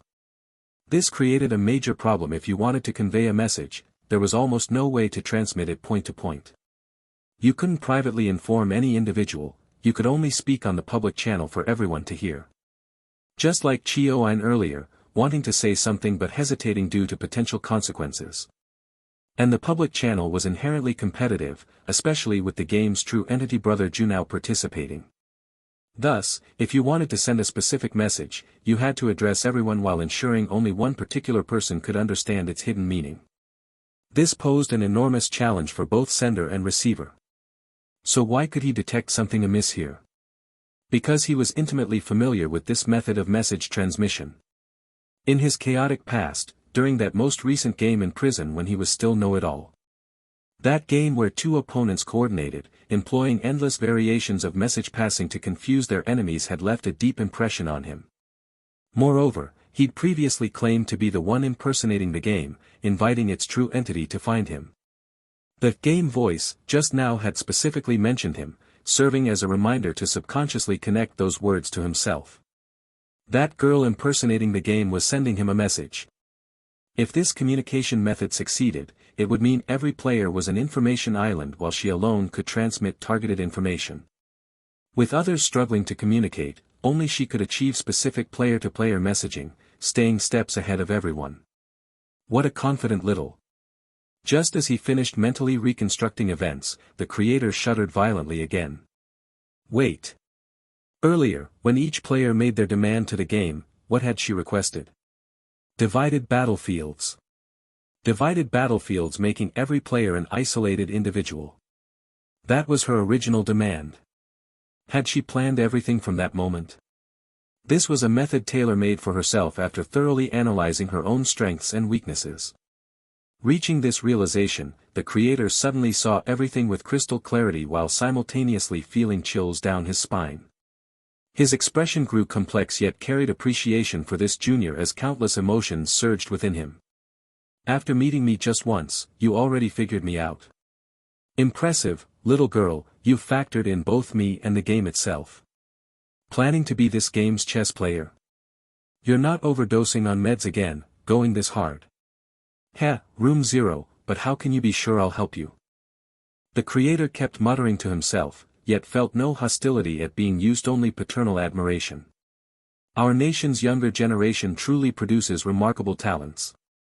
After a quiet laugh. Heh, that girl called blank might have even anticipated this reaction of his. Whatever. Regardless, he'd definitely go take a look. As this thought formed, the kindness in his eyes gradually sharpened. I choose to use my opportunity to challenge another player's room. Target, Room 0. While the creator pieced together clues about Blank's plans, messages outside continued flowing. Though it hardly made any difference. Because after that, game voice disappeared, a full 6 minutes passed without a single word from anyone. This wasn't right. Who would dare do this? Someone like Sin might, but wasn't Sin's turn already over? Moreover, 3 minutes per person, so why 6 minutes now? Who had the audacity? Wasn't there supposed to be at least one correct message? What did this complete silence mean? Had someone like Shuyu been killed by Chio-Ein? Or eliminated by another player? Each person sat quietly in their room yet felt trapped in a dark, terrifying forest devoid of safety. These seemingly bright, clean rooms were actually shrouded in thick mist and lurking dangers. The strongest player asleep at the wheel, the game referee personally entering the fray, the world's second most combat-ready player fired up. This game 2.0 was excessively lethal. Yet all this had little to do with Xia Antong in her room. After mimicking the game's voice, she violently spat out that button-sized device and began coughing violently. This thing wasn't just for voice imitation. Emotions, intent, everything had to synchronize perfectly since she wasn't trying to fool some nobody. Afterwards, she sat cross-legged, quietly waiting while calming her mind and spirit. Finally, after an indeterminable time, a figure appeared in her room. An overwhelming, oppressive aura pinned her firmly to the floor. And the character in her room read: Marshall. Without turning around, Xia Antong calmly said. You've come. Are you here to take my points? My room is the Marshall character. I know my own strength, I am no match for you. Take them. Whether you spare my life or not is up to you. The terrifying aura that had swept through the entire area instantly receded. The creator stood quietly, looking somewhat amused. He took a few light steps forward until he was beside Xia Antong, then looked down at her. With a laugh, he scolded. Stop pretending, little one. I'm already here. Still testing me? Wasn't it you who asked me to come? Hearing the creator's words, the tension in Xia Antong's expression finally eased slightly, as if she'd let out a long-held breath. Noticing the bulging veins and blood vessels near Xia Antong's eyes, the creator frowned slightly. That drug of yours, don't overuse it. Don't think psychological side effects don't count as side effects. As he spoke, he casually tossed her a strange vial, which Xia Antong caught steadily. My own concoction. Drink it if you trust me, might do you some good. Xia Antong nodded and said. If I didn't inject my own drugs, I wouldn't stand a chance in this game. Without hesitation, she downed the entire bottle the creator had given her. After drinking, she pressed her temples, swayed slightly, then stood up to face the creator. Then she performed a deep bow of respect. Thank you for your help, senior. Ah, enough of that. The creator sidestepped with a horizontal movement, dodging the gesture, and said with a laugh. You seem polite, but you're no pushover. You had me all figured out earlier, didn't you already predict I'd help? Xia Antong's expression remained unchanged as she replied. That's because I trusted you would intervene, senior. The creator shook his head with a smile, then turned serious. Enough small talk. You wanted me to scout ahead, I've tried. Room 0 doesn't exist. There's no such room. I checked room 10 too, also non-existent. This seems not good. But after his words, Xia Antong's expression didn't change, as if she'd expected this. Just as I thought. Creator? Oh. You already figured this out? More or less. Rubbing her forehead, Xia Antong looked mentally exhausted. Then she tentatively glanced at the creator and asked. Senior, what are your plans this time? Going for a perfect clear? Ha! The creator waved dismissively. All my time in the spotlight is past. At most, I'm just contributing what I can. This is your generation's stage now. I came mainly to ask one thing. His expression became slightly awkward. Xia Antong gave him a questioning look. What are your plans? Especially regarding that guy, Sin. Xia Antong. Her face turned solemn, remaining silent for a long while. Finally, she uttered 4 words. Set a thief to catch a thief. Ah. The creator scratched his forehead. Well, what happened on the island was indeed his fault. Honestly, even I was shocked. He tried to kill you. Asking you to forgive him would be inhuman. But I think during critical moments, we should unite against common threats. Xia Antong's drug-enhanced face took on an eerie beauty as she sneered. Unite against common threats? Ha! Our strongest player probably doesn't think I'm worthy of uniting with him. Creator. Sigh. Back then, when desperate, we had to cooperate with Chang's faction too. That was also a blood feud. I understand. Thank you for your concern, Senior. Xia Antong interrupted, bowing again. The creator reconsidered. Some relationship issues escalated to life-or-death conflicts were best left alone. He simply nodded and asked. All right then. Need any other help? He'd said it casually, but Xia Antong turned to him with utmost seriousness. Actually, yes. A small favor. I've been waiting for you after much thought, only you can help. The creator laughed. You don't hold back, do you? What is it? Help me defeat someone. Who? The creator instinctively asked. Perfect life. Creator? The creator froze completely, staring at the girl's deadly serious expression, speechless. Defeat perfect life? You say that so casually. No confidence. Don't provoke me, kid. The creator waved frantically. You call this a small favor? Because to me, your strength is unfathomable. Xia Antong flattered, then added gravely, and he must be crushingly defeated. Creator. This is the most crucial part of my entire plan. What a magnificent plan. The creator's mouth twitched as he couldn't help but sarcastically remark. Your audacity reminds me of a certain old Xia I once knew. Fine. Explain why I must give perfect life a crushing defeat. Meanwhile, the first round of dialogue had officially ended. Without pause, the second round began. All rear position players were hyper-alert, carefully scanning every corner of their rooms for potential enemies. In room 9, a figure wearing a dark green mask sat cross-legged. Sin. His aura was wildly unstable, warping space around him like a black hole. Behind the mask, 2 crimson eyes glared intensely. The laziness mask. 10 minutes awake required 5 minutes asleep. Yet in nearly 30 minutes. Lu Su hadn't closed his eyes once. He'd endured through sheer will. Now, he was muttering madly to himself. What others can do, let them do it. What I can avoid, I'll avoid. You can handle this, right? Huff. Huff. Lu Su sat in his room, taking deep breaths like a whale inhaling water. The entire room seemed to tremble with each of his exhales. He had never experienced pain before, but this current state was nearly the worst sensation he'd ever felt. An overwhelming drowsiness surged over him like tidal waves, each wave threatening to completely drown him. Every minute, every second, his mind felt like it was being sliced apart. He stubbornly resisted these intense side effects, refusing to lose consciousness. In reality, he was merely not asleep, far from being clear-headed. His thoughts were so chaotic they bordered on complete irrationality. All his rationality was focused solely on staying awake, with no energy left for anything else. His vision blurred as subconscious thoughts began repeating several names in endless cycles, like vengeful spirits demanding his soul. Blank.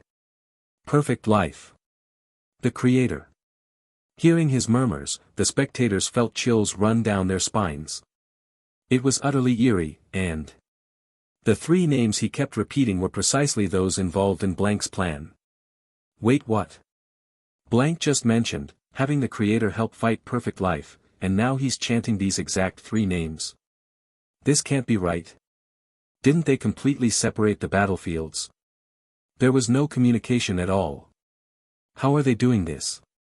Why do I feel like these top players can understand each other's moves without any communication? This is true love. While Lu Su remained silent, in another room, Xia Antong had finished explaining her general plan to the creator. The creator. Though I don't know your full scheme, are you certain about this? Helping you fight Perfect Life isn't really an issue. Seeing his agreement, Xia Antong immediately moved to bow again, but was instantly stopped. Ah, enough already. You weren't this polite when scheming against me. But remember, schemes are one thing. In actual combat, tricks won't save you. Beating Perfect Life isn't impossible, but a crushing defeat. The creator chuckled bitterly at his own words. Some things couldn't be achieved by confidence alone. Xia Antong responded, a gentleman can be deceived with what's expected of him. What do you mean? The creator asked. Xia Antong raised 5 fingers. My entire plan relies on gambling on 5 things. Gambling? The creator frowned at the word. Exactly. What's a game without gambling? Without absolute strength, everything becomes a game of probabilities. She even laughed slightly, adding with excitement, besides, gambling makes things interesting. Gamble on what? First gamble, that this game's Ju Gu doesn't possess overwhelming power, that it too is subject to the game's rules. Second gamble, that you, senior, are willing to help without caring about winning or losing. Third gamble, that Sin isn't actually mentally compromised, that his intelligence might be remarkably high this time. Fourth gamble, that my blade will serve my purpose. Fifth gamble, that Perfect Life is truly a gentleman. If he's truly honorable, then naturally, he'll suffer a crushing defeat. The creator raised an eyebrow, staring speechlessly at the smiling girl before him.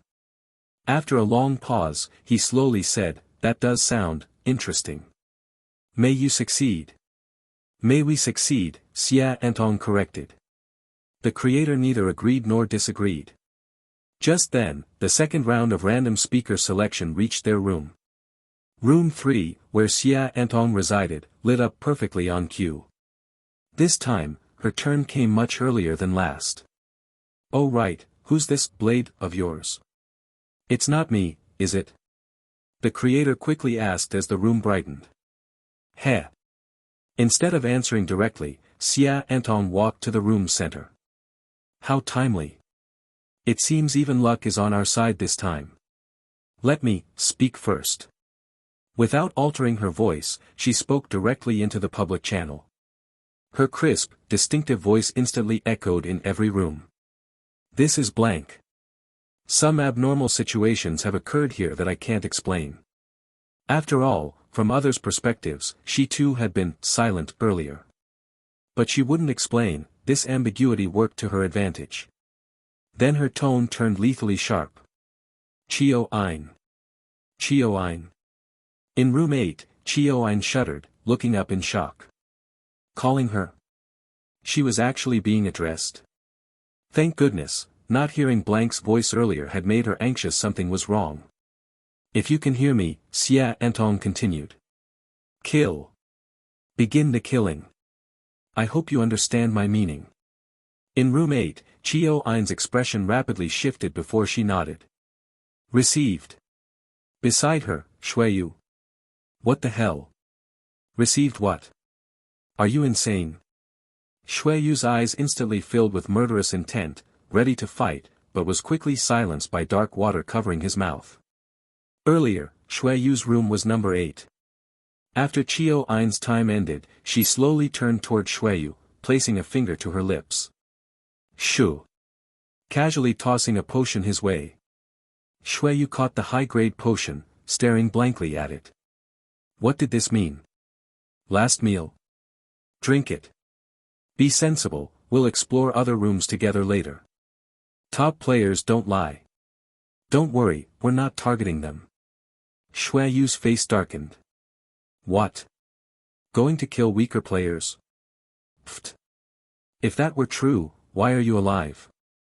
What makes you special? Chio Ein shot him a look like he was garbage. Then her eyes took on a fanatical gleam. She's beginning. This time, it's her game. This will be the first battle where divine punishment descends upon this world. You should feel honored to participate in such a game. Shuiyu. Not, bro, wait, sis. Why are you suddenly talking like some Chunibyu character mid-conversation? What? Is Chunibyu some hidden trait every Japanese girl has? Even someone ranked 6th worldwide can't escape it. Just drink the potion already. It's a gift. What if it's poison? If I wanted you dead, I'd have done it already. So fussy. Chio Ein sounded exasperated. She carried the arrogance of a superior, but wasn't particularly bloodthirsty. Besides, Blank didn't seem like that type of person, she should maintain some decorum. If you perform well, I might recommend you to join divine punishment. Chio Ein tilted her chin up slightly, as if bestowing some great favor. Shuiyu. Wait, is this woman insane? And more importantly, what the hell is divine punishment? Some famous thing. But with no other options, the decisive Shuiyu downed the potion to restore his condition. Let's go. I'll accompany you. Chio Ein casually summoned a tentacle to carry him, paused in thought, then vanished from the spot. Murder. In room 3, the creator voiced his displeasure. This is your so-called blade. Just intimidation. Applying some pressure, Xia Entong explained. We need to eliminate weaker players before the game targets them. You mean, the game's rules will go after them first? The creator looked shocked. That's surprisingly petty. Shouldn't it target people like us? Or go straight for sin? Xia Entong shook her head gravely. No. It's cautious. And Ju Gu. What's Ju Gu? What word starting with Ju can you think of? There are plenty. Don't tell me you think this old man's going senile, the creator laughed. Xia Entong remained silent. Ju. Despair. Despair's chosen. The creator. Pure speculation. Doesn't matter right now. Xia Entong shook her head, refocusing on the floor where she'd recorded room assignments. It won't be long now. The blade has moved. Certain parties likely already know who's in each room. At minimum, Perfect Life and the game itself probably have a rough idea. From their perspective, the truly obscured rooms are mine and those 2 that remained silent earlier. These 3 contain me, Sin, and 1 back row player. That silent player might no longer be present. No longer present? The creator almost asked for clarification, then realized it was unnecessary. He knew the answer. What else could it mean? Either they used an exit coin, or they died. Either way. It likely means the game has already scored a point. Currently, the only player who might have points is Chio Ein. Her points sync with the game's, keeping pace while she hunts other back row players. The murder objective is disappearance. Chio Ein will force players like Shuiyu to flee using whatever means necessary. Preventing Ju Gu from easily finding and harvesting them, his 3-attempt limit applies to everyone. Is this the blade's true meaning? Threats. Coercion. Chio Ein, the weakest among frontline players, has somehow backed Ju Gu into a corner. Outside, it was Jiu Tian's turn to speak. He didn't know what to say. Instinctively, he felt everything was already too late. He could only ramble pointlessly, with no one likely listening. Now his heart pounded inexplicably fast. Because somehow, his room was gradually darkening. So according to your theory, once back row players dwindle from the game's perspective, the real unknowns become your room and Sins. You 2 never spoke or revealed information, remaining hidden from each other too. Correct. Xia Entong nodded. And it's not just the game who knows. Perfect Life will know too. And he'll be even more restless than the game's Ju Gu. The creator's expression froze momentarily before gradually relaxing. Only now did he fully understand. So that's it. I see. You mean Perfect Life will attempt room entry first, likely coming here. That's why you need him, to suffer crushing defeat here. But prepare yourself. Xia Entong slowly closed her eyes, interrupting him. It's coming. 3 seconds later, light flickered across the room. An elegant, slender figure materialized out of thin air. Perfect Life. His yin-yang hands moved through Tai Chi motions as his gaze immediately fell upon Xia Entong seated center floor. His expression shifted to surprise. You. Strange. I thought this would be Sin's room. TCH. My luck's not great today. His face contorted briefly before he spoke. My apologies, I didn't come seeking conflict. But per game rules, leaving without challenging you would waste an attempt. So perhaps. Xia Entong impassively pointed at the martial character on the floor. Defeat me, and the points are yours. Perfect Life. His lip twitched. After 2 seconds consideration, he actually seemed ready to leave. Then he froze mid-step. Suddenly the entire space convulsed violently. Countless fragmented mirrors coated the room like a kaleidoscope. From one shard emerged the creator's form. Well, what a coincidence, world second. Perfect Life clearly hadn't expected to encounter the creator here. You came to challenge her. Don't mind me. Perfect Life cupped his hands respectfully.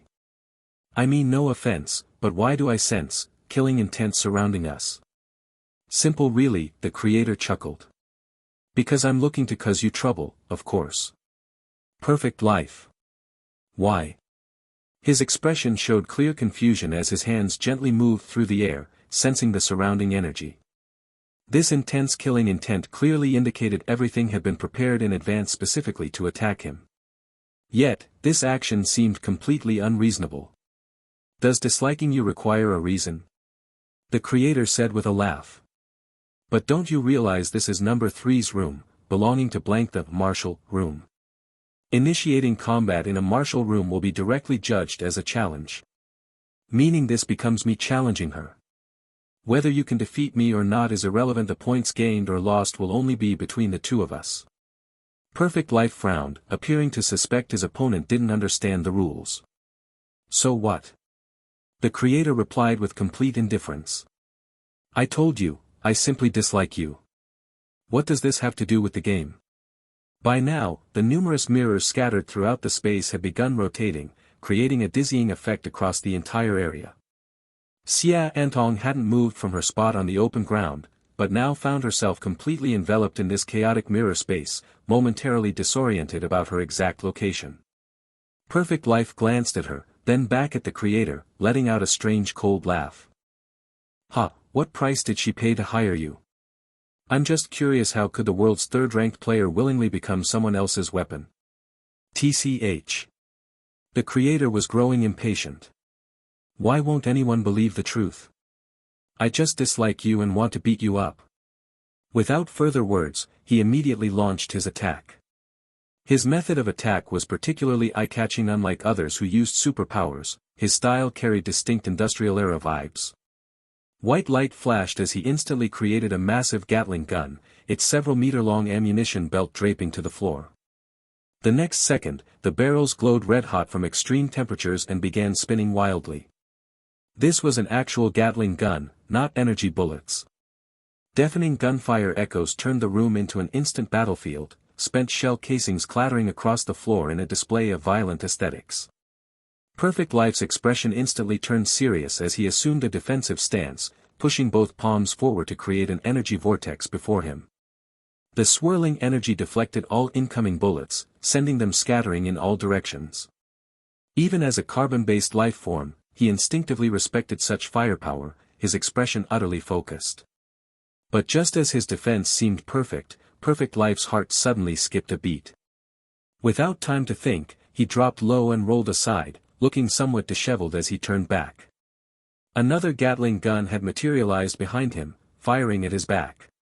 Heh, quick reflexes. The creator laughed before suddenly raising a hand. The surrounding broken mirrors instantly darkened in color. How about this? Every ricocheting bullet now reflected off the mirrors with completely unreasonable trajectories and undiminished speed. 2 Gatling guns pouring out 3,600 rounds per minute with zero loss in firepower. Within moments, the entire room became a bullet hell, the dense barrage weaving an impenetrable net that nearly obscured vision. Xia Antong remained seated to the side, protected by the creator's mirror space though visibly shaken. While this was all part of her scheme, witnessing this first battle beneath the summit still exceeded her expectations. This level of combat power couldn't possibly be overcome through numbers alone. Stop! Unable to maintain his defense, Perfect Life's eyes suddenly blazed gold as he roared like a lion. Instantly, countless bullets froze midair as if space itself had solidified. Even the creator felt trapped in quicksand. In the next moment, Perfect Life appeared before him, summoning a halberd with a backward grab. The halberd carved a violent arc through the air before smashing down onto one Gatling gun. Boom! The explosion didn't warrant a glance. Perfect Life had absolute confidence in his destructive power. Pivoting his body, the halberd followed his motion in a sweeping strike aimed at the creator's head. Crack! The kaleidoscopic mirror space shattered like glass, crystalline fragments scattering through the air. Along with it shattered the creator's image. But space flickered as the creator reappeared behind Perfect Life, palm striking directly for his heart. Perfect Life's eyebrows shot up as he forcefully twisted his body, using the halberd's back to counterstrike. Boom! Both figures flashed past each other in a brutal exchange. Cough! Perfect Life staggered back, tasting blood though none actually came up. The creator meanwhile grimaced, his right arm hanging limp at his side. Heh, getting old. These bones aren't what they used to be. He sighed. This exchange had cost him half a move. What a pity. Perfect Life's expression remained cold as he regarded the creator. You're strong, but no match for me. I just find it ironic this game doesn't need conspiracies when players kill each other without reason. Here we are, having never seen the game itself or even sin, already depleting our own forces. The creator burst into laughter. Ha! Depleting? Sorry, but today you'll lose here. And according to that girl over there you'll lose spectacularly. Probably very painfully too. Perfect Life. He smiled dismissively, but just as he was about to speak, his expression suddenly froze. His yin-yang hands constantly and instinctively perceived the world's rhythms. According to the divination he just sensed, his probability of suffering a crushing defeat here actually exceeded 50%. How? Oh. You seem rather pale, don't you think? The creator observed Perfect Life's condition and couldn't help but voice his surprise. This is truly fascinating. To be honest, I'm not entirely sure how to utterly defeat you yet. Perfect Life. For a moment, he forgot he was in combat. His hands rested on his chest, one black and one white, flipping repeatedly as if searching for some kind of exit. The creator, ever the honorable one, saw his opponent suddenly start fortune-telling and refrain from launching a sneak attack. He simply stood there watching quietly. Strange. Perfect Life frowned. This is a setup, but not against me. Someone else is the real target. But I'm being used. Perfect Life seemed utterly perplexed and abruptly turned to look directly at Xia Antong. Your scheme. Interesting. Why do you think I'll suffer a crushing defeat? His yin-yang hands rose to chest level as golden eyes locked onto blank. Those piercing eyes seemed capable of seeing through all deceitful plots. Chinese culture is vast and profound, Xia Antong said calmly. Can you truly comprehend it all? At least I can tell when you're lying, Perfect Life replied indifferently. No need. I never lie, Xia Antong stated. Your defeat will come because you choose it willingly. Perfect Life. I'd like to hear your reasoning, he said curiously. Because fundamentally, the real challenge in this room is between you and me. You needn't ponder schemes. A single teleportation to snap my neck would end everything instantly. There's no need for you to fight the creator. Perfect Life froze momentarily. Theoretically, that made sense, though he'd never considered it. If the creator was fighting him, should he first bully the weak before avoiding battle? What kind of person would that make him? Because you previously promised not to actively target weaker players in this game, Xia Antong continued without needing his input. Keeping your word, honoring commitments, that's your fatal flaw. Perfect Life felt this woman's values were utterly warped. Since when was integrity a weakness? Guess what Sin would do if he were in your position? What would he do? Perfect Life asked reflexively. No one knows what he'd do. Breaking promises, betraying allies, spouting nonsense, disregarding the bigger picture, acting recklessly, that's him. And that's precisely why he's truly stronger than you in this game. Perfect Life. His expression twisted before bursting into laughter. He might indeed be stronger, but certainly not just for those reasons. Are you suggesting I'll suffer defeat because I refuse to play dirty? Ha! Let's test that theory. His aura surged violently, as if completely dismissing such petty tactics. Xia Antong smiled wordlessly and shook her head. No. You still don't understand. But it didn't matter. At least she was nearly certain her gamble would pay off. Perfect Life began speaking when suddenly a fierce gust of wind roared from behind. The creator judged the verbal sparring had gone on long enough. Blank's meaning was clear, the time wasn't right yet. Time for action, not Perfect Life's ramblings. Perfect Life had no time to waste either. In an instant, he moved with his halberd, clashing violently with the creator's renewed assault. Boom! Both combatants had already gauged each other's strength, eliminating the need for further probing as they launched into frenzied exchanges. The virtual space transformed into a supreme battlefield as bizarre skills and weapons poured forth like water. He and the creator were both players who pursued omnicompetence. Their battle appeared exceptionally dazzling, arguably the most visually spectacular among all players. Xia Antong stood calmly within this warzone as if accustomed to such scenes. This was a true battle between gentlemen. The creator didn't overly protect her, nor did Perfect Life attempt to strike her directly. She remained there naturally, listening intently to every external sound. Outside, the periods of silence were growing more frequent. Most had either died or were being led around by Chio Ein. From the limited remaining sounds, she'd already deduced nearly everyone's room locations. Earlier, the game rule requiring at least one piece of true information was her fabricated, false rule.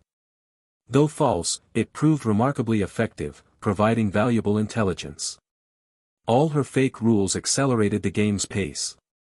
She knew that with unknown privileges on the game side, the best strategy wasn't hiding identities but quickly revealing room locations.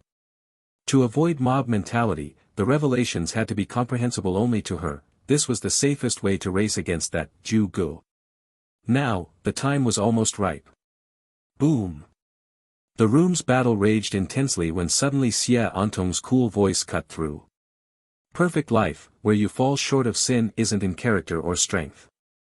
You lost from the very beginning, when he pitted the game itself against competitors. He's been competing against the game all along, while you've been fixated on competing against him. Perfect Life chuckled disdainfully after hearing this. Save your psychological warfare. I'm not comparing myself to him, I'm surpassing my limits. I reserved one room selection for him and another for the game itself. Oh. Xia Antong's tone remained unchanged. Then when I impersonated the game and mentioned room 0, why didn't you go? You, impersonated? What? Perfect Life's aura faltered momentarily. You never tried, did you? Xia Antong pressed on. Room 0 doesn't exist. That Ju Gu character has no fixed room, he only visits others. You can't actively seek him out. Room 0 doesn't exist. Perfect Life's mind instantly descended into chaos.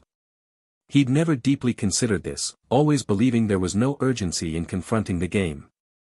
Your choice now, Perfect Life. If you win, the game will know I'm in this room and come to claim the final point effortlessly.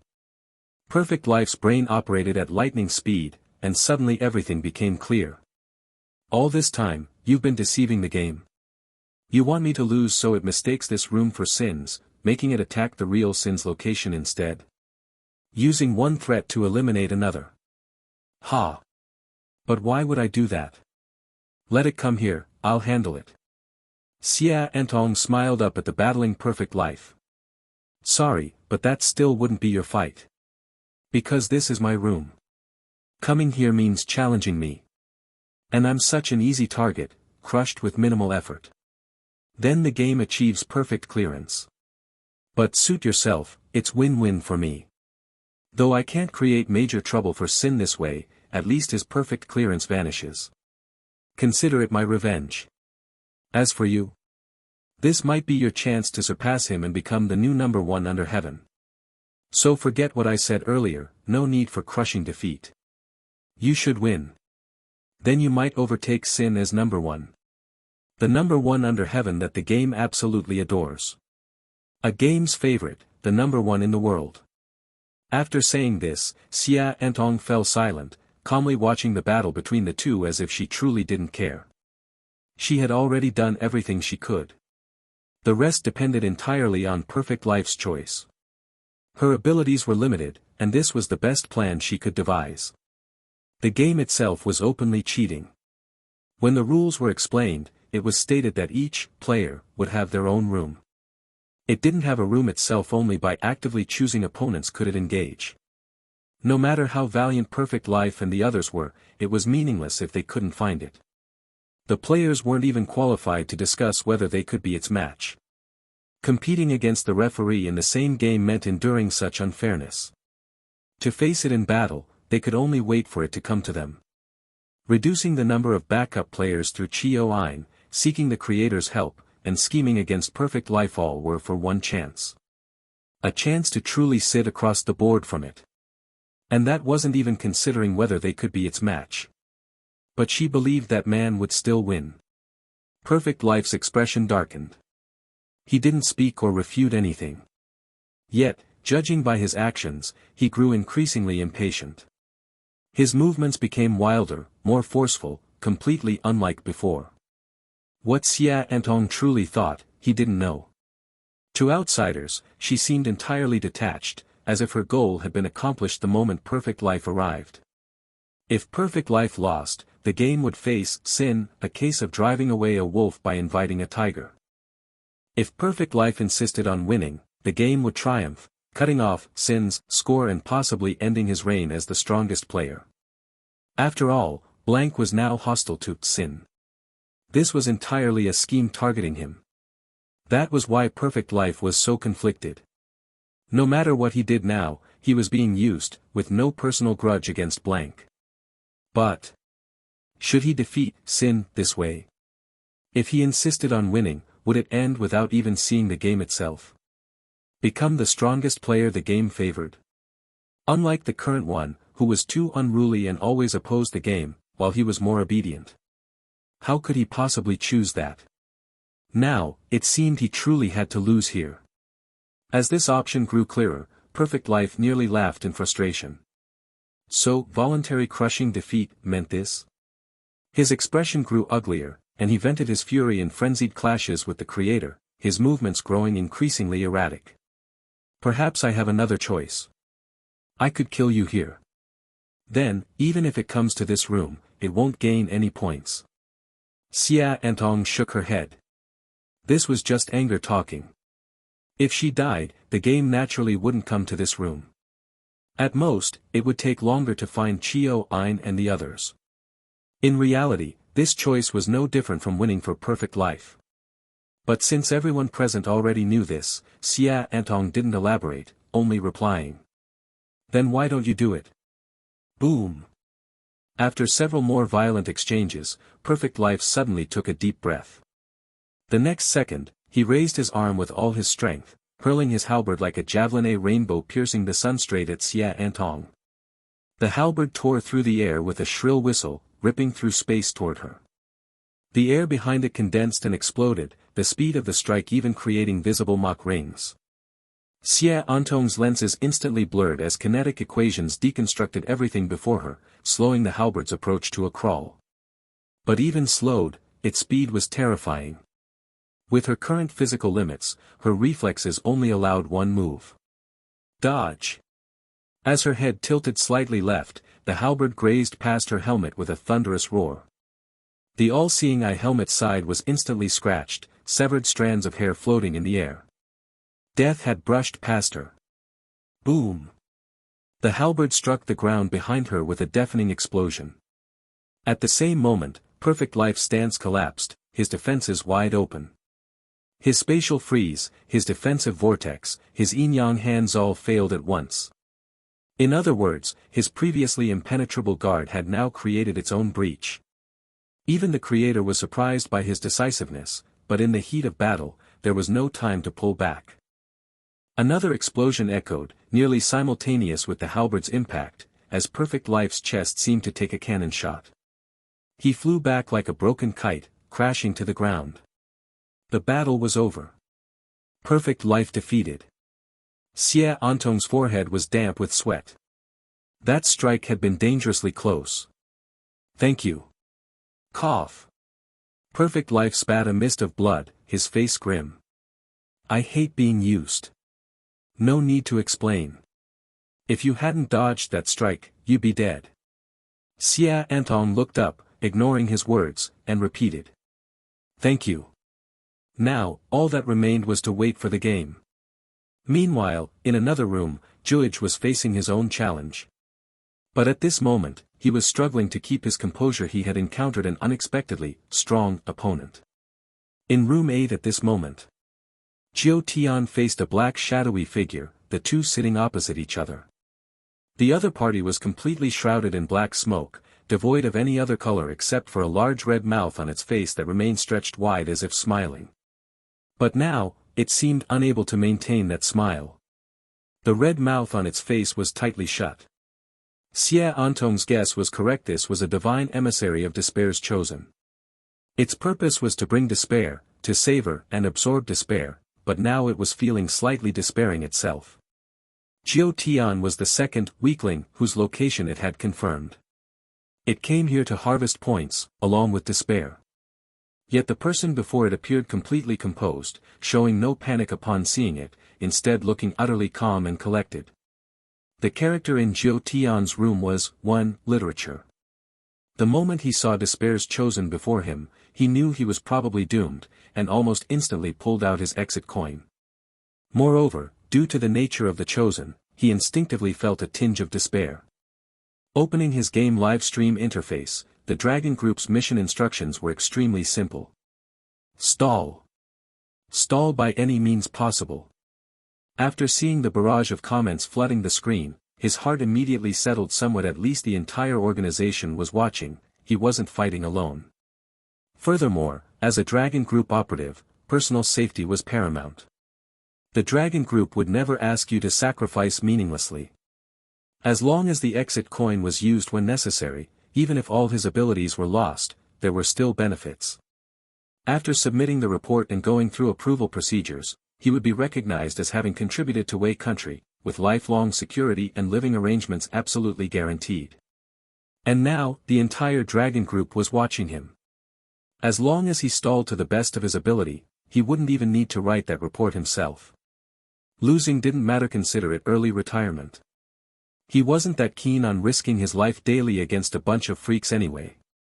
So he maintained a peaceful mindset. Winning or losing didn't matter, as long as he completed his mission. Despair's chosen thought this guy before it was so calm because he assumed literary combat wasn't dangerous. Thus, before the game began, it deliberately added in a sinister tone. Literary combat can also make you despair. Jiu Tian. He had nothing to say, simply holding the exit coin in his hand, waiting quietly. Amusing.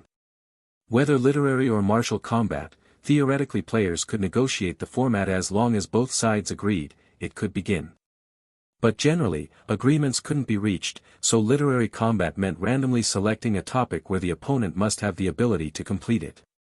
Since Despair's chosen's emissary represented the game's rules, it basically won against anyone. So without much thought, it randomly selected something resembling a Q&A game to start with Jiu Tian. These questions touched the sole unique skill of Despair's chosen that prevented the other party from lying. All questions were paradoxes or unanswerable dilemmas. Like whether an omnipotent god could create a stone too heavy for himself to lift, or variations of the trolley problem. The goal wasn't to get answers or debate, but psychological warfare to see whose mind collapsed first, whose rationality vanished first. But the problem was, Despair's emissary exploited the game's rules. It only asked questions, never needing to think. Combined with Despair's power, this quickly shattered the opponent's psyche. And when someone's mind died, they effectively died too, providing ample despair. Hence its initial warning: don't think, literary combat is harmless. Heh heh, let the game begin, Despair's emissary announced, then started methodically. Can an omnipotent god create a stone too heavy for himself to lift? Omnipotent, yet unable to lift it? This format of literary combat was new to Jiu Tian, sparking instinctive curiosity. Hearing this question, he subconsciously began pondering this paradox. But the moment his eyes started glazing over, he violently shook his head. No. Who said anything about actually engaging in literary combat? He wasn't here to debate, and who knew what tricks the game itself had? Why invite trouble? He knew himself well. He wasn't Sin, not one of those top-tier players who could challenge the game. His job was to fulfill his role. So he slowly spoke. This god you mention, actually, what is God? This requires dialectical examination. Regarding the term God, what is its background? Despair's emissary. Stop. You're digressing. Assuming God is omnipotent, can he create a stone too heavy for himself to lift? Oh, that. Gradually affected by the power, Jiu Tian's mind began emptying. This matter, first of all, is quite complex. Simple means not difficult, while complex means difficult. Difficult implies not easy, and not easy means complex. To maximize stalling, Jiu Tian spoke slowly, endlessly circling. Though Despair's emissary was clouding his mind, Jiu Tian found his instinctive rambling surprisingly smooth. It seemed almost reflexive, requiring little thought. After 15 minutes of non-stop talking, Despair's emissary was the one feeling despair. Had this guy's brain already broken? Should this count as my win? Stop, I said stop, it hastily interjected. Change topics. What are your thoughts on the trolley problem? Thoughts? By now Jiu Tian seemed mentally vacant, but clinging to his mission, he kept stalling while gripping the exit coin. State your opinion. The emissary grew impatient. Ah, this matter. If you want me to say a few words, then I'll say a few. Which few words should I say? Then I'll say these few. And which few are these few? Jiu Tian, an overlooked character even Xia Antong hadn't noticed, had firmly pinned Despair's emissary here. In this game, top players had their brilliance, but Jiu Tian was giving his all too. In room 3, Xia Antong frowned, sensing something amiss. Why was it so quiet? Perfect life had already lost. This lack of reaction puzzled her. Had it gone straight after Sin? But getting stalled elsewhere was impossible. Was there another expert? In room 8, the conversation continued. Jiu Tian didn't know what Blank was plotting, nor did he know what the experts outside were doing. Perhaps they had already earned a lot of points. Perhaps Sin had already found a perfect way to clear the game. However, that no longer concerned him. This matter, to put it plainly, is just pointless talk. If you want to ask me about this matter, then you should really be asking yourself first. Before I can be certain of this matter, I have to ask if you're certain. And before I'm certain, first of all. Facing a divine envoy whose attacks were mainly spiritual shocks, his mind had long since hovered on the brink of collapse. Such meaningless words consumed the least mental energy, allowing him to keep talking. But as a result, he no longer had the energy to control himself or use an exit coin. As a member of the Red Robe Task Force, he thought he could quit the game and retire on his merits, but in reality, he remained here, carrying out his mission. His rambling nonsense, which looked like amusing nonsense literature, had everyone watching the game livestream burst out laughing. This kind of tactic actually worked. However, the elders in the Elders' Council, who had been closely watching this game, were not laughing. The Grand Elder silently watched everything on the screen, speechless. In his judgment, Jiu Tian was already sentenced to death. In his current state, he no longer had the ability to use an exit coin. This comrade, sigh, maybe our orders weren't very clear. A somewhat frustrated voice came from the Elders' Council. In fact, from the moment Perfect Life was defeated, Jiu Tian's mission was already complete, and there was no need to continue struggling. But he couldn't see that. He only started watching the game after the delay began and missed the following bullet comments and prompts. There's no way around it. Once the game starts, these problems will occur, another elder said. As everyone felt a bit regretful, the Grand Elder stood alone at the front, hands behind his back, silent. Where others could not see, his lips trembled slightly, his mood unsettled. He had seen too many such scenes over the long years. The same cycle again. The same outcome. Are we the bravest talents doomed only to die bravely? Tisk, Perfect Life lost. That's no problem then. The Despair Divine Envoy sat irritably across from Jiu Tian, having already learned the news. As the game entity, after entering the game, he had to obey the rules, but he still retained the privileges of a referee. For example, although he didn't know who was in that room, since he had seen all the players before, he roughly understood each person's state. Perfect Life, clearly something was seriously wrong with his aura. Sin's side also seemed off, the aura Restless probably wounded in battle. Good. But having himself dragged down was still a big problem. Apparently, there was a woman named Chio Ein in this game, whose main strategy was harvesting the weak. It was unclear how she was doing. And the disruptive voice whoever it was had exposed everyone's room numbers too early, making him feel that his time was a bit tight. Chio Ein's aura was strong. Judging by this, she definitely hadn't encountered those few guys before. TSK, damn it. Why don't they just kill each other off already? But whatever. He glanced at Jiu Tian and, sensing the man's state teetering on the edge of collapse, felt there was no need to wait any longer. If he waited longer, what if the easy target they just confirmed ran off to another room? Saying that, he raised his hand and injected a stream of black energy into the other's mind. Normally, physical attacks weren't allowed during verbal battles, but this move wasn't considered an attack. It was a kind of blessing. Only, it was a blessing of despair. Jiu Tian's words instantly stopped.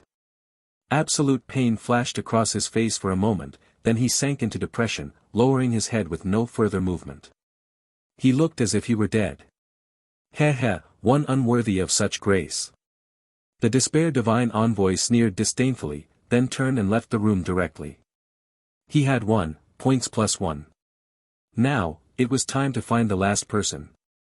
What was the name again? Blank, right. In room 9, Lu Su sat cross-legged. At this moment, laziness's fatigue had reached its peak, basically about to collapse from exhaustion any second. His bloodshot eyes seemed to tremble every moment.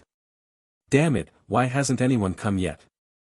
Suddenly, the entire room darkened significantly, as if night had fallen without any warning. In the pitch-black room, something twisted and writhed, seeming to want to coalesce and burst forth, emitting a terrifying aura. But Lu Su naturally felt nothing. He slowly lifted his head and looked toward a spot in the room. Under his gaze, a figure formed from the gathered darkness like countless shadows converging.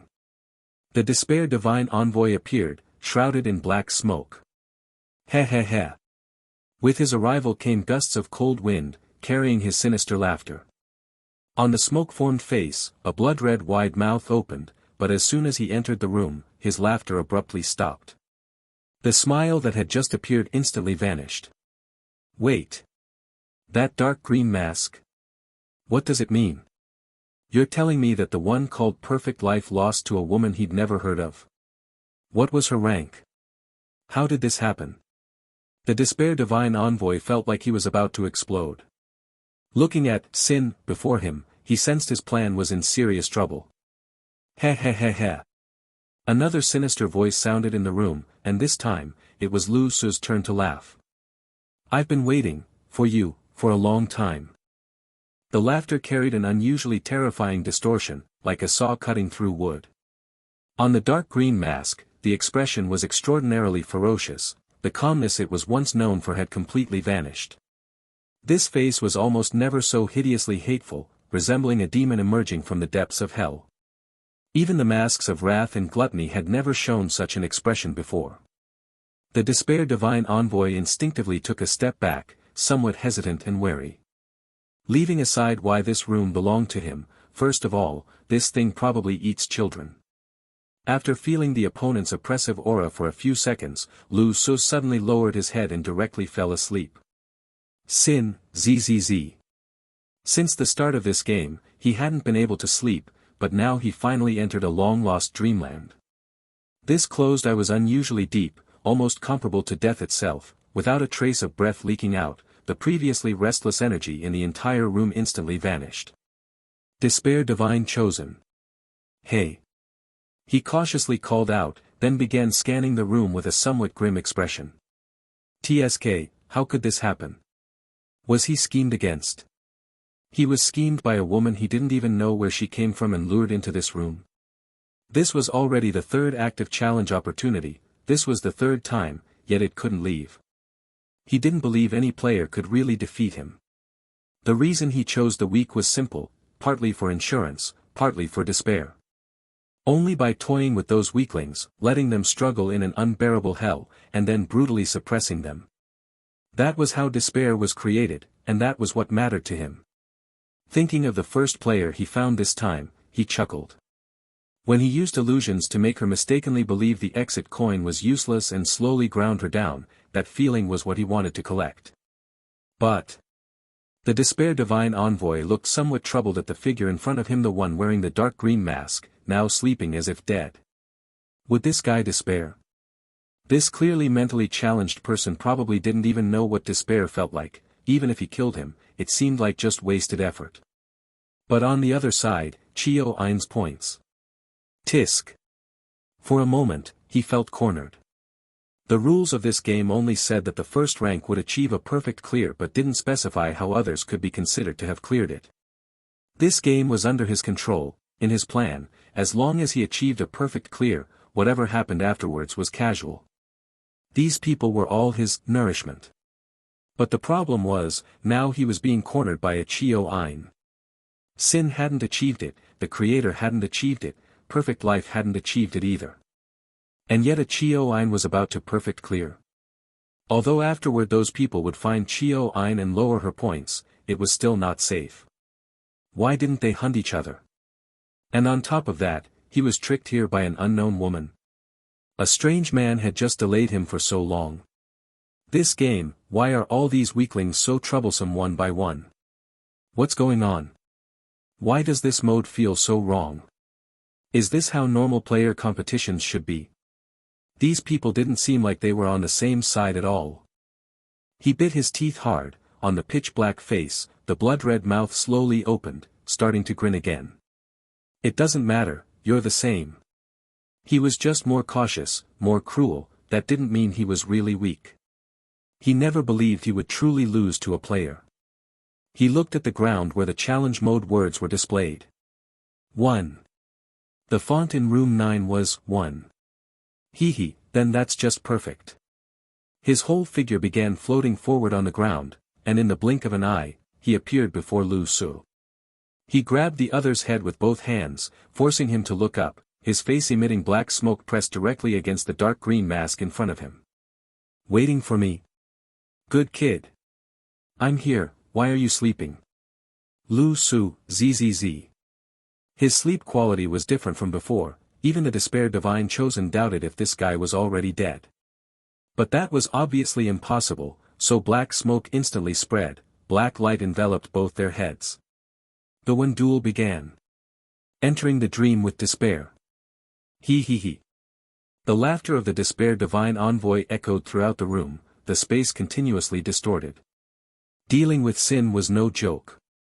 He unleashed his full power from the start, completely different from facing Jiu Tian. Making the person in front of him despair was not a simple task.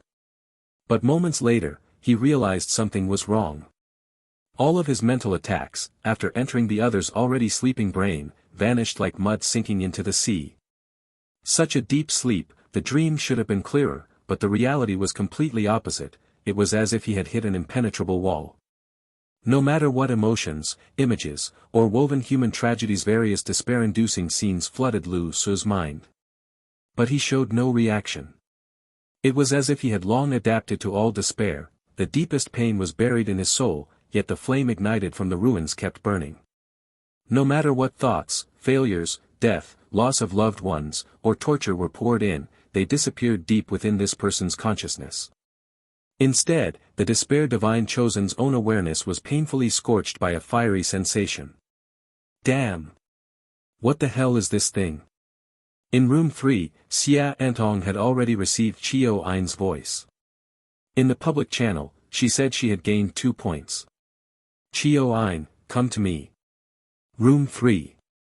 Saying this, she turned her head to look at the creator and perfect life who was healing. Sin's room is 9. You too, you're free to do as you please. Perfect life smiled and said. What, now you want to swallow the tiger by letting us two help? He's probably already matched up with Juij, Xia Antong said calmly, so like I said, you're free to do whatever, I can't control you. The next second, Chio Ain appeared in room 3. Seeing the lively crowd, she was startled. She thought these two had come at her and instantly went on guard. It's fine, don't mind those two. Xia Antong looked at Chio Ain. Stay here. If things go wrong, start a duel with me. In your Japanese words, you'll be my second. What? As a Japanese person, Chio Ain certainly knew what an executioner was, but she just didn't quite understand. You don't need to worry about so much. If necessary, just defeat me and get the 3rd point, Xia Antong said, without explaining much. Of course, the possibility of that happening should be low. At this moment, she looked a little exhausted. All the previous maneuvers had taken a heavy toll on her spirit. It wasn't just speculation and plotting, confronting perfect life and the creator was also very draining. Right now, to prevent herself from slipping into an emo state too early, she was trying her best to recuperate her mental strength. Chio Ain looked at her with some concern and tentatively asked. So, is there anything you need me to do now? What's the plan? Plan? Xia Antong raised her eyelids slightly. The plan is already complete. Chio Ain. One tiger has already been driven into the cage of another tiger. What's left is to see who's stronger. Unfortunately, your 3rd chance to enter the room has been wasted on me. Sorry. But Chio Ain didn't feel sorry at all, she even thought that the other party not wanting her to go might be a form of caring. Inside room 9, black smoke filled the air. The despair god's emissary held Lu Su's head with both hands, but at this moment, he was trembling slightly. What kind of spiritual world did this man have? Since becoming a god's emissary, he had never seen anyone like this. His mind was like a giant miscellaneous goods store, countless things piled up together. Almost every kind of mental illness in the world could be found in his brain. And all these things seemed to be asleep at the same time. When his despair emotion entered, it seemed there was no foothold at all. No, that's not right. Damn it. Cursing, he suddenly pushed away the person in front of him with a very ugly expression. Of course, since his whole face was black, no one could tell it looked ugly. But at this point, he was completely unable to break through the other's spirit. If this continued, he wasn't sure what the consequences would be. TSK, this guy is already asleep. If I could just kill him outright, that would be best. His thoughts began to stir rapidly. He glanced at the one character on the ground, looking very hesitant. TSK. After some mental struggle, suddenly, he kneeled on one knee, placing both hands on the ground. The whole room instantly filled with black patterns. A large capital character with black and red strokes appeared on the floor. Wu. This was the character of his room. Xie Antong's judgment was correct. He didn't have a fixed room, that was his privilege. But that didn't mean he had no room at all. Whenever he wanted, he could treat any room as his own. He could replace or overlap with other players' room domains at will. And the character in his room was Wu, meaning martial. This was especially chosen by him so that in critical moments, he could use absolute martial force to eliminate players. It could be said that he had taken cheating to the extreme. From the moment he entered this game, all restrictions were on the players, and all benefits were his. The only problem was that once he really started a martial combat in his own room, there was no way to quit. In other words, he had to fight to the end because this was considered the opponent challenging him, and he couldn't just decide to stop playing and leave. From the moment the martial combat started, his existence truly became equal to a player, beginning a fair battle. But he was a god's emissary. He was the despair god's emissary. In this ecology called the game, players were sheep, they were the wolves. Heh heh. The smoky figure gradually solidified. Although transforming into this state seemed like a self-demotion, the overwhelming sense of power swelling inside still made him feel very pleased. He hadn't been in this state for a long time. This feeling was wonderful. Heh heh, I'll give you a chance. Wake up now. You should still be able to struggle a bit. After the words fell, he didn't give any time. With a teleportation, the black smoke exploded and reformed in front of Lu Su. His hands directly grabbed Lu Su's head again. But this time, it was no longer a mental attack. Just kidding, I won't give you a chance. In this state, he was already determined to win and no longer cared about torturing or collecting despair. His whole body inflated. Grabbing Lu Su's head with both hands, he twisted forcefully. Under that dark green mask, Lu Su's head had no reaction ability at all and was twisted 180 degrees. Crack. A teeth-grinding sound rang out. The cracking of muscles and bones was extraordinarily loud, as if someone's head was being forcefully twisted off. Buzz. The space instantly quieted, but for some reason, the despair god's emissary felt he heard a buzzing sound. Suddenly, a huge resistance came from his hands. The head that had already been twisted backwards suddenly could not be twisted anymore. Slap. Lu Su's right hand pressed against his own head, beginning to twist it forcefully in the opposite direction of the applied force. It looked like he wanted to twist his head back. On the mask of laziness, a pair of vivid eyes slowly opened. The eyes were bloodshot, glaring fiercely as if ready to explode at any moment. Those weren't just patterns anymore, it was as if a real pair of eyes had mysteriously grown on the mask. What was this thing? The despair god's emissary's mind was puzzled for a moment, then he felt something was off. Why wasn't this person dead? Isn't twisting the head backward a fatal injury? Not thinking too much, the black mist in the room exploded again. He twisted hard once more. Boom! In an instant, Lu Su grabbed his wrists with both hands. Suddenly, he shook his head and rammed it into the body of the despair god's emissary.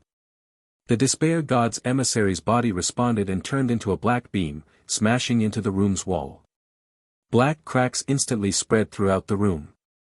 Black smoke filled the air, making it look as if he had been shattered by that headbutt. Lu Su held his own head with both hands to prevent it from falling off, wobbling as he stood up from the ground. He had been enduring almost an hour without sleep. Just as he finally fell asleep, he was immediately woken up by someone. The characteristic of waking up anger had clearly been triggered, and this time it was obviously way beyond normal limits. That was just Lu Su now confident in his own strength, he dared to recklessly use his mask. He was practically forcing himself to push straight into an overload. To dare to play like this the first time using the mask, his courage was growing bigger and bigger. Straightening his head, he twisted it slightly, the skull in his hand moved as if it had truly come off, shifting without any fixed pivot point.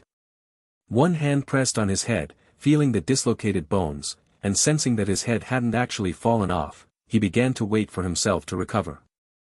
His current state was terrible, so bad he even felt a touch of the desire to die. But he couldn't die like this. The chaotic and frenzied emotions battered his mind, leaving him with nothing left to think about.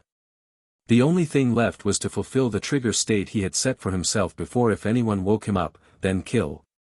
The next second, his gaze locked onto the despair god's emissary trapped in the crack on the wall. After crashing into the wall, the despair god's emissary's impact was so powerful it defied ordinary description, causing the entire room to tremble incessantly. This space wasn't solid, so there was no collapsing building, but instead the energy room became unstable. Like a massive earthquake, the space shook non-stop, the cracks on the walls healed and then reopened in a continuous cycle, digesting the weight of that blow. The despair god's emissary was already stunned. He knew the opponent was strong, but that strike had been his own killing move. He was absolutely certain the opponent had no defense at that moment. How could he have reacted? It seemed like some force had protected the opponent at the last moment, forcibly awakening him and ensuring he didn't die instantly. If someone else had done it, it could be explained as sin, having a trump card, or not truly losing consciousness. But he was the despair god's emissary. What did this mean? Was that power on the opponent's body higher in status than his own? But there was no time to think further. The next second, a dark green flowing light charged at him with incomparable strength. Boom! Another roar sounded. Lu Su slammed both hands forcefully onto the other's chest, making the despair god's emissary grunt heavily. Large cracks appeared in the surrounding space, shattered sparkling energy scattering beautifully. You, really tricked by that woman? What a useless piece of trash. But why didn't you come sooner? Under the dark green mask, a crazy and hoarse voice questioned fiercely, bloodshot eyes burning with rage. What? The despair god's emissary was stunned for a moment. What woman? What do you know? How do you know? Smack. A huge slap interrupted him, snapping back all the words he wanted to say. Lu Su's palm landed squarely on the other's face. Then his 5 fingers clenched tightly, grabbing the other's face. Becoming corporeal was your most foolish choice. With a forceful downward pull, the despair god's emissary twisted in a Z shape and crashed face-first heavily onto the ground. Bang! You! The despair god's emissary just wanted to speak when Lu Su grabbed his head and began rubbing it on the ground. A black human head grinding against the floor, pressed down and dragged while running rapidly, making a disgusting hissing sound. The scene looked brutal, a pure clash of strength, as if trying to grind the other to pieces alive. The despair god's emissary instantly flew into a rage. Black energy swirled back, the divine aura surged fiercely, attempting to suppress Lu Su by status. Lu Su was momentarily stunned. The despair god's emissary twisted his body, drew a long knife, and stabbed directly into Lu Su's lower abdomen. The blade went in white and out red instantly, piercing clean through the abdomen. Chosen of agony, pain points +3. Thud. Lu Su towered over him and stomped heavily on the despair god's emissary's head, instantly burning away half the opponent's head in black smoke. The Godslayer metal had already lit up. This kind of pressure from a god's emissary was nothing to him. Ha! The despair god's emissary roared loudly, whether from pain or furious humiliation no one could tell. The knife in his hand instantly changed form and exploded inside Lu Su's body. Boom! Chosen of agony, pain points +5. Chosen of agony, pain points +3. The sounds rang continuously in his ears. A hole blew open in his abdomen, and he was blasted flying backwards. This time it was Lu Su who was blasted away. The despair god's emissary staggered up from the ground with a broken body, staring in disbelief at his condition, slowly recovering. He hadn't even had time to react in this fast-paced battle. The key was, why did his divine power suppression have no effect at all on the person in front of him? Something was off. Also, the aura that had appeared on the other person just now seemed somewhat familiar. Isn't he a player? Hey, are you? Boom! Before he could finish, a figure instantly appeared in front of him and kicked him again in the chest, blasting him flying once more. Lu Su was very clear-headed but also very anxious. He felt that if he didn't sleep soon, he might actually die, so he needed to solve everything before him as fast as possible. His chaotic emotions were like a fusion of all 6 masks from before. Die. A hoarse voice came from his throat. As the other was blasted flying, he suddenly rushed forward and grabbed the opponent's ankle. Boom. Boom. Boom. Then came a series of thundering sounds, as if smashing a broken sack, repeatedly throwing the opponent heavily onto the ground. The Despair God's emissary struggled fiercely, then forcefully shook Lu Su off and jumped away. He retreated quickly to the edge of the room and shouted loudly. Wait! Who the hell is waiting for you? Lu Su completely ignored him. The next second, his fist was already in front of the Despair God's emissary. What's wrong with you? Pain. That guy is dead, isn't he? You're a God's emissary too. What are you doing? What exactly are you? Boom. A punch smashed the other's head into the wall. Lu Su paid no attention to what the other said, just wanting to get off work quickly. But the words spoken by the one buried beneath that punch had already caused a huge uproar outside. What exactly is a God's emissary? Lu Su paused for a split second, and another punch was already launched toward the other's face. But this blow was caught by Despair God's emissary with both hands. He squeezed Lu Su's fist tightly, staring at him in shock. Boom!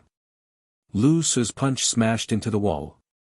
Despair God's emissary instantly loosened his grip, dissolved into a black vapor, moved behind Lu Su, and reformed.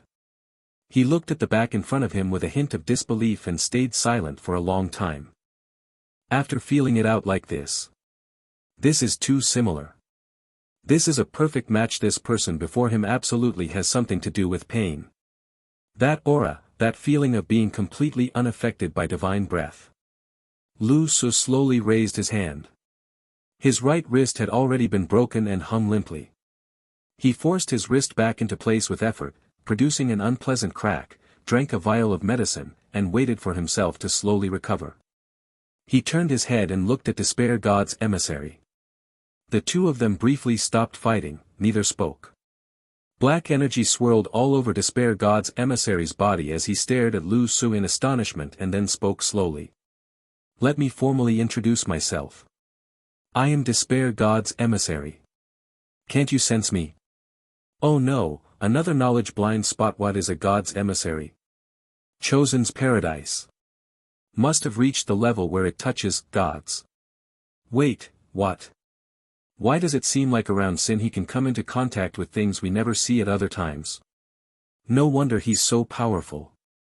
So he was chosen by a god. In the Elder Council, everyone looked up at the Great Elder, their expressions a little strange and laced with confusion. A god's emissary? One elder, with a somewhat sullen expression, spoke. Is that even possible? Making a player a god's emissary? Have we ever had such a precedent? From a corner, another elder corrected him.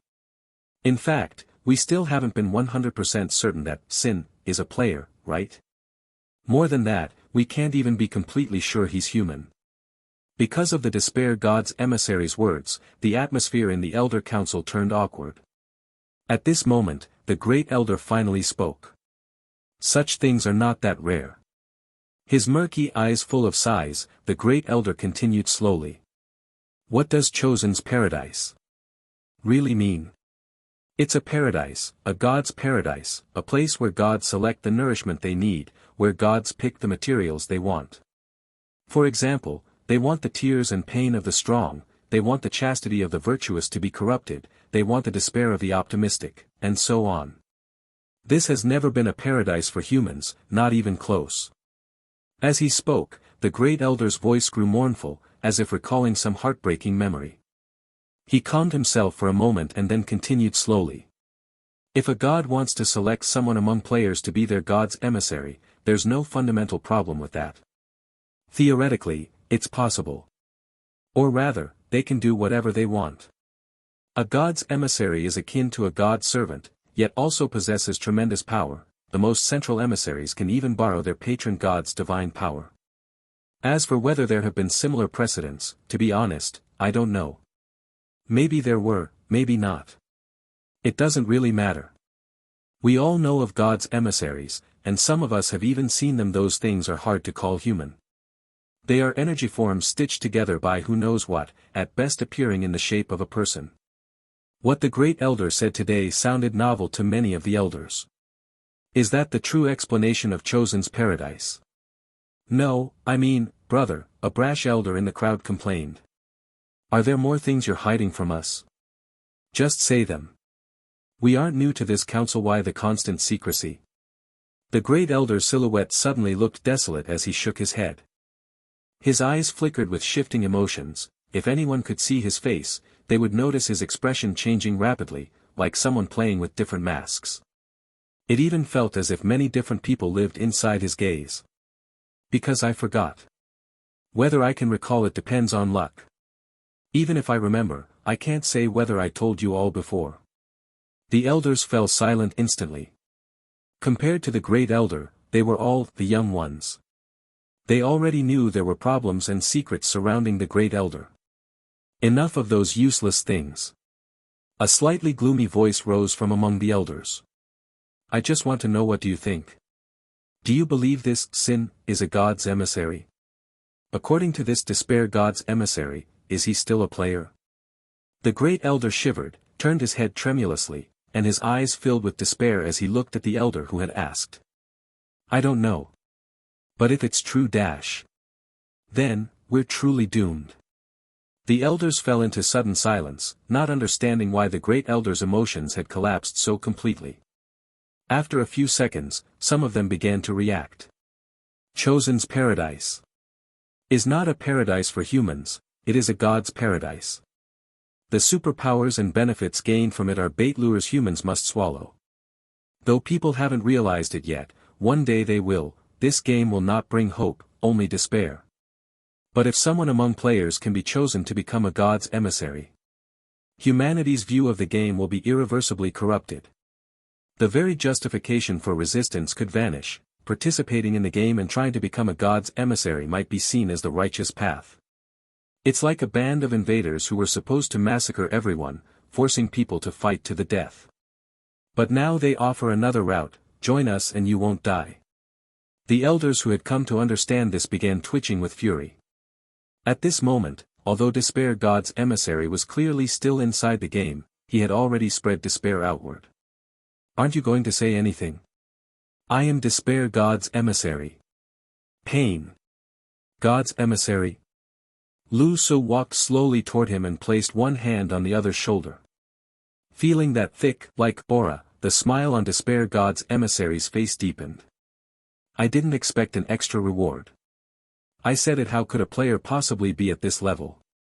Despair, pain, we should have always been the strongest. If not for those events. We were meant to be together.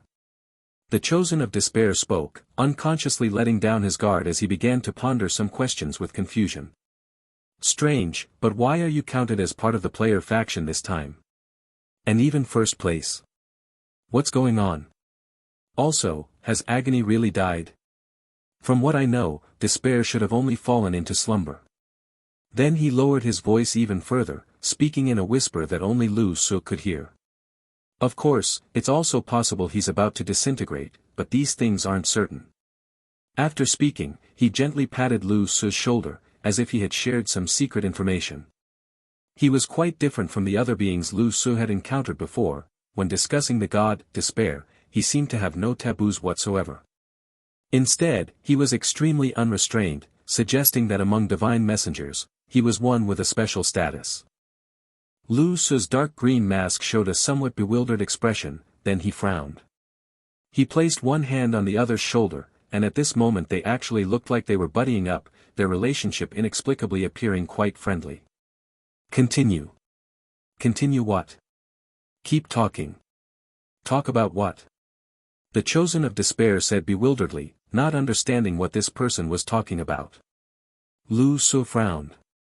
He didn't want to say too much, but now he felt he should make the other party speak more, so he patiently continued. Talk about the matters between the two of us. The Chosen of Despair chuckled softly and said. Despair and Agony, these two gods have always been special. Actually, I've always thought these two should be the strongest. Everything in the world is just an illusion that vanishes in the blink of an eye, all beauty will fade away, and even life and death often become meaningless. But despair isn't like that, and neither is agony. Only they are eternal and everlasting. And look at things now, agony is said to be dead, and despair has fallen into slumber, but has the pain and despair in this world decreased at all? Not at all. What does that indicate? In room 9, the chosen of despair transmitted his voice carefully, audible only to Lu Su. From the outside, the two were standing very close, arms around each other's shoulders, constantly whispering. From their previous intense confrontation to now appearing to be on the same side. Something seems a bit off. In the void of room 9, two figures quietly hid within it, precisely Perfect Life and the Creator. According to Blank's intelligence, the two of them ultimately couldn't resist missing this opportunity and came to Sin's room. And perhaps because they had just been outsmarted by Blank, Perfect Life maintained caution this time. Upon arrival, he used his spatial folding ability to hide himself and the Creator. The chosen of despair had been getting beaten up earlier and naturally didn't check if anyone else had entered the room, so he failed to detect them. The two had been hiding here for quite some time, watching the fight between Sin and the chosen of despair, and now this inexplicable peace. Perfect Life felt something was very wrong and spoke up. The relationship between these two, how does it suddenly seem so friendly? But that girl was right earlier, the game entity really does seem to be the chosen of despair, the Creator remarked with amazement. This was truly eye-opening. Casually dealing with games at the level of gods, Game 2.0 is really intense. Right, but... Perfect Life's expression turned grim. Why did he say he and Sin should have been together from the start, and because of that they stopped fighting directly?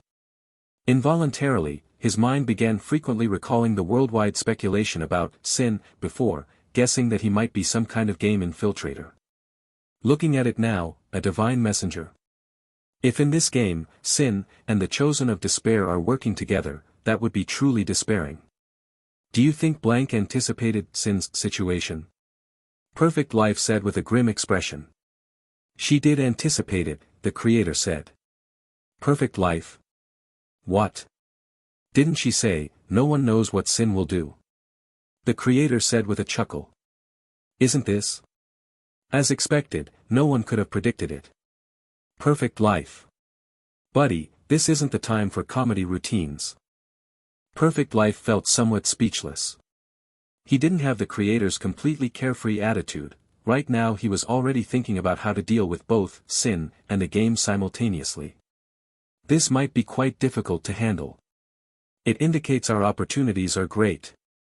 Looking at Sin, who hadn't spoken from beginning to end, the chosen of despair continued speaking to himself.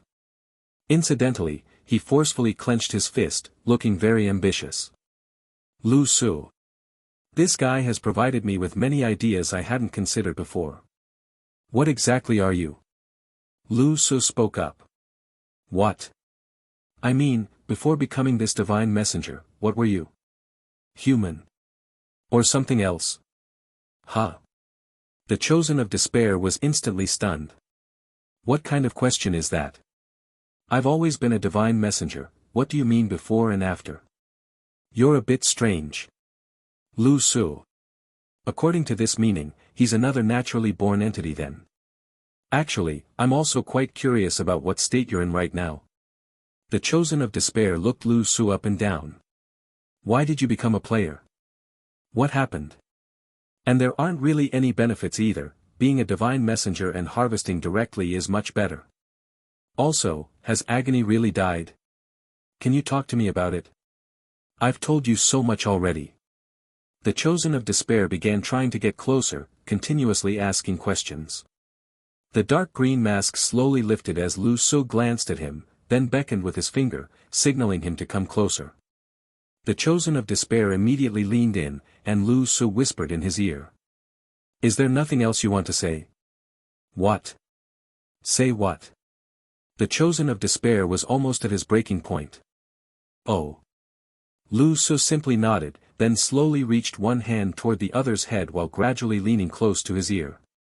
Thinking there was some secret to be shared, the chosen of despair concentrated intently as he brought his head closer. Gently, Lu Su's voice came through. So, being a dog makes you proud? Chosen of despair.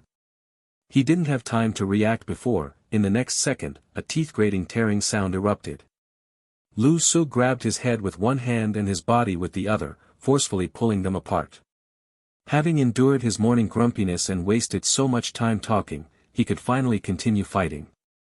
Ryup. Amid the ear-piercing sound, the Chosen of Despair's head was directly torn from his body. The grin on that crimson large mouth remained frozen on his face. What the hell? The head on the left hand twisted slightly, looking at its own body with shock and disbelief. Is this my body? My head got twisted off. What are you doing? Let me go. Despair God's emissary screamed in utter terror, appearing extremely horrifying in this state of head and body separation. This was literally having one's head twisted off, yet the other party remained so vigorous and full of energy, creating an extremely eerie feeling. Indeed, for a divine emissary, merely having one's head removed, this kind of formal injury couldn't possibly be problematic. However, the last one who had their head twisted backward and still didn't die, seemed to be Lu Su himself. Lu Su currently resembled an overlord, holding the opponent's head in one hand and the body in the other, looking back and forth between them. He was contemplating what to do next. Amid the sound of trickling streams, black smoke erupted from Despair God's emissary's body, with dark rivulets flowing from the head, spreading toward its own body. As if attempting to establish a connection. Meanwhile, it kept cursing incessantly. Seriously. What do you mean by this? I've told you so much already. Did I offend you by saying torment is dead? Damn it, just tell me. Lu Su weighed the head in his hand, showing no intention of responding, and forcefully smashed it against the ground. Clang! An extremely crisp sound echoed as the black head bounced up again, only to be caught once more by Lu Su. Like a basketball, Lu Su even paused momentarily when catching it. Are you serious? Have you actually lost your mind? Despair God's emissary's head remained in Lu Su's hand, the two staring at each other as it directly cursed at him. It couldn't understand why this guy suddenly decided to attack again when it had let its guard down. That bastard from Torment's side truly had no manners.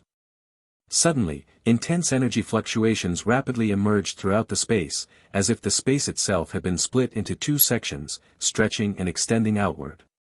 The dividing line in the middle was precisely the severed neck of Despair God's emissary in Lu Su's hand, forcibly separating the disconnected head and body at an abnormally distant range. Lu Su instinctively looked up toward a direction where space distorted, and the figures of Perfect Life and the Creator appeared out of thin air. Hey! Hey! What are you doing? Let me go, my body's getting farther away. Despair God's emissary roared furiously, completely unexpected of this development. Perfect Life clenched his 5 fingers, remotely controlling everything. He keenly sensed that although this creature wasn't dead, being headless must certainly affect it. Thus, temporarily setting aside the issue with sin, he quickly prioritized stretching the space apart. Wait, 2 players have arrived, what are you doing? Release me. Despair God's emissary roared in despair. The Creator. Perfect Life shouted. These two who were previously fighting to the death had established a cooperative relationship after their brief exchange earlier. The Creator's figure instantly appeared near the body side, as a meteorite materialized out of nowhere, crashing heavily onto Despair God's emissary's body with blue trailing flames. That wasn't all. Various bizarre weapons and items appeared continuously as if free of charge, relentlessly bombarding the body already buried in ruins. He knew exactly what a divine emissary was. Such beings could never be taken lightly for even a moment. The Creator's expression turned exceptionally serious now. Meanwhile, Perfect Life performed a spatial leap, arriving before Lu Su. Golden light exploded from his eyes, his aura soaring as he spoke to Lu Su. Sin, who exactly are you? While speaking, his hands showed no sign of relaxation either, actually throwing a punch directly at him. This fist carried the glow of both yin and yang energies, and was purely offensive without any defense, showing signs of a life-risking attitude. Lu Su lifted his eyelids slightly, speaking calmly. I am me. Then, he also threw a powerful punch that collided with the opponent's fist. But the problem was, he still held Despair God's emissary's head in his hand. The black head was sandwiched between their two fists, essentially receiving the impact of both punches simultaneously, creating an explosive boom. Boom! Hey hey hey! Wait, damn it, this is a head. And %yen at %. He was already numb. He thought he had found his kind, finally managing to recognize kinship. Yet he ended up suffering such humiliation. However, his curses naturally went unheard, completely drowned out by the explosion. Perfect Life flew backward immediately after the fist collision, landing far away with a trembling arm. He had already used his full strength earlier, but this exchange made him realize he still hadn't gauged Sin's true capabilities at all. Overpowering all techniques with pure force. Relying on strong offensive clashes to win against him seemed quite impossible. Divine Emissary? Perfect Life questioned with some confusion. Go somewhere cooler. Lu Su said calmly to him, then looked down at the head in his hand. Quite sturdy. Despair God's emissary could now feel the overwhelming killing intent directed at itself, finally speaking with some shock. You actually want to kill me? Then it turned its head, looking into the distance at the creator who was still bombarding wildly, and said. Stop wasting your energy. You think you can kill me like that? Your levels aren't sufficient, far from it. As it spoke, its vision suddenly lowered because the head had been thrown to the ground and was being stepped on by Lu Su like a soccer ball. Taking out the long-unused hourglass of life, Lu Su measured the life force of this head before him. The sand flowed exceptionally slowly, barely moving at all. Proving what it said was true in its current state, death was still far away. What exactly do you want to do?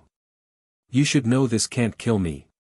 Despair God's emissary spoke full of grief and indignation, sounding somewhat desperate. Can't you just say what you want to say? There are still these lowly participants here. Lu Su put away his hourglass, speaking calmly. Is that so? Then why don't you teach me how to kill you? As he spoke, he took out another weapon from his game backpack, the Extreme Path Battle Axe. Sensing the sharp aura, Despair God's emissary looked upward, then roared in shock. Broken divine weapon? You even have something like this? You're actually really going to kill me? You've betrayed your identity. You're insane. The desperate divine emissary's roars continued incessantly, as the gradually approaching Extreme Path Battle Axe made him feel tremendous pressure. No, you must be a divine emissary, you absolutely cannot be a player. His pitch-black head was pinned to the ground by Lu Su's foot, yet his voice continued speaking without interruption. Oh. Lu Su paused slightly, looking at the axe in his hand with some surprise. How did you know this is a broken divine weapon? After all, he wasn't currently Pride, and this specialized weapon of Pride should only display its full effectiveness when wielded by Pride himself. When held by laziness like him, it should theoretically only possess the power of a legendary tier weapon. What do you mean, how did I know? You think I can't recognize a broken divine weapon? After saying this, he suddenly realized, this guy was trying to kill him, so why was he even chatting? The head rolled several times on the ground before suddenly taking flight, with numerous tentacles sprouting from beneath the neck, resembling a floating giant octopus. Then, those black tentacles began to dance, lashing repeatedly toward Lu Su's head. The sharp Extreme Path Battle Axe casually swept through the air, instantly severing all those black tentacles. Looking down at the hourglass of life in his hand, he noticed that in that instant, the other party's sand was indeed draining much faster. Oh, it really does work. The Chosen of Despair knew that in this state, he stood no chance against Sin. He had definitely been careless earlier. His body wasn't a physical form but a manifestation of power, yet once truly manifested, that power would become constrained. In other words, his current decapitated state was extremely disadvantageous. Suddenly turning around, beneath a distant meteorite, dark streams of light flashed, accompanied by a thunderous explosion. Amid the colossal roar, the massive meteorite instantly shattered into fragments, revealing a pitch-black, deformed body from beneath. Ha! The creator instantly became alert, raising his hand and clenching it forcefully. Instantly, the shattered meteorite fragments reassembled, colliding and merging together, sealing that dark body back inside. Sweat already beaded on his forehead as his imagination and mental energy rapidly depleted. Anything he could conceive materialized in that moment. Regardless of purpose, everything now served to suppress the body before him. Cars, airplanes, missile launch platforms, even load-bearing walls all appeared haphazardly, piling up together. The amalgamated spherical mass grew larger with each addition, constantly compressing, colliding, its density continuously increasing while thunderous sounds emanated from within. It seemed as if some kind of fusion reaction was occurring inside. The desperate divine emissary instantly grew furious, his head making a sharp turn mid-air as he attempted to fly over. After all, if the body couldn't reconnect with the head, then the head joining the body should work just fine. But the next second, his head made an abrupt turn in the air and crashed heavily onto the ground. Perfect Life activated his yin-yang hands, controlling the opponent's head and pressing it firmly against the ground. Not stopping there, he imitated Sin's earlier action, stepping on it with one foot while thrusting his halberd downward with great force. Desperate divine emissary. God damn it. He also grew infuriated and immediately began cursing. When Sin had stepped on his head earlier, he hadn't complained, considering they were probably on similar levels. But what the hell was Perfect Life? Yet in his current state, he genuinely couldn't do anything against Perfect Life. Damn it, his earlier assessment had been wrong, this was completely a 1 vs 3 situation. Sin! What are you doing? He shouted from beneath Perfect Life's foot. You're holding a broken divine weapon, you're someone who can wield a broken divine weapon. You're not a player, you should be with us. You should be a divine emissary. What are you doing? Why must you fight? You dare kill me? Do you have any idea what direct combat between divine emissaries signifies? Before these words could elicit any reaction from Lu Su, they first triggered Perfect Life. His mind was in chaos, the overly chaotic scene before him leaving no time for deep thought, completely unable to distinguish friend from foe. From the current perspective, that creator who had injured him earlier actually seemed more like an ally. Wait, even the creator was a former, old player, who had lived who knows how many years. Why could old players participate in the game? Fuck. There are no normal people in this game. Perfect Life's brain momentarily overloaded, and he couldn't help but swear. But he still adhered to his principles, doing what needed to be done. Looking up at Sin, he asked. Why does he say you're a divine emissary? That you're not a player? Lu Su slowly advanced 2 steps, swinging his arm to smack Perfect Life away with the flat of the Extreme Path battle axe. Perfect Life didn't have time to react, his entire body sliding across the ground for quite some distance. Don't get in the way. Speaking thus, Lu Su looked down at the head on the ground. What consequences? Care to elaborate? The desperate divine emissary's head rolled laboriously on the ground before looking up at Lu Su. Divine emissaries initiating combat without cause and directly killing each other will be considered provocation between gods. Moreover, you want to kill me. Despair is still in slumber. Are you trying to wake him?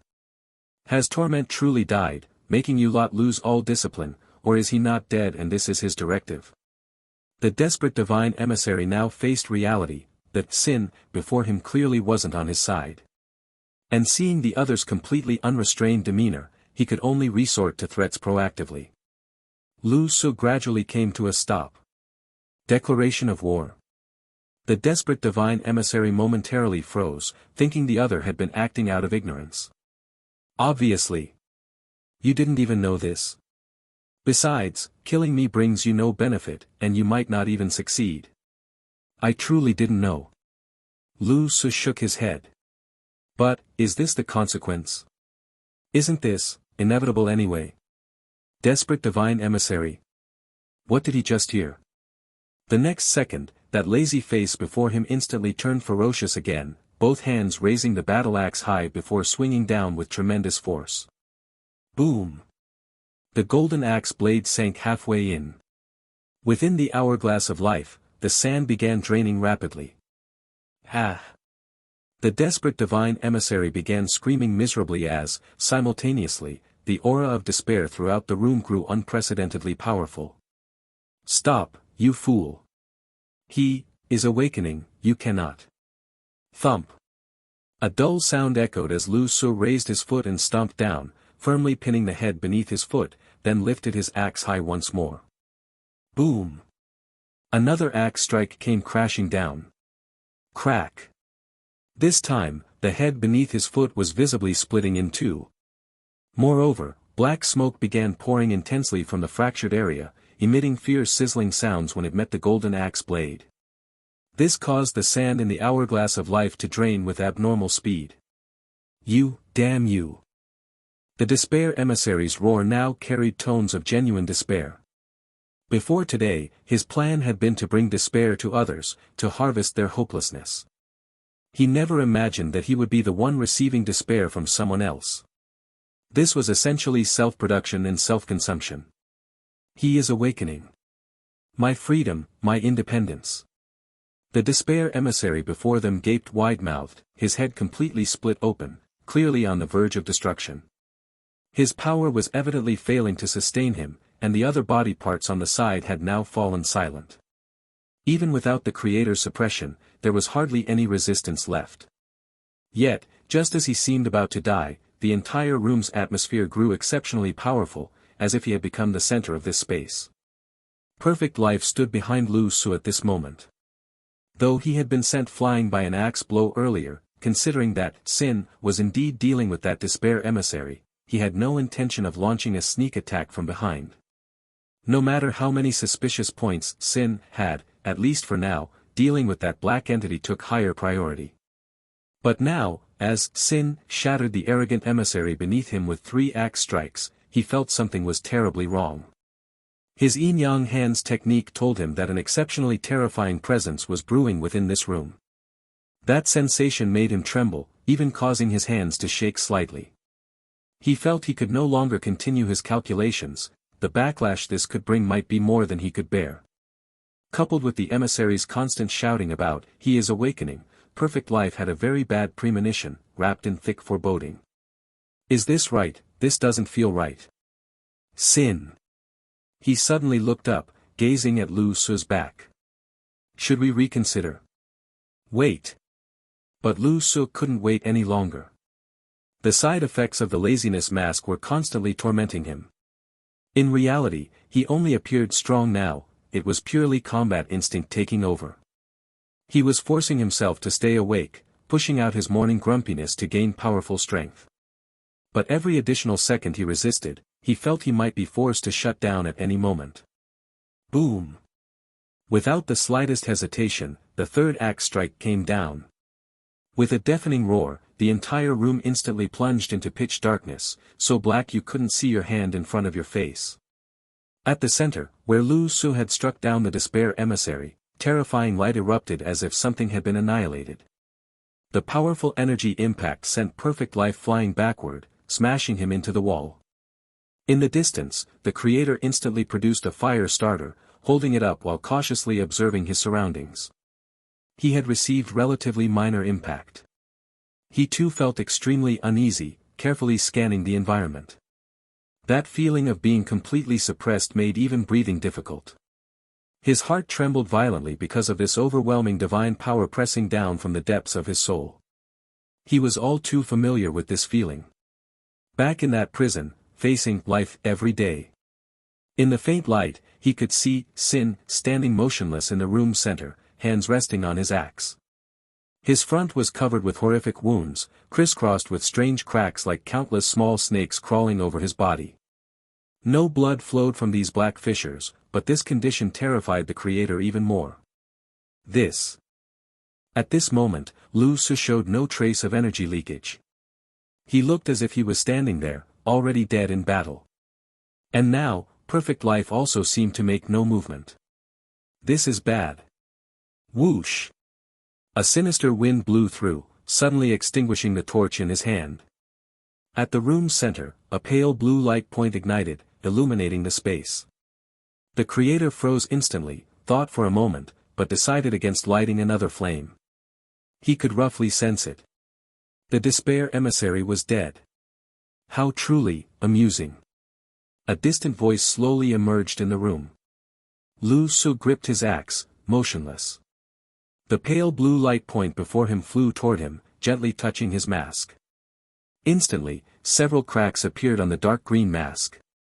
His eyes snapped open. Lu Su, who had been forcibly shut down moments before, was now awake again.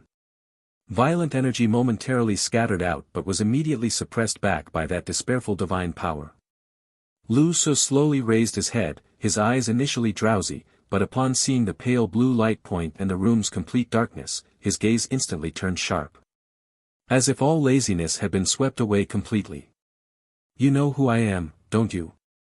Your aura feels strange, reminiscent of that torment fellow, but I know you're not him. With just these simple words, the creator on the other side felt his legs weakening. This was truly bad. A sense of despair began unconsciously spreading through his heart. On the other side, Perfect Life, coughing blood, jumped down from the wall, leaning unsteadily against it. But he quickly released his hand. The moment he touched the wall, he sensed something wrong. In this instantly darkened room, the blackness on the walls seemed to be some kind of living entity. After sensing it for 2 seconds, he suddenly felt extremely uncomfortable and began vomiting blood profusely. Nothing had even happened yet, but both the world's second and third strongest were already struggling to hold on. Despair. Lu Su stood directly before the pale blue light sphere, speaking calmly. He. Do you know you woke me up? Lu Su nodded mechanically, then said. You also woke me up just now. Ha ha ha ha ha. The voice burst into laughter, as if hearing something immensely amusing. You don't bring me any sense of pressure. Lu Su ignored the laughter, simply stating. Indeed, then guess why? Because the gap between us is too vast. Before you, I'm just a frog at the bottom of a well. The lazy voice remained languid and indifferent, like a calm narrator, never hurried or flustered. The voice of despair faded slightly for a moment, seeming somewhat intrigued by this person's way of speaking. Heh, interesting. Also, let me shut down this annoying live stream first. The next second, the light sphere shimmered in the air, and the game's live broadcast interface was actually directly closed. This kind of direct modification of the game's underlying code was something Lu Su had never heard of before. Sin. Suddenly, Perfect Life behind him roared furiously, his tone even carrying an unusually violent despair. Lu Su didn't turn around, only slightly tilting his head. This room, it's alive. And it has divinity. The moment his words fell, the entire room trembled, but all 3 people in the room could see it was the darkness enveloping the room that had pulsated. At this critical moment, Perfect Life didn't have much time to hesitate. He clearly felt that although he wasn't injured or attacked, his condition was rapidly deteriorating. This was an extremely subtle sensation. In that instant, he made his decision. He chose to believe in sin. Facing this pitch-black room and the pale blue light sphere, he chose to believe that the perennial madman was on the player's side. After speaking, his entire face seemed to age instantly in that moment, and he collapsed weakly to the ground. Though unharmed, with tidal wave-like power still coursing through his limbs, he found himself completely paralyzed. A sense of decay filled his mind, and the emotion of despair overwhelmed everything at this moment. On the other side, the creator wasn't faring much better either. His entire body instantly went limp, barely managing to support himself to avoid collapsing completely. This was a power they had never encountered before. They never imagined their spirits could be so fragile. You two are somewhat interesting as well. But for now, keep quiet. Let me observe this guy first. Despair's voice spoke calmly, yet within his tone, Perfect Life and the creator found themselves unable to utter another word. It wasn't that they had gone mute, rather, their spirits completely lacked the strength to muster any energy to speak. The aura of despair spread, even transcending space to permeate throughout all the game rooms. Players in other rooms similarly felt unusually low-spirited at this moment. Chio Ein instinctively sensed something was wrong and subconsciously opened her live stream interface, instantly finding it had gone black. Blank, the live stream ended. Has the game concluded? What's happening? We're not trapped here, are we? She was feeling quite pessimistic herself now. What? Upon hearing this, Xia was instantly shocked, feeling a sharp pain in her chest. The sensation was so intense it momentarily stole her breath away. Clutching her chest tightly, she painfully opened her game interface to confirm. Earlier when she felt her emotions were off, she thought it might be her side effects acting up. But now, the game had actually ended. This is bad. Xia pupils constricted to pinpricks. She knew all too well what the most likely explanation for this was. Lu Su, what have you done? Pressing against her left chest, that heart-wrenching pain surged through her again. The gate of death was currently inside her heart. This is terrible. What's wrong? Chioin was startled, not expecting such an intense reaction. I must go there. In an instant, Xia made her decision, firmly pressing the selection button in her room to attempt entering room 9. But, the teleportation failed. Xia. They can even alter rules like this. What level of existence has arrived this time? Let's continue our chat. Why did you call yourself a frog in a well? Lu Su leaned on his axe, standing like a tombstone. The injuries covering his body showed no signs of healing, yet he spoke with complete calm. A fish in the ocean can only perceive how massive the whale beside it is, but cannot comprehend the moon's true size overhead. Yet the moon is actually far larger than any whale. A rather simple analogy, though not entirely incorrect, heh. Despair's voice chuckled quietly. Lu Su slowly turned his head, surveying this pitch-black, seemingly living room, and said. It appears you've truly come personally, Despair. Not some divine messenger, not an avatar, nor any blood vessel-like entity. Remembering Perfect Life's words, Lu Su roughly understood what the other was implying. Heh. The other party neither confirmed nor denied, offering no clear stance. Your words show self-awareness, but compared to your unrestrained actions, there's quite a discrepancy. What, seeing my arrival has made you somewhat timid? But didn't you consider the consequences before waking me? Hearing this, Lu Su slowly raised his eyes, staring directly at the pale blue light sphere before him. What, consequences?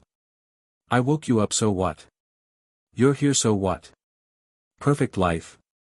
Even Perfect Life, who was closest, doubted his own hearing, looking up with disbelief. Wait, what are you saying? Did I hear that correctly? Despair also seemed slightly surprised, taking several seconds before responding. What did you say? I said, what can you actually do to me? The lazy face showed no trace of fear, the dark green mask resembling stagnant water. I'm a fish in the ocean. The whale beside me might devour me. The moon may be countless times larger than the whale, but, what can the moon actually do to me? Stop pretending. You're powerless to affect me. Lu Su's voice carried neither humility nor arrogance, but to those listening, it struck like thunder, a direct challenge to a deity. Despair didn't take offense upon hearing this. After initial surprise, he burst into roaring laughter. Ha ha ha ha ha. You've got spirit. Quite audacious. Exactly the kind I need. As he spoke, the pale blue light sphere began moving toward Lu Su's brow, causing the dark green mask to distort accordingly. No sense of pain, correct? Is this your reliance? Thinking you can brave any suffering, believing death is the worst outcome, is this the foundation of your fearlessness? Heh, frog in a well. Do you believe lacking pain means avoiding suffering? That fearing no death means escaping despair? Ha ha ha ha ha. You ignorant, presumptuous youth. Lu Su. Lu Su remained silent, but then, swaying unsteadily, he raised his battle axe. The corners of the dark green mask slowly curled upward, forming a mechanical smile. He. Sorry to disappoint, but my ignorance of heaven's height and earth's depth didn't begin today. So now. Can you tell me? Just how big is the moon? As the words fell, Lu Su's next action made Perfect Life and the creator in the room nearly pop their eyes out. If not for the game's live stream being shut down, the entire world would have been popping their eyes out together. Lu Su, bearing countless wounds and cracks that simply wouldn't heal, faced the pale blue light sphere before him and forcefully raised the extreme path battle axe in his hands. Perfect life? The creator? Wait. Is there actually something in this world you wouldn't dare attack? Their eyes instantly widened enormously as the entire room 9 began to tremble. The darkness covering the room seemed to vibrate. Oh. Despair's voice carried genuine surprise this time, but Lu Su had no intention of conversing further. Boom! The raised extreme path battle axe came crashing down heavily upon the pale blue light sphere. Earlier, that so-called despair emissary talked about declaring war. What's there left to declare? Let's test it with an axe strike first. A thunderous roar erupted as black-blue lightning burst forth, spreading throughout the room with crackling sounds that echoed like the world's end. The black-blue lightning scorched Lu Su's body until he was covered in wounds, his illusion cloak an epic weapon utterly incapable of repair.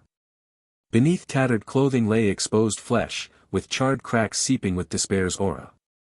The pale blue light sphere showed no reaction, but the extreme path battle axe rebounded high into the air, forcing Lu Su's body back several uncontrolled steps. Those steps moved with abnormal mechanical looseness, as if every muscle and bone in his body could no longer properly connect. As if he were about to fall apart completely. Perfect Life watched the horrifying scene before him, unable to comprehend why anyone would fight such a hopeless battle like a mantis trying to stop a chariot. Yet when Lu Su raised his extreme path battle axe and struck at the light sphere representing despair, it somehow reignited a spark of strength within Perfect Life's heart. His mind, completely overwhelmed by despair, cleared slightly. No, how can I just rot away here? Dying in battle is better than dying in despair here, isn't it? But his rational mind fought against his despair-corrupted soul, leaving him utterly powerless.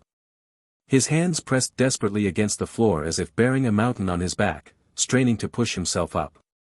Yet even when blood seeped from beneath all 10 fingernails from the effort, he remained completely unable to rise. In true despair, even a desperate charge becomes an unattainable luxury. Lu Su wasn't much better off, but the Godslayer metal had been shining from the beginning like the sun in his heart, supporting his continued struggle. How strange, are you, seeking death? A broken divine weapon remains broken after all. You don't actually think this has any effect, do you? Then, why aren't I dead yet? Lu Su took a quick step forward, raising the axe with both hands and bringing it down once more. Boom! Pale blue light instantly erupted throughout the room as if its energy had been forcibly compressed out. Crack! Lu Su's legs instantly dislocated, yet he didn't stop, raising the extreme path battle axe once more to strike at the light sphere again. Despair fell silent, seemingly unable to comprehend why this madman before him would do such things. And actually, he had experienced a slight emotional fluctuation after all, such axe strikes represented the ultimate provocation. As a god, facing such provocation from an ant, the best response was immediate annihilation without wasting words. Any threatening talk now would only diminish his dignity. But under Lu Su's continuous axe strikes, despair's voice finally spoke again. This time, his voice carried no amusement, only complete emotionlessness. Fine, consider your gamble won. Kid, you're not stupid after all. However, I'll remember you. Torment died, only for something as bizarre as you to emerge. Heh, interesting. I look forward to the nourishment you'll provide me. Believe me, fear, sorrow, pain, despair. You won't escape any of them. After speaking, terrifying energy impacts instantly erupted throughout the room before everything vanished. Perfect Life and the Creator were pressed firmly against the floor, unable to move while prone, but when they looked up again moments later, the entire room had undergone dramatic changes. The previous darkness had completely disappeared, replaced again by bright illumination. It was still the same room, with 9 written on the wall and 1 written on the floor. All despair in their hearts, all soul-crushing pressure, vanished completely in that instant. Perfect Life jumped up from the floor, looking bewildered at everything that had suddenly returned to normal. What happened? Game system experiencing systemic error, debugging in progress. Re-evaluating, recalculating results. The game's mechanical voice sounded on everyone's game interface, and then. Thud. A dull sound echoed through room 9 as Lu Su collapsed stiffly onto the floor. The horrific wounds and cracks on his body finally began bleeding profusely, spreading across the floor like streams within just a few breaths. Perfect Life and the Creator rushed forward simultaneously, arriving at his side instantly. The Creator didn't waste words, immediately opening several high-grade potions and pouring them over Lu Su's body. Perfect Life checked his vital signs and was immediately horrified. He's dead. He's asleep. Can't you tell? The Creator said exasperatedly, ignoring this world's second-ranked player. Perfect Life stared somewhat dazedly at the figure on the ground who appeared completely broken. In his mind, the image of the other raising that giant axe to strike despair remained exceptionally clear. It was the first time in this world he had genuinely felt, from the bottom of his heart, that he was inferior to someone else. What, did he gamble and win? Perfect Life whispered softly. Perhaps he used his life to test and obtain the answer he wanted, the Creator replied. Testing? What answer was he testing again? Perfect Life sensed the physical state of the person before him, his yin-yang hands guiding Lu Su's meridian energy as he spoke with some confusion. In his view, if despair hadn't suddenly withdrawn just now, Sin's actions would have been no different from seeking death. After all, Sin's combat power was clearly not at that level yet. Actually, the answer he wanted is what humanity has always wanted to know. The former dragon group probably wanted to know too. Because no one has ever truly had the opportunity to meet a god. The live stream got cut off. What a pity that such first-hand information won't be seen by many. The Creator spoke with some emotion. As an experienced veteran player, his perspective level was still above Perfect Life's in many aspects. We all know this game is called Chosen's Paradise. And that there's something called a god possessing supreme power.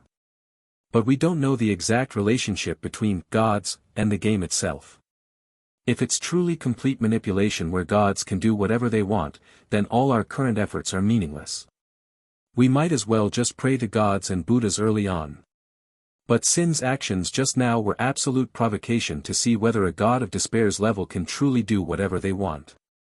The facts have proven, they cannot. Because he ultimately didn't die. This is tremendously good news.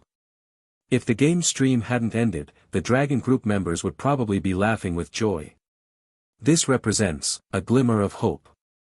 It means all attempts to increase our strength aren't completely meaningless. Perfect Life listened quietly, unconsciously frowning as he said. So it was indeed a gamble. But what if he was wrong?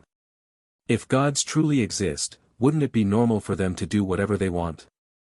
If he lost the bet, he'd just die. The Creator said frankly, then looked at Perfect Life. I don't know if a foreigner like you can understand, but if he really lost that bet, I'd have to die quickly too. My continued survival is already clinging to life, but it shouldn't mean clinging to life in disgrace. If you were truly certain that you were born as a plaything for higher existence without even a sliver of hope for change, would you still plan to keep living? Perfect Life. He was an artificial product of gene editing, his birth itself artificially controlled. But hearing these words, he felt inexplicably emotional, as if something unusual stirred in his heart. If you had monotheistic religious beliefs, you might not feel this way. The Creator shook his head. But now, anyway, that most desperate scenario didn't happen. Good news. Despair ultimately left, and this guy is still alive.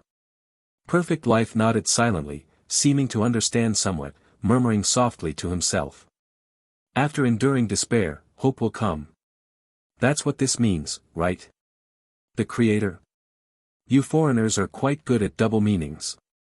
By now, the medicine he had poured onto Lu Su was sufficient. Without divine power suppression, those wounds were already self-healing. In just these few minutes, the wounds already looked much less terrifying than before. It was just that his energy still felt exactly like before, completely like a dead person. So, what now? Perfect Life and the Creator exchanged somewhat helpless glances when the game's mechanical voice sounded again. Game over.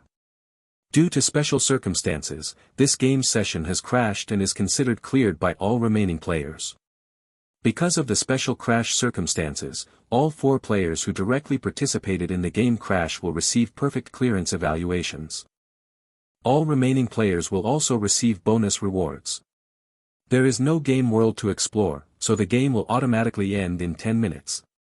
The game announced everything in one breath, declaring the game's conclusion.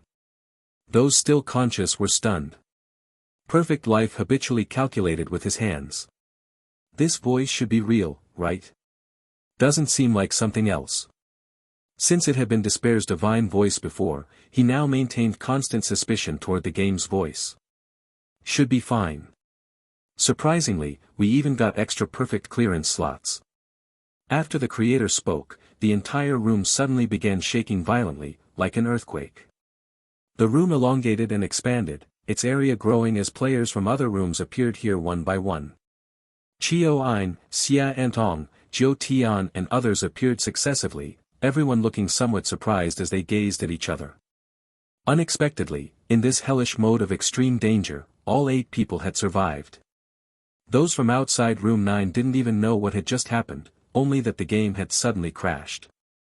Now, seeing the large pool of blood on the ground and the fallen Sin, they were even more astonished.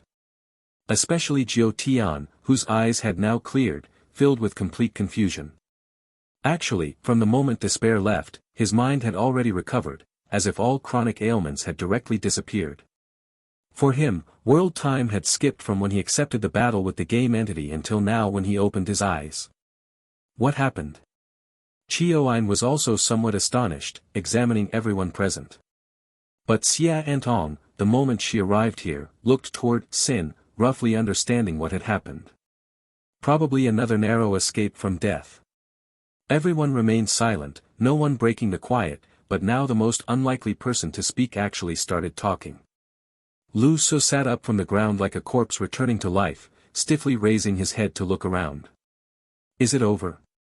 Quite surprising. This time, we somehow achieved cooperation to some extent. That wasn't my intention, but you all played some role. The creator looked at the suddenly risen Sin, still somewhat unaccustomed to it. This annoying guy's speaking tone actually felt gentler, so he retorted. Why are you talking like some leader giving a summary now? Lu Su ignored him. The dark green mask showed no edge or aggressiveness, only weariness. However, I've figured out what's going on with Game 2.0. This counts as our first cooperation, but it's most likely also our last. My current state should be relatively easy to talk to, so I'm telling you in advance. If in future games, you encounter me in my other states and die by my hand. Let me say this beforehand, that would truly be your own lack of awareness, absolutely deserved. After saying that, Lu Su was only awake for about 2 minutes before he once again collapsed face-first onto the ground. He had exhausted himself a bit too much earlier in outright overdraft against the mask and now it could forcefully shut down at any moment. So he fell asleep again. Perfect life. I probably don't quite get it. He spoke while looking somewhat conflicted. What did he just say? Logically, he shouldn't have said that. If he plans to become an enemy and kill you later, shouldn't he have apologized in advance? Why was he fine a moment ago and suddenly said, serves you right? Xia Antong stepped in at the perfect moment and sneered. Don't flatter yourselves. There's no cooperation here. This guy will never consider anyone an ally. He's got real nerve facing a god called Despair directly and still surviving. When she spoke, everyone tacitly chose not to respond, but the creator suddenly sensed something was off and unexpectedly looked up to ask. Wait, wasn't the game's live stream turned off? How do you know it was the god Despair who showed up? Xia Antong didn't actually know. When she heard that question, she was stunned. Wow, so her guess had actually been right. She had only planned to bluff a bit to extract information from the 2 witnesses. She never expected it to be true. Her head was spinning for a moment. She was shocked, and the others were even worse off. Each of them looked dazed. What does the god Despair mean? Wasn't that term a little too intense, too unfamiliar? Who did he fight just now? Weren't you two and the game's avatar the ones who attacked him? Chio-Ein asked, looking at Perfect Life and the creator with surprise. Heh, I don't have that kind of ability. The creator gave an awkward smile. That guy did something truly remarkable just now. Also, why were it the two of us and the game's avatar teaming up against him? At a critical moment, shouldn't players naturally unite against an outside threat? Chio-Ein froze. She had never considered a unified front. Normally it was already assumed that Sin would be the one everyone ganged up on. Is Sin not considered an outsider? The creator didn't elaborate much. He had no intention of broadcasting what had just happened from his perspective. However, what he said was correct. Future matches will probably focus on player versus player combat. From now on, everyone may be enemies rather than friends. In this game, none of us are truly free, it's a pity. As he spoke, his somewhat aged eyes looked at the remaining young people with regret. Jiu Tian quietly bowed his head and listened. This was, in his view, a crucial piece of intelligence. The others showed mixed expressions. Not many seemed to fully grasp what the creator meant. 10 minutes passed quickly. The competitors who had become co-victors had little time to swap feelings. They each opened their own settlement pages. Game over. Congratulations, player perfect clear. The familiar game tones and a warm sense of being wrapped in something arrived. Lu Su slowly woke and found himself back in his most familiar place. No matter how many perfect clears there were this time, at least he was guaranteed one. Original Sin Mask, all modes have now been unlocked. Upgrade criteria met. Hearing the voice in his ear, he instantly perked up. He had always wondered whether unlocking all modes would trigger some new evolution. That was why he had insisted on choosing laziness in the first place. Now, it seemed evolution really might happen. He tried to lift his hand but suddenly discovered his whole body was completely out of his control. Even his consciousness felt vague and insubstantial. Player is currently asleep. Forcefully wake the body.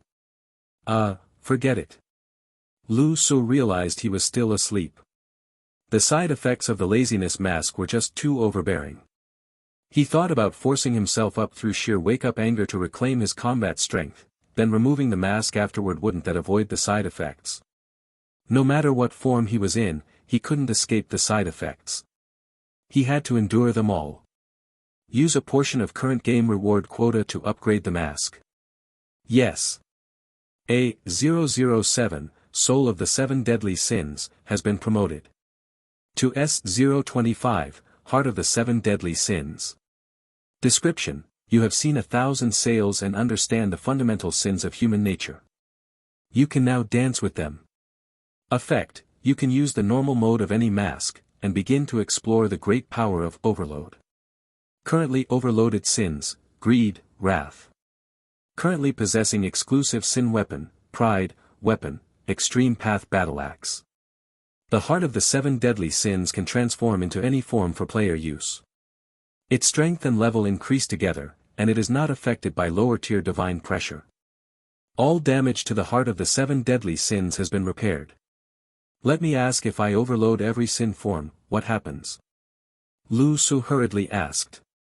No comment. Please explore on your own, player. How about this exclusive weapon thing? How do you bind a weapon as your exclusive weapon? No comment. Please explore on your own, player. Lu Su. What a useless game prompt voice. Still, the answer being, no comment, instead of silence allowed him to make a reasonable guess. The Heart of the Seven Deadly Sins hadn't yet reached its highest tier. It was clearly a development sequence item that evolved over time. What he had gotten in the newbie tutorial continued to gain value. Just as he planned to check what rewards he'd earned this round, the game suddenly popped another strange notification. Routine game rewards have been placed in your inventory. Please check them. Due to the player's outstanding performance, you have defended your first place honor. You are currently first on the leaderboards. Please pay attention to the most important part of this reward, the phase ranking reward. Hello everyone! As we wrap up this video, I want to share a quick note. I have a Patreon account. If you'd like to support me and enjoy on-demand audiobooks, you can become a Patreon member. Alternatively, you can check out my Google Drive link, which has 500 plus novel audiobooks available through my Ko-fi or Patreon shop. I appreciate your support.